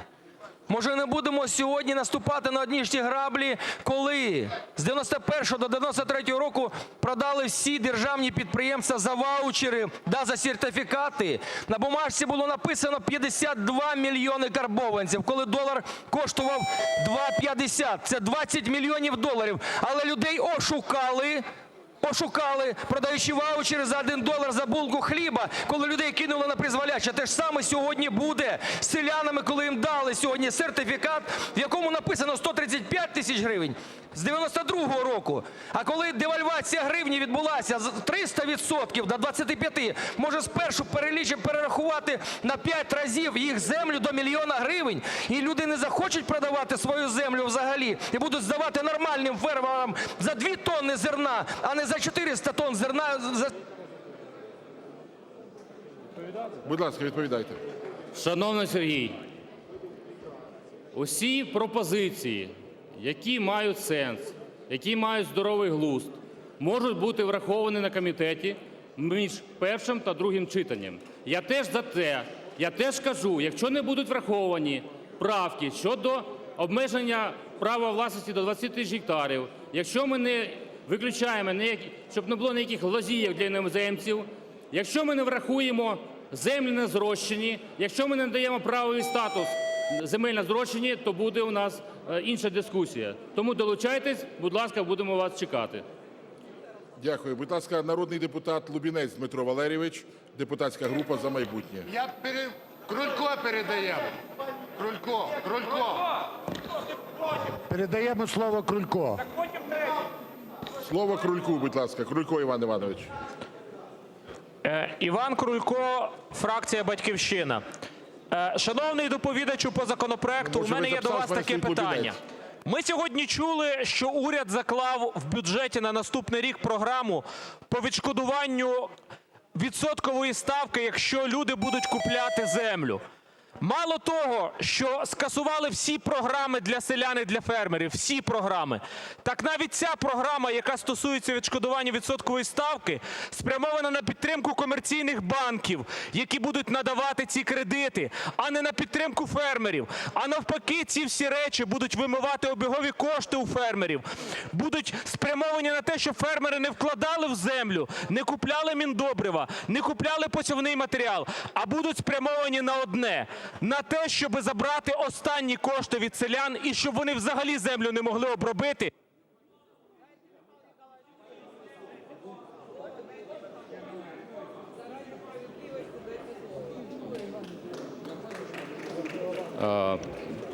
Пане Іване, я взагалі-то не зрозумів, чому ви це питання не задали пану Тимофію Милованову, коли він тут був, але я відповім. Взагалі-то у нас до цього фермери нічого не отримували, по більшому рахунку, а отримувала одна компанія, яка нам курятини стільки наробила, що ми вже не знаємо, куди її дівати. Так що запитайте до уряду, який був до нас, куди ці кошти йшли. Дякую. Шановні колеги, з процедурних питань просить слово голова фракції «Слуга народу». Давид Арахамія, будь ласка. Включіть, будь ласка. Колеги, дуже подобається, як виглядає трибуна, і хочеться це питання подовжити до кінця, до розгляду цього питання. Прошу винести на голосування подовження робочого дня, поки ми не закриємо питання з цим законопроектом. Регламент це допускає, 19-та, да. Шановні колеги, прошу, з процедурних можна, якщо це питання з процедур. Шановні колеги, ще раз, будь ласка, 19 стаття дозволяє нам продовжувати це питання. Будь ласка, шановні колеги, я попрошу зайняти місця. Була внесена пропозиція, якщо ми встигнемо, ми завершимо о 15-й. Якщо ми не встигнемо, ми завершимо після розгляду цього питання. Шановні колеги, не можна після, хвилину, читайте регламент тільки під час денного засідання. Денне засідання не завершене. Шановні колеги, я попрошу підготуватися до голосування. Я ставлю питання продовжити це питання до завершення розгляду цього питання. Шановні колеги, є пропозиція. Шановні колеги, щодо комітетів, якщо затримки не буде, ви підете вчасно. Якщо буде, це десь 15 хвилин. Я ставлю на голосування це питання. Прошу підтримати та голосувати.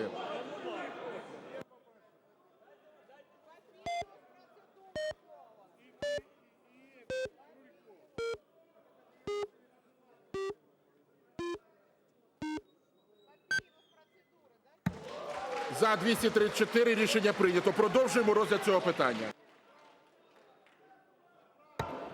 Слово надається народному депутату Магері Сергію Васильовичу. Покажіть по фракціях, будь ласка.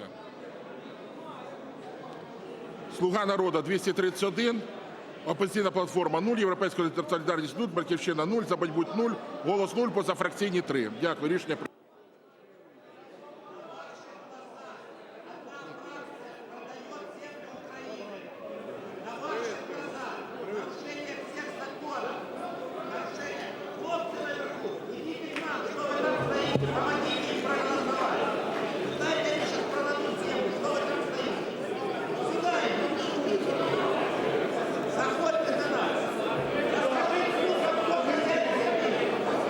Включіть, будь ласка, мікрофон народному депутату.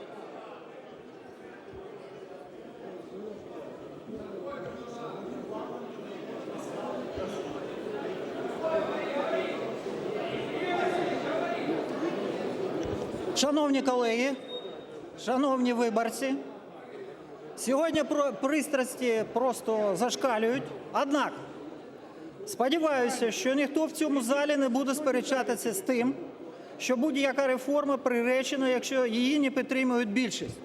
Більшість народу України, народу, який є носієм влади і, наголошую, власником землі згідно діючої Конституції. Питання продажу землі очікувано розділило усіх. В таких умовах починати реформу та впроваджувати ринок землі – сумнівне заняття.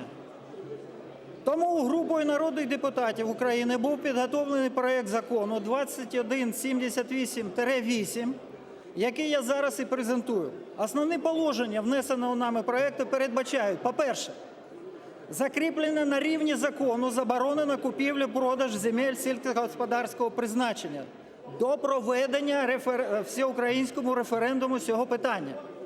Якщо референдум покаже, що більшість нашого народу ще не готова до сприйняття введення продажу землі, то логічно було б не поспішати та використати час для підготовки нововведень. По-друге, затвердження на рівні закону виключного переліку суб'єктів, які мають змогу набувати право власності на земельні ділянки сільськогосподарського призначення у разі отримання позитивного рішення цього питання на референдумі. Це громадяни України, юридичні особи, кінцевими бенефіціарами, власниками яких виступають виключно громадяни України, територіальні громади та держава. Відповідно до положень нашого проекту, іноземці та особи без громадянства в будь-якому випадку не зможуть набувати право власності на землі і такі ділянки сільськогосподарського призначення. Ще раз наголошую, що ми з самого початку роботи 9-го скликання наполягали на головному. Земля, відповідно до Конституції України, є власністю українського народу, і саме власник, український народ, має виключне право вирішувати питання, пов'язані з власністю. Спочатку референдум, який докаже актуальність змін, а вже потім їх імплементація. Прошу підтримати таку точку зору та проект 2178. Дякую. Дякую. Чи є запитання до доповідача? Немає? Переходимо до народу. Хто?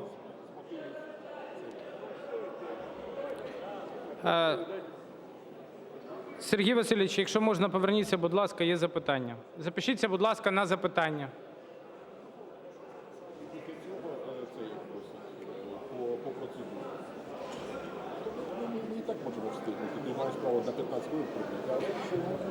Фріз Ірина Васильівна, Європейська солідарність.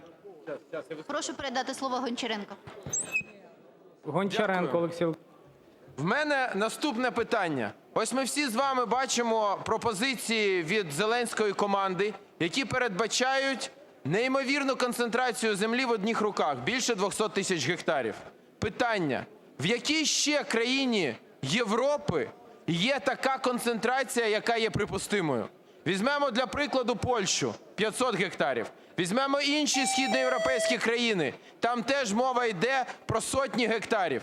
Але ж таке, щоб пропонувалося 210 тисяч гектарів в одні руки, такого нема ніде. Це якесь нове зеновація, яка призведе до занепаду українського села. Тому що в українському селі живе 13 мільйонів людей. Що вони будуть робити, коли вся земля буде належати кільком сотням латифундистів? Дякую. Мені сьогодні нічого додати до цього. Мабуть, відповіді від мене не прозвучить. Так що питання є.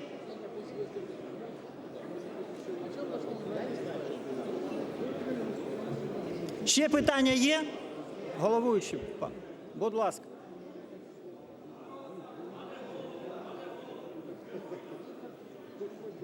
Будь ласка, народний депутат Павленко. Прошу передати слово Івченку. Вадим Івченко, фракція «Батьківщина». Шановні колеги, ось дивіться, ми не тільки гнемо суспільство через коліна, не тільки гнемо парламент, але й діємо в тих традиціях, які діяли деякі попередники. Скажіть, будь ласка, яким чином відключився телеканал «Рада», коли виступала лідер "Батьківщини" Тимошенко і безпосередньо доповідала по законопроекту і про неможливість продажу землі іноземцям, коли ми вам показували все те, що написано в тих законопроектах, які вам пропонують сьогодні голосувати. Голова Верховної Ради, я хотів би, щоб ви саме особисто дали відповідь, пане Дмитро Олександровичу, яким чином телеканал "Рада" відключив лідера "Батьківщини" Тимошенко. Це в кращих традиціях попередників. Я не думав, що ви так можете зробити. Дякую.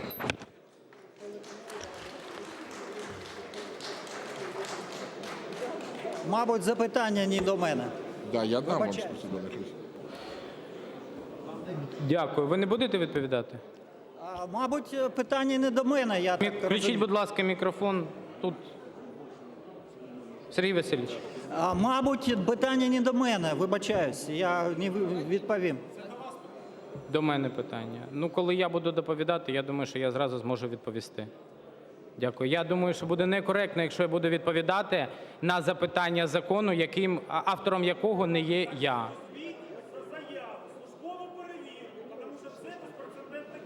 Яким чином ви мене, як народного депутата, позбавляєте прямої трансляції, коли я готував закони? І лідера Тимошенко. Яким чином? Ви тут стояли і бачили, що я тут знаходився, команди не давав. До побачення. Да. Я вже задав це питання, займаються. Переходимо до наступного. З процедури. Михайло Миколайович Папієв.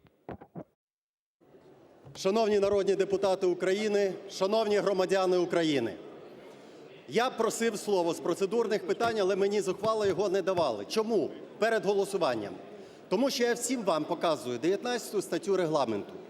Не передбачає ця стаття в середу продовження роботи, тому що за календарним планом у нас сьогодні розпочалися вже засідання комітетів. Цей розгляд законопроєктів є абсолютно незаконний. Ви знову ж таки хочете незаконний антинародний закон прийняти в порушення Регламенту, порушуючи процедуру, порушуючи календарний план Верховної Ради України. У нас зараз засідання комітетів. Ви зриваєте засідання комітетів, ви на це не маєте права. Тому для того, щоб не дати вам зробити 16 січня, наша фракція «Опозиційна платформа – За життя» блокує трибуну, і ми будемо домагатися дотримуватись Регламенту, і щоб засідання комітетів Верховної Ради України розпочалися своєчасно, як це і передбачено законом. Ми блокуємо трибуну і робіть перерву до завтра в розгляді цих законопроєктів. При всій повазі, Михайло Миколайович, я не зовсім розумію. З одного боку, ви розповідаєте про важливість ринку землі, питання землі, а з іншого боку, для нас обід важливіше за це питання. Я думаю, що це некоректно. І давайте розглядати. Ми поки що навіть не вийшли за 3 години, як це передбачено тим голосуванням, яке було раніше. Я думаю, що коли всі народні депутати тут, коли народні депутати всі тут, то й не відбудуться комітети, навіть не буде кворуму. Давайте будемо реалістами. Дякую. Слово надається народному депутату України Заблоцькому Мар'яну Богдановичу. Ні, не з місця, будь ласка, вийдіть, станьте рядом, будь ласка, виступайте. Будь ласка, станьте рядом, виступайте, ніхто не блокує. Ні, не завершилось. Ні, не завершилось. Колеги, не завершилось. Ми домовлялися з вами. Ще раз кажу. Ви зараз. Ще раз кажу. Рішення приймає Верховна Рада, Михайло Миколайович, і ви це добре знаєте.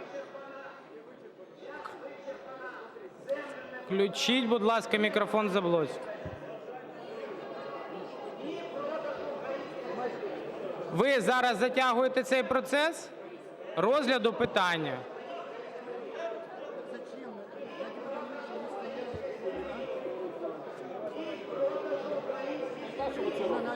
Юра, для чого ви це? Який регламент? До 15 ми маємо. Як кортить продати землю? Ні продажу української землі.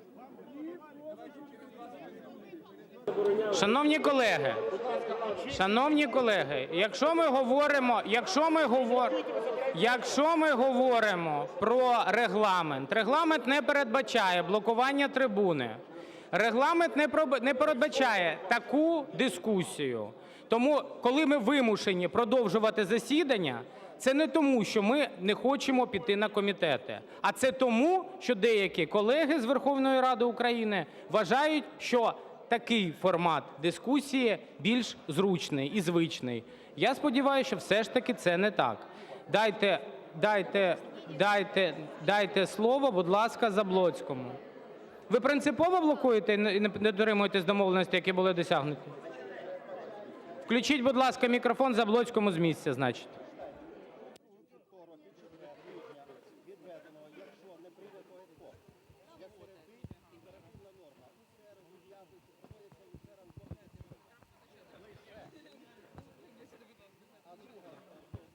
З урахуванням того, що зараз ще нема 15-ї години, то ви зараз порушуєте регламент, блокуючи трибуну. Це так, для інформації, колеги. Дякую, шановні колеги. В принципі, звідси, я думаю, чути так само добре, як і там. Надіюсь, вам там буде комфортно.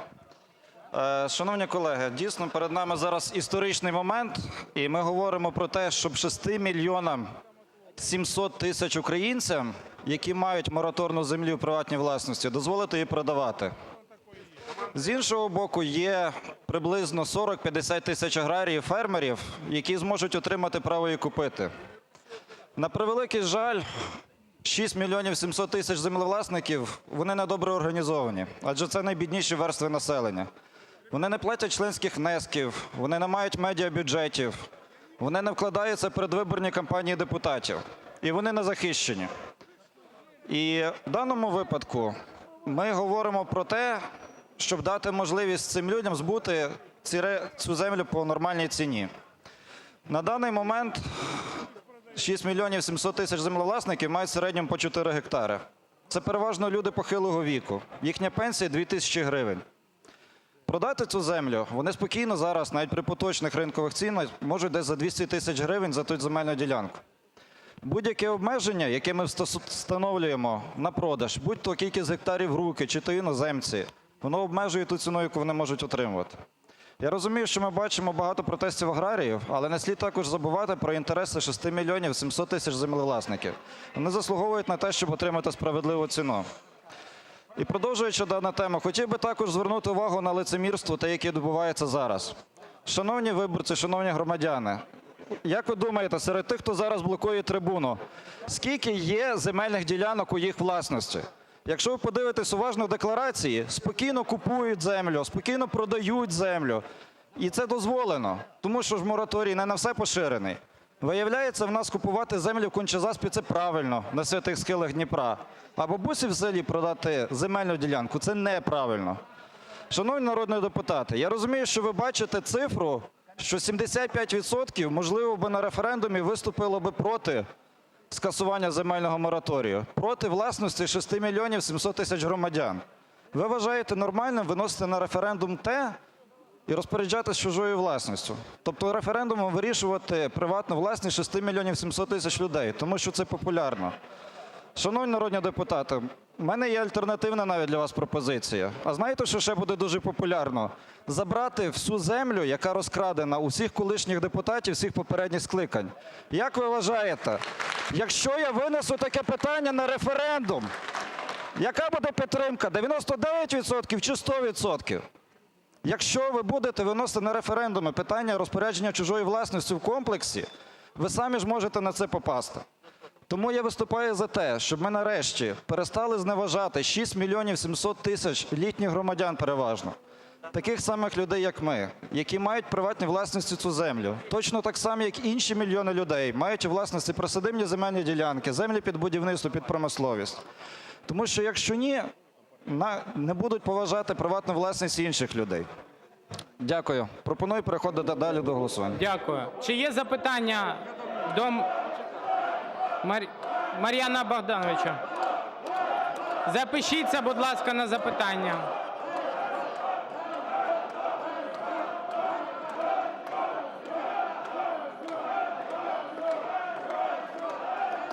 Папієв Михайло Миколайович, з місця. Включіть мікрофон, будь ласка.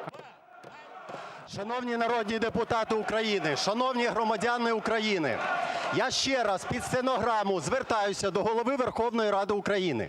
19 стаття Регламенту в імперативній формі наголошує на тому, що в середу робота в комітетах, тільки ранкове засідання. Ви не маєте права продовжувати в середу пленарне засідання. У нас, до речі, всі трудові книжки наші зберігаються в комітетах. І у нас в трудовій книжці записується не просто народний депутат України, а член комітету, секретар, голова. Тому робота в комітетах не може бути скасована ніяким рішенням Верховної Ради України і ніяким законом. Робота в комітетах – це основна наша робота. Не зривайте засідання. У нас зараз мають засідати комітети і проводити свої засідання і розглядати законопроекти. Ні Голова Верховної Ради України, ніхто не має права зривати засідання комітетів. Звісно, ви праві, тому що рішення приймає не голова, не перший заступник, не голови фракцій, навіть не поважні народні депутати. Рішення приймає Верховна Рада України. Якщо ми з вами говоримо про статтю 19 Регламенту Верховної Ради України, йде в ній мова про продовження вечору. Де тут написано? Покажіть, вівторок, четвер. Покажіть, будь ласка, вівторок, четвер. Ad hoc процедура там передбачена. Добре. Добре. Шановні колеги, це не запитання було. Геращенко Ірина Володимирівна. Дякую. Запитання перше. І прошу вважати, шановний пане Голово, я прошу вважати моє запитання депутатським запитом до вас особисто і до всієї фракції "Слуга народу". А ваш колега тільки що заявив, що начебто в депутатів попередніх скликань є земля, яку бояться вони там щось віддати і таке інше. В моєї родини є 10 соток землі. Я прошу, щоб вся фракція "Слуга народу" опублікувала, тому що ви не опублікували ваші декларації, скільки в кожного з вас є землі. А тепер запитання.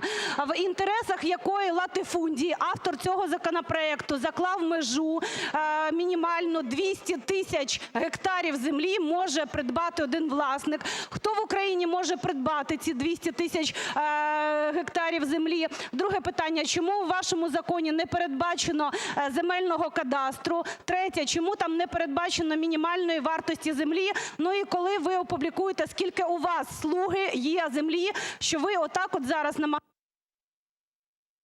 Дякую. Відповідайте. Дякую за запитання. По-перше, "Слуги народу" добровільно задекларували всю власність, хоча ця вимога до нас була лише з 2020 року. Друге, я виступаю принципово за повністю вільний ринок, але обмеження поставлені в рамках консенсусу, який, я надіюсь, задовольнить український народ. І пропонуючи далі консенсус і повертаючись до останньої теми, мені тут знову продовжують розказувати, що я слуга олігархів. Я готовий ще раз поставити свій підпис, і я звертаюся до фракції "Батьківщина", під їх законопроектом від 2008 року, який явно не міг бути олігархічним. Я готовий за нього проголосувати і пропоную, шановній фракції "Батьківщина", разом під ним підписатись. Дякую. З процедури дайте Крулько. Включіть, будь ласка, мікрофон. Крулько. Добре, включіть, якщо обіцяли, колеги. Іван Крулько, фракція "Батьківщина". По-перше, я хочу, щоб ви вважали моїм депутатським запитом до вас, як до спікера парламенту, чому виступ лідера фракції "Батьківщина" Юлії Тимошенко був перерваний каналом "Рада". Прошу це вважати запитом. І друге. 19 стаття Регламенту Верховної Ради жорстко передбачає, що по середам не може бути вечірніх пленарних засідань, тільки ранкові до 2 години. Це раз. І друге питання. Якщо Верховна Рада, це та ж стаття 19, частина 4, бажає продовжити засідання Верховної Ради, це може бути одноразово і лише після 18 години, про що приймається рішення на ранковому засіданні. Тому, коли ви двічі ставили на голосування питання продовження засідання Верховної Ради, ви порушували статтю 19 Регламенту Верховної Ради, а дотримання Регламенту є обов'язком головуючого на засіданні парламенту. Тому я прошу діяти відповідно до Регламенту, припинити це засідання. Дякую. Якщо ми з вами після цього подивимось кількість часу, яку забрали в нас наші колеги на перерви, на продовження, на виступи, на продовження виступів, то ми якраз і вкладемось до часу. Якщо ми говоримо про комітети, комітети повинні працювати, почати роботу з 16 години. Тому, так написано в Регламенті. 16. А коли ви призначили це? Ні. Це з 2 до 16 у вас перерва та обід. Да. Якщо ви... Далі, колеги. Я слово даю голові Комітету з питань аграрної та земельної політики Сольському Миколі Тарасовичу. Ви маєте право звернутися до регламентного комітету, будь ласка.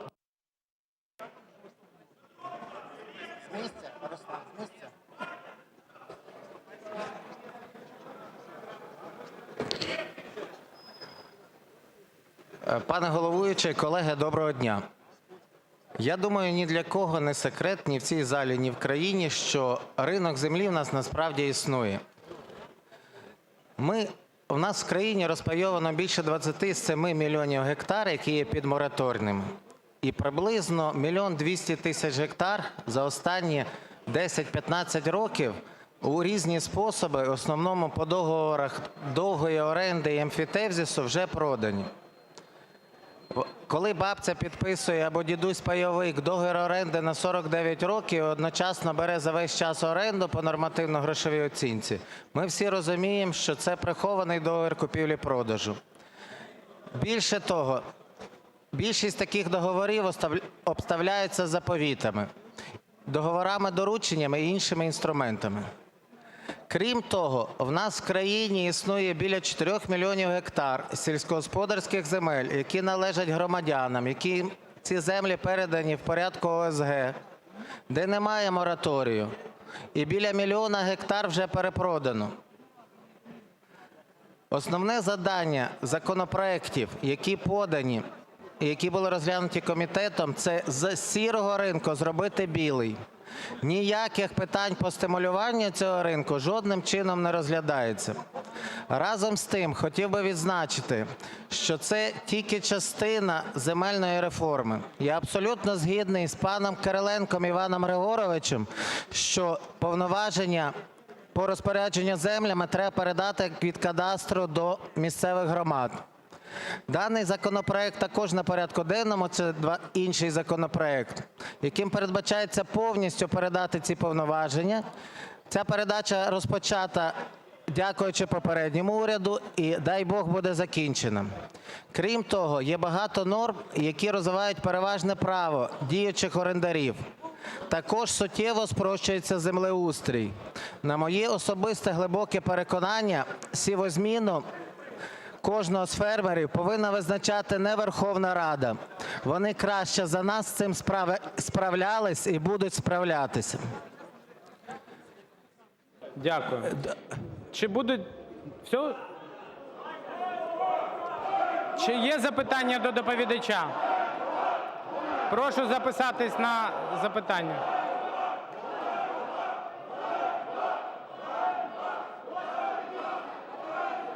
Соболєв Сергій Владиславович з місця.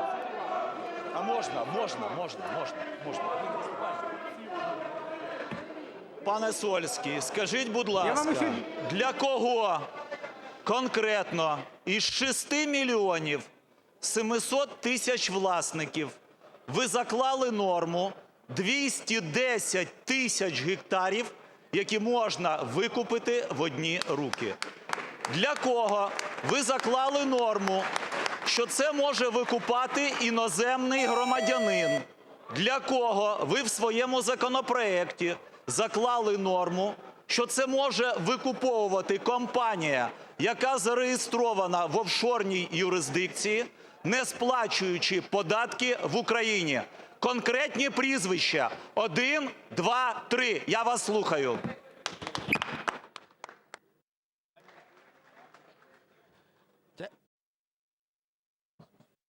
Дякую, пане Сергій. Дивіться, ні для кого не секрет, що в законопроекті є дискусійні норми.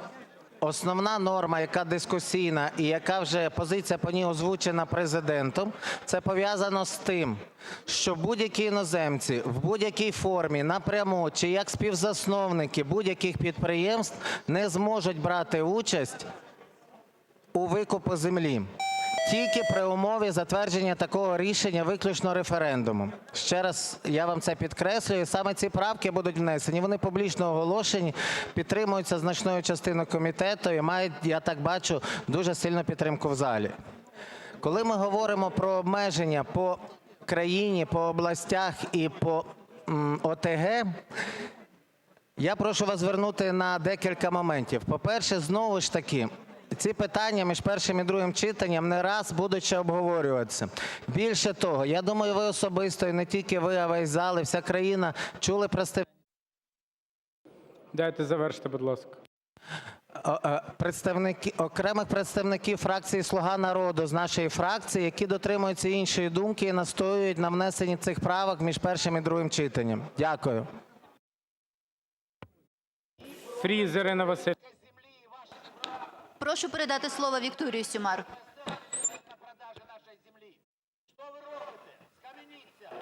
Сюмар Вікторія Петрівна. Дякую. Пане Сольський, В мене наступне запитання до вас. Ви сказали абсолютно справедливо, що цей законопроект абсолютно недосконалий. І що потрібно вносити зміни, дуже багато змін, і що має бути цілий пакет супровідних документів. Скажіть, будь ласка, ви говорите зараз про сивозміни, що село має це визначати, фермер сам це буде краще робити. Чи ви усвідомлюєте, що насправді цей закон написаний в інтересах великих корпорацій, який вбиває фактично фермерство? І хто тоді буде визначати ті сивозміни і дотримуватися якості ґрунтів і тому подібне? Що завадило насправді подати в парламент не 4 сторіночки рамкового впроваджував би ринок в інтересах того, щоб ми могли розбудувати, в інтересах держави, щоб ми могли розбудувати свій агропромисловий комплекс, щоб селяни, зрештою, і фермери були конкурентними з великими корпораціями? Дякую. Микола Тарасович, але відповісти, але дуже стисло, якщо можна. Пані Вікторія, абсолютно не так. Це один з законопроєктів. Є інші законопроєкти, які розвивають земельну реформу, в тому числі на порядку денному сьогодні, де є відповіді на питання ваші, які сьогодні озвучені. В тому числі це законопроект 2194. Вся підтримка сконцентрована на малих і середніх. Дякую. Что? Куда выводим?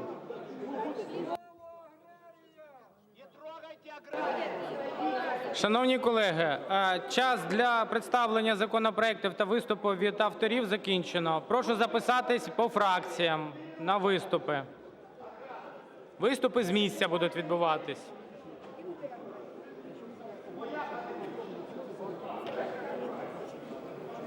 Юлія Володимирівна, ви, ваші колеги...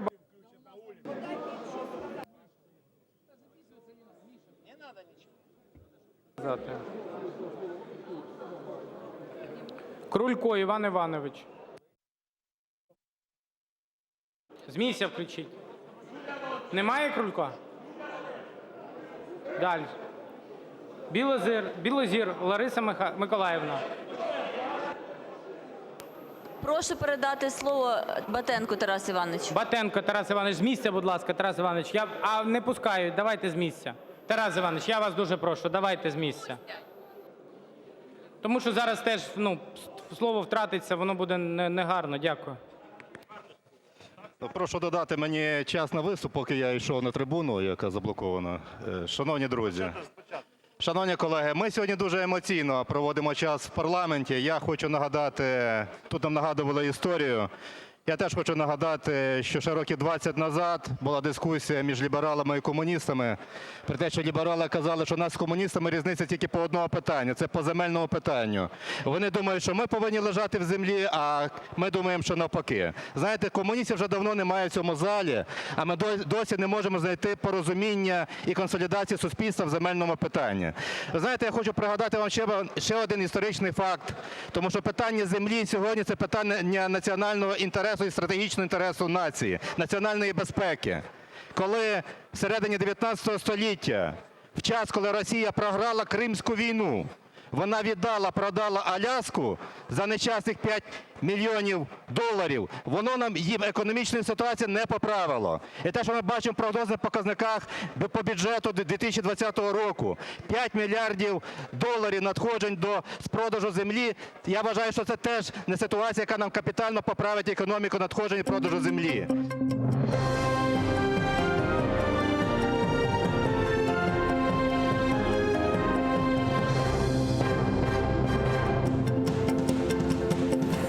Assalamu alaikum. Бүгін ноябрьнан 10-чы эфирде заман студияда Слеречен Меншев Кетаматулаев чалышам. Украина президентінің Қырымдаки дайми темсілжілігінің тек бір қысма Киевге көчежек. Ишғал етілген Қырымдан келіп, ярдымға мұқтач олғанларға қызмет көстермек үшін Херсон шерінде бір бөлігі қалажақтыр. Киевге кечірілген темсілжілік азалары ишғал етілген Қырым мевзусыны Украина ве халқара севиесінде огге чықармақ үшін әрекетлер ве ярмадаға информацион яйынланув япылмасын арттырмаға істейлер.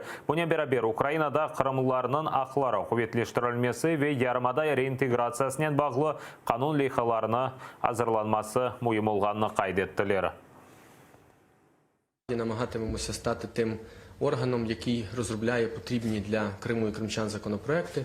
І, власне, вже певні напрацювання у нас є. Ми сподіватимемося це поширювати. Зокрема, ми, звичайно, працюватимемо над законопроектами, які стосуються, скажімо так, захисту прав кримчан і уникнення дискримінаційних, так званих дискримінаційних положень щодо кримчан. Ми вже, власне, беремо участь у декількох робочих групах з цього питання, в тому числі з питань нерезидентства, яке, як ми знаємо, є сумновідомим, сумнозвісним. Тому оця законодавча робота – це такий перший, скажімо так, пріоритет. Азақ деңізінде балық тұтылмасы. Бүгін Украина ве Русия темсілжілері балық тұтылу квоталарына бөлмеге есте. Аңлашманы дистанцион шекілінде имзаламақ кереклер музакерейсі онлайн Бердянск балықшылық институтында өткерілі. Институт оғында есе фааллер топлашып наразылық кечіре. Да, это провокатор, уберите, он провокатор. Я провокатор. Кто провокатор? Ты назовись. Я кудуся верховный на Украине. Я не украинец. Я не украинец. Бердянск приехал. Сейчас расскажем, кто украинец, а кто не украинец. Забрали, у меня там 4 детей. Мой дом забрали, вы понимаете?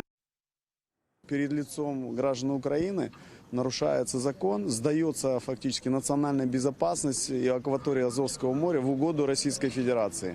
Комитету по рыбному хозяйству России, за спиной которого явно маячит ФСБшная структура.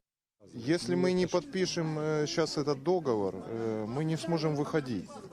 Здесь стоят пограничные суда, у которых скорость там за 120. Ни один... Даже не в скорости, а дело в том, что И... если не будет выхода в море... Это Да, они нас забирают просто туда. Никто не хочет сидеть в тюрьме. Хотят все легально работать. Украина президентінің Қырымдаки даими темсілжілігінде айтқанларына көре бұл аңлашмалар аққында білелер ве вазиетні незарет етелері. Ми направляли декілька звернень за останні декілька днів до різних органів державної влади з тим, щоб вони належним чином оцінили ризики і щоб належним чином вони оцінили можливу небезпеку, яка може походити з таких ініціатив. Ми зараз попросили колег, які фахово, власне кажучи, працюють у сфері міжнародного морського права, надати нам кваліфіковану експертизу для того, щоб ми розуміли, яким чином ми можемо рухатися далі у цьому питанні. Көтілген трибуна ве парламент бинасы оғынды дефинетілів. Депутатлар баққан топырақ меселесінден себеп юқары шыра оғынды шамата топырақ сатылышына қойылған ясақ ләғой өтілмесіне юзлерже чіфшілер наразылық көстере. Олар сабадан парламент янында қой қожалық техникасында келді. Бұня бәрі юқары шыра оғыны табутта домыз кетіріп дефинеттілер. Айтқанларына көре бұл Украинаның қой қожалығы өлгенні көстере. Чіфшілер айтқанына көре топырақ сатылышы açılса көйлер бұйық холдинг рақаплік костерап оламаз. Аграрій говорить за те, що має бути цивілізований обіг земель сільськогосподарського призначення. І тут, в стінах цієї Верховної Ради, сидять люди, які мають запропонувати модель, як цей обіг земель має відбуватись. А вони нам пропонують з 1 жовтня 2020 року просто розпродаж країни. Розпродаж 72% території України.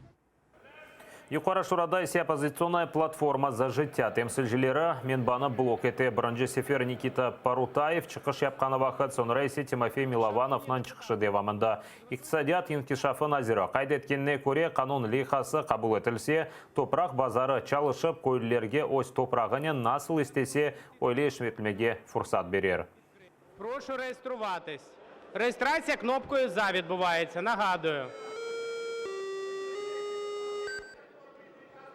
За в залі 266 народних депутатів України. Нам потрібно, аби власник почував себе власником, а не кріпаком. Щоб він отримував справедливу оренду плату за свою землю. Щоб він був спроможний продати одну ділянку і купити іншу, яка йому чи їй більше підходить. Зрештою, дати українському селянину право купити більше землі і збільшувати свою справу. Близько 1 мільйона гектар сільськогосподарських земель перебуває у комунальній власності. І громади, яким ми даємо все більше повноважень в рамках децентралізації, повинні мати справедливий дохід від оренди. Ми маємо передати 8,2 мільйони гектар сільськогосподарських земель, які належать державі, в руки ефективних фермерів.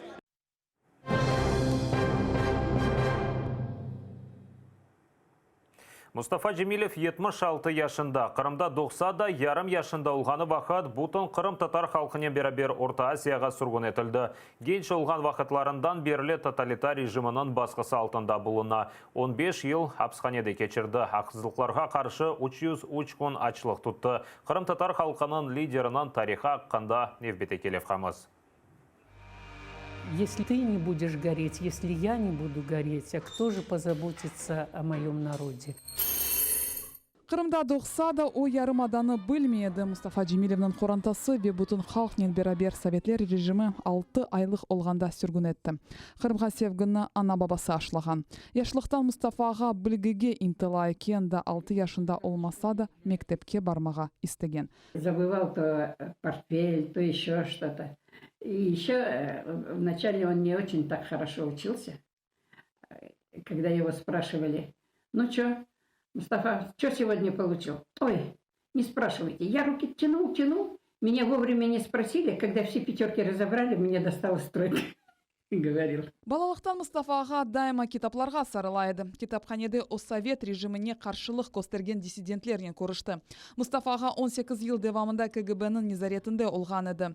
Милли әрекетінің иштиракчысы совет ордусында қызмет етмеге рет кеткені үшін 1,5 елға апыске алынды. Мустафаға ақында белі диссидентлер были башлай. Сам издаттайсы оның фікірлеріні дерч етіп башладылар. Он очень убедительный человек просто. Он выстраивает свои речи, свои там представления, доказательства очень логично, очень убедительно. И с этим трудно спорить, это трудно не понять даже людям враждебно настроенным. Он нацелен не на эмоции аудитории, а на ее интеллект скорее. Совет режиміне қаршылық көстергені үшін онлар жекереттен туф ве яқалануларға ұғыратылды.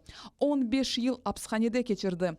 Сефер наразылық білдірмек үшін ачлық башлаттайды. Давамлы ачлық греві 303 күн девам етті. Я знал много голодовок и знал, что люди с таким характером, как он, могут продержаться и дольше, чем 33. Это характер. Характер – это судьба, и иного ему не дано. Но, конечно, такие испытания, которые выпали на его, они, конечно, этот характер укрепляют. Мустафаға қайда олмаса да сүргінлікте яда апсханеде советлер системасыны қорқузайды. Оның процесслеріне сүрі адамлар топланайды. Мустафаға бүгінде көрешіні девам еті ветек өз халқы үшін дегіл 68 сенесі советлер бірлігі Чехословакияны ижғал еткенеді. О вақыт Мустафаға сүргінлікте олып совет тежавузыны қаршылығыны білдірді. Санки дерсін бұл Қырым меселесі дегіл еді, ама өзіне қаршы яны тақып башлатмасына себепчі олды. Кримсько-татарська проблема для нього важлива, але загальні людські права його також важливі. Так званої Чехословацької весни. Це була проблема не тільки для Чехословаччини, це була проблема для загального людства. Мустафа Джемилевнің басиретіні еллар таздықлады. 90-жы елларда о Қырым татарларының милли әрекетіні бірлештірмеге тырышты. 91-жі сенесі Қырым татарлар өз рейлеріні Украина мұстақылығы үшін берді. Бөлелікнен Украинаның тағдыріне тәсір еттілер. Если бы не крымские татары, Крымская, она уже была автономная республика, созданная в 1991 году, она была бы единственным субъектом Украины, которая высказалась бы против независимости страны. 2008 сенесі Русия Гурджистанға уджум еті. Мустафа Джемилев әркезіні тенбейлей. Невбетті Қырым олажақ. Қараденіз еле олған анлашманы тоқтатмаға ве Украина арби күчлеріні қабелештірмеге талап еті, ама оны ешітмеділер. Тыжавуз devlet ярымадаға 2014 сенесі келді. Это было больно. Столько лет бороться за возвращение, привести народ свой туда, в Крым, как Моисей свой привел на свою землю. И дожить вообще до этого времени. И в итоге оказаться вне своей земли. 14 сенесі о Қырымға қайтқаны вақыт ижғалжілер оны ярым адамға қоймады. Ватандашларымыз бұна наразылық білдіріп, оны қаршыламақ үшін Қырымны мемури сынырына чықты. Национальные вопросы не решаются выпрашиванием милости Господ у порога высоких порогов. Национальные проблемы решаются борьбой. Мустафа ага 76 yaşında. O halkara meydanlarda iştirak etip hakikatni teşvihat etip kureshni devam ete. Kırımның serbestligini көрмеге istey. Виктория Бойко, Zaman, ATR. Bu saat hazır olgan sonki haberimizde efirimizni bugun yayını devam ete. Şimdi ise yukarı şuradan olgan yayınlanуға keçemiz. Anda ise deputatlar toprak meselesinden bağlı suallerini müzakere etemen seslerinden gelecek yayınlarımızға kadar sağlıklaşan Порошкенже. Депутата України, то починалась вона словами. Стаття 79 Конституції України. Дякую, Михайло Миколаївич. Шахов Сергій Володимирович, хвилина з мотивів. І да, дійсно, 6 хвилин виступи від народних депутатів будуть. 6 хвилин. Ви не записались по фракціям, вибачте. Ні, ви не записались. Хвилина з мотивів. Якщо ви не записались від фракції, ви знаєте регламент краще мене. Дякую. Поставте.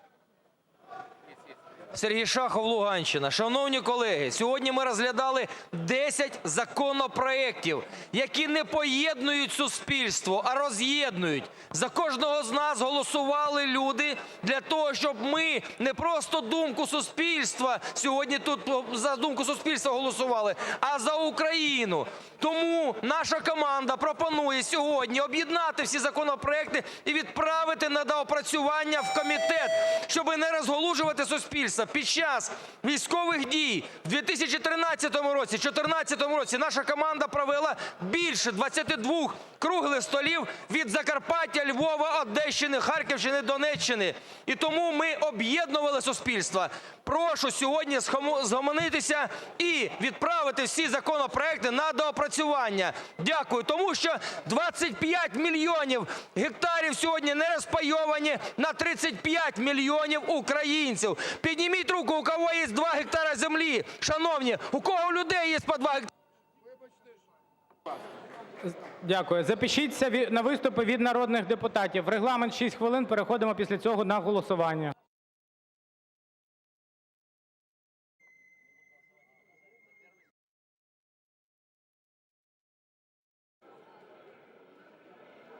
Лєрос Гео Багратович. Прошу передати слово Іванчуку Андрію. Кому? Кому? Скажіть ще раз. Іванчуку. Включіть, будь ласка, мікрофон. Шановні народні депутати, доброго дня всім. Ми півдня вже спостерігаємо за дискусією, і всі вже зрозуміли, що в залі є різні точки зору. Але я хотів би, щоб всі вже заспокоїлися і хватить кричати «ганьба», «зрада». Це перше читання. Є 10 законів. Виберіть закон і до другого читання, коли закон стане власністю Верховної Ради України, ви зможете професійно вести дискусію. Зараз це все просто від лукавого. Я прошу прийти до голосування, пане голово.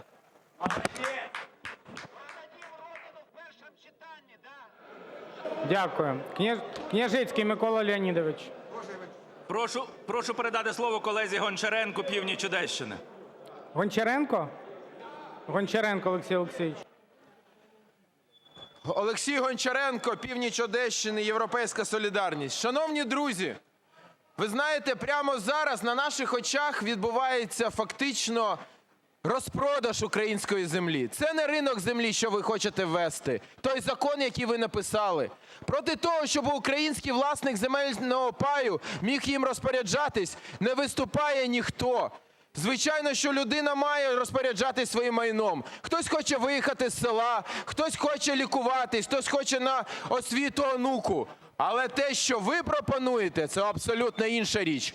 Це є не земельний ринок, це земельний базар, на якому українці мають, за вашим задумом, продати останнє – свою землю. І продати її за безцінь. Бо в інакшому випадку ви б вводили мінімальну ціну, чого тут немає в принципі. Ви б вводили систему, по якій український селянин може не тільки продати землю, але і купити землю, створити своє господарство, працювати на своїй власній землі для того, щоб годувати себе, родину і Україну. Подивіться, нікому ж навіть це не цікаво. Я звертаюсь до глядачів, я знаю, багато телеканалів це транслюють. Подивіться на сесійну залу, ніхто не слухає, нікому не потрібно це. Це принципове питання для життя країни на роки, на десятиліття вперед. І як ми його приймаємо, в якому соромі, без жодного обговорення, без дискусії, без жодної нормальної розмови. Це так приймаються стратегічні рішення для держави? Ніхто не ставить питання, яким чином можна продавати по 200 тисяч гектарів в одні руки, чи то іноземним олігархам, чи то місцевим олігархам. Вже все приватне. Приватбанк, приватнебо, буде ще приватземля. До чого ми йдемо? Нащо це нам потрібно? Мета земельної реформи має бути створення міцного середнього класу на селі. Фермери, яких будуть мільйони, які будуть годувати Україну, які в разі потреби будуть її захищати. Це є мета будь-якої нормальної держави. Але нам, як я бачу, Зеленському і його слугам це не потрібно. Вони продавлюють через Верховну Раду, переламують через коліно парламент для того, щоб заштампувати якісь свої обов'язки, які вони дали, коли йшли до влади, щоб щонайшвидше і щонайдешевше продати українську землю. Шановні виборці, будь ласка, це між першим та другим читанням. Я прошу вас знайти кожного свого мажоритарника з тих, хто сьогодні проголосує за цю ганьбу, знайти і пояснити йому, що Україну продавати так не можна. Дякую. Геращенко Ірина Володимирівна. Переходимо до голосування. Шановні колеги, нещодавно наш колега з попереднього парламенту Олег Ляшко потріпав трошки за барки одного з колег зі "Слуги народу". І той відразу побіг, написав кляузу в ГПУ. Тільки що я хочу сказати, що слуга Заблоцький оприлюднив шокуючу інформацію, що йому відома інформація про те, що депутати попередніх скликань начебто розікрали українську землю. Це є приховування суспільно важливої інформації, і ми вимагаємо від депутата Заблоцького завтра негайно або сьогодні ввечері завітати в ДБР, в НАБУ, в СБУ і надати всю цю інформацію. Інакше нам прийдеться звертатись до цих структур для того, щоб зрозуміти, яку ж таку інформацію приховує Заблоцький. А злі язики тим часом говорять, що автори цих законопроєктів представляють великі аграрні холдинги. Саме тому в цьому законопроекті зафіксована норма про те, що межа утримання землі може мати 200 тисяч гектарів. Це абсолютно не європейська норма. Цим законопроектом не передбачено захист фермерів. Цим законопроектом не передбачено можливість українців не продавати паї, а купувати землю, тому що немає кадастру прозорого землі, немає банку землі, не встановлена мінімальна вартість землі, не передбачено захист землі для того, щоб можна було її нормально обробляти. І, власне, це є той законопроект, який розколює сьогодні не тільки сесійну залу, а й суспільство. Ми не почули відповіді від "слуг" на ці питання, які нам наші виборці сьогодні адресують. Чому в цьому законі не передбачено кадастр, ціна, мінімальна вартість землі, чому там передбачено 200 тисяч гектарів в одні руки? Це є неповага до нашої фракції і до наших виборців. І ми, які голосували завжди проти мораторію, тому що ми за ринок землі, сьогодні категорично протестуємо проти того, що земля просто буде передана олігархам, а не селянам і не фермерам. Ви розколюєте парламент, коли сьогодні ви не даєте можливості напрацювати законопроект риночний. Ви 2 місяці втратили на ганебні законопроекти про кнопочки, про те, як принижувати депутатів і руйнувати законопроекти. Зараз ваші депутати знову сидять в порнохабах, і це показують зараз журналісти, замість того, щоб працювати над фаховими законопроектами. Припиніть це. Припиніть руйнувати державу і парламентаризм. Дякую. Колеги, рішення приймає Верховна Рада України. Я прошу підготуватись до голосування. Прошу зайняти свої місця та підготуватись до голосування. Щас.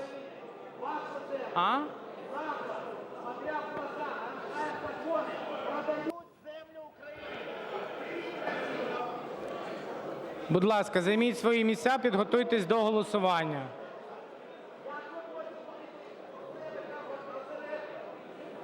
Готові голосувати?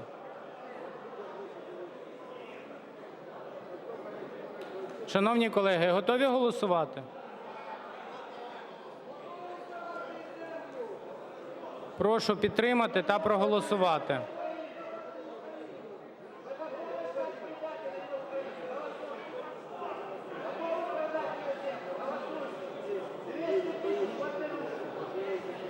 Включіть голосування. Прошу підтримати та... Стоп. Шановні колеги, вибачте. Ставлю на голосування пропозицію про прийняття за основу проект Закону про внесення змін до деяких законодавчих актів України щодо обігу земель сільськогосподарського призначення, реєстраційний номер 2178-10, який був рекомендований комітетом.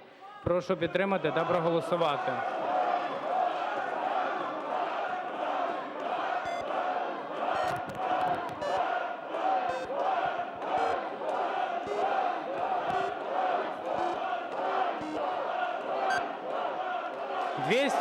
За.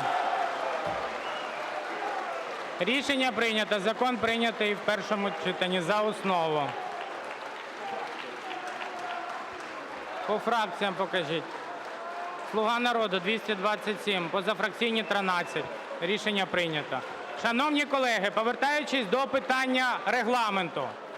Нами було продовжено роботу до 15:00. Я, як Голова Верховної Ради, мав право продовжувати ще на 15 хвилин. Враховуючи ту кількість виступів з процедури, не з процедури та з політики, ми зараз закінчуємо о 15:22. Тому я думаю, що не зовсім коректно казати про якесь порушення регламенту. Дякую. Ранкове засідання Верховної Ради України оголошую закритим.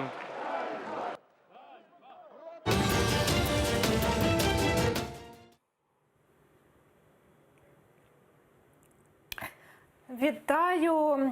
Денний ефір каналу АТR продовжить Бугунь. Катерина Вишневська у студії.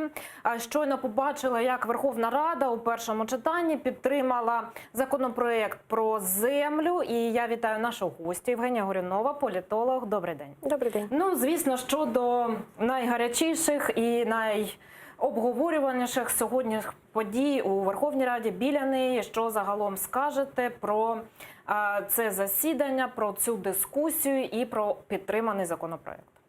Ну, по-перше, якщо ми кажемо про засідання, то безумовно це таке певною мірою шоу, яке було дійсно відбувалось, тому що багато з тих депутатів, які виступали, вони дійсно просто заробляли собі політичні такі бали, тобто це були рейтингові такі речі.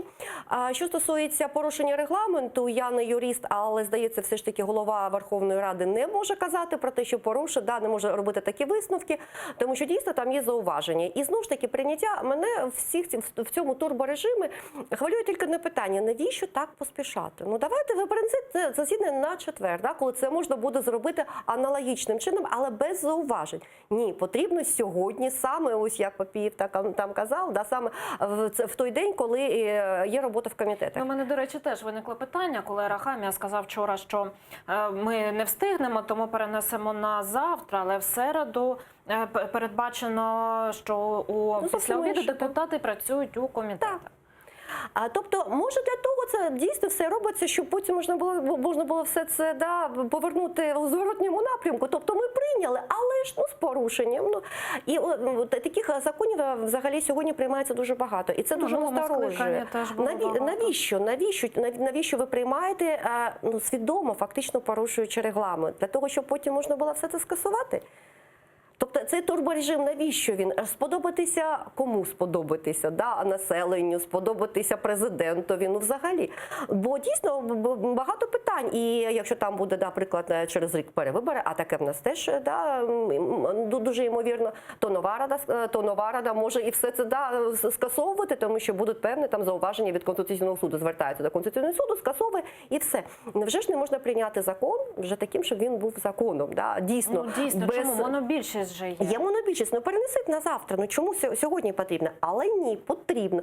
Ну, якщо це комусь потрібно, да, так як Маяковський казав, якщо зірки хтось зажигає, то це комусь потрібно. Так і тут. Це комусь потрібно саме сьогодні, саме так, навіть з порушенням процедури. Кому це може бути потрібно? Ви знаєте, тут може бути багато різних варіантів. Може це потрібно президенту для того, щоб продемонструвати, хто в домі хазяїн, все ж таки, да, тому що саме він наполягав, щоб це було саме так прийнято. Може це потрібно тим, хто стоїть за президентом, да, певним фігурам, знову ж таки, для того, щоб продемонструвати, що Рада, вона така слухняна, що вона виконує будь-які бажання відповідно.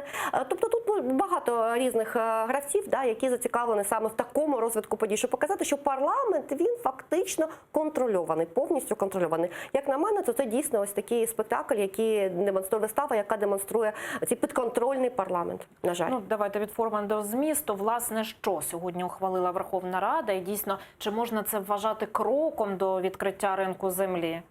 А вибачте, давайте зараз подивимося Олексія Гончаренка у кулуарах і повернемося у студію. Земельний пай має право його продати, але держава має захистити, щоб його не купили людини за безцінь. І щоб через півроку людина сказала, Боже, що ж я наробила? Де ж мені тепер брати грошей? Це проїли, тепер паю вже немає, ніхто навіть мішка зерна не дасть, щоб худобу годувати. Тому це перше питання. Не захищає селянина. І друге, вона не захищає українського фермера.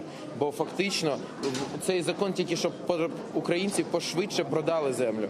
А як купувати землю, як створити господарство на 50-100 гектарів, як держава це підтримує, нічого про це немає. Тому цей закон є ганебним, дуже поганим. Цей закон показує справжні наміри слуги. Вони ніякі не слуги народу. Вони слуги олігархів, будь-кого. За це проголосувала тільки одна фракція парламенту – це «Слуга». Більше жодна фракція при всіх своїх ідеологічних різних баченнях не дала жодного голосу. Зверніть увагу, жодного. Ані «Європейська солідарність», ані «Батьківщина», ані ОПЗЖ, ані «Голос», ані «За майбутнє» ніхто не дав жодного голосу. Це такі речі ж не можуть бути випадковими, бо це є дуже погано, те, що зараз сталося. Ми програли зараз цю битву, програла її Україна, але ми не програли війну. Попереду друге читання, попереду правки. Підкажіть, будь ласка, я от запитувала в пана Арахамія, чому з голосу, наприклад, не можна навіть якісь поправки зараз було подати туди. Наприклад, з приводу іноземців, наприклад, з приводу того, щоб змінити ось ту кількість земель в одні руки. У пана Давида Арахамії було відповідь така, що вони зрештою вирішили, що з голосу нічого не будуть вносити. За регламентом, чи мали вони взагалі це право? Звичайно, мали. Це можна було під стенограму озвучити конкретні пропозиції. Вони нічого цього не хотіли робити. Вони будуть далі йти цим шляхом, ми розуміємо. Але тепер же це питання є до українців. Шановні друзі, багато хто з вас віддав свої голоса за цих слуг.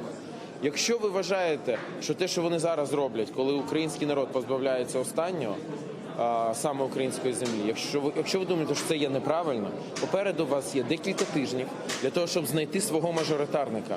Я не кажу про списочників, ви їх ніколи не знайдете, весь цей 95-й квартал, який вони собі записали в список.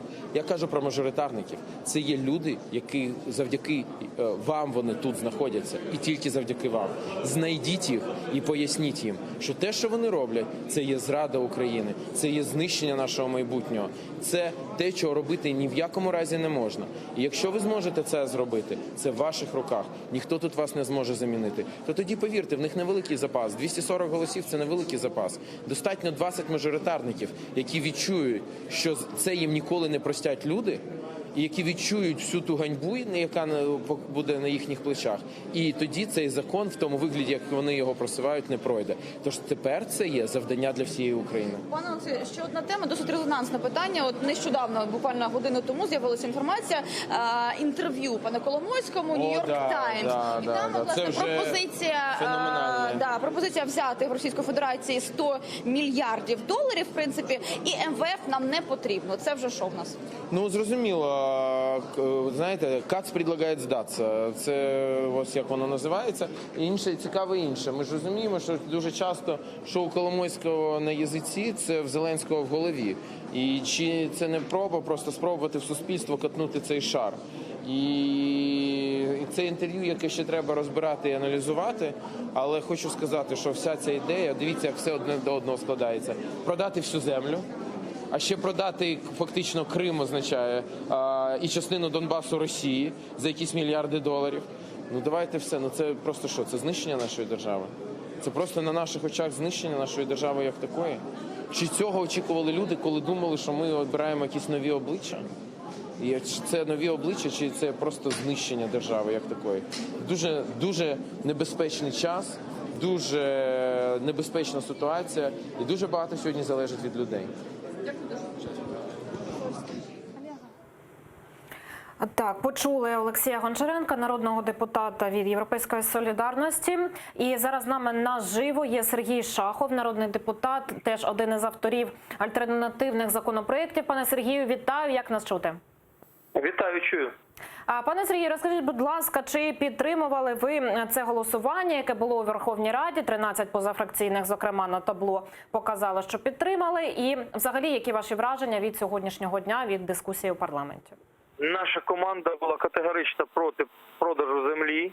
І ми голосували червоною кнопкою, і Вельможний, і Сухов, і Лукашов, і, до речі, Шахов.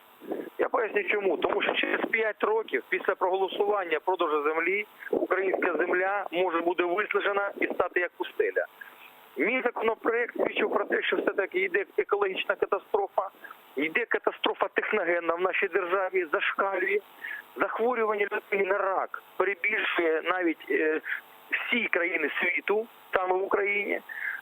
Можуть продані бути техногенні парки, можуть бути продані всі заповідні місця. І головне, що сьогодні трансатлантичні компанії, які є мільярди, сотні мільярдів доларів, можуть йти на ринок України, як це є, наприклад, в Мадагаскарі, у держав третього світу, і викупити цю землю, виснажуючи потім її на біологічне паливо, не рекультивуючи, корозія землі. Дякую, пане Сергію. Зараз давайте почуємо Миколу Сольського, голову профільного аграрного комітету Верховної Ради. Чому це не можна було зробити? Тому що є законодавчі процедури. Деколи в неважливих законопроєктах, в попередніх скликаннях Ради таке робилося. Але цей законопроєкт, який однозначно, я думаю, в частині є депутатів бажання звертатись до Конституційного суду, оскаржити і так далі, є позиція, що всі законодавчі процедури повинні бути дотримані. Тому ми це можемо зробити тільки на рівні правок комітету і вже узгоджений законопроєкт винести на друге читання. Дивіться, зараз представники ОПЗЖ кажуть про те, що взагалі це незаконне голосування, тому що начебто о 15-й годині мали розпочатися робота в комітетах. Дивіться, я абсолютно орієнтуюсь на думку керівництва парламенту. Я думаю, що вони не гірше, чим якби представники парламенту розбираються в регламенту, і на думку апарату, які якби слідкували за регламентом. Тому вважаю, що тут все було законно. А як можна провести референдум? Зараз процедури такої взагалі немає. Звичайно, тут важливий момент, що повинні бути ще закони про референдум. Це дуже довго, це роки. Це роки. Це означає, що поки не буде цього закону про референдум, поки він не буде прийнятий в парламенті, поки мало того, що він буде прийнятий в парламенті, поки він не буде проголосований, іноземці не зможуть бути учасниками підприємств, і тим більше напряму. Навіть ті, які мають сьогодні орендують. На жаль, навіть ті. Хоча моя особиста позиція була, що їх потрібно оцінити, що вони стільки вже і часу, здоров'я, грошей вклали в цю землю і не створюють загрози ніякої. Це ж ніколи не звучало. Навпаки, вони залучали інвестиції в цю країну. Рішення компромісне. Ідеальних, на жаль, рішень. Як ви самі бачите, по такому чутливому питанню немає. Кожен повинен чимось поступитися. Моя особиста думка. Тобто, може бути відтік іноземних інвесторів після ухвалення закону? Ну, дивіться, я надіюсь, що ні. Дивіться, право оренди в них полюбе зберігається. Ми їх також будемо слухати про того, як вони себе бачать в формі. Будемо знаходити компроміси. Скажіть, а як можуть, наскільки зменшити? Які можуть бути правки? Зараз Дивіться, як вас звати, пробачте? Ольга, дивіться, тут цікава ситуація. Насправді, декілька асоціацій хочуть зменшити обмеження на рівні області і країни, а забрати обмеження на рівні ОТГ. Інші хочуть щось інше, треті хочуть щось інше. Ми повинні володіти цифрами. Коли нам говорять, наприклад, для прикладу, не було сьогодні часу це розказувати, ви самі бачили, яка атмосфера. Коли говорять, що в деяких прибалтійських країнах обмеження в одній руки 5 тисяч гектар, це дійсно так є. Але для цієї прибалтійської країни це 0,25% всієї землі в країні. Це всього-навсього в 2 рази менше, ніж в законопроекті, який сьогодні викликав ці бурі емоції. 10 тисяч гектарів гектар – це як 2,5 Києва. Це не так мало за площею. Так, дивіться, це не так мало за площу. А тепер давайте подивимося, що зараз відбувається. В нас відбувається наступна історія. В нас є 27 мільйонів гектар, які в нас 40 з чимось тисяч підприємств, є ще односібники, орендують протягом вже десятиліть. Ви бачите там, щоб 100 сімей взяли цю землю в оренду? У нас немає обмежень по оренді. Ви таке бачите? Ні. Більше того, самі найбільші, 70 самі найбільші, в тому числі ті, що на біржі, ті, що з іноземцями, вони володіють менше 20% і за останні 7 років навіть декілька процентів втратили. Наступне, на 4 мільйони гектар, які є не підмораторні, сільськогосподарські, і які купляють юридичні і фізичні особи, в тому числі юридичні особи з іноземним капіталом. Там ви бачите, це щоб хтось 1, 10, 100 чи 1000 навіть осіб це сконцентрували. Ні, такого теж немає. Тобто треба розуміти, що ці страхи є, я їх розумію, ми їх відрегулюємо. Но порівняно з тим ринком, що є, навіть з тим законопроектом, який сьогодні прийнятий в першому читанні, який абсолютно згідний, треба багато в чому допрацьовувати в рамках законодавчого поля, це вже більше запобіжників, які є станом на сьогодні. Тобто мінімальної ціни. От дивіться, от сьогодні можна без обмежень у власність купити 4 мільйони гектарів.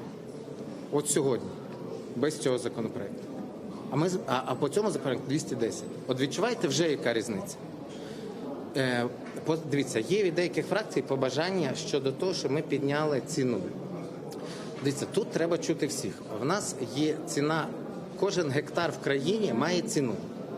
Він встановлює так звана нормативна грошова оцінка. Вона ще з 90-х років, методика, вона декілька разів мінялася. Кожен рік Кабмін проводить переоцінку. Індекси інфляції, інші речі, на які вони звертають увагу, згідно методики. Можна робити це в процесі дій Кабміну, можна робити це на рівні закону. Ми це ще відрегулюємо, подивимося ці моменти, як це правильно. Тому що до сьогодні це робиться на рівні рішень Кабміну. Реєстру. Чи передбачений він все ж таки цим документом в першому читанні? Чи буде доопрацьований? Дивіться, реєстр підприємств всім, він в першу чергу пов'язаний з тими дотаціями, які підуть в одні руки. І уклон там зроблений абсолютно на малих і середніх, тому що дається однакова сума грошей для того, що має і 1000 гектар, і для того, що 100 тисяч. Воно не прив'язано до кількості гектар, воно прив'язано до одної юридичної особи, враховуючи зв'язки. Цей реєстр для цього закон не потрібен. Він допрацьовується Мінекономіки, вони обіцяли на комітеті на початку грудня його показати. Вони теж активно ним займаються. Дякую. Дякую. Почули народних депутатів і голову профільного комітету.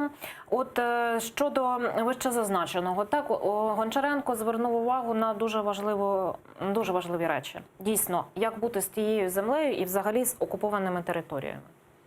Дійсно, а ця земля, вона взагалі випадає з такого, з ринку фактично сьогодні.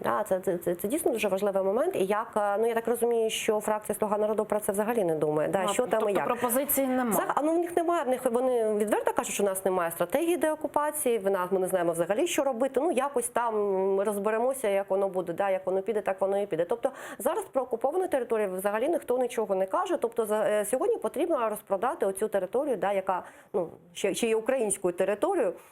І відповідно ніхто не буде думати про те, що ми будемо потім робити з цими землями, коли ми будемо повертати наші окуповані території.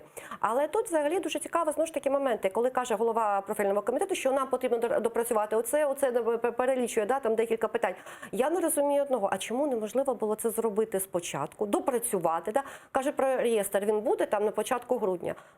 Місяць, почекайте місяць, у вас буде реєстр і буде ж набагато менше питань. Але ні, потрібно швидко, дуже швидко все це зробити. Такі, знаєте, це така дуже велика кількість питань. Навіщо це робити? МВФ у Київ збирається, може тут МВФ, І, до речі, дуже цікаво, що з'являється якраз інтерв'ю Коломойського з цього приводу, що нам не потрібен МВФ, нам краще все ж таки з Росією.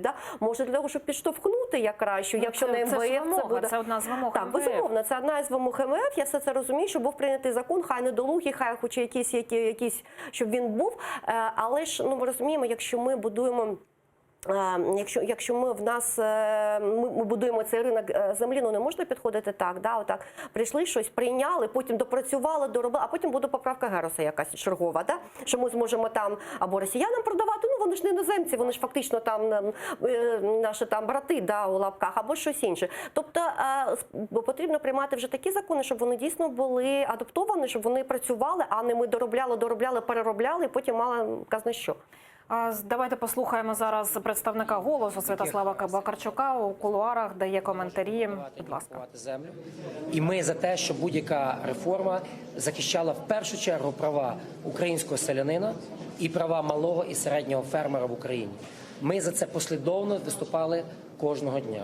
Ми неодноразово наголошували на тому, що реформа справді потрібна, але вона потрібна так і зробити, щоб потім ми не, знаєте, плакали крокодиловими сльозами, що ми щось не те зробили. Така реформа вимагає дуже ґрунтовного і дуже всебічного обговорення. І з самого початку, коли законопроект тільки вносився, це була одна ідея. І ми фактично були близькі до того, щоб цю ідею всерйоз обговорювати. Але коли з кожним кожною новою публічною заявою президента вносяться нові і нові правки в цей законопроект, і коли ти дивишся на це і думаєш, а що в результаті залишиться?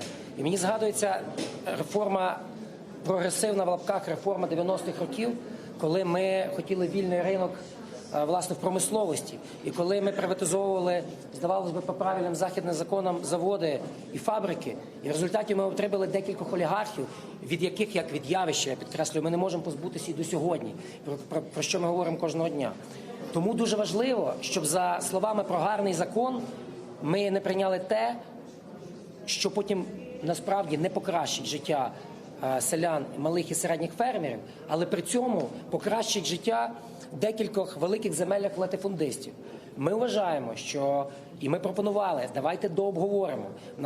Ми спілкувалися фактично зі всіма ключовими гравцями політичного процесу в Україні і сьогодні, і вчора, і до цього. Нам сказали, ні, ми будемо голосувати. Тоді це ваша відповідальність. Ми свою чітку думку сказали. Більше того, зараз до другого читання, ми сподіваємося, буде час, і все-таки не через прес-конференції і не через звернення до народу, а в роботі в комітеті, в роботі обговорені фракції в парламенті будуть доточуватись всі позиції до закону. Ми прекрасно розуміємо, що ринок землі – це дуже важливе питання, яке насправді назріло, яке треба вирішувати.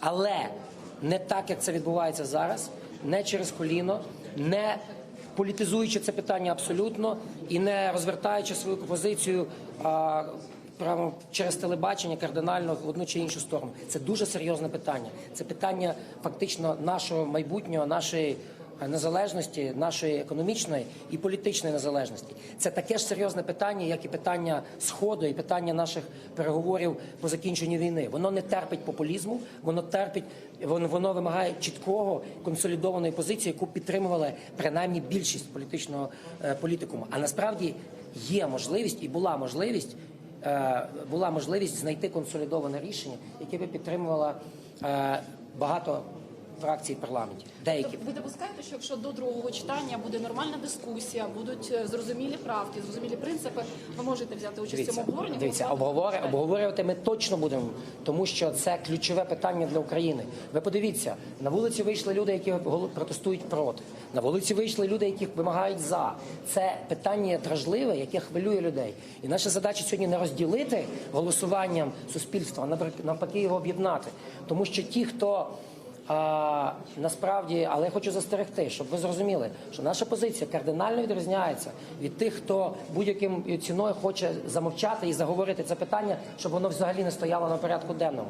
Просто, знаєте, ініціатори розгляду цього закону умудрилися об'єднати в своєму небажанні голосувати за цей закон і тих, хто дуже виступає за ринок землі, і тих, хто фактично популістично і безвідповідально каже, що його взагалі ніколи не можна відкривати.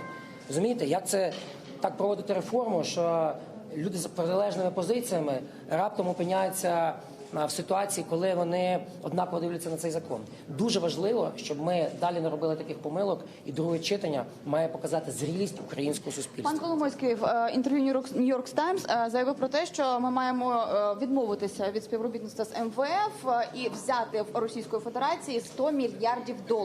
Як ставиться до цього ви? Як ставиться ваша фракція до цього? Я волів би обговорювати заяви офіційних осіб.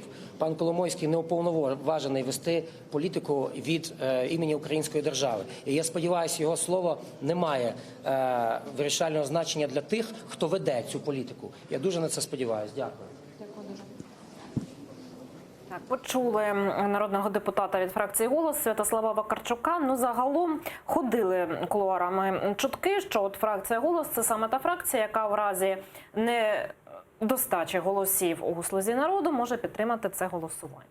Ну, але ж не підтримали. Але тобто ми бачимо, що підтримали. Вона була така хитка позиція. Ну, ви знаєте, тут хитка позиція, вона може бути, не те, що хиткою, вона дійсно, чи потрібен нам ринок землі? Ну, дійсно потрібен. Але який ринок? Тут же все якість, так? Тобто нам потрібна кількість законів, або якісні закони. Тут же ж різне питання. Якщо дійсно ми кажемо про ринок, так, я думаю, що там і Європейська солідарність на 100% за, да? І «Голос» за, і «Батьківщина» там, ну, може, на 100, там, на 80%, та навіть і серед ОПЗЖ там теж є багато людей, які підтримували би. Але який це закон? Що там прописується? А ми бачимо, що там прописуються такі речі, які дійсно загрожують. Ну, я не можу казати, що це селянам стільки загрожує, да? Тому що там вони продали цю землю, отримали якісь там, ну, для них це дуже великі гроші на теперішній час, да? Там не мішок картоплі, чи що вони там отримують, да? Чи зерна від орендаторів, а отримують непогані гроші і все. Але ми кажемо про фермерів, да? Чи зможуть вони конкурувати з агрохолдингами? Ну, ми ж розуміємо, що це неможливо, да? З олігархами. Тобто це може бути якраз таким дуже серйозним ударом по фермерському хазяйству, яке в нас якраз тільки, ну, фактично українські селяни не так давно отримали цю землю у розпорядження. Да? І сьогодні забрати в них, ну, фактично забрати в них цю землю, це може бути дійсно така революція, аграрна революція в Україні. І, до речі, влада недооцінює важливості саме фермерського, да, господарства і сили фермерів насамперед. Тому що саме протестують хто? Фермери, ті, хто працюють на землі. Тобто не ті, хто її здають в оренду, да, тому що це зовсім інше.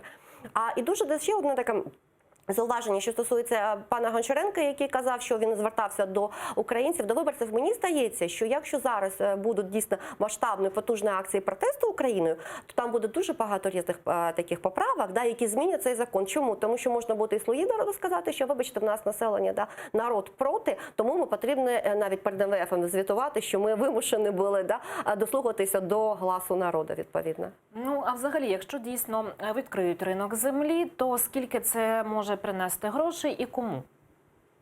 Ну, я напевно не знаю, що тобі які там розрахунки, я не дивилася, да, скільки дійсно це буде в мільярдах, але безумовно, що це буде певні гроші і для держави, да, тобто і головне, що це може, скажімо так, стимулювати розвиток, економічний розвиток, да, а знову ж таки, яка в залежності від того, хто буде купувати цю землю, да, тому що якщо люди купують, а потім перепродають, наприклад, тобто це спекулятивно, да, це вже не розвиток. Якщо купують для того, щоб там декілька років її виснажити і знову ж таки, да, там продати, то знову ж таки різні аспекти. Тобто залежно все це повинно бути економічно обґрунтовано. Я, на жаль, не бачила такого чіткого обґрунтування, да, що і як воно принесе. Тобто є певні цифри, які кажуть про те, скільки там буде прибутку державі.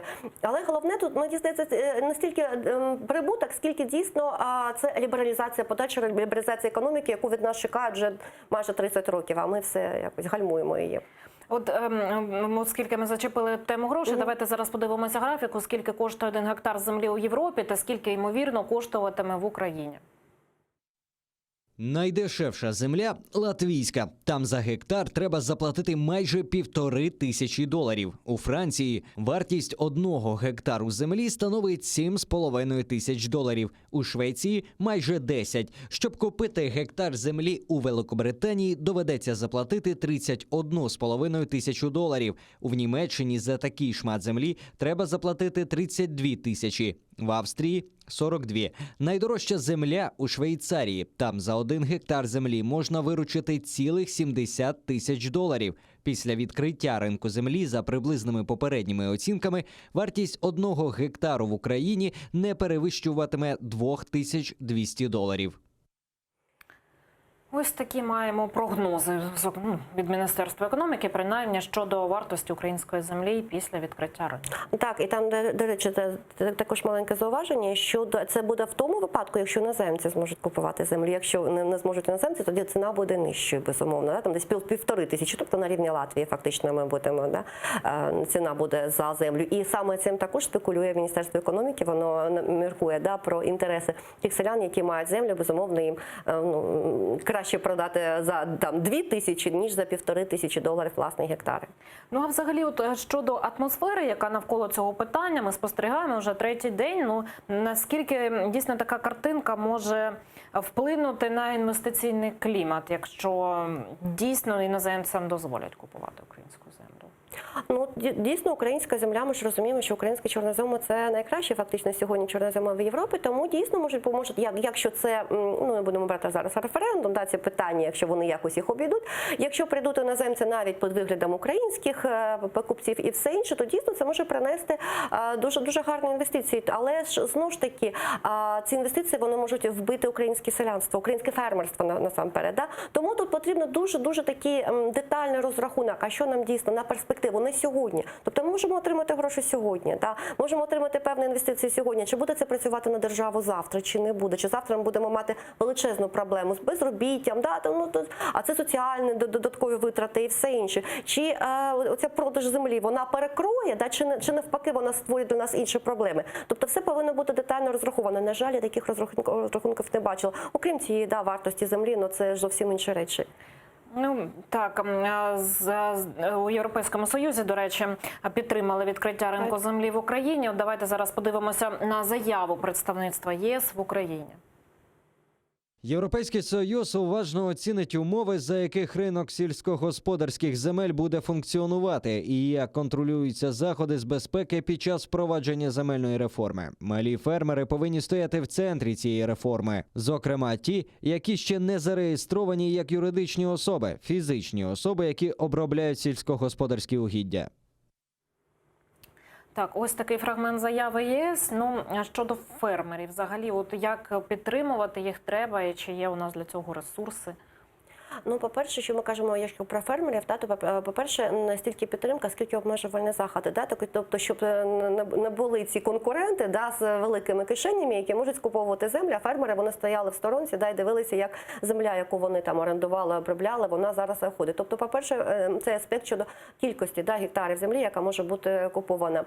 А далі, що стосується, безумовно, підтримки, це пільгові якісь позики, тобто якісь умови, на яких фермери дійсно зможуть купувати цю землю. Бо сьогодні ми бачимо вже певний такий результат підготовки, навіть тільки підготовки до впровадження цієї реформи, це те, що фермери фактично піднімають ціни для того, щоб заробити оці гроші на купівлю землі. Ми це відчуваємо на власних кишенях, коли ми кожного дня йдемо до магазину і бачимо, як ці зростають ціни. Раніше нам розповідали, що це все залежить від долару, тобто долар зростає ціна, а тепер ми розуміємо, що... спостерігаємо трошки іншу ситуацію. Так, безумовно. Тому але ж це не те, що такі фермери в нас погані, тому що в них така ситуація. Вони дійсно готуються до того, щоб вони могли якусь кількість землі купити. І відповідно держава повинна про це дбати, повинна створювати дійсно цей банк, скажімо так, для підтримки, я маю на увазі фінансової підтримки фермерів. Чи маємо ми на це ресурси, чи не маємо? Знову ж таки, уряд каже там про певну кількість грошей, які вони намагаються виділити, але знову ж таки проблема, ми не знаємо дійсно, який буде попит у фермерів. Ми ж не знаємо, все ж не прораховано в нас, на жаль. Так, поживемо, як кажуть, побачимо. Так. На жаль, час вичерпано. Євгенія Горюнова, політолог, була гостем нашої студії. Далі ефір АТР продовжить випуск новин «Заман» українською. Про найсвіжіші новини вам розповість Тарас Кобзар. Я, Катерина Вишневська, повернуся до цієї студії за 20 хвилин. Залишайтеся з АТР і дякую, що довіряєте.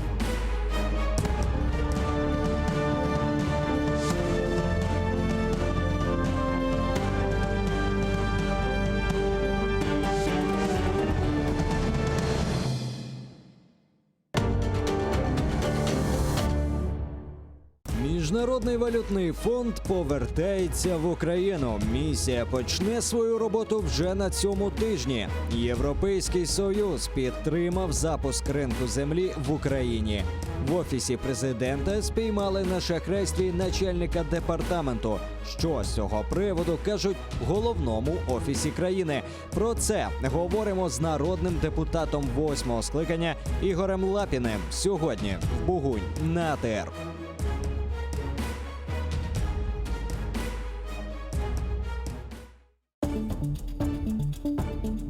Прощай, Эво. Президент Боливии по требованию улиц ушел в отставку. Индейское проклятие. Что может в корне изменить жизнь индейцев Навахо? Курт, ты крут. В Индианаполисе открылся новый музей Вонегута.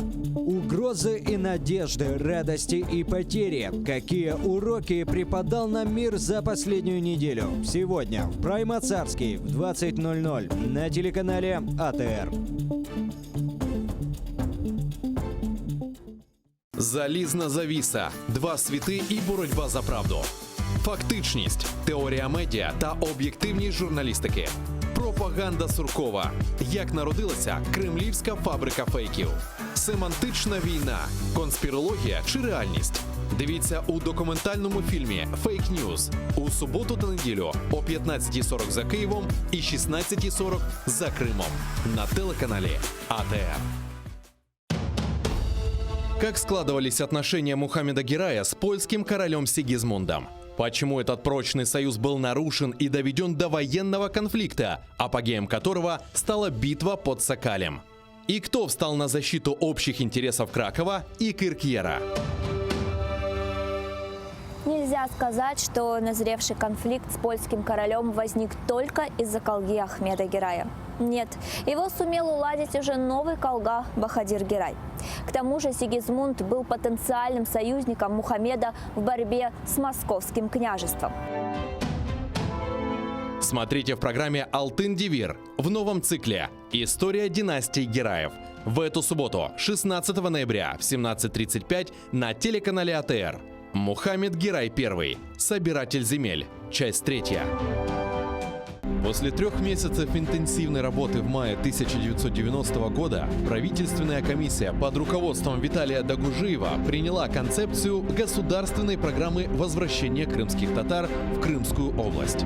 Концепция определяла важнейшие задачи государственной программы, а также методы организованного возвращения крымских татар на историческую родину. Работа комиссии сопровождалась жаркими дискуссиями. Тем не менее, ее деятельность была весьма плодотворная, и если бы не распад СССР, факт сам по себе отрадный, но повлекший за собой прекращение работы комиссии. Скорее всего, возвращение крымских татар на родину не растянулось бы на столь длительный срок. Крымские татары. Год 1990. Часть 2. В программе Тарик Садасы с Гульнарой Бекировой. Смотрите в воскресенье, 17 ноября, в 17:30 по Киеву и в 18:30 по Крыму на телеканале АТР.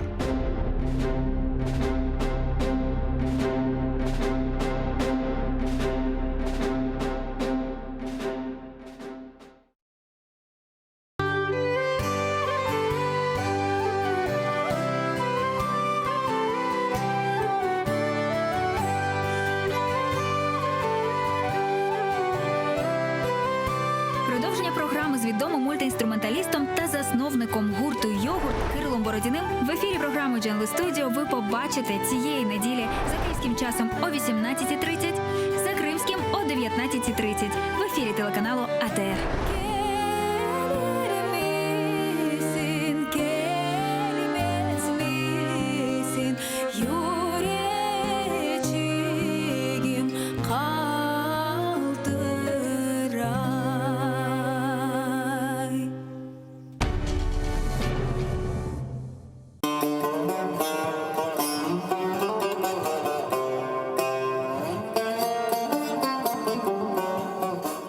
Enfes, Kırım Tatar kahvesi.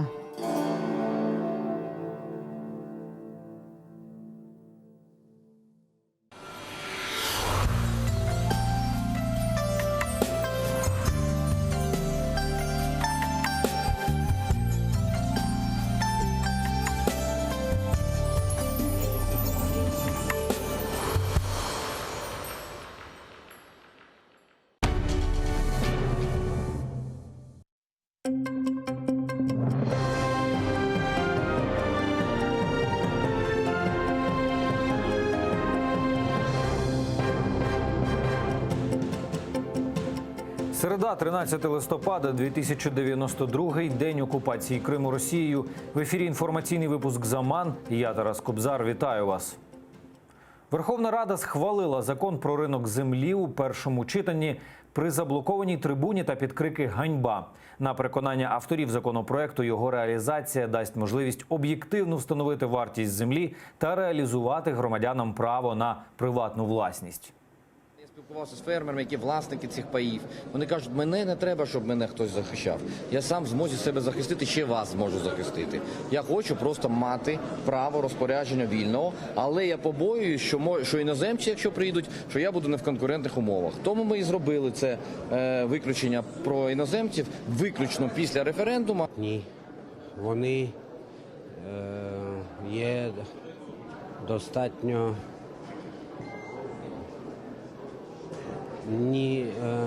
не враховують інтереси селян.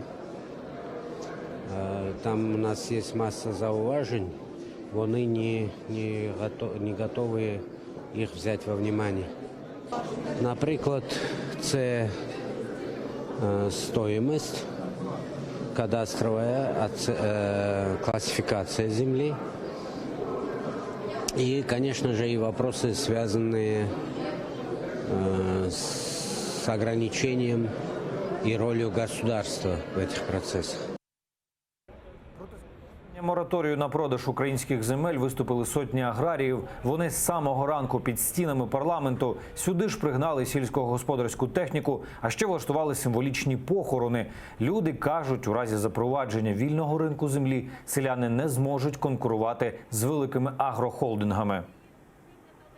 Аграрій говорить за те, що має бути цивілізований обіг земель сільськогосподарського призначення. І тут, в стінах цієї Верховної Ради, сидять люди, які мають запропонувати модель, як цей обіг земель має відбуватись. А вони нам пропонують з 1 жовтня 2020 року просто розпродаж країни. Розпродаж 72% території України.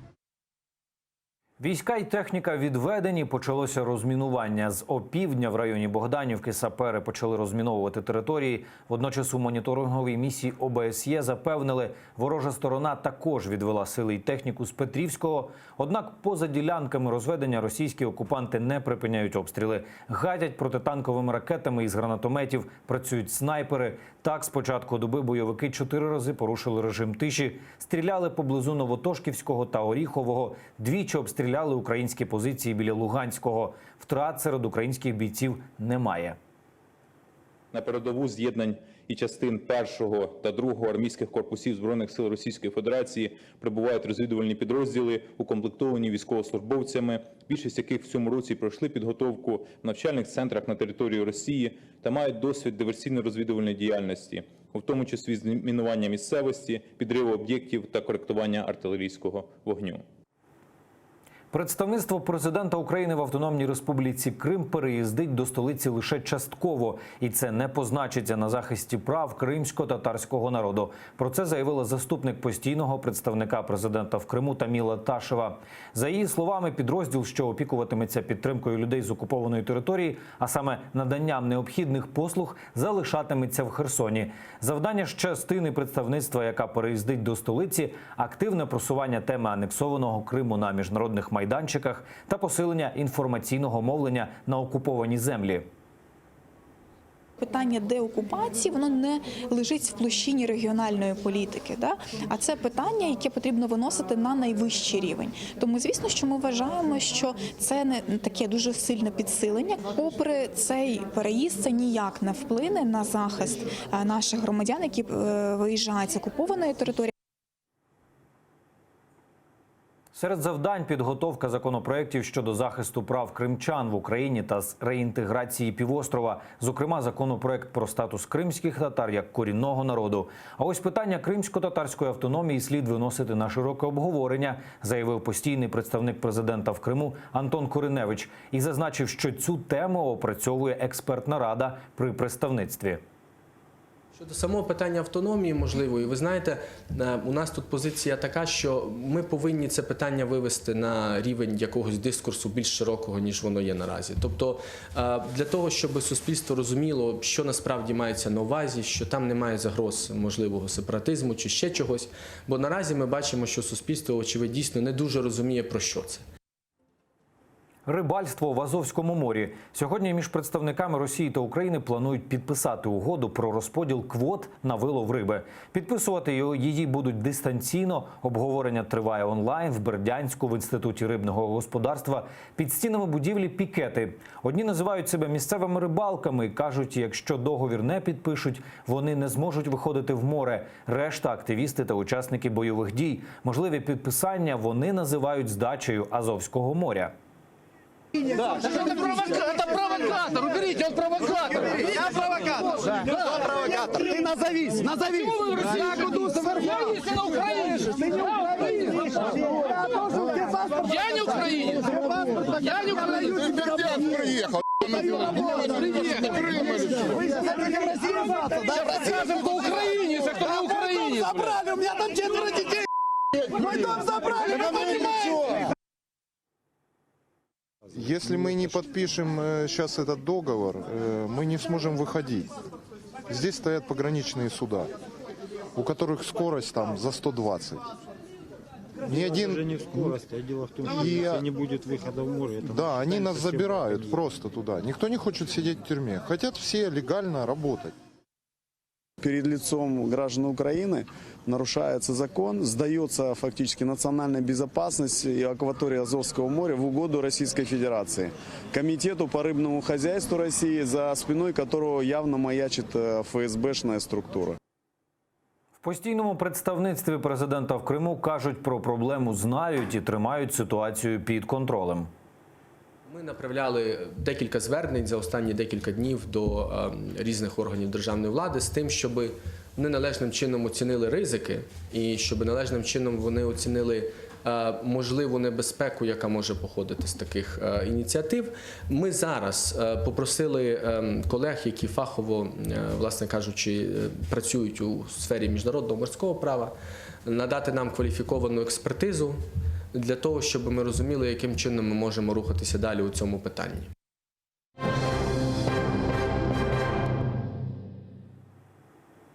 Мустафі Джемілєву 76. Народжений в Криму, через півроку відірваний від батьківщини, від юних років під пресом тоталітарного режиму. Щохвилини під наглядом репресивної машини на чужині, гартований 1,5 десятками років тюрми, він став живим портретом долі кримсько-татарського народу.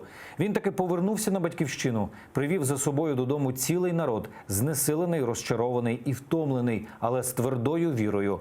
Про шлях лідера дивіться далі.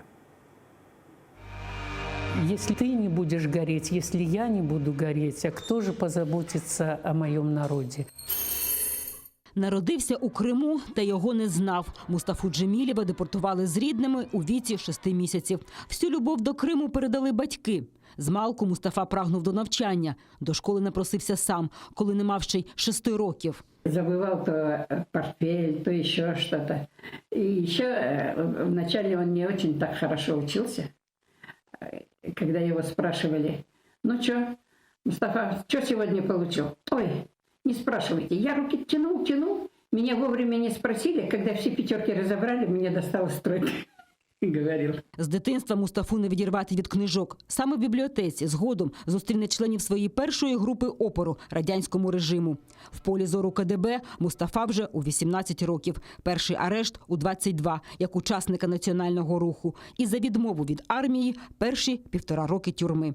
Про Мустафу дізнаються дисиденти. Його думки друкує саміздат. Він дуже убедительний чоловік просто. Він выстраивает свои речи, свои там представления, доказательства очень логично, очень убедительно. И с этим трудно спорить, это трудно не понять даже людям враждебно настроенным. Он нацелен не на эмоции аудитории, а на ее интеллект скорее. Ненависть влади до кримського татарина вилилась у десятки обшуків та арештів. Лише за ґратами провів 15 років. Там щоразу оголошував голодування. Найтриваліше – 303 дні. Я знал много голодовок и знал, что люди с таким характером, как он, могут продержаться и дольше, чем 33.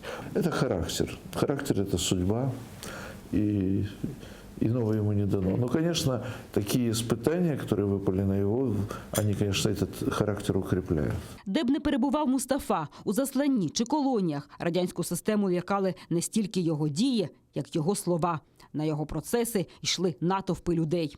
Мустафа бореться щодня і не лише за свій народ. У 68-му, коли СРСР окупував Чехословаччину, Мустафа був у засланні, але виступив проти агресії. Здавалось би, це не питання Криму. Не провокуй собі новий строк. Кримсько-татарська проблема для нього важлива. Але загальні людські права також важливі. Так званої чехословацької весни. Це була проблема не тільки для Чехословаччини, це була проблема для загального людства. Далекоглядність Мустафи Джемілєва підтверджує історія. У 90-му році він пішов на важливе для кримсько-татарського народу об'єднання із Народним рухом. У 91-му році кримські татари віддали свої голоси за незалежність України і цим вирішили її долю. Если бы не крымские татары, Крымская, она уже была автономная республика, созданная в 91 году, она была бы единственным субъектом Украины, которая высказалась бы против независимости страны. Згодом, коли у 2008 році Росія нападає на Грузію, Мустафа Джемілєв попереджає – наступним буде Крим. Пропонує розірвати угоду щодо Чорноморського флоту, посилити українське військо в Криму. Його не послухали. Агресор прийшов у лютому 2014-го. Это было больно. Столько лет бороться за возвращение, привести народ свой туда, в Крым, как Моисей свой привел на свою землю. И дожить вообще до этого времени. І в итоге оказатися вне своєї землі. У травні 2014 року Мустафа Джемілєв спробував заїхати в Крим. Його не пустили. Люди вийшли зустрічати свого лідера, почались протести і перекриття доріг по всьому Криму. Відтоді почалась нова боротьба кримсько-татарського народу за свій Крим. Национальные вопросы не решаются выпрашиванием милости у господ у порога высоких порогов. Національні проблеми рішаються боротьбою. У свої 76 Мустафа Джемілєв активно їздить світом, несе йому правду про звірства окупанта у Криму і переконаний, неодмінно побачить батьківщину вільною. Вікторія Бойко, Заман, АТР. В дитячому таборі «Артек» за невстановлених обставин померла 15-річна дівчина з Махачкали. За фактом її смерті так зване головне слідче управління порушило кримінальну справу. Наразі проводяться експертизи для встановлення причини смерті дитини. Це вже другий випадок смерті відпочивальників в «Артеку» за осінь. Наприкінці вересня 12-річний хлопчик з Санкт-Петербурга помер від пневмонії. Так звані кримські слідчі порушили справу про смерть з необережності внаслідок неналежного виконання професійних обов'язків. А от чи порушать справу щодо вирубування виноградників та скільки питної води залишилося в окупованому Криму, дивіться далі в нашому огляді. Замість виноградників – парковки. При в'їзді до Алушти в окупованому Криму набудують кілька багаторівневих парковок. За словами так званої очільниці адміністрації Алушти Галини Огнєвої, необхідність у них дуже велика. Адже кількість транспорту з Сімферополя, який рухається у напрямку Південного берега, щороку збільшується. А виноградники нібито більше не приносять колишніх урожаїв. Тому ними можна пожертвувати заради красивої в'їзної зони до міста-курорту. Наразі так звана адміністрація міста домовляється з власниками виноградників в районі Масандри. Питна вода закінчується. В окупованому Криму води для потреб населення вистачить лише до березня. Таку заяву зробив так званий віце-прем'єр уряду півострова Андрій Рюмшин. Остання надія окупаційної влади – на дощі. На них чекають у листопаді-грудні. Однак досі у Криму зберігалась аномально тепла погода, майже без опадів. А 10 листопада був навіть абсолютний температурний рекорд для цієї дати – 27,1 градуса вище нуля. З розміром не вгадали, або путінське ложе. Спальні місця у нових російських вагонах розраховані хіба що на гномів. Фототворіння російських інженерів виклав у мережу політолог Олексій Голобуцький. На світлині чоловік лежить на полиці у новому плацкартному вагоні. Його ноги добряче звисають зі спального місця. При цьому політолог зазначив, що має середній зріст. І пожартував, що вагони, мабуть, робили під параметри президента Росії Володимира Путіна. Надія Михайлова, Заман, АТР. Це все, чим встигаю поділитись на цю мить. Більше інформації менш ніж за годину розповість Шевкет Наматулаєв. А ефір телеканалу АТР продовжить програма «Бугунь» з Катериною Вишневською. Завжди актуальні новини шукайте на сайті ATR.ua. Дякуємо вам за довіру і побачимось.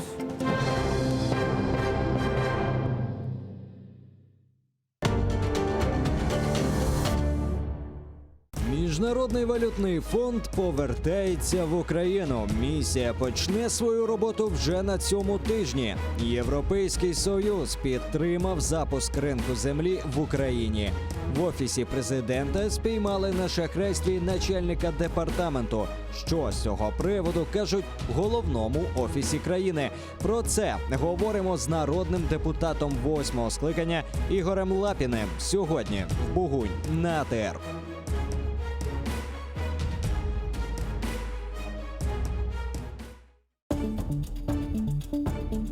Прощай, Эво. Президент Боливии по требованию Олец ушел в отставку. Индейское проклятие. Что может в корне изменить жизнь индейцев Навахо? Курт, ты крут. В Индианаполисе открылся новый музей Вонегута.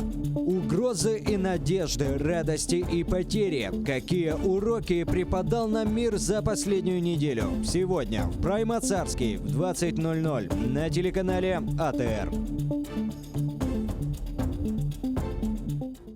Залізна завіса, два світи і боротьба за правду. Фактичність, теорія медіа та об'єктивність журналістики. Пропаганда Суркова. Як народилася кремлівська фабрика фейків. Семантична війна, конспірологія чи реальність. Дивіться у документальному фільмі «Фейк Ньюз» у суботу та неділю о 15:40 за Києвом і 16:40 за Кримом на телеканале АТР.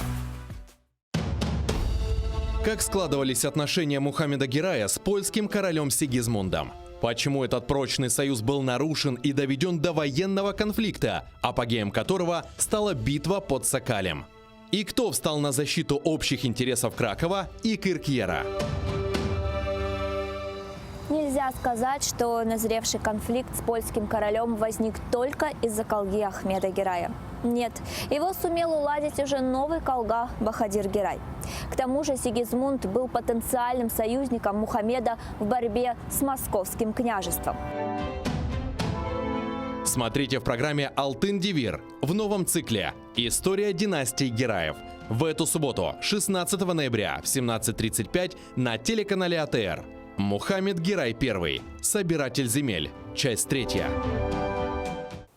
Bugünkü hikayemiz ta uzaklarda, yat topraklarda doğup, osup, yetişip Üç karanfil aşladım, ayvanın suyuna taşladım.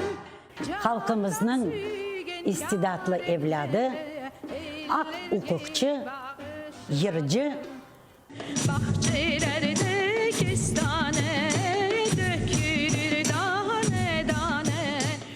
Kadriye Nurmanbet'e bağışlana. Karadeniz calbesi de kaday, caldamay geçmeyim masabay kaday. Karadeniz calbesi de kaday, caldamay geçmeyim masabay kaday. Seni karataymayım meral mince kaday, hiç vazgeçmeyim masabay kaday. Seni karataymayım meral mince kaday, hiç vazgeçmeyim masabay kaday.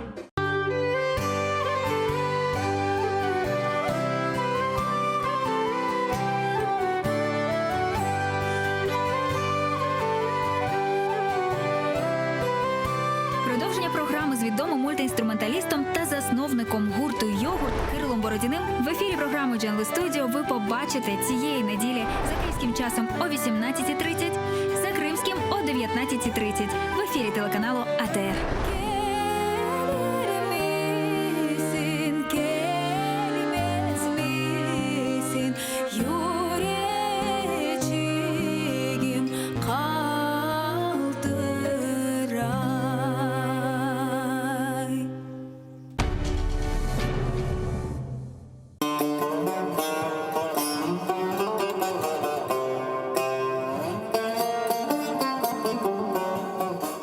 Enfes, Kırım Tatar kahvesi.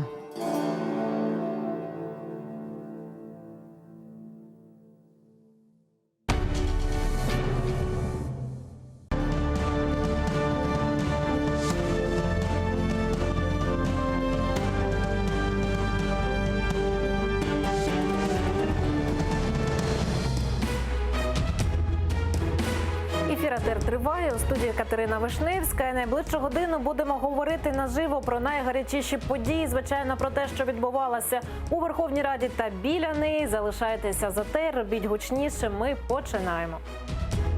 Рада ухвалила закон про продаж землі, поки в першому читанні. МВФ повертається в Україну. Місія починає роботу вже завтра. Чи дадуть гроші? Коломойський каже, час налагоджувати стосунки з Росією.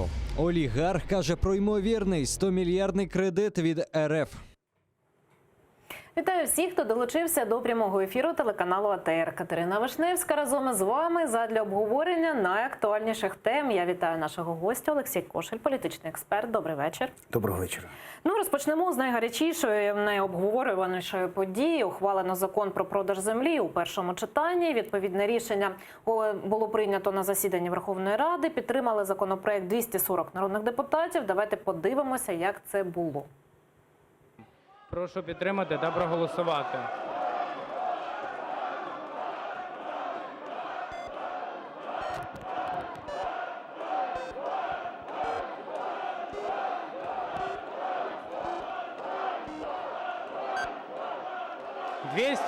За. Рішення прийнято. Закон прийнятий в першому читанні за основу. Ось так проголосували, довго обговорювали, подовжували роботу і врешті ухвалили. Що взагалі думаєте про засідання Верховної Ради і про ухвалений законопроект? Перш за все, 240 голосів. Я думаю, це несподіванка навіть для окремих депутатів із «Слуги народу». Тобто для того, щоб отримати 226+, потрібно було президенту Зеленському зустрічатися сьогодні вранці з фракцією, прихід прем'єр-міністра до парламенту, позиція керівництва фракції, яка максимально мобілізувала голоси. Тому що я на цьому наголошую, тому що останній місяць ми бачимо, що 226 – це велика проблема для «Слуги народу». І ми вже зараз можемо говорити про те, що друге читання буде надзвичайно гарячим. Тому що навіть представники «Слуги народу» говорили про необхідність пошуку компромісу. Трошки переб'ю, бо зараз з нами наживо є Олексій Кучеренко, народний депутат від фракції «Батьківщина». Телефоном. Пане Олексію, вітаю. Добрий вечір. Як мене чути? Да, вітаю, добрий вечір.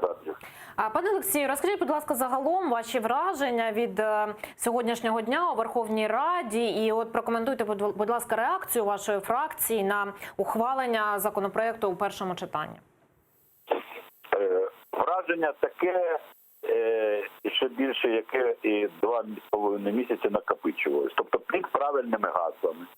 Зал вкидається якась дурня, в якій всю дурню обов'язково десь монтуються лобістські моменти, які я зараз поясню, які це в кожний законопроект.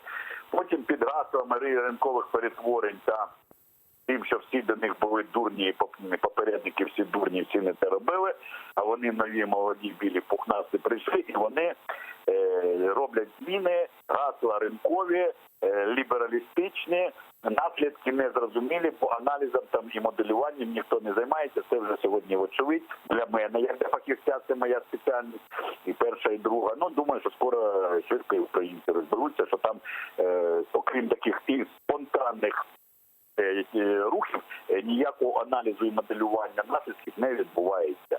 Сьогодні в залі спробували чергове пояснити їм дорослі люди, які, може, робили свої помилки, але звинувачувати їх тим, що вони погані, ну, вибачте, ну, смішно трошки, бо до своїх батьків хай апелюють діти, які сьогодні в Верховній Раді, бо їх же батьки так само заробляли свої гроші, за які навчали цих дітей десь в Лондонах або. Пане Олексію, а от які будуть подальші дії вашої політичної сили? Адже це лише перше читання і ще багато чого попереду. Ну, текст ми подивилися, там закладені дуже небезпечні моменти, про які ніхто ніколи не говорив. Про ринок там, ну, умовно, казали про ринок землі, але про те, що там буде 210 тисяч гектарів на одну особу обмеження, ну, погодьтеся, це прямий шлях для концентрації повної і для узаконювання тих величезних земельних там фондів, мотивів, які сьогодні вже сконцентровані в тому чи іншому вигляді. Так просто ринку ніякого не відбудеться, бо в першу чергу, зрозуміло, будуть мати важелі впливу ті, хто там і так давно працюють. Це буде так само, як і приватизація нашого майна в 90-х роках, коли розповідали, що приватизація – це добре, сюди зайде якийсь там обов'язково цей, як там, стратегічний інвестор, гроші принесе. У людей були міноритарні там акції, ваучери, все таке інше. Потім люди, коли зарплату не отримували, а у них біля заводських прохідних за копійки скупали їх ваучери ці. Пане Олексію, пане Олексію, сьогодні прозвучала від вашої фракції заява, так, що ви йдете в опозицію. От поясніть, будь ласка, про яку опозицію йдеться і до чого?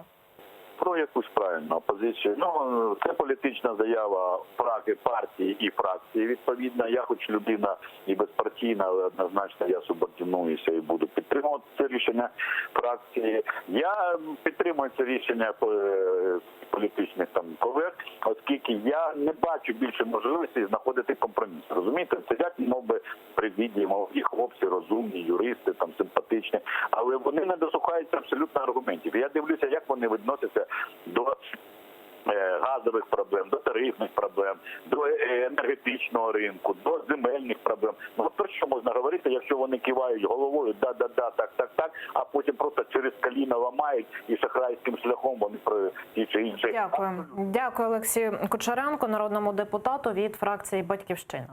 Ну, от взагалі дійсно, якщо дивитися на те, хто був, ну, не проти, але за проголосувала «Слуга народу» фракція і 13 позафракційних народних депутатів. Інші фракції голосів не дали.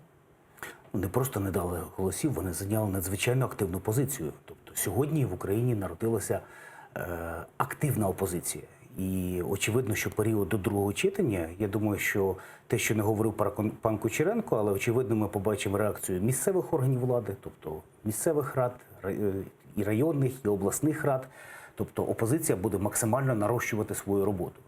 І тут питання не в ринку землі, тому що от є позиція фракції «Батьківщина», є позиція Євросолідарності. От давайте Євросолідарності депутата Олексія Гончаренка послухаємо зараз його коментарі щодо ухваленого сьогодні законопроекту.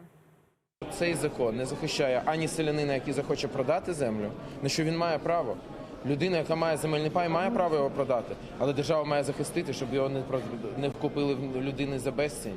І щоб через півроку людина сказала, Боже, що ж я наробила, де ж мені тепер брати грошей? Це проїли, тепер паю вже немає, ніхто навіть мішка зерна не дасть, щоб худобу годувати. Ну, ось такі занепокоєння висловлює депутат, але ну дійсно, чи Верховна Рада якісь запобіжники пропонує, щоб такого не було? Ну, я б чітко розмежував дві категорії. Перше – це апелювання у форматі гасел. Тобто сьогодні була і радянська риторика, там «Вставай, страна огромна» з боку партії «За життя». Була така жорстка критика, але було багато змістовної критики. Ну, от давайте згадаємо Олексія Кучеренка, який говорить про те, що немає моделювання, що ми отримаємо через півроку, через 5, через 7 років. Тобто є приклади багатьох країн світу, які запроваджували ринок землі. В кожній моделі працювали по-різному. І ця модель мала бути опрацьована не лише у кулуарному форматі чи в форматі проштовхування, мала бути опрацьована в форматі різних фракцій. Тобто влада повинна навчитися працювати з законопроектами. От я наведу приклад дослідження комітету виборців. 60% законопроектів отримують негативний висновок науково-експертного управління. Тобто, іншими словами, 60% є неякісними або і суттєвими вадами. А такі серйозні питання, як ринок землі, вони потребують дуже масштабної роботи. Тобто робота над законопроектом – це круглі столи з експертами, це фокус-групи, або круглі столи з запрошенням іноземних експертів для того, щоб змоделювати і вирішити всі питання. Ну а як дійсно такий важливий законопроект у такому вигляді потрапляє до сесійної зали? Куди так спішать? Ну, це вже характерно для парламенту цього скликання, про те, що парламент перетворюється на фабрику і штампування законопроектів, голосування всліпу. І сьогодні застереження щодо прийнятого законопроекту висловлювали навіть лідери «Слуги народу», які говорили, що давайте запровадимо нові запобіжники, давайте запровадимо перехідні періоди і так далі. Давайте зараз послухаємо голову аграрного комітету, що він сказав після цього голосування. Пряма мова народного депутата Миколи Сольського. Рішення компромісне. Ідеальних, на жаль, рішень. Як ви самі бачите, по такому чутливому питанню немає. Кожен повинен чимось поступитися. Моя особиста думка.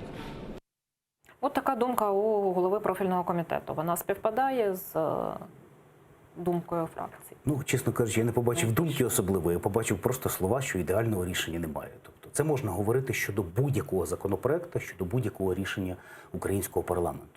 Але ключові проблеми значно глибші. Ключові проблеми, що влада не має стратегії розвитку. Вона не бачить, куди рухається країна.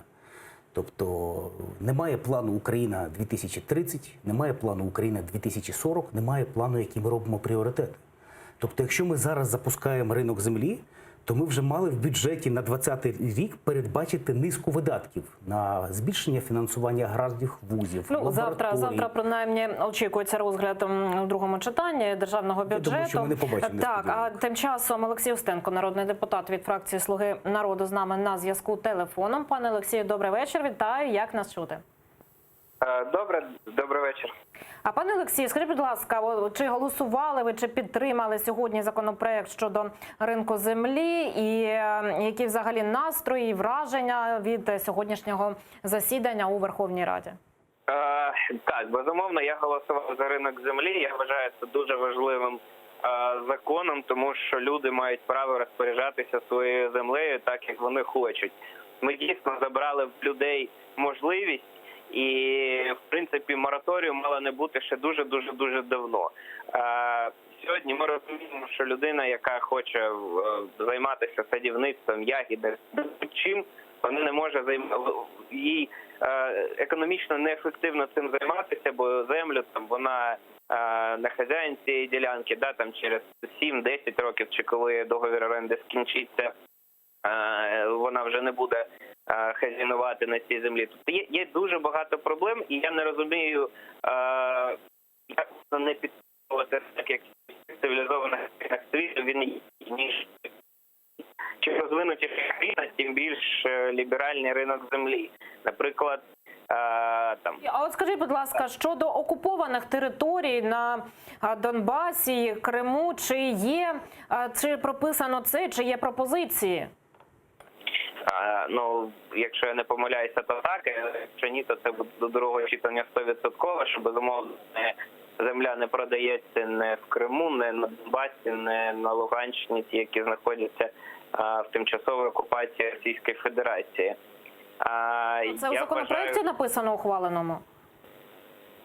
Те, що ви зараз сказали, це прописано в підтриманому законопроекті сьогодні? Якщо я не помиляюся, то так. Тобто ви його читали, ви ознайомилися перед голосуванням з усіма законопроектами?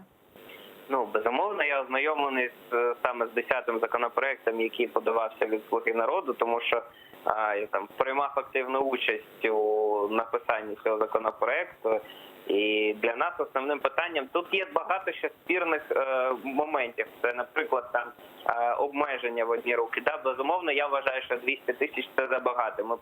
Потрібно зменшити це як мінімум в 10 разів. Безумовно, є попереду ще друге читання, буде шанс внести поправки. Дякую. Олексій Устенко, народний депутат від фракції «Слуги народу», був з нами наживо. Пане Олексію, до вас теж це питання переадресую. Окуповані території. Дійсно, чи можемо ми зараз відкривати ринок землі і як з ними бути? Ну, перш за все, це питання мало бути врегульовано 100%, тому що є питання... Ну, я не чула сьогодні на Є обговоренні. питання власників землі, які, скажімо, є внутрішньо переміщеними особами, які власники земельних паїв і так далі. Це питання мало бути врегульованим.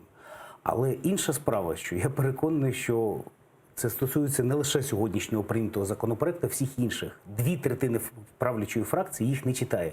В цьому немає нічого особливого. Попередні скликання парламенту з цим теж була проблема. Але ми бачимо не фахову дискусію, ми бачимо дискусію в форматі гасел. Захистимо садівників, городників. І тепер позиція про те, що потрібно зменшити кількість гектарів, яка віддається в одні руки, в 10 разів. Чому не в 11, не в 15? Де розрахунки, де аналітика, де стратегія, де бачення? Цього немає. Але я хочу нагадати, що питання не у форматі гасел, не в форматі продавати чи не продавати землю. Сьогодні була політична позиція низки фракцій, які говорили про те, що ми не проти ринку землі. Але давайте поставимо запобіжники. Зараз послухаємо Святослава Вакарчука. Він якраз приблизно таку позицію висловлював сьогодні у Верховній Раді. Пряма мова, народний депутат від фракції «Голос» Святослав Вакарчук. Це дуже важливе питання, яке насправді назріло, яке треба вирішувати. Але не так, як це відбувається зараз, не через коліно, не політизуючи це питання абсолютно і не розвертаючи свою позицію прямо через телебачення кардинально в одну чи іншу сторону. Це дуже серйозне питання. От на вашу думку, чи дійсно сьогоднішній розгляд і голосування відбувався через коліно? Ну, звичайно. Тобто самі представники фракції «Слуга народу» припускали, що голосів не назбирається. І принаймні станом на вчорашній вечір із усіх там аналітичних оглядів у ЗМІ, тобто коли журналісти опитували депутатів, прогнозували, вони вказували, що цей закон навряд чи зможе з порядку денного вівторка через це законопроект зник? Ну, можливо, різні версії можуть бути, але я не думаю, що він доопрацьовувався в нічному форматі і група експертів над ним працювала. А голоси могла збирати група експертів вночі? Ну, звичайно, могли. Тобто на кожного депутата можна тиснути, на кожного депутата можна розповідати про те, що буде імперативний мандат, і хтось може не стати народним депутатом. На багатьох депутатів є різні важелі впливу. Від морального впливу до матеріального. От давайте згадаємо, що в бюджеті на 2020 рік передбачено 2 мільярди так званих політичних субвенцій. Тобто, коли кошти в ручному режимі розподіляються серед регіонів і народні депутати, мажоритарники можуть робити дива своїм виборцям. До речі, про кошти. Давайте зараз подивимося, скільки коштує 1 гектар землі у Європі та скільки, ймовірно, він коштуватиме в Україні. Результати дослідження на графіці.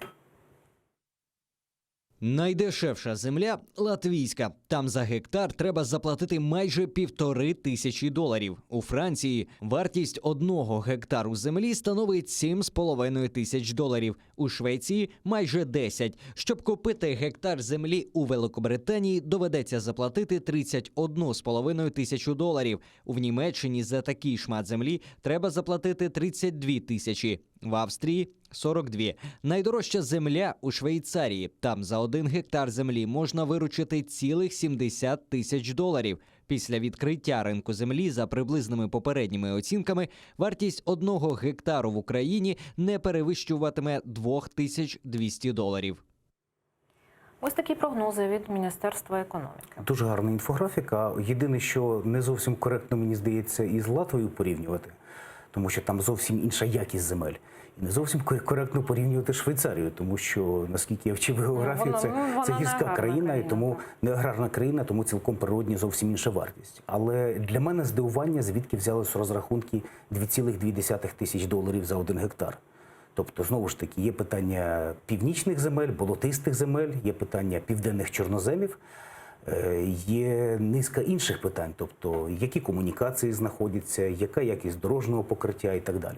Але я думаю, що я не експерт з аграрних питань, але я думаю, що точно такі самі питання сьогодні задавали собі народні депутати. Де розрахунки, де обговорення, де включення різних механізмів. Скажімо, є механізм парламентських слухань, які мали б відбутися, це цілком логічно.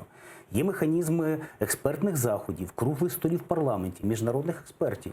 Тобто є рішення, які не можна просто приймати ось так. А давайте приймемо. Це ж нам не складно прийняти закон. Це дійсно, це аграрне питання чи політичне? Це питання майбутнього нашої країни, це питання логіки розвитку економіки, логіки розвитку взагалі країни, логіки збереження населених пунктів, особливо малих населених пунктів, логіка зайнятості населення і так далі. Це дуже складне питання, і тому його не можна приймати поспіхом, без обговорення і без вирішення всіх ризиків. Якщо сьогодні з'являється позиція партії, що між першим і другим читанням ми зменшимо з 2000 в 10, то я не розумію подібних цифр. От зараз давайте подивимося і послухаємо заяву представництва ЄС в Україні. ЄС загалом підтримала відкриття ринку землі і маємо цитату з цієї заяви. Європейський Союз уважно оцінить умови, за яких ринок сільськогосподарських земель буде функціонувати і як контролюються заходи з безпеки під час впровадження земельної реформи. Малі фермери повинні стояти в центрі цієї реформи. Зокрема, ті, які ще не зареєстровані як юридичні особи, фізичні особи, які обробляють сільськогосподарські угіддя. Пане Олексію, на вашу думку, те, що міститься у заяві ЄС, наскільки співпадає з тим законопроектом, який сьогодні підтримала у першому читанні Верховна Рада? Я думаю, це цитата, яку 240 депутатів повинні читати перед сном кожного вечора. Тому що тут дуже чітко вказана сама логіка. Підтримка малого фермера, підтримка людей, які працюють на землі.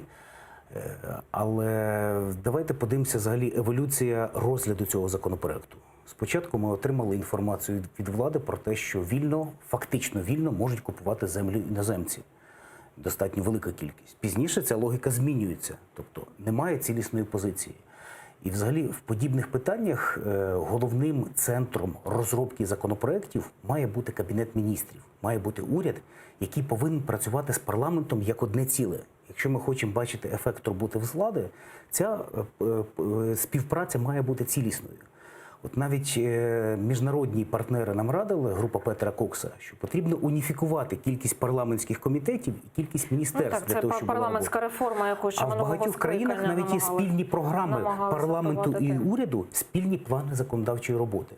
А зараз ми не бачимо ні плану роботи уряду, вірніше ми бачимо набір картинок, ні плану законодавчої роботи парламенту. От взагалі, за часи незалежності, бо багато сьогодні згадували, так, що дуже багато часу пройшло, мораторій продовжували весь цей час, але не пропонували якихось рішень. Напрацьовані взагалі є якісь норми, якісь ефективні моделі відкриття ринку землі в Україні? Чи ми кожного разу пишемо якісь нові законопроекти з якимись новими нормами і потім виникають ось такі суперечності? Тема ринку землі і відкриття ринку землі загалом це була тема політичних дискусій, і ця тема перетворилась на політичне гасло. Тобто ми пам'ятаємо, як депутати їли землю з трибуни парламенту, як приводили корову в парламент, чи намагались провести, як на виборах будували кампанії на тому, що жодного сантиметра української землі не дозволено продати. Це було один перекіс, достатньо серйозний. Ця тема стала темою великих політичних спекуляцій.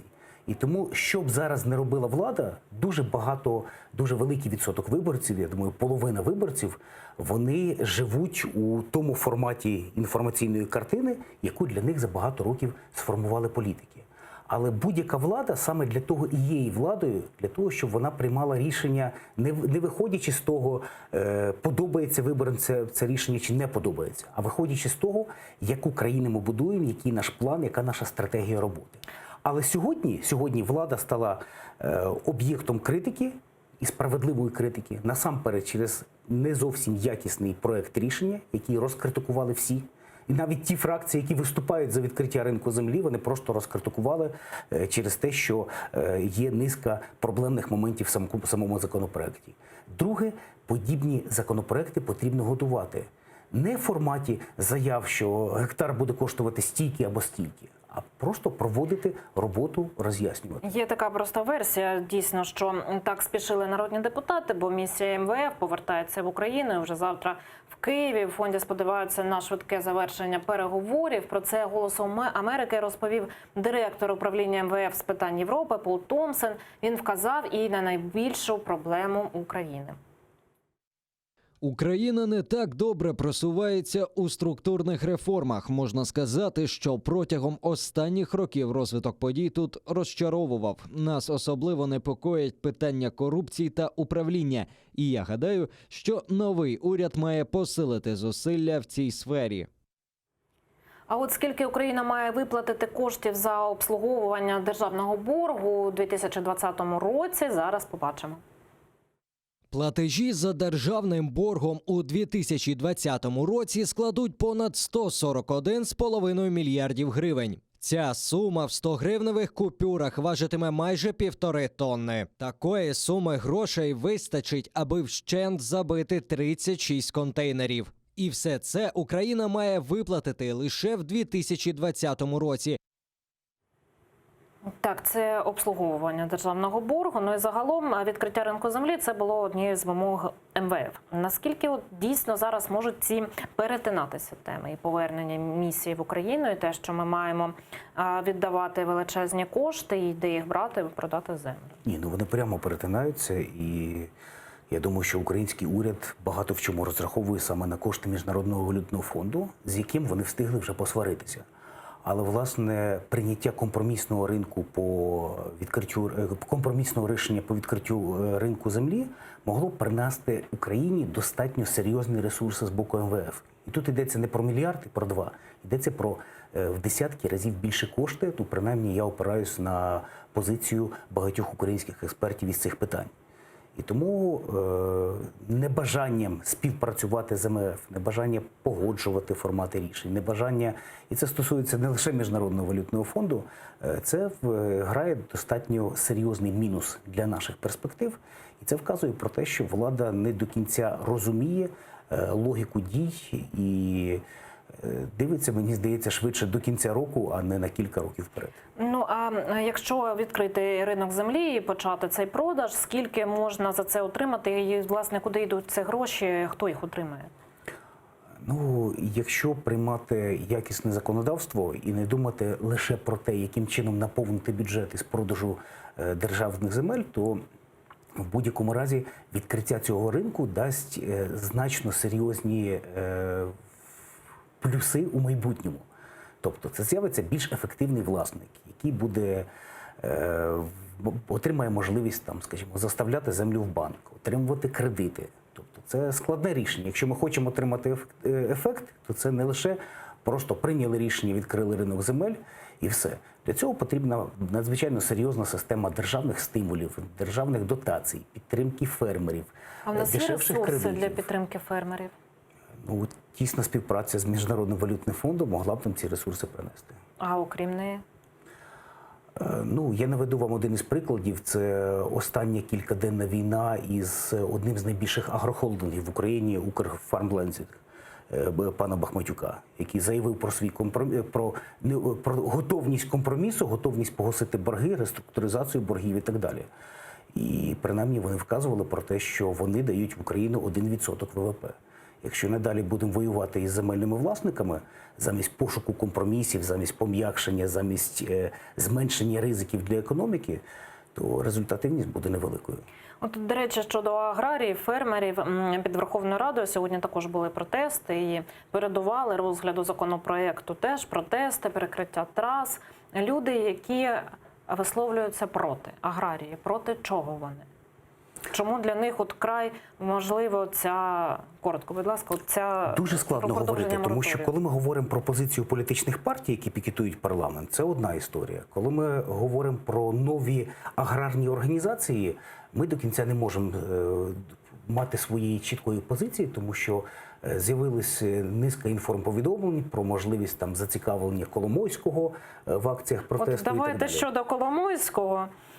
Послухаємо зараз його слова на адресу Росії, бо він вважає, що Україні пора налагоджувати відносини з Росією. Про це він сказав у інтерв'ю New York Times. Далі слова Ігоря Коломойського. Вони сильніше в будь-якому випадку. Ми повинні поліпшити наші відносини, сказав Коломойський, порівнюючи Росію і Україну.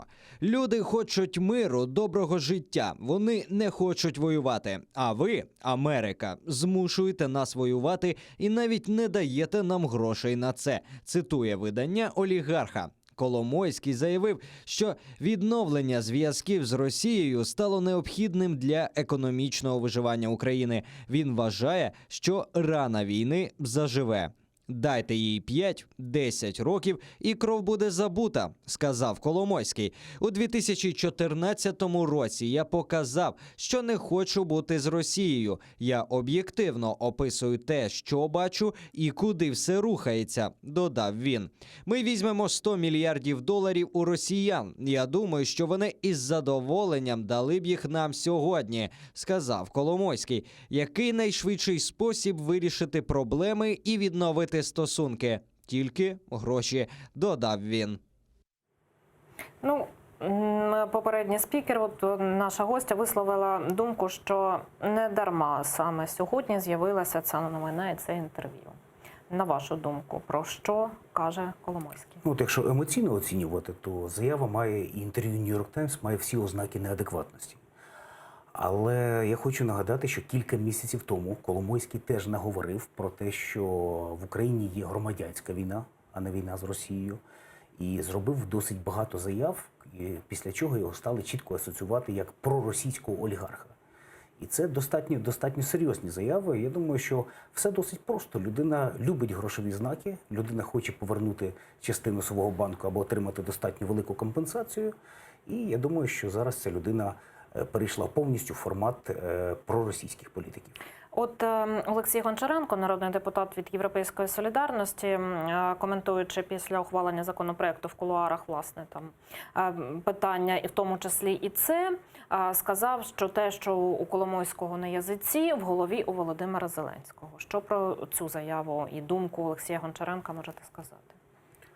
Ну, він наговорив наскільки багато, що в будь-якої здорової людини з нормальним глуздом і без осінніх загострень не може бути жодного бачення щодо логіки сприйняття. Крім всього іншого, він сказав, що на українській землі можуть бути російські танки, які будуть погрожувати Кракову і Варшаві.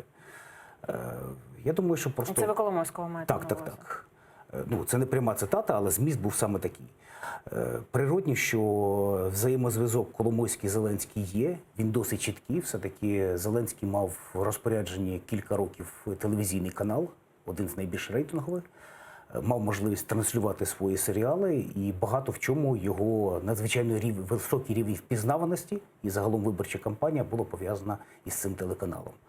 Але я думаю, що в перспективі все може змінитися, і Коломойський може отримати, або навіть змушений отримати, принаймні такого публічного ворога, як Володимир Зеленський. Тому що відтепер будь-які контакти з Коломойським, пошук будь-яких компромісів з Коломойським буде прямо бити по Володимиру Зеленському, прямо бити по його рейтингах. Ну, а от після такої заяви, взагалі, чи можна припускати, що трохи розвернеться влада у інший бік? Ну, не варто забувати, що є низка запобіжників, які не дозволять владі, принаймні, досить різко розвернутися.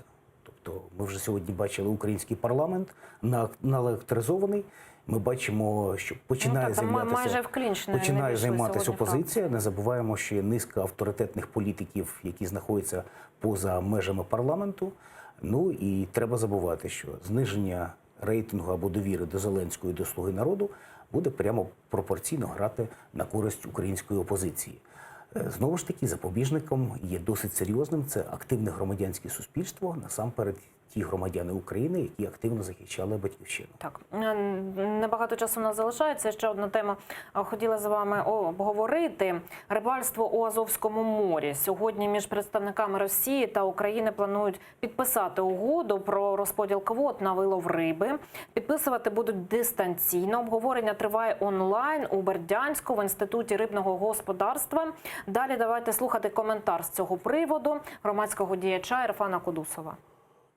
Перед лицом граждан Украины нарушается закон, сдается фактически национальная безопасность и акватория Азовского моря в угоду Российской Федерации. Комитету по рыбному хозяйству России, за спиной которого явно маячит ФСБшная структура. Ну, буквально хвилинка у нас залишається. Взагалі, ваші думки щодо якихось укладання угод, в принципі, з країною, яку ми називаємо агресором? Ця історія вже не перший рік триває. Там була проблема, що російські рибалки майже прямо біля наших берегів проводили вилов риби. Там була історія з затриманням українських рибалок і так далі. Ну, така тобто все буде видно в деталях цієї угоди, в якому форматі вона буде підписана. В будь-якому разі технічні процедури потрібно регулювати, але це має бути угода під особистим контролем, я вважаю, що прем'єр-міністра. Тому що якщо ми заключаємо угоду із Російською Федерацією, що стосується наших територій, це йдеться про певну легалізацію і окупованого Криму, легалізацію інших територій. Тому це питання потрібно розглядати також в контексті національної безпеки, а не лише технічного договору. Дякую. Олексій Кошель, політичний експерт, був гостем нашої студії. Далі ефір АТР продовжить випуск новин з Амман, кримсько-татарської. Про найсвіжіші новини вам розповість Шевкет Наматулаєв. Нагадаю, що найцікавіші фрагменти з ефіру ви можете переглядати в нашому ютуб-каналі АТР. Я, Катерина Вишневська, прощаюся з вами. Передаю інформаційну естафету моїй колезі Ільвіні Сейдбулаєвій. Залишайтеся з АТР і дякую, що довіряєте.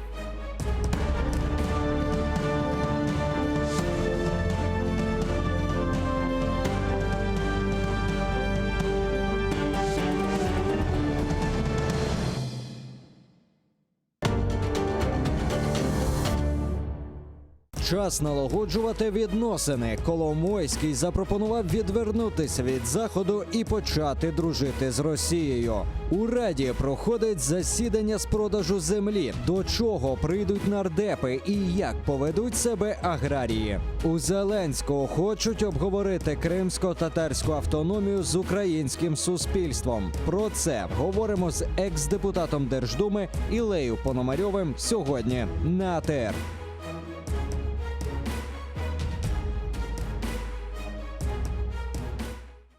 Міжнародний валютний фонд повертається в Україну. Місія почне свою роботу вже на цьому тижні. Європейський Союз підтримав запуск ринку землі в Україні. В Офісі президента спіймали на шахрайстві начальника департаменту. Що з цього приводу кажуть в головному офісі країни. Про це говоримо з народним депутатом 8-го скликання Ігорем Лапіним сьогодні в Бугунь на АТР.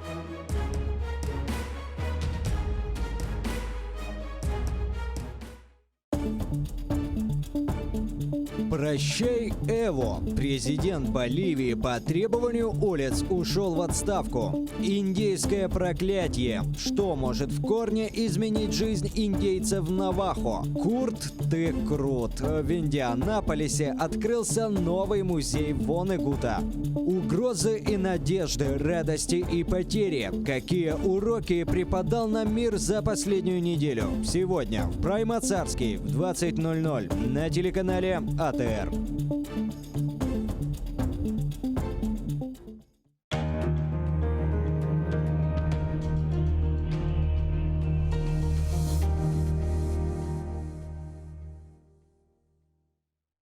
В 1996 senesi Milli Mektep açtık ve Milli Mektep'te aman aman 19 yıl müdürlük ettim. Tabii ki biz anlayalım, bizim anamız sade bir kadın değil ve biz gurur duyamız, bizim anamız öyle insan. Kırım Tatarı olarak her bir ana baba aslında balasına, milli sınıfka balasını berse, ballar bahçesinde milli grupaga berse, milli mektepke berse, demek olar ballarına baxt geleceğini bağışlaylar. Aslında bizim ballarımız başkaca özlerini hissederler. Onlar mektepten çıkanda duyarlar ve bilirler, onlar bu toprağın sahipleri. Milli şuur şekillendirirsek biz ballarga, demek olar endi düşünerler, fikir eterler. Onların her şeyi milletle bağlı, onların her şeyi vatanımızla bağlı. Onlar her şeyini tarihke bakarlar, bilirler. Bu büyük kıymet kesip dep sayam.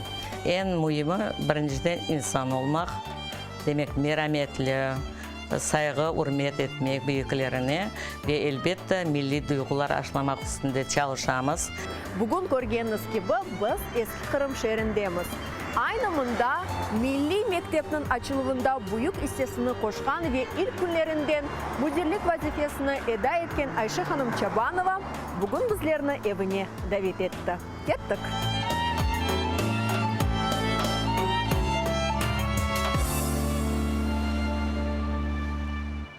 Eğer uçaklar uçman olsa, перекладной arabalarla keter edim, ya jayau keter edim. Ben de ketem soy soplarına, ne zaman kuda geleceksiniz, Mustafa bekli. Nasıl yaşar bir koyuştu, Kalıman çetinde. Babam aytı, bak sen onda ketersin, boldurarsın, talarsın, Mustafa'dan ayrılmak istersin. Ancak bak, biz Mustafa'dan ayrılmayacağız. Sevgi insanın şalışlarda yaşalmayken başladım yantıklar yapmaya. Sözsüz anlayak birbirimizin. Kapımız her vakit millet için açık. Bazar günü Gönül programmasının musafiri Kırım Tatar Kadın Kızlar Ligasının reisi Mustafa Cemilev'nin ömür arkadaşı Cemat erbabı Safinar Cemileva. Kiev'de saat 19'da, Kırım'da saat 20'de seyretiniz.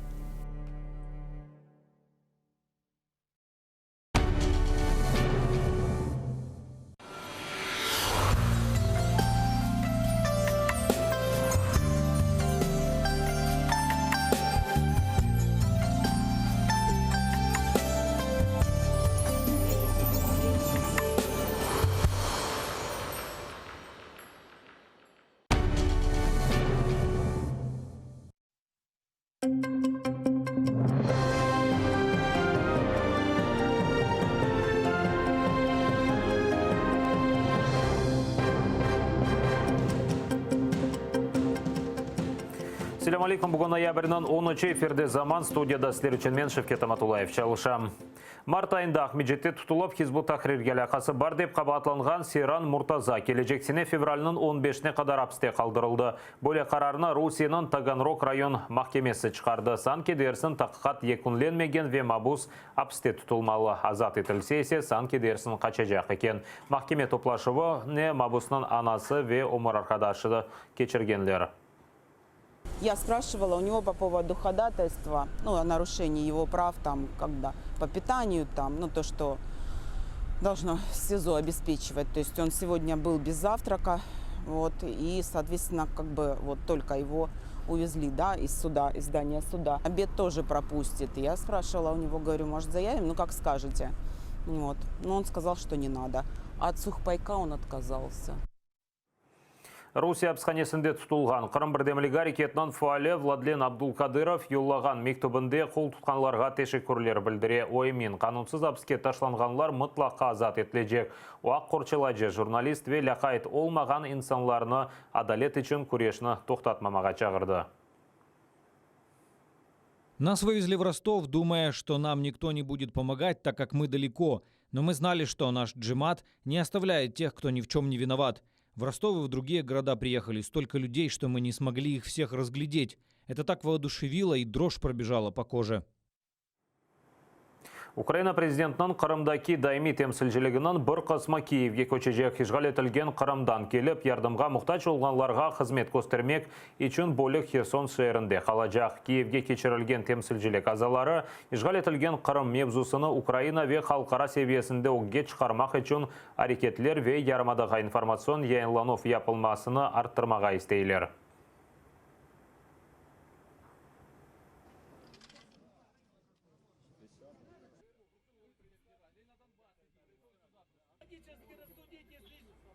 Питання деокупації, воно не лежить в площині регіональної політики, а це питання, яке потрібно виносити на найвищий рівень. Тому, звісно, що ми вважаємо, що це не таке дуже сильне підсилення. Попри цей переїзд, це ніяк не вплине на захист наших громадян, які виїжджають з окупованої території.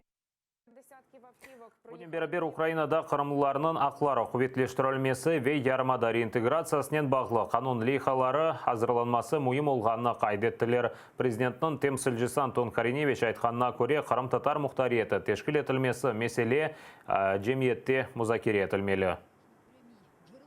Щодо самого питання автономії можливої, ви знаєте, у нас тут позиція така, що ми повинні це питання вивести на рівень якогось дискурсу більш широкого, ніж воно є наразі. Тобто для того, щоб суспільство розуміло, що насправді мається на увазі, що там немає загроз можливого сепаратизму чи ще чогось, бо наразі ми бачимо, що суспільство, очевидно, дійсно не дуже розуміє, про що це. Азақ деңізінде балық тұтылмасы бүгін Украина ве Русия темсілшілері балық тұтылып квоталарына бөлмеге есте. Аңлашманы дистанцион шеклінде имзаламақ кереклер. Музакире есе онлайн Бердянскның балықшылық институтында өткеріле. Институт оғында есе фальдер топлашып наразылық кечере. Да, это провокатор, уберите, он провокатор. Я провокатор. Кто провокатор? Ты назовись. Я Гудусов, я на Украине. Я не украинец. Я не украинец. Бердянск приехал. Сейчас расскажем, кто украинец, а кто не украинец. Забрали, у меня там 4 детей. Мой дом забрали, вы понимаете? Перед лицом граждан Украины нарушается закон, сдается фактически национальная безопасность и акватория Азовского моря в угоду Российской Федерации. Комитету по рыбному хозяйству России, за спиной которого явно маячит ФСБшная структура. Если мы не подпишем сейчас этот договор, мы не сможем выходить. Здесь стоят пограничные суда, у которых скорость там за 120. Ни один... Даже не в скорости, а дело в том, что если не будет выхода в море... Да, они нас забирают просто туда. Никто не хочет сидеть в тюрьме. Хотят все легально работать. Украина президентінің Қырымдаки даими темсілжігінде айтқанларына көре бұл аңлашмалар аққанда білелер ве вазиетні незарет етелері. Ми направляли декілька звернень за останні декілька днів до різних органів державної влади з тим, щоб вони належним чином оцінили ризики і щоб належним чином вони оцінили можливу небезпеку, яка може походити з таких ініціатив. Ми зараз попросили колег, які фахово, власне кажучи, працюють у сфері міжнародного морського права, надати нам кваліфіковану експертизу для того, щоб ми розуміли, яким чином ми можемо рухатися далі у цьому питанні.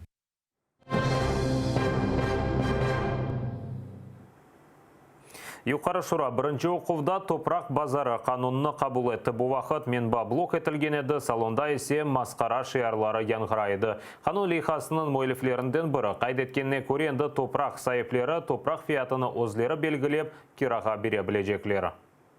Я спілкувався з фермерами, які власники цих паїв. Вони кажуть, мене не треба, щоб мене хтось захищав. Я сам зможу себе захистити, ще вас зможу захистити.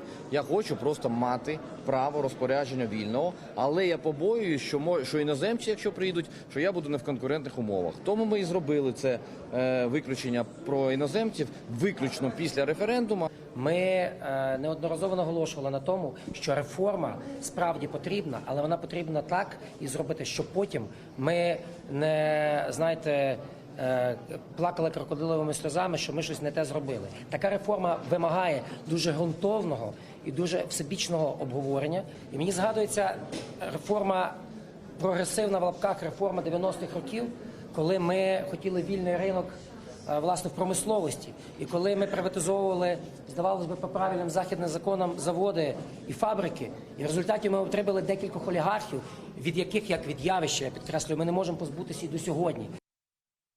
Топрақ сатылышына қойылған ясақ ләғу етілмесіне қаршы юзлерде чифтшілер Юқары Шура өңінде наразылық кечірді. Олар сабадан парламент янына қой қожалық техникасында келді. Бұне берабер Юқары Шура өңіне табутта домызда кетірділер. Айтқанларына көре, бұл Украинаның қой қожалығы өлгенні көстередір. Чифтшілерінің сөздеріне көре, топрақ сатылышы ачылса көйлілер бұйық холдинглерге рақыплік көстеріп оламаз. Аграрій говорить за те, що має бути цивілізований обіг земель сільськогосподарського призначення. І в стінах цієї Верховної Ради сидять люди, які мають запропонувати модель, як цей обіг земель має відбуватись. А вони нам пропонують з 1 жовтня 2020 року просто розпродаж країни, розпродаж 72% території України. Мустафа Джемилев 76 yaşında, Qırımda 96 айлық бала olğan vaqt butun Qırım Tatar halkının beraber Orta Asiyaga sürgün etildi. Genç olğan vaqtlarından beri totalitar rejiminin baskısı altında buluna 15 yıl hapishanede geçirdi. Haksızlıklarga karşı 303 gün açlıq tuttu. Qırım Tatar halkının liderinin tarixi hakkında levhamızda tarif etili.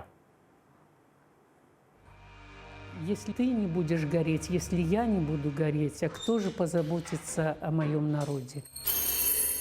Qırımda doğsa o yarımadanı bilmeyedi. Mustafa Cemilev'nin korantası ve bütün halkla beraber Sovetler rejimi 6 aylık olğanda sürgün etti. Qırımga sevgini ana babası aşlagan. Yaşlıktan Mustafa'ga bilgige intila eken de 6 yaşında olmasa da mektepke barmağa istegen. Забывал то портфель, то еще что-то. И еще вначале он не очень так хорошо учился. Когда его спрашивали, ну что, Мустафа, что сегодня получил? Ой, не спрашивайте. Я руки тянул. Меня вовремя не спросили. Когда все пятерки разобрали, мне досталось тройка. Говорил. Балалықтан Мустафаға дайыма kitaplarga sarılaydı. Kitapxanede o Sovet rejimine karşılık göstergen disidentlerle көрішті. Mustafa'ga 18 yıl devamında KGB'nin nezaretinde olğan edi. Milli hareketinin iştirakçısı Sovet ordusunda hizmet etmege ret ketkeni için 1,5 yılga hapıske alındı. Mustafa'ga hakkında belli disidentler böyle başlay. Sam izdatta ise onun fikirlerini derç etip başladılar. Он очень убедительный человек просто. Он выстраивает свои речи, свои там представления, доказательства очень логично, очень убедительно. И с этим трудно спорить, это трудно не понять даже людям враждебно настроенным. Он нацелен не на эмоции аудитории, а на ее интеллект скорее. Совет режимine karşılık göstergeni için o onlarca kere tentuf ve yakalanuvlarga uğratıldı. 15 yıl hapishanede geçirdi. Her sefer narazılık bildirmek için açlık başlattaydı. En devamlı açlık grevi 303 gün devam etti. Я знал много голодовок и знал, что люди с таким характером, как он, могут продержаться и дольше, чем 33.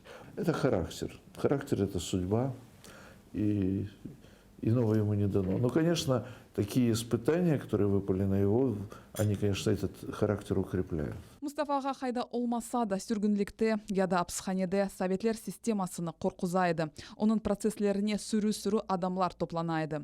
Mustafa'ga bugün de küreşini devam etti ve tek öz halkı için değil 68 senesi Sovetler Birliği Çekoslovakya'nı işgal etkenidir. O vakit Mustafa'ga sürgünlükte olup Sovet tecavüzünün karşılığını bildirdi. Sanki dersin bu Kırım meselesi değil edi ama özüne karşı yanı takıp başlatmasına sebepçi oldu. Кримсько-татарська проблема для нього важлива, але загальні людські права його також важливі. Так званої Чехословацької весни. Це була проблема не тільки для Чехословаччини, це була проблема для загального людства. Mustafa Cemilev'nin basiretini yıllar tasdiqladı. 90-cı yıllarda o Kırım Tatarlarının milli hareketini birleştirmeye tırıştı. 91 senesi Kırım Tatarlar öz reylerini Ukrayna müstahilliği için verdi. Böylelikle Ukrayna'nın takdirine tesir ettiler. Если бы не крымские татары, Крымская, она уже была автономная республика, созданная в 1991 году, она была бы единственным субъектом Украины, которая высказалась бы против независимости страны. 2008 senesi Rusya Gürcistan'a hücum etti. Mustafa Cemilев herkesini tembeley. Nevbette Kırım olacak. Karadeniz ile olğan anlaşmanı toxtatmağa ve Ukrayna harbi güçlerini kaveleştirmeye talap etti. Ama onu eşitmediler. Tecavüzcü devlet yarımadağa 2014 senesi geldi. Это было больно.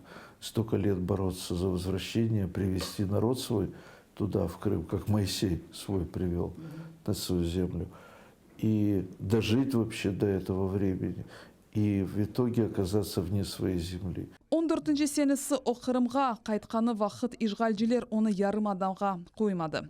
Vatandaşlarımız buna narazılıq bildirip onu karşılamak için Kırım'ın memuri sınırına çıktı. Национальные вопросы не решаются выпрашиванием милости у господ у порога высоких порогов. Национальные проблемы решаются борьбой. Мустафа ага 76 yaşında. O halkara meydanlarda iştirak etip hakikatni teşvihat etip kureshni devam ete. Kırım'nın serbestligini görmege istey. Viktoria Boyka, Zaman, ATR. Артык бала лагерінде белі olmagan себепlerden Махачкаладан келген 15 yaşında kız elak olgan. Rusiyanın Taqat komiteti dava başlatıp ekspertiza keçire. Kuz devamında Artek'te bu ikinci bala ölümüdür. Sentyabrının sonunda 12 yaşında oğlan pnevmoniyadan vefat etti. Kırım'da olgan diğer vakıyalar hakkında Esenev Betikelev kamızını seyretiniz. Yüzümlük yerine parkovkalar işgal etilgen Aluşta şehrinin kirişinde çok katlı parkovkalar kuracaklar. Aluşta memuriyetinin yol başçısı Galina Ogniyeva aytkanına göre parkovkalar gayet zarur. Çünkü Ahmedjitten kelgen nakliyat çoğlaşa. Yüzümlük ise gerekli miqdarda bereket getirmi. Şunun için işgalciler Aluştaga kirişini yapmak için yüzümlükni yok etmege isteyler. Sözde şehir memuriyeti Masandra civarında olgan yüzümlük sahiplerinin muzakere geçirem. İçilgen suv bitti. İşgal etilgen Kırım'da suv tek Mart ayına kadar yetecek. Böyle malumatını sözde Yarımada'nın baş nazir muavini Andrey Rümşin tarqattı. İşgalcilerin umıtı tek yağmurlarga kaldı. Onlar yağmurlarını noyabr ve dekabr aylarında bekleyler. Kırım'da anomal sıcak havası, yağanaklar olmadı, özenler kuruy. Noyabr'nın 10'unda ise Kırım'da 27 gradus sıcağı olgan edi. Yatak ölçüsü keliş mi ya da Putin'in boyuna göre ölçü. Rusya trenlerinin yanı vagonlarında yatak yerleri tek gnomlarga uygun olacak. Rusya mühendisleri uydurgan vagon yerlerini göstergen resimlerini içtimai ağlarga siyasetçinas Alexey Golubitskiy paylaştı. Fotoda insan Platskar vagonunda yatkanına görene, onun ayakları yatakka sığmay. Siyasetçinas aytkanına göre resimde olgan insan orta boylu. Ve şaka etti vagonlarını sanki Rusya prezidentinin boyuna göre yapkanlar. Nadezhda Mikhailova, Zaman, ATR. Bu saat hazır olgan sonki haberimizde de efirimizni Elvina Seyitbulayeva ile bugün yayına devam etemin sizlerinin gelecek yayınlarımızga kadar sağlıklaşan görüşkence.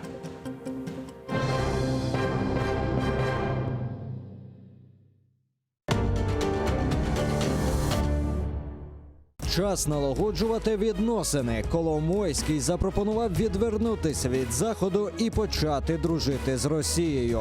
У Раді проходить засідання з продажу землі. До чого прийдуть нардепи і як поведуть себе аграрії. У Зеленського хочуть обговорити кримсько-татарську автономію з українським суспільством. Про це говоримо з екс-депутатом Держдуми Ілею Пономарьовим сьогодні на АТР.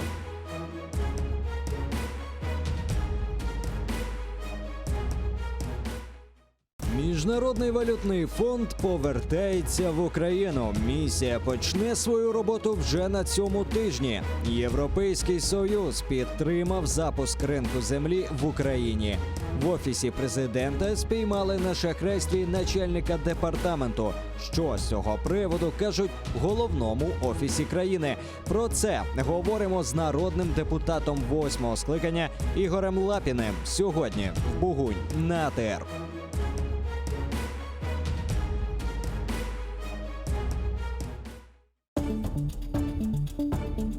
Прощай, Эво. Президент Боливии по требованию улиц ушел в отставку. Индейское проклятие. Что может в корне изменить жизнь индейцев Навахо? Курт, ты крут. В Индианаполисе открылся новый музей Вонегута.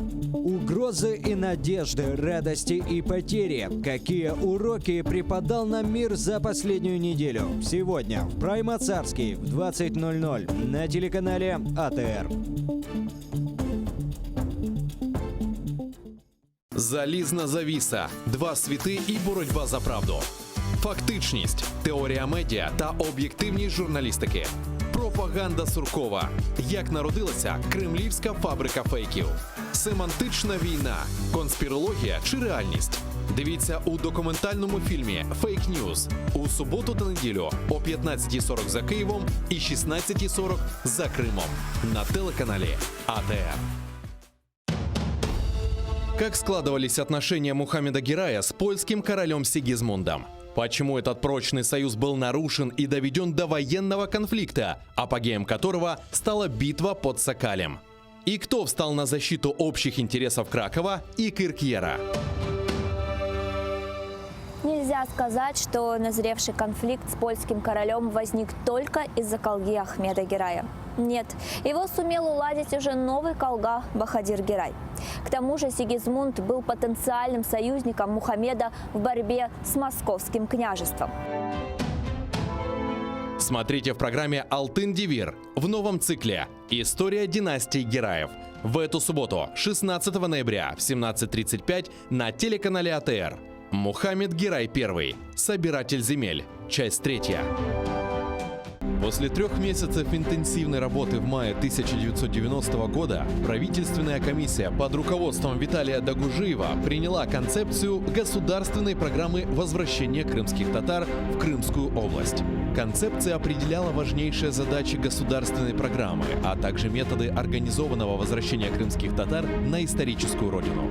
Работа комиссии сопровождалась жаркими дискуссиями. Тем не менее, ее деятельность была весьма плодотворная, и если бы не распад СССР, факт сам по себе отрадный, но повлекший за собой прекращение работы комиссии. Скорее всего, возвращение крымских татар на родину не растянулось бы на столь длительный срок. Крымские татары. Год 1990. Часть 2. В программе Тарик Садасы с Гульнарой Бекировой. Смотрите в воскресенье, 17 ноября в 17:30 по Киеву и в 18:30 по Крыму на телеканале АТР.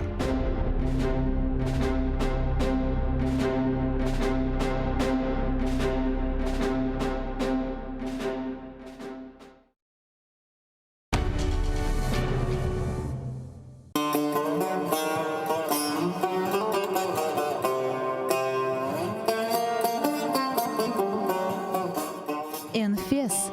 Кырым татар кавесы.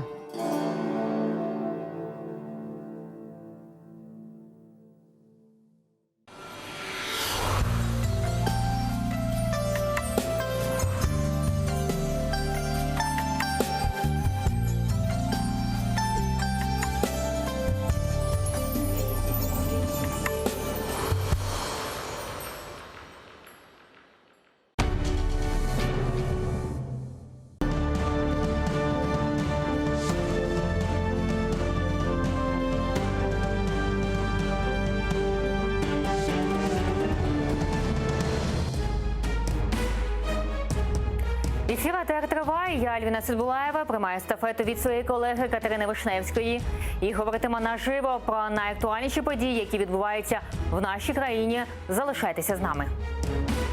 Рада ухвалила закон про продаж землі, поки в першому читанні. МВФ повертається в Україну. Місія починає роботу вже завтра. Чи дадуть гроші? Коломойський каже, час налагоджувати стосунки з Росією. Олігарх каже про ймовірний 100-мільярдний кредит від РФ.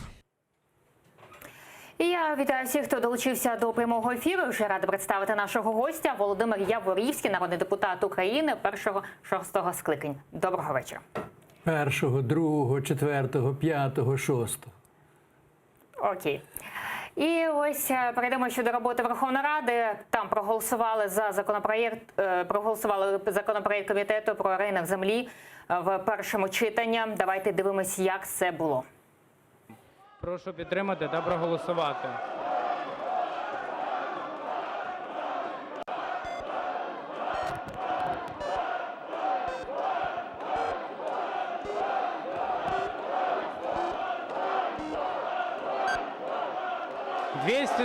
За.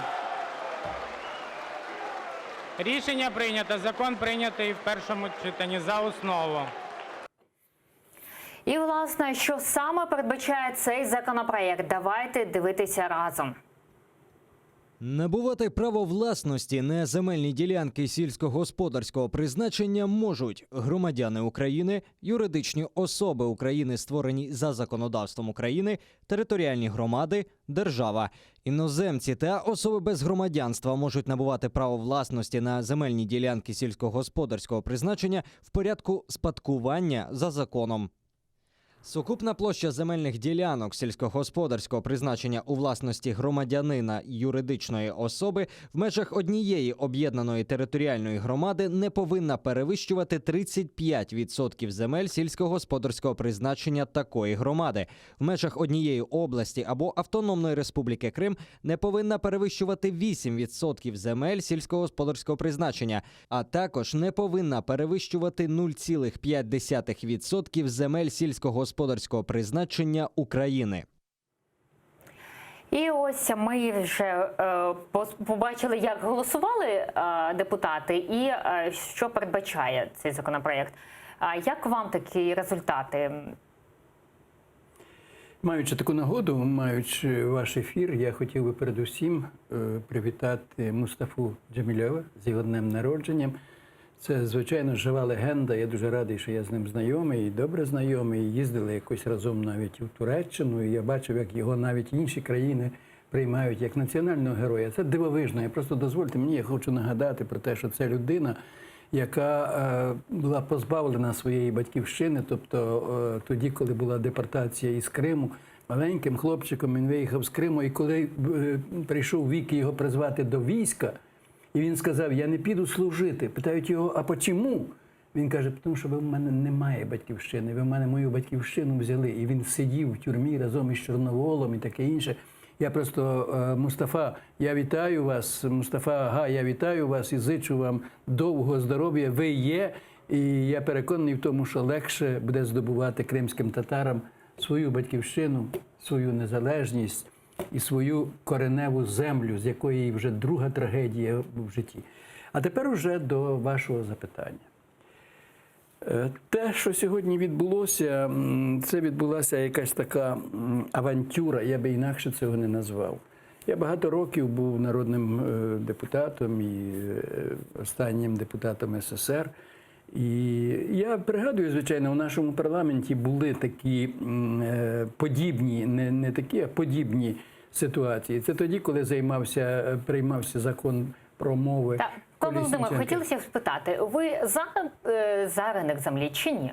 Якщо ви вважаєте, що я прийшов сюди і сказати тільки про те, що я за чи проти... Ні, ми ще будемо говорити і про інші теми. Через те я ще раз кажу, що те, що сьогодні сталося, це абсолютно є неприпустимо, це винятково, це компрометує Верховну Раду. Перед тим, як сказати за чи проти, так не може працювати парламент. Це абсолютно зґвалтований цей законопроект. Прийшов вранці президент, накручував, значить, цих депутатів. Через те я категорично проти. Я абсолютно переконаний, що, звичайно, потрібен ринок землі, і він буде рано чи пізно, але ринок має бути цивілізований. Зеленський втягує сьогодні і ті, хто його підтримують, і сама фракція «Слуг народу», яка сьогодні проголосувала за перше читання, вони втягують Україну в колосальну авантюру. Давайте послухаємо ще депутатів, які сьогодні були в Верховній Раді. Ось «Європейська солідарність» проголосувала проти. Народний депутат Олексій Гончаренко пояснив, чому саме. Давайте послухаємо. Цей закон не захищає ані селянина, який захоче продати землю, на що він має право. Людина, яка має земельний пай, має право його продати, але держава має захистити, щоб його не купили в людини за безцінь. І щоб через півроку людина сказала, Боже, що ж я наробила, де ж мені тепер брати грошей? Це проїли, тепер паю вже немає, ніхто навіть мішка зерна не дасть, щоб худобу годувати. Ви погоджуєтеся з депутатом від «Європейської солідарності»? Ну, я ще раз сказав, якби я сидів зараз у парламенті, я б голосував, не лише утримався, я категорично проти голосував. Тому що сьогодні, звичайно, весь законопроект аналізувати ми не будемо, це довго і тривалий дуже час, але є якісь дуже конкретні речі, що сьогодні довести Україну, я не звинувачую в цьому лише Зеленського, а й попередніх президентів, довести Україну до такого озледеніння і сьогодні викинути на ринок землю і сказати, купуйте, а купувати ж то немає за що. І коли виставили сьогодні таку кількість, що 200 тисяч гектарів землі можна сьогодні купити, хто її купить? Ахметов, Коломойський, ще й Тобто олігархи зможуть купити, а прості люди будуть дивитися. Я навіть би не наголошував на тому, що це іноземці. Наші навіть олігархи, якщо вони скуплять, буде те саме, що скупили б ці всі. Через те я переконаний в тому, що цей закон викличе дуже велику деривацію в суспільстві, дуже велику. Я переконаний, що зроблена колосальна помилка, і суспільство на нього буде реагувати. Як побачимо. А ось давайте послухаємо реакцію. Голова аграрного комітету Микола Сольський зауважує, до другого читання на законопроєкт ще чекають кропітка робота. Давайте послухаємо, що він сказав. Рішення компромісне. Ідеальних, на жаль, рішень, як ви самі бачите, по такому чутливому питанню немає. Кожен повинен чимось поступитися. Моя особиста думка. Як ви погоджуєтеся з ним? Тут є дуже велике лукавство. Я хочу нагадати депутатам, хто чує мене зараз, і не лише депутатам. Всі говорять про те, що це не раз протискалися якісь закони, такі некомфортні, скажімо, закони важкі, протискалися, говорячи про те, що ну давайте ми в першому читанні приймемо, а до другого читання ми... Але ж законопроект, сам статус Верховної Ради, порядок ведення засідань, порядок ведення прийняття законів дуже регламентує. Не можна до другого читання радикально міняти якісь речі. Читання, так? До другого читання неможливо, це категорично забороняється. А вони говорять про те, що буде змінена самі фундаментальні засади цього закону. Що вони можуть змінити? Я не розумію. На 4 роки іноземцям, виставлять, скажімо, там на 5 років. Але це, ще раз кажу, будь-хто може оскаржити. Тобто фундамент, який сьогодні прийняли, да? Фундамент він цього має закону... бути абсолютно, міняти його вже не можна. Можна міняти якісь деталі, кому, якусь там і тому подібне. Через те дуже легко буде. Ви знаєте, що дуже велика опозиція сьогодні.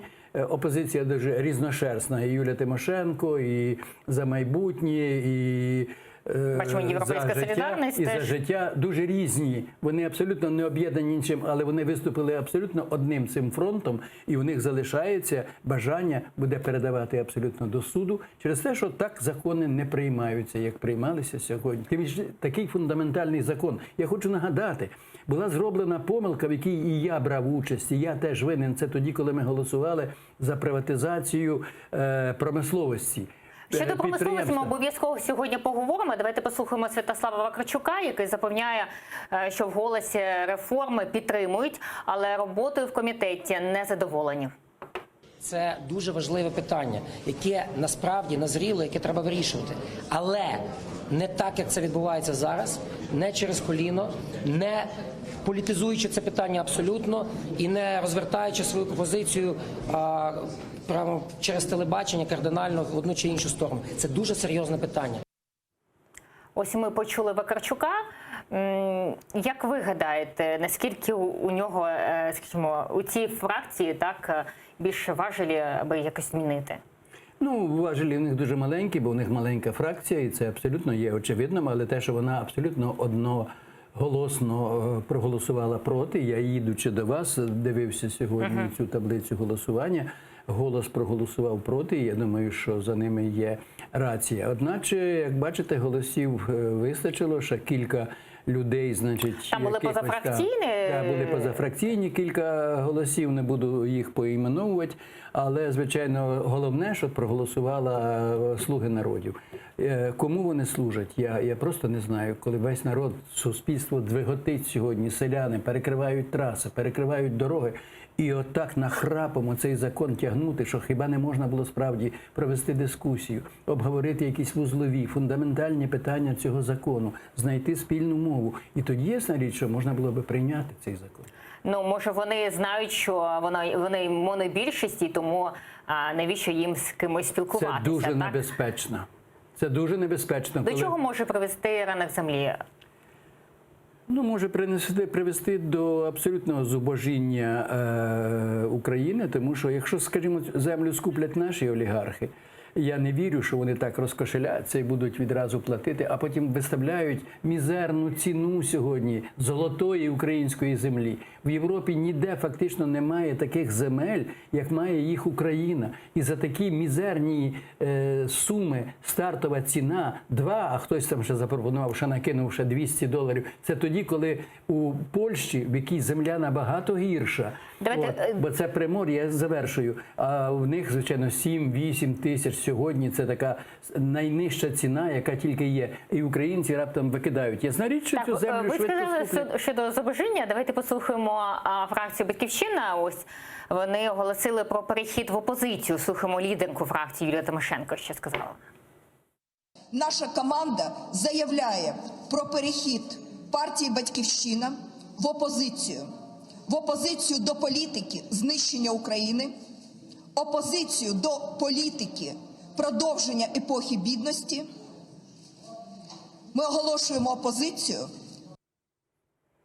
Ось Тимошенко оголосила опозицію. Вони і так в опозиції в Верховній Раді. Зараз опозиція вдвойні, скажімо, в квадраті. Ну, це питання дуже, звичайно, складне. Порошенко подавала певні сигнали новій владі, такі миролюбні, я б сказав так, такі сигнали там і таке інше. Звичайно, ясна річ, що була така її сподівання, і не тільки її, а, скажімо, і я сподівався, що було б дуже добре, коли прийшла непрофесійна команда, непрофесійний президент, які прийшли з вулиці, але Бог з ними, народ обрав їх, і вони, звичайно, вони наші. Вони ж не чужі і таке інше.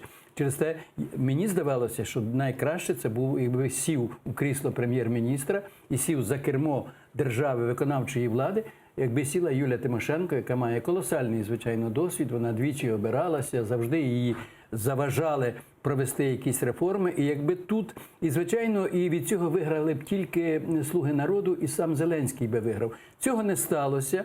І ясна річ, що сьогодні «Батьківщина» просто кинулося захищати сьогодні українське суспільство. І через те, що вони перейшли в опозицію, вони фактично і були в опозиції. Через те мене це не здивувало. Пане Володимир, ви ось на початку підкреслили, що 1-го, 2-го, 3-го, 5-го, 6-го скликань були народним депутатом. А скільки разів ви голосували за продовження мораторію? Ну, тоді, коли ставилося питання, скільки разів ставилося це питання, скільки був це, я голосував, звичайно, за продовження мораторію. Хоча я завжди, якщо мені вдавалося, я виступав і казав, давайте, справді, за цей час, це не просто ми відкладаємо, хай воно собі там буде, а це такий, ми беремо тайм-аут для того, щоб підготувати земельний банк, підготувати, скажімо, того ж самого селянина, щоб він мав трішки толку цьому. Розумієте, викинути... Ми бачимо, що ніхто не підготувався. Ніхто не підготувався, і тоді ніхто не готувався. Сьогодні. Уряд тоді не готувався, все відкладали, сказали, хай буде потім. А зараз приспічило, тому що я розумію, потрібно гроші урядові, я розумію, що є вимоги Міжнародного валютного фонду. Давайте подивимося графіку, скільки коштує 1 гектар землі в Європі та скільки, ймовірно, коштуватиме саме в Україні. Давайте дивитися разом результати досліджень. Найдешевша земля – латвійська. Там за гектар треба заплатити майже $1500. У Франції вартість 1 гектару землі становить $7,5 тисяч. У Швеції – майже 10. Щоб купити гектар землі у Великобританії, доведеться заплатити $31,5 тисячі. У Німеччині за такий шмат землі треба заплатити 32 тисячі. В Австрії – 42. Найдорожча земля у Швейцарії. Там за 1 гектар землі можна виручити цілих $70 тисяч. Після відкриття ринку землі, за приблизними попередніми оцінками, вартість 1 гектару в Україні не перевищуватиме $2200. Ось ми бачимо такі результати. Чому українська земля така дешева? Смішне ваше запитання. Ну, ми Вона ж не є така зараз... дешева. Це ж не земля, це ж не ринок продиктував цю, а це продиктував Зеленський. Пане Володимир, ми бачимо зараз результати, так, і бачимо, скільки коштує земля во Франції, скільки в Німеччині, Великобританії. І ми побачили зараз, скільки коштуватиме ця наша земля для, наприклад, той, хто захоче. Нехай буде олігархи, нехай буде іноземці. Ми бачимо, що купити Україну порівняно з іншими країнами набагато дешевше. Ну, я вже сказав про це. Просто другий раз повторювати вже, мабуть, немає сенсу. Я сказав, що ми маємо українцям, Бог послав унікальну землю. Є така дуже гарна притча, вона мені подобається як письменникові, звичайно, про те, що коли Бог ділив землю, він ділив, і прийшли українці. І вони, як правило, запізнилися. І Бог каже, а де ж це ви були? Я ж ділив землю, таке інше. Вони кажуть, ну що, якщо нам немає, ми тоді підемо найметувати. Він побачив, що такі мирні люди, добрі, сказав, знаєте що, я тут для себе зберіг шматок землі, так я вам їм віддаю, українцям. Це дуже доречна притча. А українці не знають, як нею розпорядитися. Хоча, тіпун мені на язик, я ще раз кажу, не українці не вміють, влада не вміє, як дати раду такому багатству, яке ми маємо. Люди, український, був розкоркулений на початку ХХ століття, коли український господар був знищений комуністами, більшовиками і таке інше, потім знищена колгоспами. Сьогодні українським селянам, але дайте йому цю землю. Але в результаті цього закону він може цієї землі не отримати, бо в нього немає за що її купити. Пан Володимире, чи може українці протистояти? Ми бачили ці акції, які відбувалися біля Верховної Ради, але ми також побачили, що немає результатів. Вони не змогли призупинити щодо рішення цього законопроєкту, голосування саме.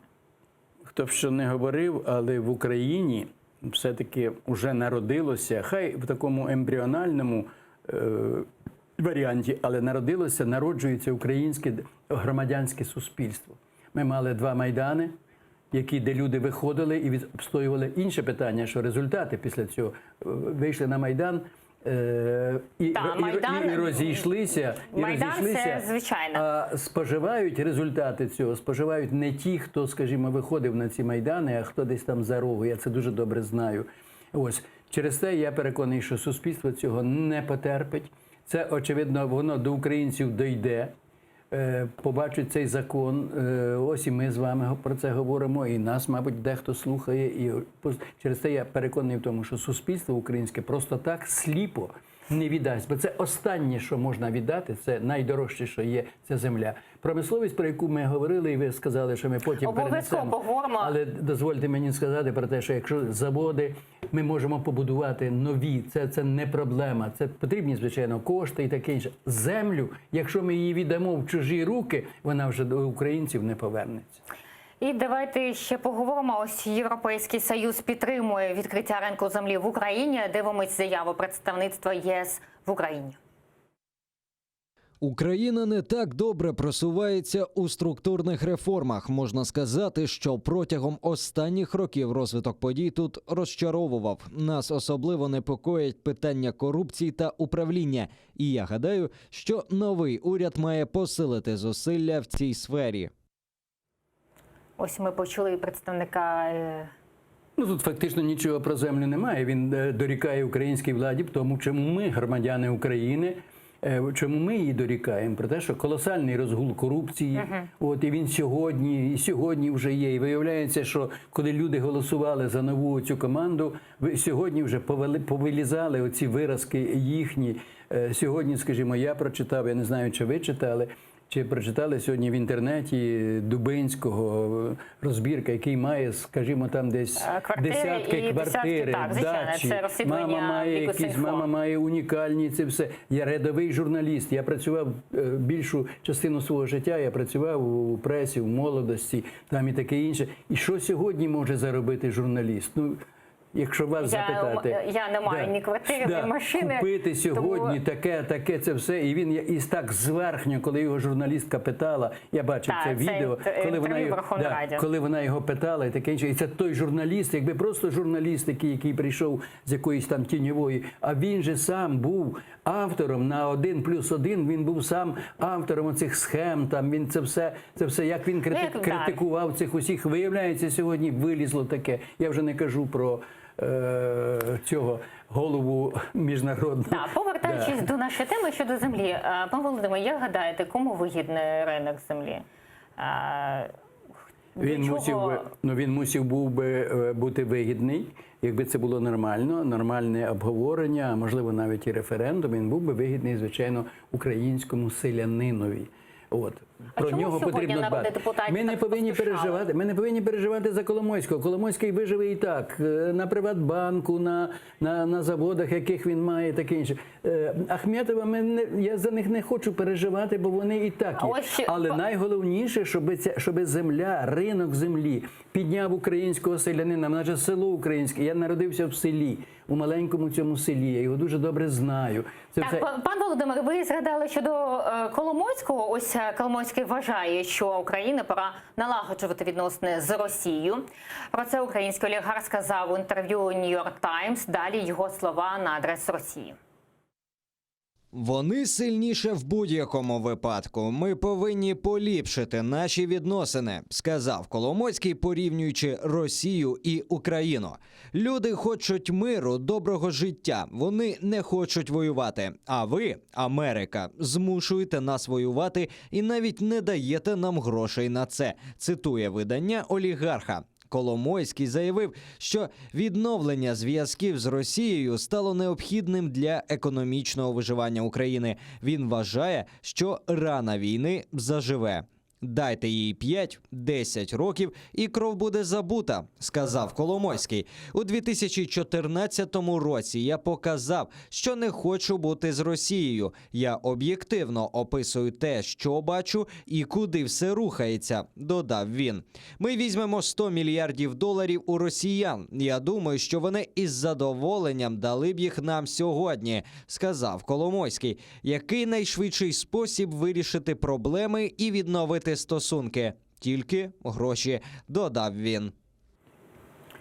Ось ми почули Коломойського, який готовий співпрацювати з братською країною. Ну, от ми нарешті почули справжній голос Коломойського. Заспівав не своїм натуральним голосом. Хоча я десь, скажімо, вважав, що справді десь у 913-14, коли він очолив виконавчу владу, представляв президента, президентську владу у Дніпропетровщині, і він дуже багато зробив, з цього не можна перекреслити, багато зробив для того, щоб не пішов далі Путін, далі Дніпропетровщина. Так. А сьогодні, звичайно, ясна річ, що щось десь якісь, значить, там є в нього якісь перешкоди, він втратив цей банк, і сьогодні він заспівав дуже натурально. Перед цим, правда, він так ніби розспівувався. І коли він сказав, що нема війни, дозвольте мені довершити, він зізнався в тому, що в Україні немає війни.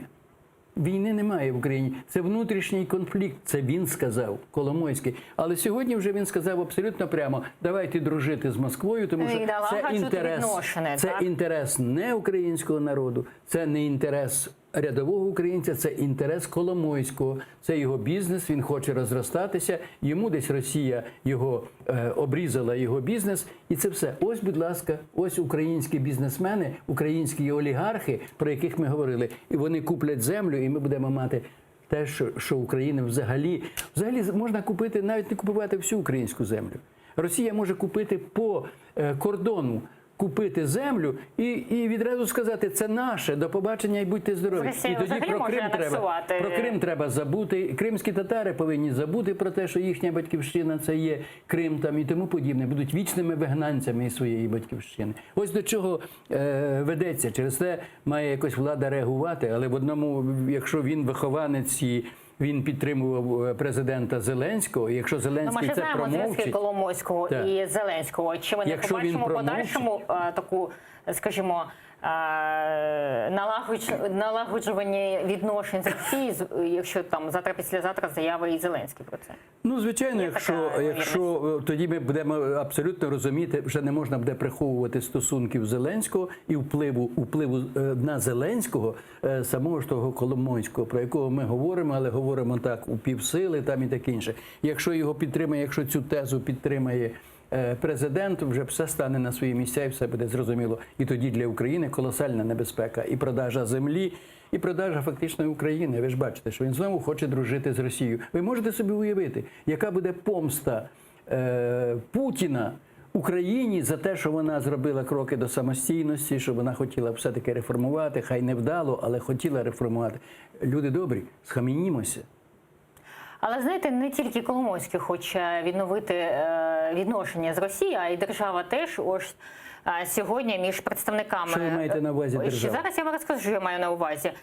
Ось представники Росії та України планують підписати угоду про розподіл квот на вилов риби. Далі коментар з цього приводу громадського діяча Ерфана Кудусова. Перед лицом граждан Украины нарушается закон, сдается фактически национальная безопасность и акватория Азовского моря в угоду Российской Федерации. Комитету по рыбному хозяйству России, за спиной которого явно маячит ФСБшная структура. Ось зараз ще триває перемовини у Запорізькій області, і там перебуває Ерфан Кудусов, і ми будемо намагатися його включити щодо останніх новин, що там відбувається. Як ви ставитеся до того, щодо підписання угод з Росією, яка і анексувала Крим, і війна у нас з боку Росії, і стріляють в українців, а з іншого боку, ось ми підписуємо угоду щодо риби? Ну, тут є одна глобальна причина, про яку іноді говориться, але говориться дуже рідко, про те, що ясна річ, що була помилка Порошенка, треба було оголошувати військовий стан на початку і говорити, в нас є війна. До сьогоднішнього дня війна не оголошена, якийсь конфлікт. Ну і Зеленський теж не оголосив це офіційно. Зеленський взагалі, він жодного разу не назвав агресором Путіна і таке інше. Тобто, таке якесь лукавство політичне на цьому рівні. Через те, ясна річ, що, бачите, підписуються купуємо електроенергію в Росії. Пан Володимир, зараз у нас є зв'язок з Ерфаном Кудусом. Добрий вечір, пане Ерфане. Розкажіть, будь ласка, останні новини, що відбувається, хто є за підписання угоди, хто проти, які результати? Добрий вечір, пані Ліна. Ми зараз в Бердянську, біля Інституту рибного господарства. И за закрытыми дверями, без прессы, без доступа общественности проходят онлайн-переговоры российского Держрыбагентства с таким же ведомством российским, которое находится в Ростове. И перед этим рыбным институтом, научно-исследовательским, собрались рыбаки, но сейчас уже практически они все разошлись, но целый день здесь стояли пикетирующие активисты Бердянска, которые являются патриотами, выступают против каких-либо переговоров с Россией. Было очень много активистов из различных общественных организаций. Многие стримили, но еще больше, как ни удивительно, было полиции. Все переулки вокруг и вся улица забита полицейскими машинами. По моим оценкам, это больше 100 человек. Для такого маленького города это гигантское просто количество. Они оцепили полностью здание, пройти нам не дали. И в том числе прессе не дали пройти, ни общественникам и ни рыбакам, которые там около 20-25 рыбаков было, да. Скажіть, будь ласка, чи уклали протокол щодо підписання договору між Росією та Україною? Які, за вашу інформацію, що ви знаєте про це? Я об этом не знаю, но выходил один из участвовавших в переговорах, видимо, сотрудник Держрыбагентства, который сказал, что переговоры могут длиться и завтра. И такой полунамек был, что ждите, может быть, выйдет сотрудник Министерства иностранных дел, что это вам пояснит, но переговоры могут продолжаться еще и ночь, и ненормированно, и завтрашний день. Поэтому пока мы о результатах не знаем, но мы знаем, что где-то примерно с 11 часов заехали 3 машины через черный ход в задний двор этого института, и за закрытыми дверями абсолютно такая фейковая какая-то переговорная процедура происходила, я даже не знаю, как это назвать, потому что Пане Ерфан, ви будете і далі там знаходитися, правильно я зрозуміла? Пока мы здесь, но дальше находиться, наверное, не имеет смысла, потому что все пикетирующие разъехались, осталась только съемочная группа телеканала АТР, я тут и полиция. И полиция в каждом дворе буквально здесь вокруг, они сидят в машинах. И мы пока не знаем, что делать. Может быть, мы еще подождем, может быть, выйдет сотрудник МИДа, который участвует в переговорах. Дякуємо вам, будемо на зв'язку і обов'язково в наступних випусках будемо зв'язуватися. Ось ми почули, що відбувається зараз в Бердянську. Як ви оцінюєте ці перемовини, які відбуваються через скайп з Росією? Як це можна оцінити? Як якась така тиха, заплічна, я би сказав так, заплічна зрада, навіть не легальна, а заплічна. Це дуже прикро, що новообрана влада, який народ віддав 70 з гаком відсотків, не чує цей народ. Не чує, а діє якось там за плечима, таємно там і тому подібне. Це може дуже погано кінчитися. Проблема Азовського моря – це складне, це внутрішнє було море, яке належало Україні і Росії. Тепер фактично Росія майже повністю його захопила. Керченська протока, в якій ми знаємо, стався цей інцидент. Сьогодні пройти через Керченську протоку – це велика проблема. Це треба домовлятися, тобто Україна вже не має вільного цього входу. А тепер ще сьогодні, даруйте, Росія хоче повністю захопити Азовське море, і в такий спосіб вона підійде під Бердянськ, під Маріуполь, тобто буквально під наш поріг український підійде. Цього допустити ні в якому випадку не можна, ніяких якихось угод, то більше заплічних там і таке інше. Це море, яке належало і Україні, і Росії. За міжнародними правилами треба цього домагатися. А ніхто нічого не робить, а тихенько підписують якісь угоди. Знаєте, пан Володимир... Добре, що є такі люди, які, скажімо, стоять так, з самого ранку там вони. Але, знаєте, ви виступали, спілкуючись з Сарафаном по телефону, він сказав, що там були люди, які саме за угоду, саме риболовці, їх було зо 20. Як гадаєте, чому люди, які там за угоду, які хочуть цю угоду з Росією, вони не розуміють, що війна, так, що анексована Крим повністю, Донбас частково. Невже українці так і за 6 років російської агресії так і не зрозуміли, що головне все ж таки далі бути від Росії?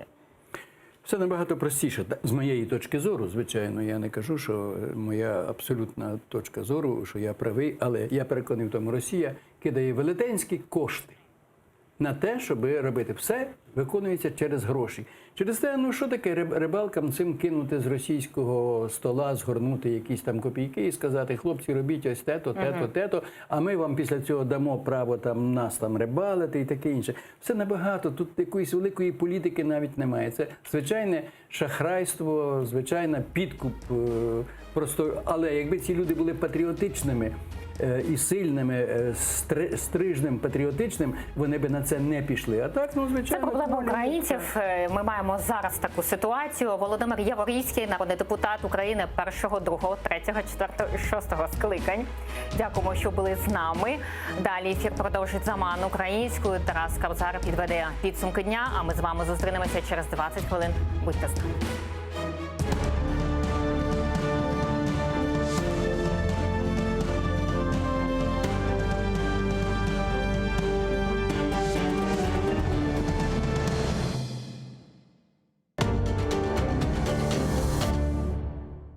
Час налагоджувати відносини. Коломойський запропонував відвернутися від Заходу і почати дружити з Росією. У Раді проходить засідання з продажу землі. До чого прийдуть нардепи і як поведуть себе аграрії. У Зеленського хочуть обговорити кримсько-татарську автономію з українським суспільством. Про це говоримо з екс-депутатом Держдуми Ілею Пономарьовим сьогодні на АТР.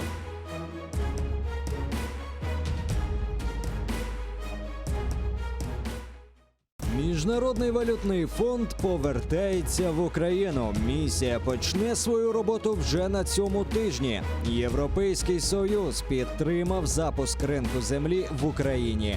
В Офісі президента спіймали на шахрайстві начальника департаменту. Що з цього приводу кажуть в головному офісі країни? Про це говоримо з народним депутатом 8-го скликання Ігорем Лапіним сьогодні в Бугунь на АТР.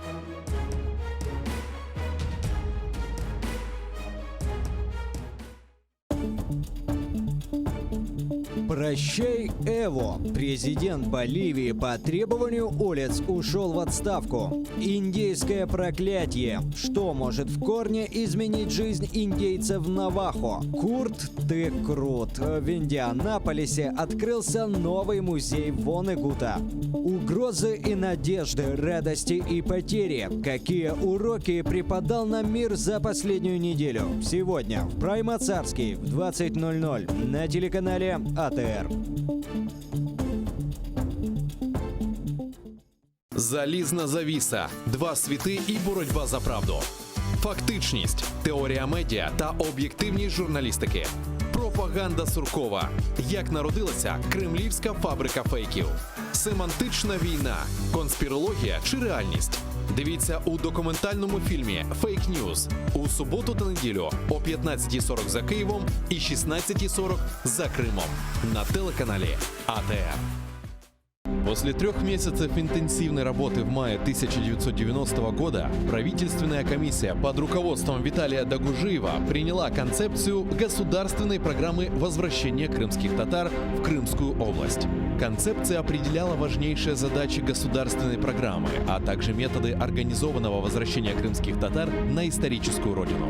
Работа комиссии сопровождалась жаркими дискуссиями. Тем не менее, ее деятельность была весьма плодотворная, и если бы не распад СССР, факт сам по себе отрадный, но повлекший за собой прекращение работы комиссии. Скорее всего, возвращение крымских татар на родину не растянулось бы на столь длительный срок. Крымские татары. Год 1990.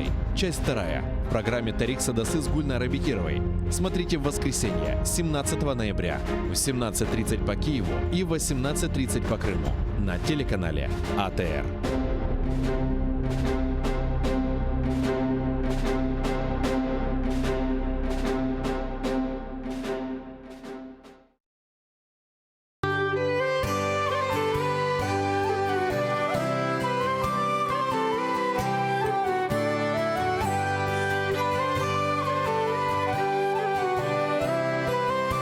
Продовження програми з відомим мультиінструменталістом та засновником гурту «Йогурт» Кирилом Бородіним в ефірі програми «Дженли Студіо» ви побачите цієї неділі за київським часом о 18:30, за кримським о 19:30 в ефірі телеканалу АТР.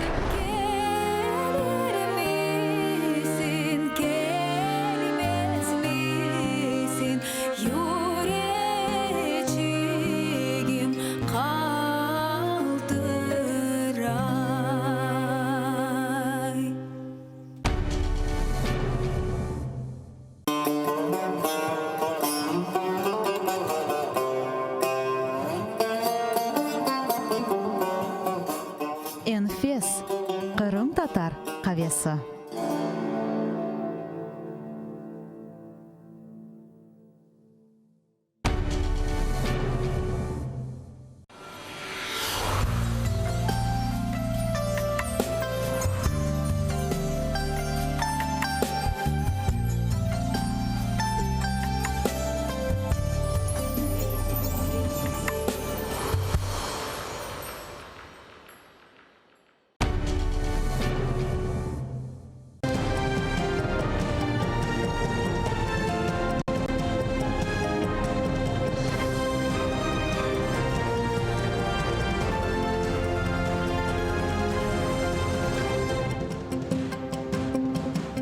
Середа, 13 листопада, 2092 день окупації Криму Росією.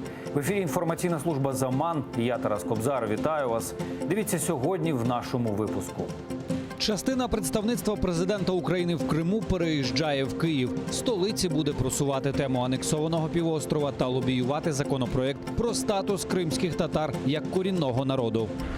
Мустафі Джемілєву 76. Лідер кримських татар, який привів свій народ на рідні землі після депортації, знову бореться за батьківщину. Угода про розподіл квот на вилов риби в Азовському морі. Підписати документ має Україна та Росія. Що це? Спроба регулювати риболовство чи морська капітуляція України?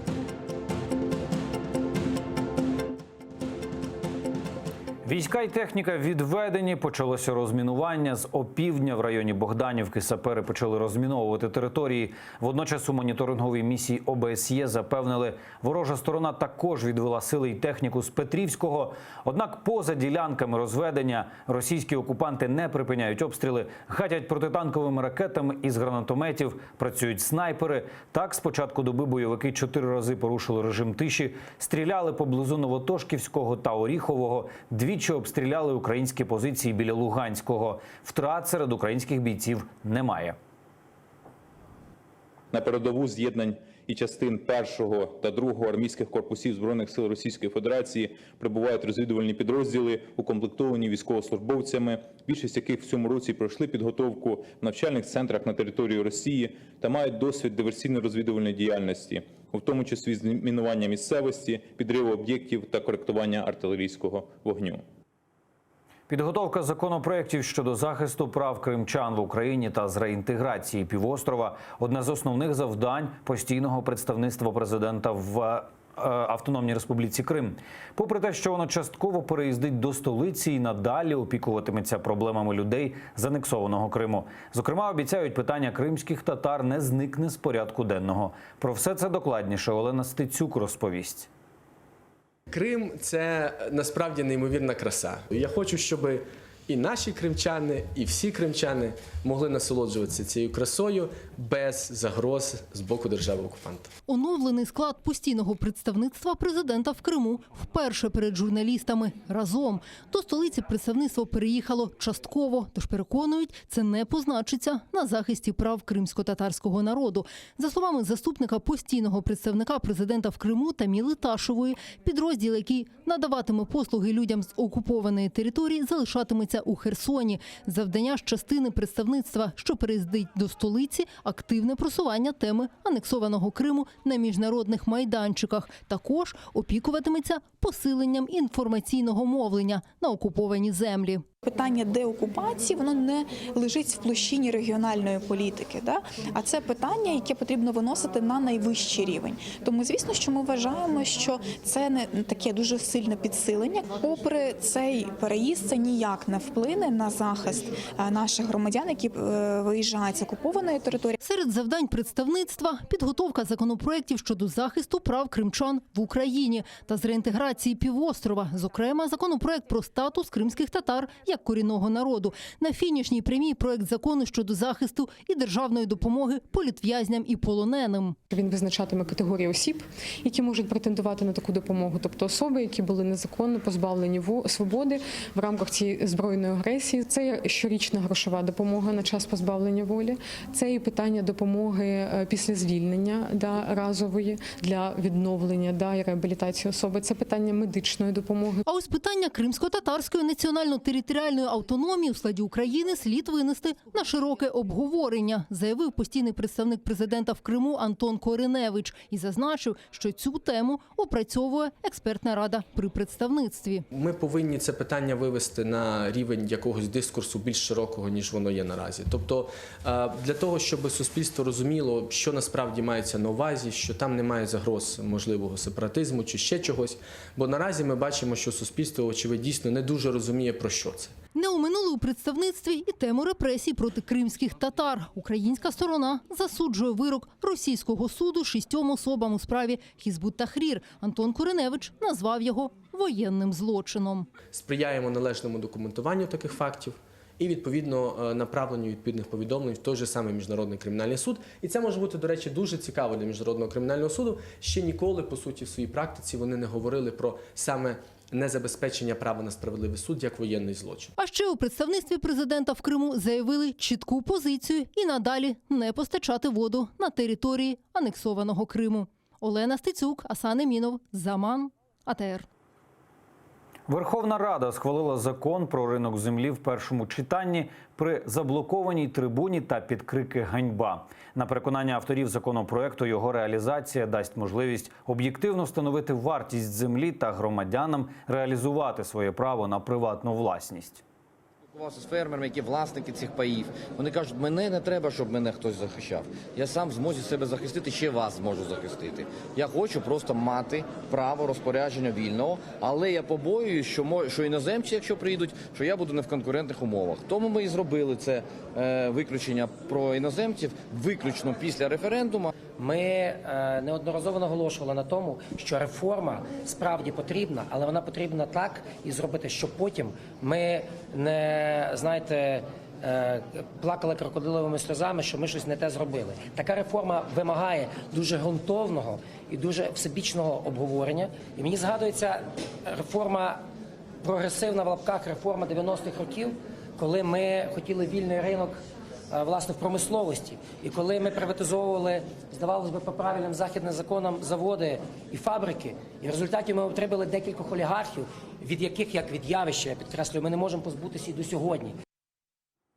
Проти скасування мораторію на продаж українських земель виступали сотні аграріїв. Вони з самого ранку під стінами парламенту. Сюди ж пригнали сільськогосподарську техніку, а ще влаштували символічні похорони. Люди кажуть, в разі запровадження вільного ринку землі селяни не зможуть конкурувати з великими агрохолдингами. Аграрій говорить за те, що має бути цивілізований обіг земель сільськогосподарського призначення. І тут, в стінах цієї Верховної Ради, сидять люди, які мають запропонувати модель, як цей обіг земель має відбуватись. А вони нам пропонують з 1 жовтня 2020 року просто розпродаж країни. Розпродаж 72% території України.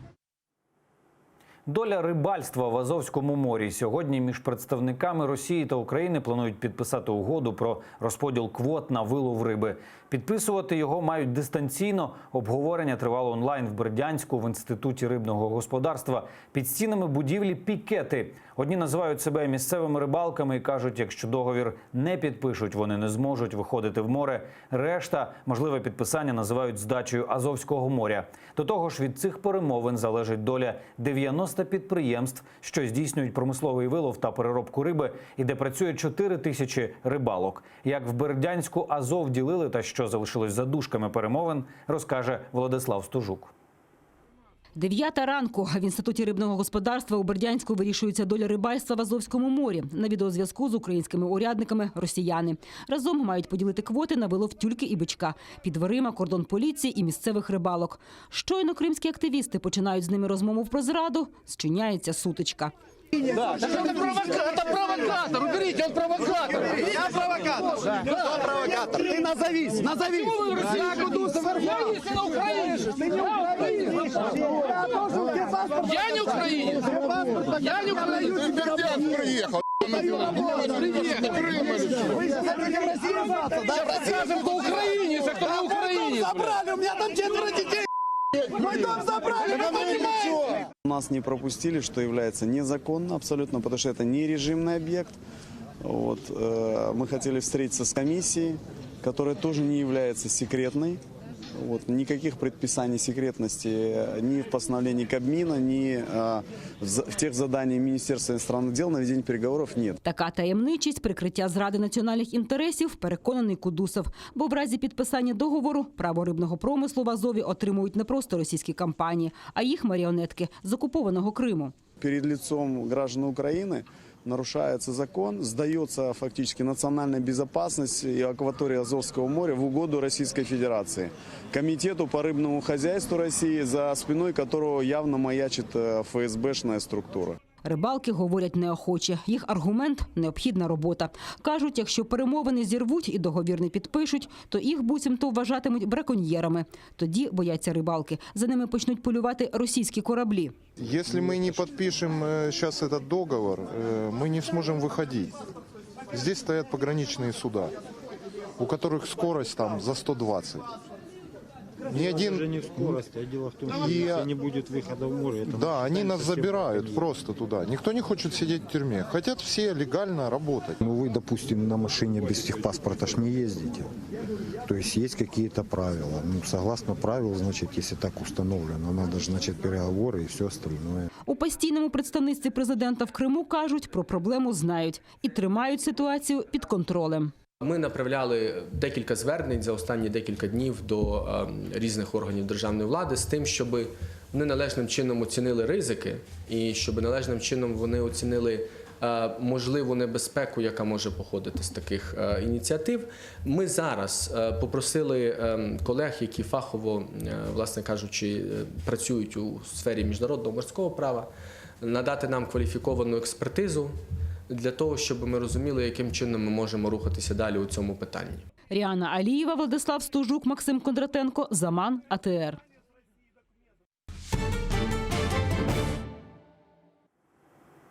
Сейран Муртаза, фігурант сімферопольської справи Хізбут Тахрір, залишиться під вартою ще до 15 лютого 2020 року. Такий вирок ухвалив суд в російському місті Таганрог. Своє рішення судді пояснили тим, що буцімто слідству необхідно провести ще великий обсяг слідчих та процесуальних дій і припустили, якщо запобіжний захід буде більш м'який, то звинувачений може переховуватись від органів слідства. Єдиний позитив сьогоднішнього судового засідання – суддя дозволив пустити до залу рідних Сейрана. Я спрашивала у него по поводу ходатайства, о нарушении его прав, когда по питанию, то, что должно СИЗО обеспечивать. То есть он сегодня был без завтрака, и, соответственно, только его увезли, из суда, из здания суда. Обед тоже пропустит. Я спрашивала у него, говорю, может, заявим? Как скажете. Но он сказал, что не надо. От сухпайка он отказался. Сейран Муртаза, нагадаю, один з 25 кримських татар, арештованих під час масових облав 27 березня 2019 року. Тоді МВС Росії та Росгвардія влаштували обшуки в домівках кримсько-татарських активістів, зокрема і Кримської солідарності. Всім інкримінують начебто участь в терористичних організаціях. Майже всіх арештованих вивезли до слідчих ізоляторів Ростова, Таганрогу та міста Шахти в Росії. Муртаза Сейран – активіст з Сімферополя, який постійно приходив на всі суди в окупованому Криму. Сила духу його незламна. Незаконно ув'язнений в Росії активіст Кримської солідарності Владлен Абдулкадиров написав листа, в якому він дякує всім за підтримку. Він вірить, незаконно загратовані будуть обов'язково звільнені. Він закликав правозахисників, журналістів та небайдужих громадян не припиняти боротьбу за справедливість. Нас вывезли в Ростов, думая, что нам никто не будет помогать, так как мы далеко. Но мы знали, что наш джимат не оставляет тех, кто ни в чем не виноват. В Ростов и в другие города приехали столько людей, что мы не смогли их всех разглядеть. Это так воодушевило, и дрожь пробежала по коже. Нагадаю, активіста Кримської солідарності Владлена Абдулкадирова окупанти затримали в березні цього року в Ростовській області.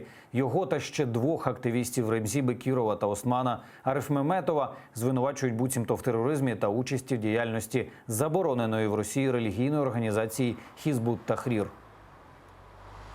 Звільнити фігурантів справи Хізбут Тахрір закликає Росію посольство США в Україні. Вирок для 6 кримських татар назвали політично вмотивованим. Напередодні російський суд відправив за ґрати 6 фігурантів так званої справи про тероризм з Ялтинської групи. Загалом вони отримали 76 років в'язниці на всіх. Найсуворіші вироки в Мусліма Алієва і Інвера Бекірова їм присудили по 19 і 18 років колонії. Ми рішуче засуджуємо політично вмотивований вирок про довгострокове тюремне ув'язнення для 6 кримських татар. Ми закликаємо Росію негайно звільнити цих 6 осіб та всіх інших українських політичних в'язнів. В дитячому таборі «Артек» за невстановлених обставин померла 15-річна дівчина з Махачкали. За фактом її смерті так зване головне слідче управління порушило кримінальну справу. Наразі проводяться експертизи для встановлення причини смерті дитини. І це вже другий випадок смерті відпочивальників з «Артека» за осінь. Наприкінці вересня 12-річний хлопчик із Санкт-Петербурга помер від пневмонії. Так звані кримські слідчі порушили справу про заподіяння смерті з необережності внаслідок неналежного виконання професійних обов'язків. А от чи порушить справу щодо вирубування виноградників та скільки питної води залишилося в окупованому Криму, дивіться далі в нашому огляді.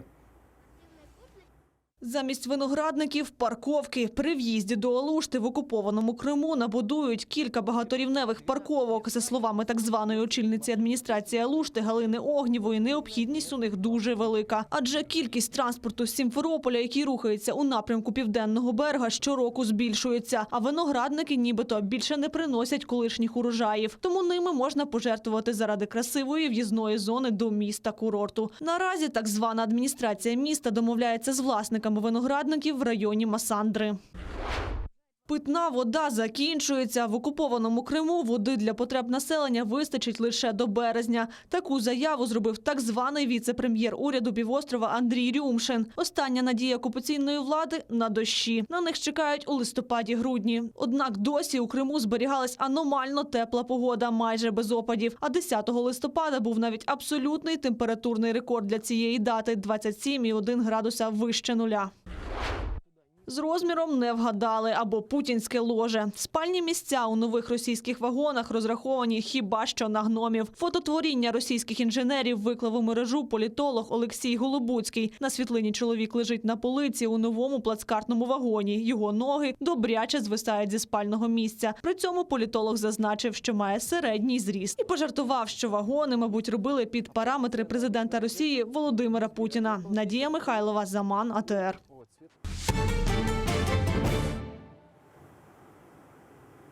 Мустафі Джемілєву 76. Народжений в Криму, через півроку відірваний від батьківщини. Від юних років під пресом тоталітарного режиму, щохвилини під наглядом репресивної машини на чужині, гартований 1,5 десятками років тюрми, він став живим портретом долі кримсько-татарського народу. Він таки повернувся на батьківщину, привів за собою додому цілий народ, знесилений, розчарований і втомлений, але з твердою вірою. Про шлях лідера дивіться далі. Если ты не будешь гореть, если я не буду гореть, а кто же позаботится о моем народе? Народився у Криму та його не знав. Мустафу Джемілєва депортували з рідними у віці 6 місяців. Всю любов до Криму передали батьки. Змалку Мустафа прагнув до навчання. До школи напросився сам, коли не мав ще й 6 років. Забывал то портфель, то еще что-то. И еще вначале он не очень так хорошо учился. Когда его спрашивали, ну что, Мустафа, что сегодня получил? Ой, не спрашивайте, я руки тянул. Меня вовремя не спросили, когда всі 5 разобрали, мені досталось 3. Говорив. З дитинства Мустафу не відірвати від книжок. Саме в бібліотеці згодом зустріне членів своєї першої групи опору радянському режиму. В полі зору КДБ Мустафа вже у 18 років. Перший арешт у 22, як учасника національного руху. І за відмову від армії перші 1,5 роки тюрми.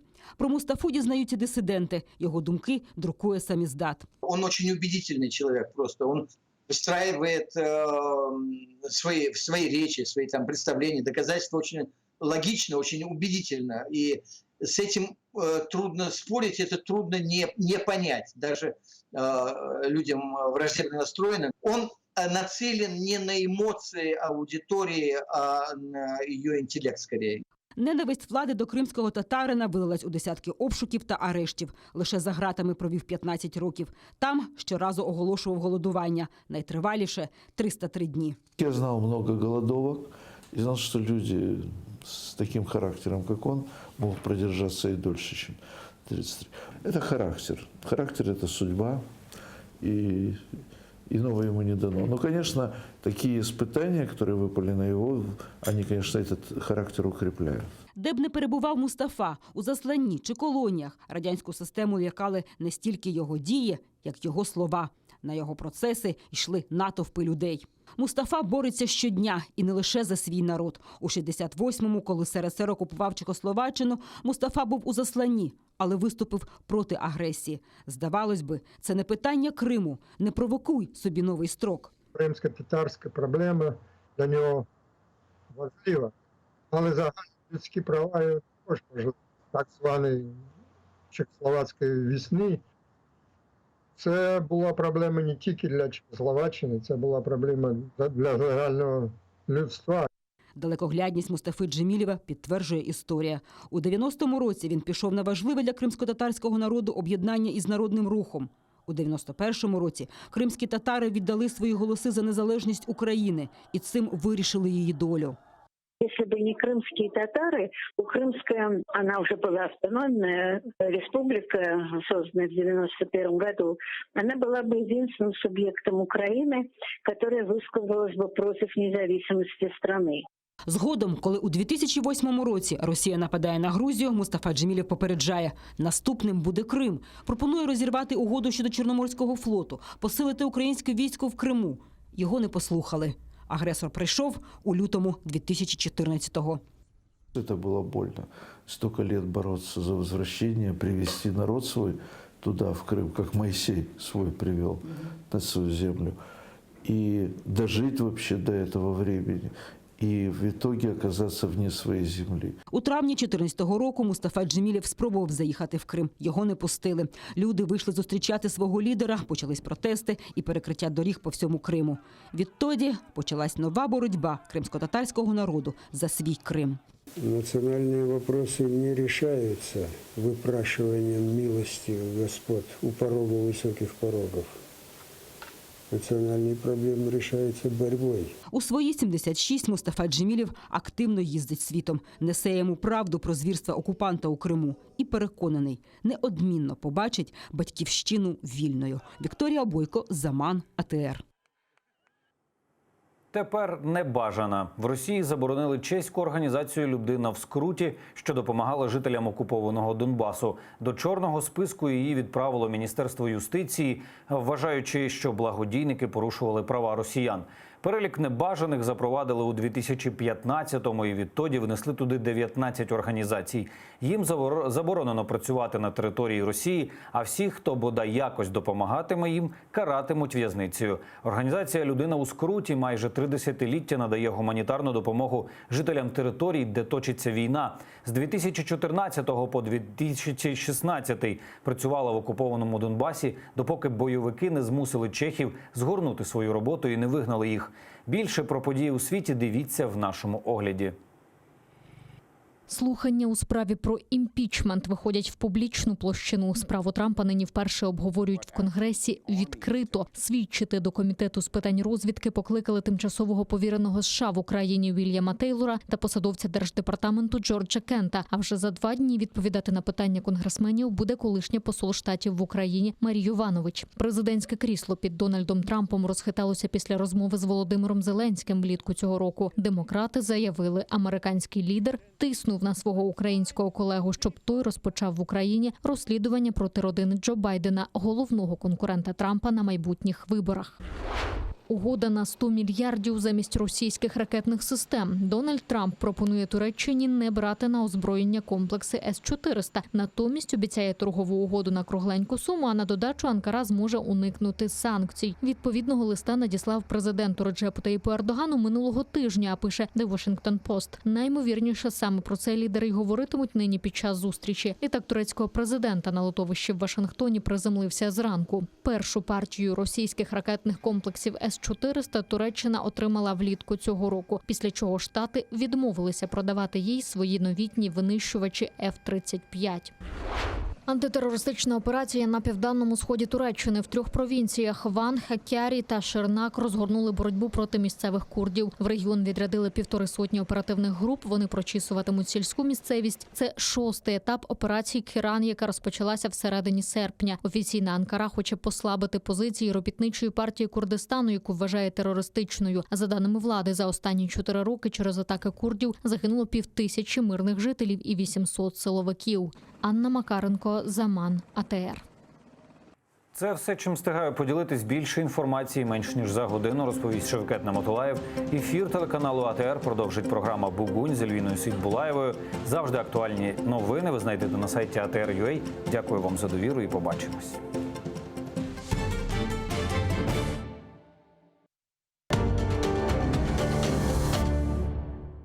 Міжнародний валютний фонд повертається в Україну. Місія почне свою роботу вже на цьому тижні. Європейський Союз підтримав запуск ринку землі в Україні.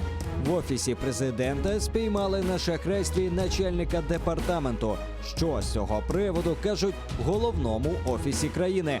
Про це говоримо з народним депутатом 8-го скликання Ігорем Лапіним сьогодні в Бугунь на АТР.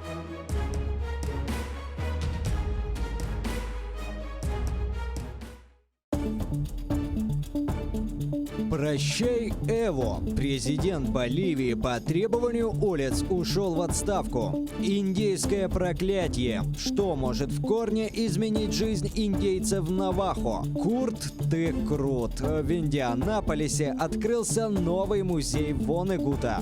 Угрозы и надежды, радости и потери. Какие уроки преподал нам мир за последнюю неделю? Сегодня в Прайма-Царский в 20:00 на телеканале АТР. Залізна завіса, два світи і боротьба за правду. Фактичність, теорія медіа та об'єктивність журналістики. Пропаганда Суркова. Як народилася кремлівська фабрика фейків. Семантична війна, конспірологія чи реальність. Дивіться у документальному фільмі «Фейк Ньюз» у суботу та неділю о 15:40 за Києвом і 16:40 за Кримом на телеканалі АТР. Как складывались отношения Мухаммеда Герая с польским королем Сигизмундом? Почему этот прочный союз был нарушен и доведен до военного конфликта, апогеем которого стала битва под Сокалем? И кто встал на защиту общих интересов Кракова и Киркьера? Нельзя сказать, что назревший конфликт с польским королем возник только из-за колги Ахмеда Герая. Нет, его сумел уладить уже новый колга Бахадир Герай. К тому же Сигизмунд был потенциальным союзником Мухаммеда в борьбе с московским княжеством. Смотрите в программе «Алтын Девир» в новом цикле «История династии Гераев». В эту субботу, 16 ноября в 17:35 на телеканале АТР. Мухаммед Герай I. Собиратель земель. Часть 3. Bugünkü hikayemiz ta uzaklarda, yat topraklarda doğup, osup, yetişip Üç karanfil aşladım, ayvanın suyuna taşladım. halkımızın istidatlı evladı, ak hukukçu, yırıcı, Bahçelerde kestane dökülür tane tane. Kadriye Nurmanbet'e bağışlanan. Karadeniz calbesede kaday, caldamay geçmeyim masabay kaday. Karadeniz calbesede kaday, caldamay geçmeyim masabay kaday. Sen karataymayım ben ölmince kaday, hiç vazgeçmeyim masabay kaday. Sen karataymayım ben ölmince kaday, hiç vazgeçmeyim masabay kaday. Егер uçaklar uçman olsa, перекладной arabalarla keter edim, ya jayau keter edim. Ben de ketem soy soplarına, ne zaman kuda geleceksiniz, Mustafa bekliyor. Nasıl yaşar bir koyuştu, Kalıman çetinde. Babam aytı, bak sen onda ketersin, boldurarsın, talarsın, Mustafa'dan ayrılmak istersin. Ancak bak, biz Mustafa'dan ayrılmayacağız. Sevgi insanın şalашта yaşalınayken başladım yantıklar yapmaya. Sözsüz anlayak birbirimizin. Kapımız her vakit millet için açık. Bazar күні Gönül программасының мұсафыры Қырым Татар Хатын Қызлар Лигасының рейсі Мұстафа Джемилевнің өмір арқадашы Джимат Эрбабы Сафинар Джемилева. Киевде саат 19-да, Қырымда саат 20-де сейретіңіз.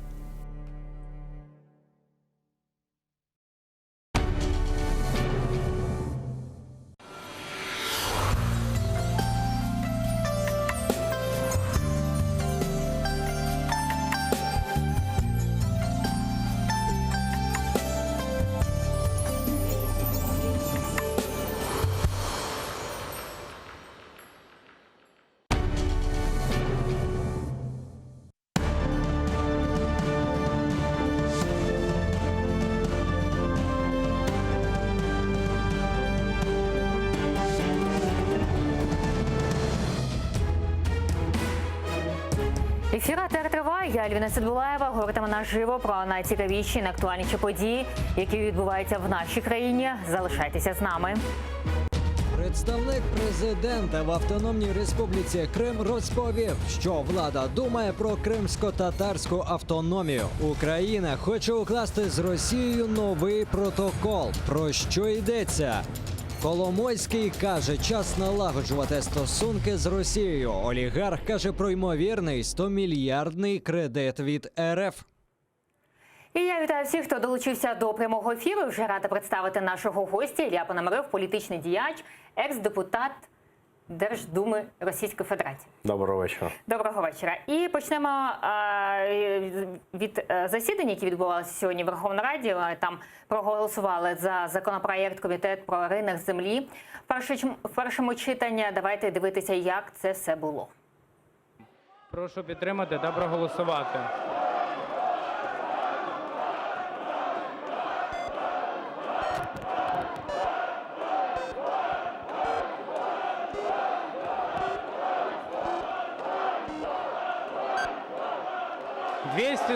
За. Рішення прийнято. Закон прийнятий в першому читанні за основу. Ось закон прийнято за основу у першому читанні. Як ви ставитеся до цього законопроєкту? Ну, як ви бачили, декілька депутатів навіть від «Слуги народу» були проти. До речі, я ще не дивився, хто саме. Але це, як я розумію, перший раз, коли монобільшість була не такий моно. А щодо закону взагалі, ну, там, на мою думку, це дуже важливий закон. І довгоочікуваний для багатьох аграрних бізнесів в країні. Але він такий, він може мати і негативні наслідки. Тому що... А які негативні ви маєте на увазі? Ну, дивіться, що буде трапитись після того, як громадяни України будуть мати можливість продати землю. Хтось, звичайно, продасть. На дуже багатьох буде такий тиск з боку аграрних холдингів, щоб вони теж спродали. І хтось теж спродасть під тиском. Як результат, вони отримують певні гроші, невеликі гроші, але значимі гроші. Вони будуть там щось купувати, там, може, машину, там, щось інше. Це буде тиск на інфляцію, а потім гроші закінчаться. І як результат, люди будуть і без землі, і без грошей. Але з голосом, так, у Верховній Раді. І поговоримо щодо інших тем, які стосуються саме Криму.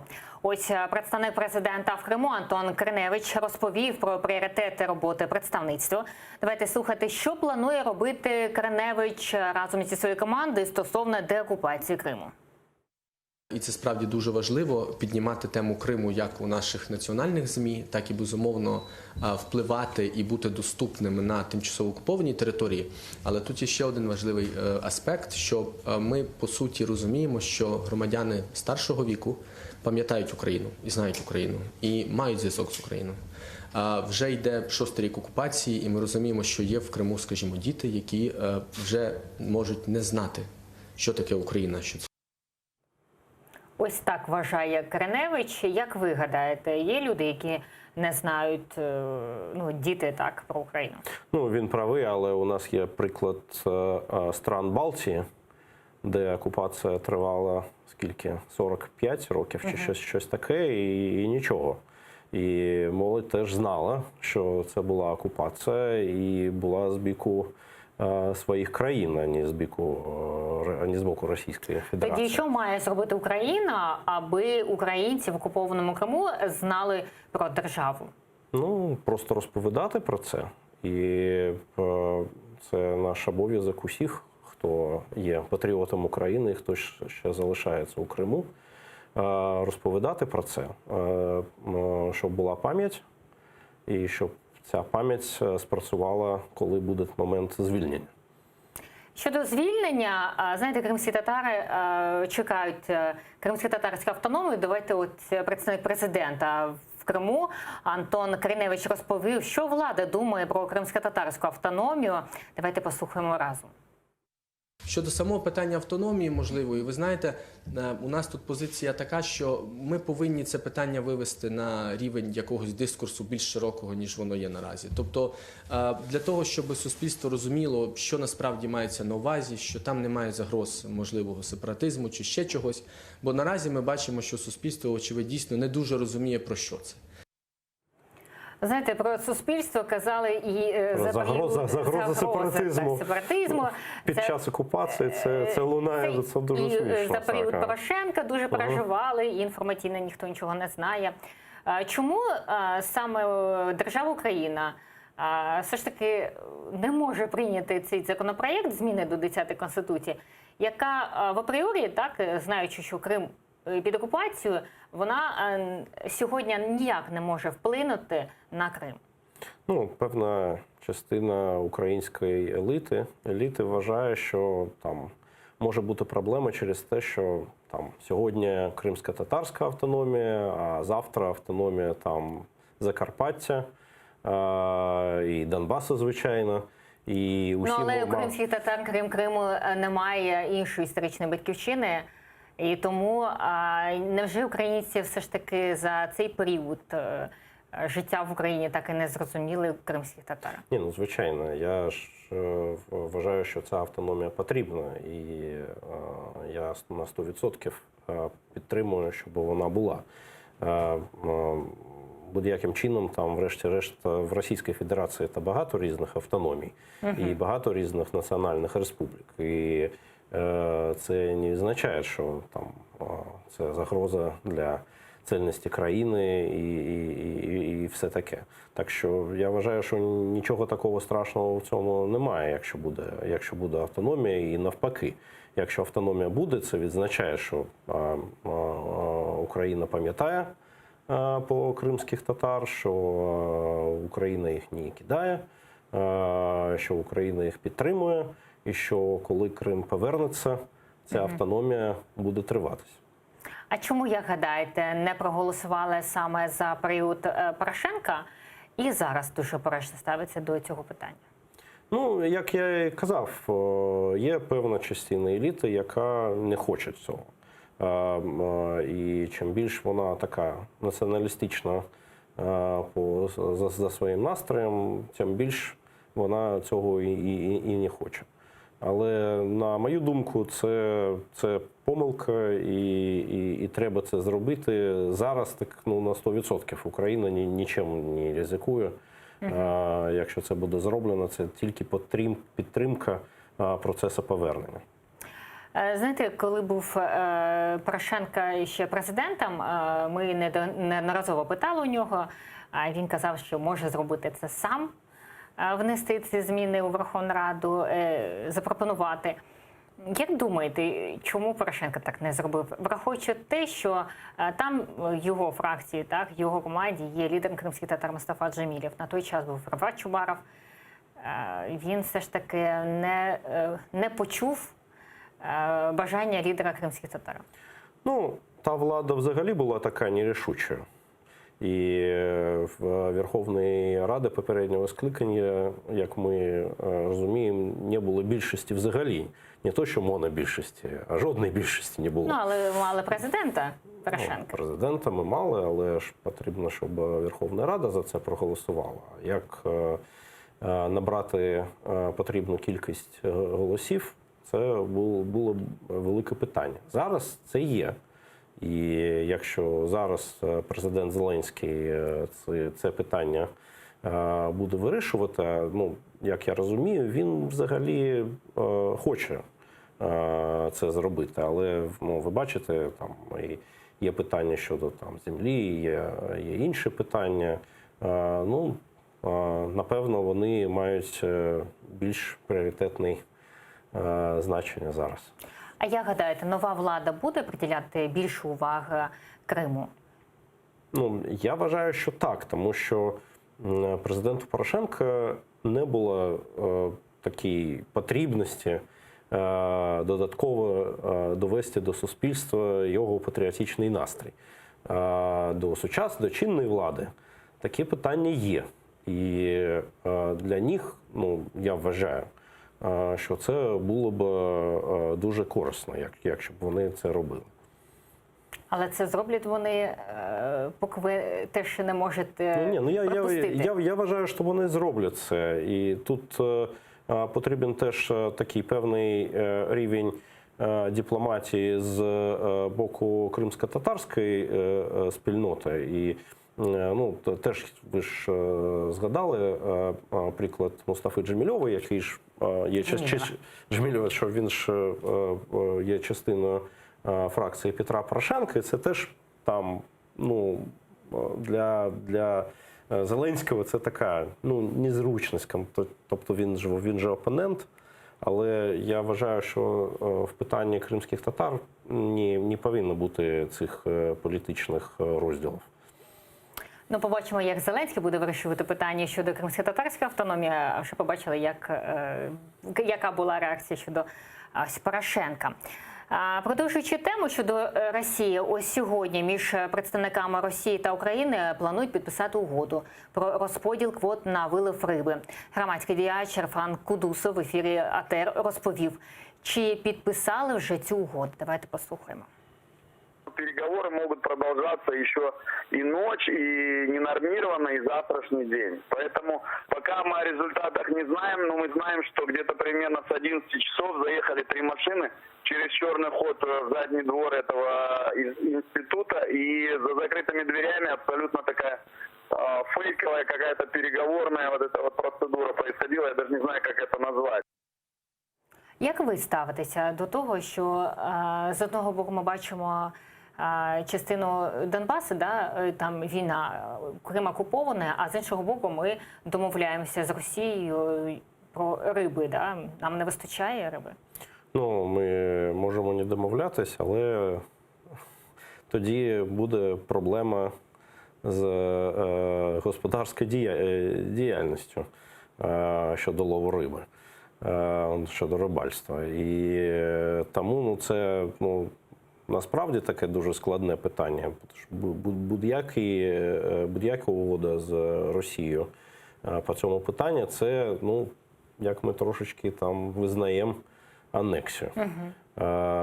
Але якщо ми не складаємо цю угоду, то тоді проблема для рибаків. Але пам'ятаєте, торік на засіданні цієї угоди був Рафаель Чубаров, і тоді представникам Росії заборонили в'їзд на 3 роки. А сьогодні Україна знайшла вихід з цієї проблеми, вони спілкуються через скайп. Це такий вихід на Росію. Там навіть були перемовини в Білорусі чи щось таке. Невже ці перемовини важливі для України, враховуючи, що частина країни окупована? Важливо, звичайно. Якщо нема угоди, то це фізичні ризики для рибальства і для усіх, хто цим займається.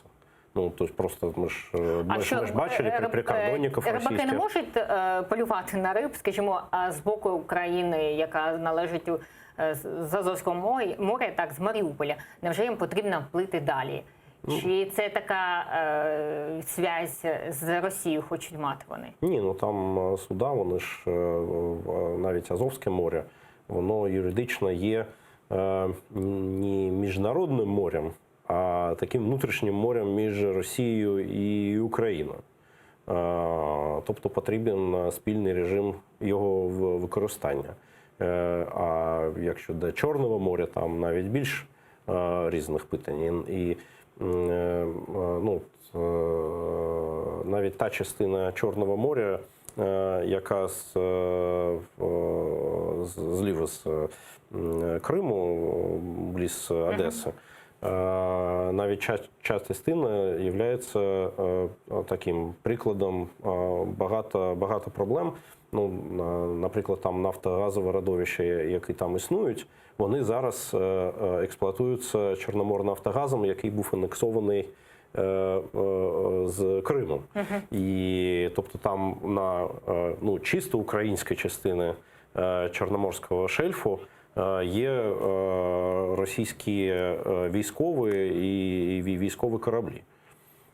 І зараз ми долучаємо Рафат Чубаров, голова Меджлісу кримськотатарського народу. Пане Рафате, добрий вечір. Добрий вечір. Ви знаєте, що сьогодні мають підписати, сьогодні-завтра підпишуть угоду. Ймовірність того, що підписання між Росією та Україною щодо вилову риб. Як ви ставитеся, чи спілкувалися ви з представниками іноземних справ, чи, може, комітети обсуждали? Розкажіть, будь ласка, ваше ставлення як голови Меджлісу щодо риболовства. Ну, дивіться, у нас, я знаю, сьогодні була така спроба імітації проведення сесії Українсько-російської комісії щодо розподілу ловлі риби в Азовському морі. Ця імітація проводилася з Бердянську, там, де в одному з отраслових закладів Державної агенції рибного господарства зібралися члени української частини цієї комісії змішаної, а десь там росіяни на своїй землі. Вони не допустили жодного журналіста, не допустили представників громадськості, і це дозволяє нам говорити, що ця імітація, це засідання фейкове, і ми тому називаємо це імітацією. Паралельно сьогодні ввечері в 16-й було засідання Комітету з питань зовнішньої політики Верховної Ради України, там народний депутат України, запрошений, в тому числі керівництво Державної агенції з рибного господарства України, намагалися розглянути це питання. Ми виклали дуже жорстко свою позицію. Я не знаю, яке буде рішення, але вся проблема в тому, що Державна агенція з рибного господарства, вона втягнула в цей процес прем'єр-міністра України пана Гончарука, бо він видав розпорядження. Тобто зараз рівень, от я би сказав так, здачі державних позицій України по Криму, рівень розбиття суверенітету України над Кримом, оці рибалки чи ділки від рибалок, вони перенесли на рівень Кабінету міністрів України. Ну, подивимося, як далі буде розгляд цього питання. Поки що нічого не підписано, але загроза підписання такого протоколу є. Пане Рафате, що означатиме, якщо все ж таки підпишуть цей протокол і цей договор, а що означатиме для України? Це означатиме те, щоб просто зрозуміли ваші глядачі, уявіть собі, що в ваш дім вірвалися бандити, вони у вас зайняли все те, що належить вам, вас десь там витіснили на кухню, а потім кажуть, давайте сядемо, поговоримо, як ми будемо жити в цьому домі. І ви сідаєте з тими, хто захопив ваше майно, хто руйнує ваше право на вашу власність. Тобто це виглядає як просто, знаєте, таке повний перехід на умови Росії. Це просто в подальшому на міжнародних судах, це юристами високого класу, це може видаватися як поступова здача суверенітету Україною добровільно російській стороні, бо ці переговори вони відбуваються добровільно, не під дулами автоматів. Дуже дякуємо вам. Рафат Чубаров, голова Меджлісу кримськотатарського народу, був з нами на зв'язку. І продовжуючи тему Росії, ось олігарх Ігор Коломойський вважає, що Україні пора налагоджувати відносини з Росією. Про це український олігарх сказав в інтерв'ю New York Times. Далі його слова на адресу Росії. Вони сильніше в будь-якому випадку. Ми повинні поліпшити наші відносини, сказав Коломойський, порівнюючи Росію і Україну. Люди хочуть миру, доброго життя. Вони не хочуть воювати. А ви, Америка, змушуєте нас воювати і навіть не даєте нам грошей на це, цитує видання олігарха. Коломойський заявив, що відновлення зв'язків з Росією стало необхідним для економічного виживання України. Він вважає, що рана війни заживе. Дайте їй 5-10 років, і кров буде забута, сказав Коломойський. У 2014 році я показав, що не хочу бути з Росією. Я об'єктивно описую те, що бачу і куди все рухається, додав він. Ми візьмемо $100 мільярдів у росіян. Я думаю, що вони із задоволенням дали б їх нам сьогодні, сказав Коломойський. Який найшвидший спосіб вирішити проблеми і відновити стосунки? Тільки гроші, додав він. Ось ми бачимо, почули олігарха, що він сказав. Як гадаєте, чому риторика Коломойського, яка була в 2014-му одна, а зараз інша? З чим це пов'язано? Ну, це дуже просте питання. У пана Коломойського зараз заарештовані кошти британським судом і відкрита кримінальна справа в Сполучених Штатах. Тобто, коли йому податись-то? Тільки на схід. І другого напрямку у нього, на жаль, немає. Але я вважаю, що те, що він казав, що там усі стосунки їх можна поміряти грошами, ну, я з цим не згодний. Він думає як бізнесмен? Він думає як він, але я не вважаю, що це правильно. Але, як так казати, взагалі-то ми бачимо, що інтереси держави для нього, виходить, що за дужками залишаються. Правильно? Це інтереси не тільки держави, це інтереси суспільства, це інтереси народу України. Він правий у тому, що там протягом 5 чи 10 років, якщо Російська Федерація змінюється, і там буде інше керівництво, і закінчиться війна, то, звичайно, у нас відновляться стосунки, і цей лист буде перевернуто, але це буде не сьогодні і не через гроші. І давайте щодо ще одної теми. Ось Міністерство закордонних справ висловило протест російській стороні через засудження 6 українських громадян кримським татарам у так званій справі про тероризм. Це ганебне рішення вкотре підтвердило, що російське антитерористичне законодавство широко застосовується російською окупаційною адміністрацією для прикриття політичних репресій проти представників кримсько-татарського народу. Пане Ілля, як гадаєте, чому Росія все ж таки не відпустить кримських татар, а все ж таки продовжує ці репресії щодо корінного народу? Для них це принципове питання. Кримські татари? Так, звичайно, тому що вони мешкають на території Криму, який вони вважають своєю територією.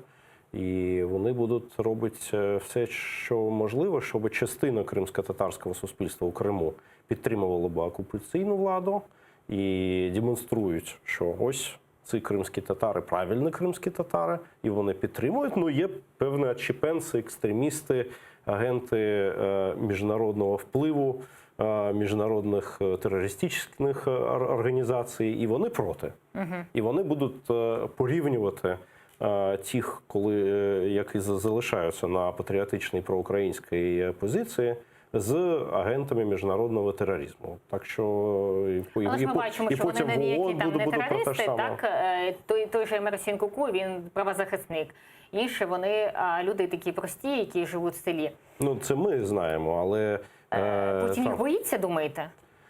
Ні, він їх не боїться, але він має довести до міжнародної спільноти, до міжнародного суспільства, що це терористи.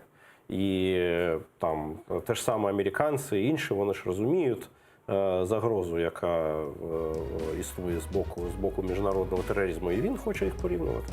Дуже дякуємо вам. Ілля Пономарьов, політичний діяч, екс-депутат Держдуми Росії, був з нами. Дякуємо вам. А далі ефір продовжить Заман кримсько-татарською. Шевкет Наматулаєв підведе підсумки дня. А ми з вами зустрінемося вже після новин.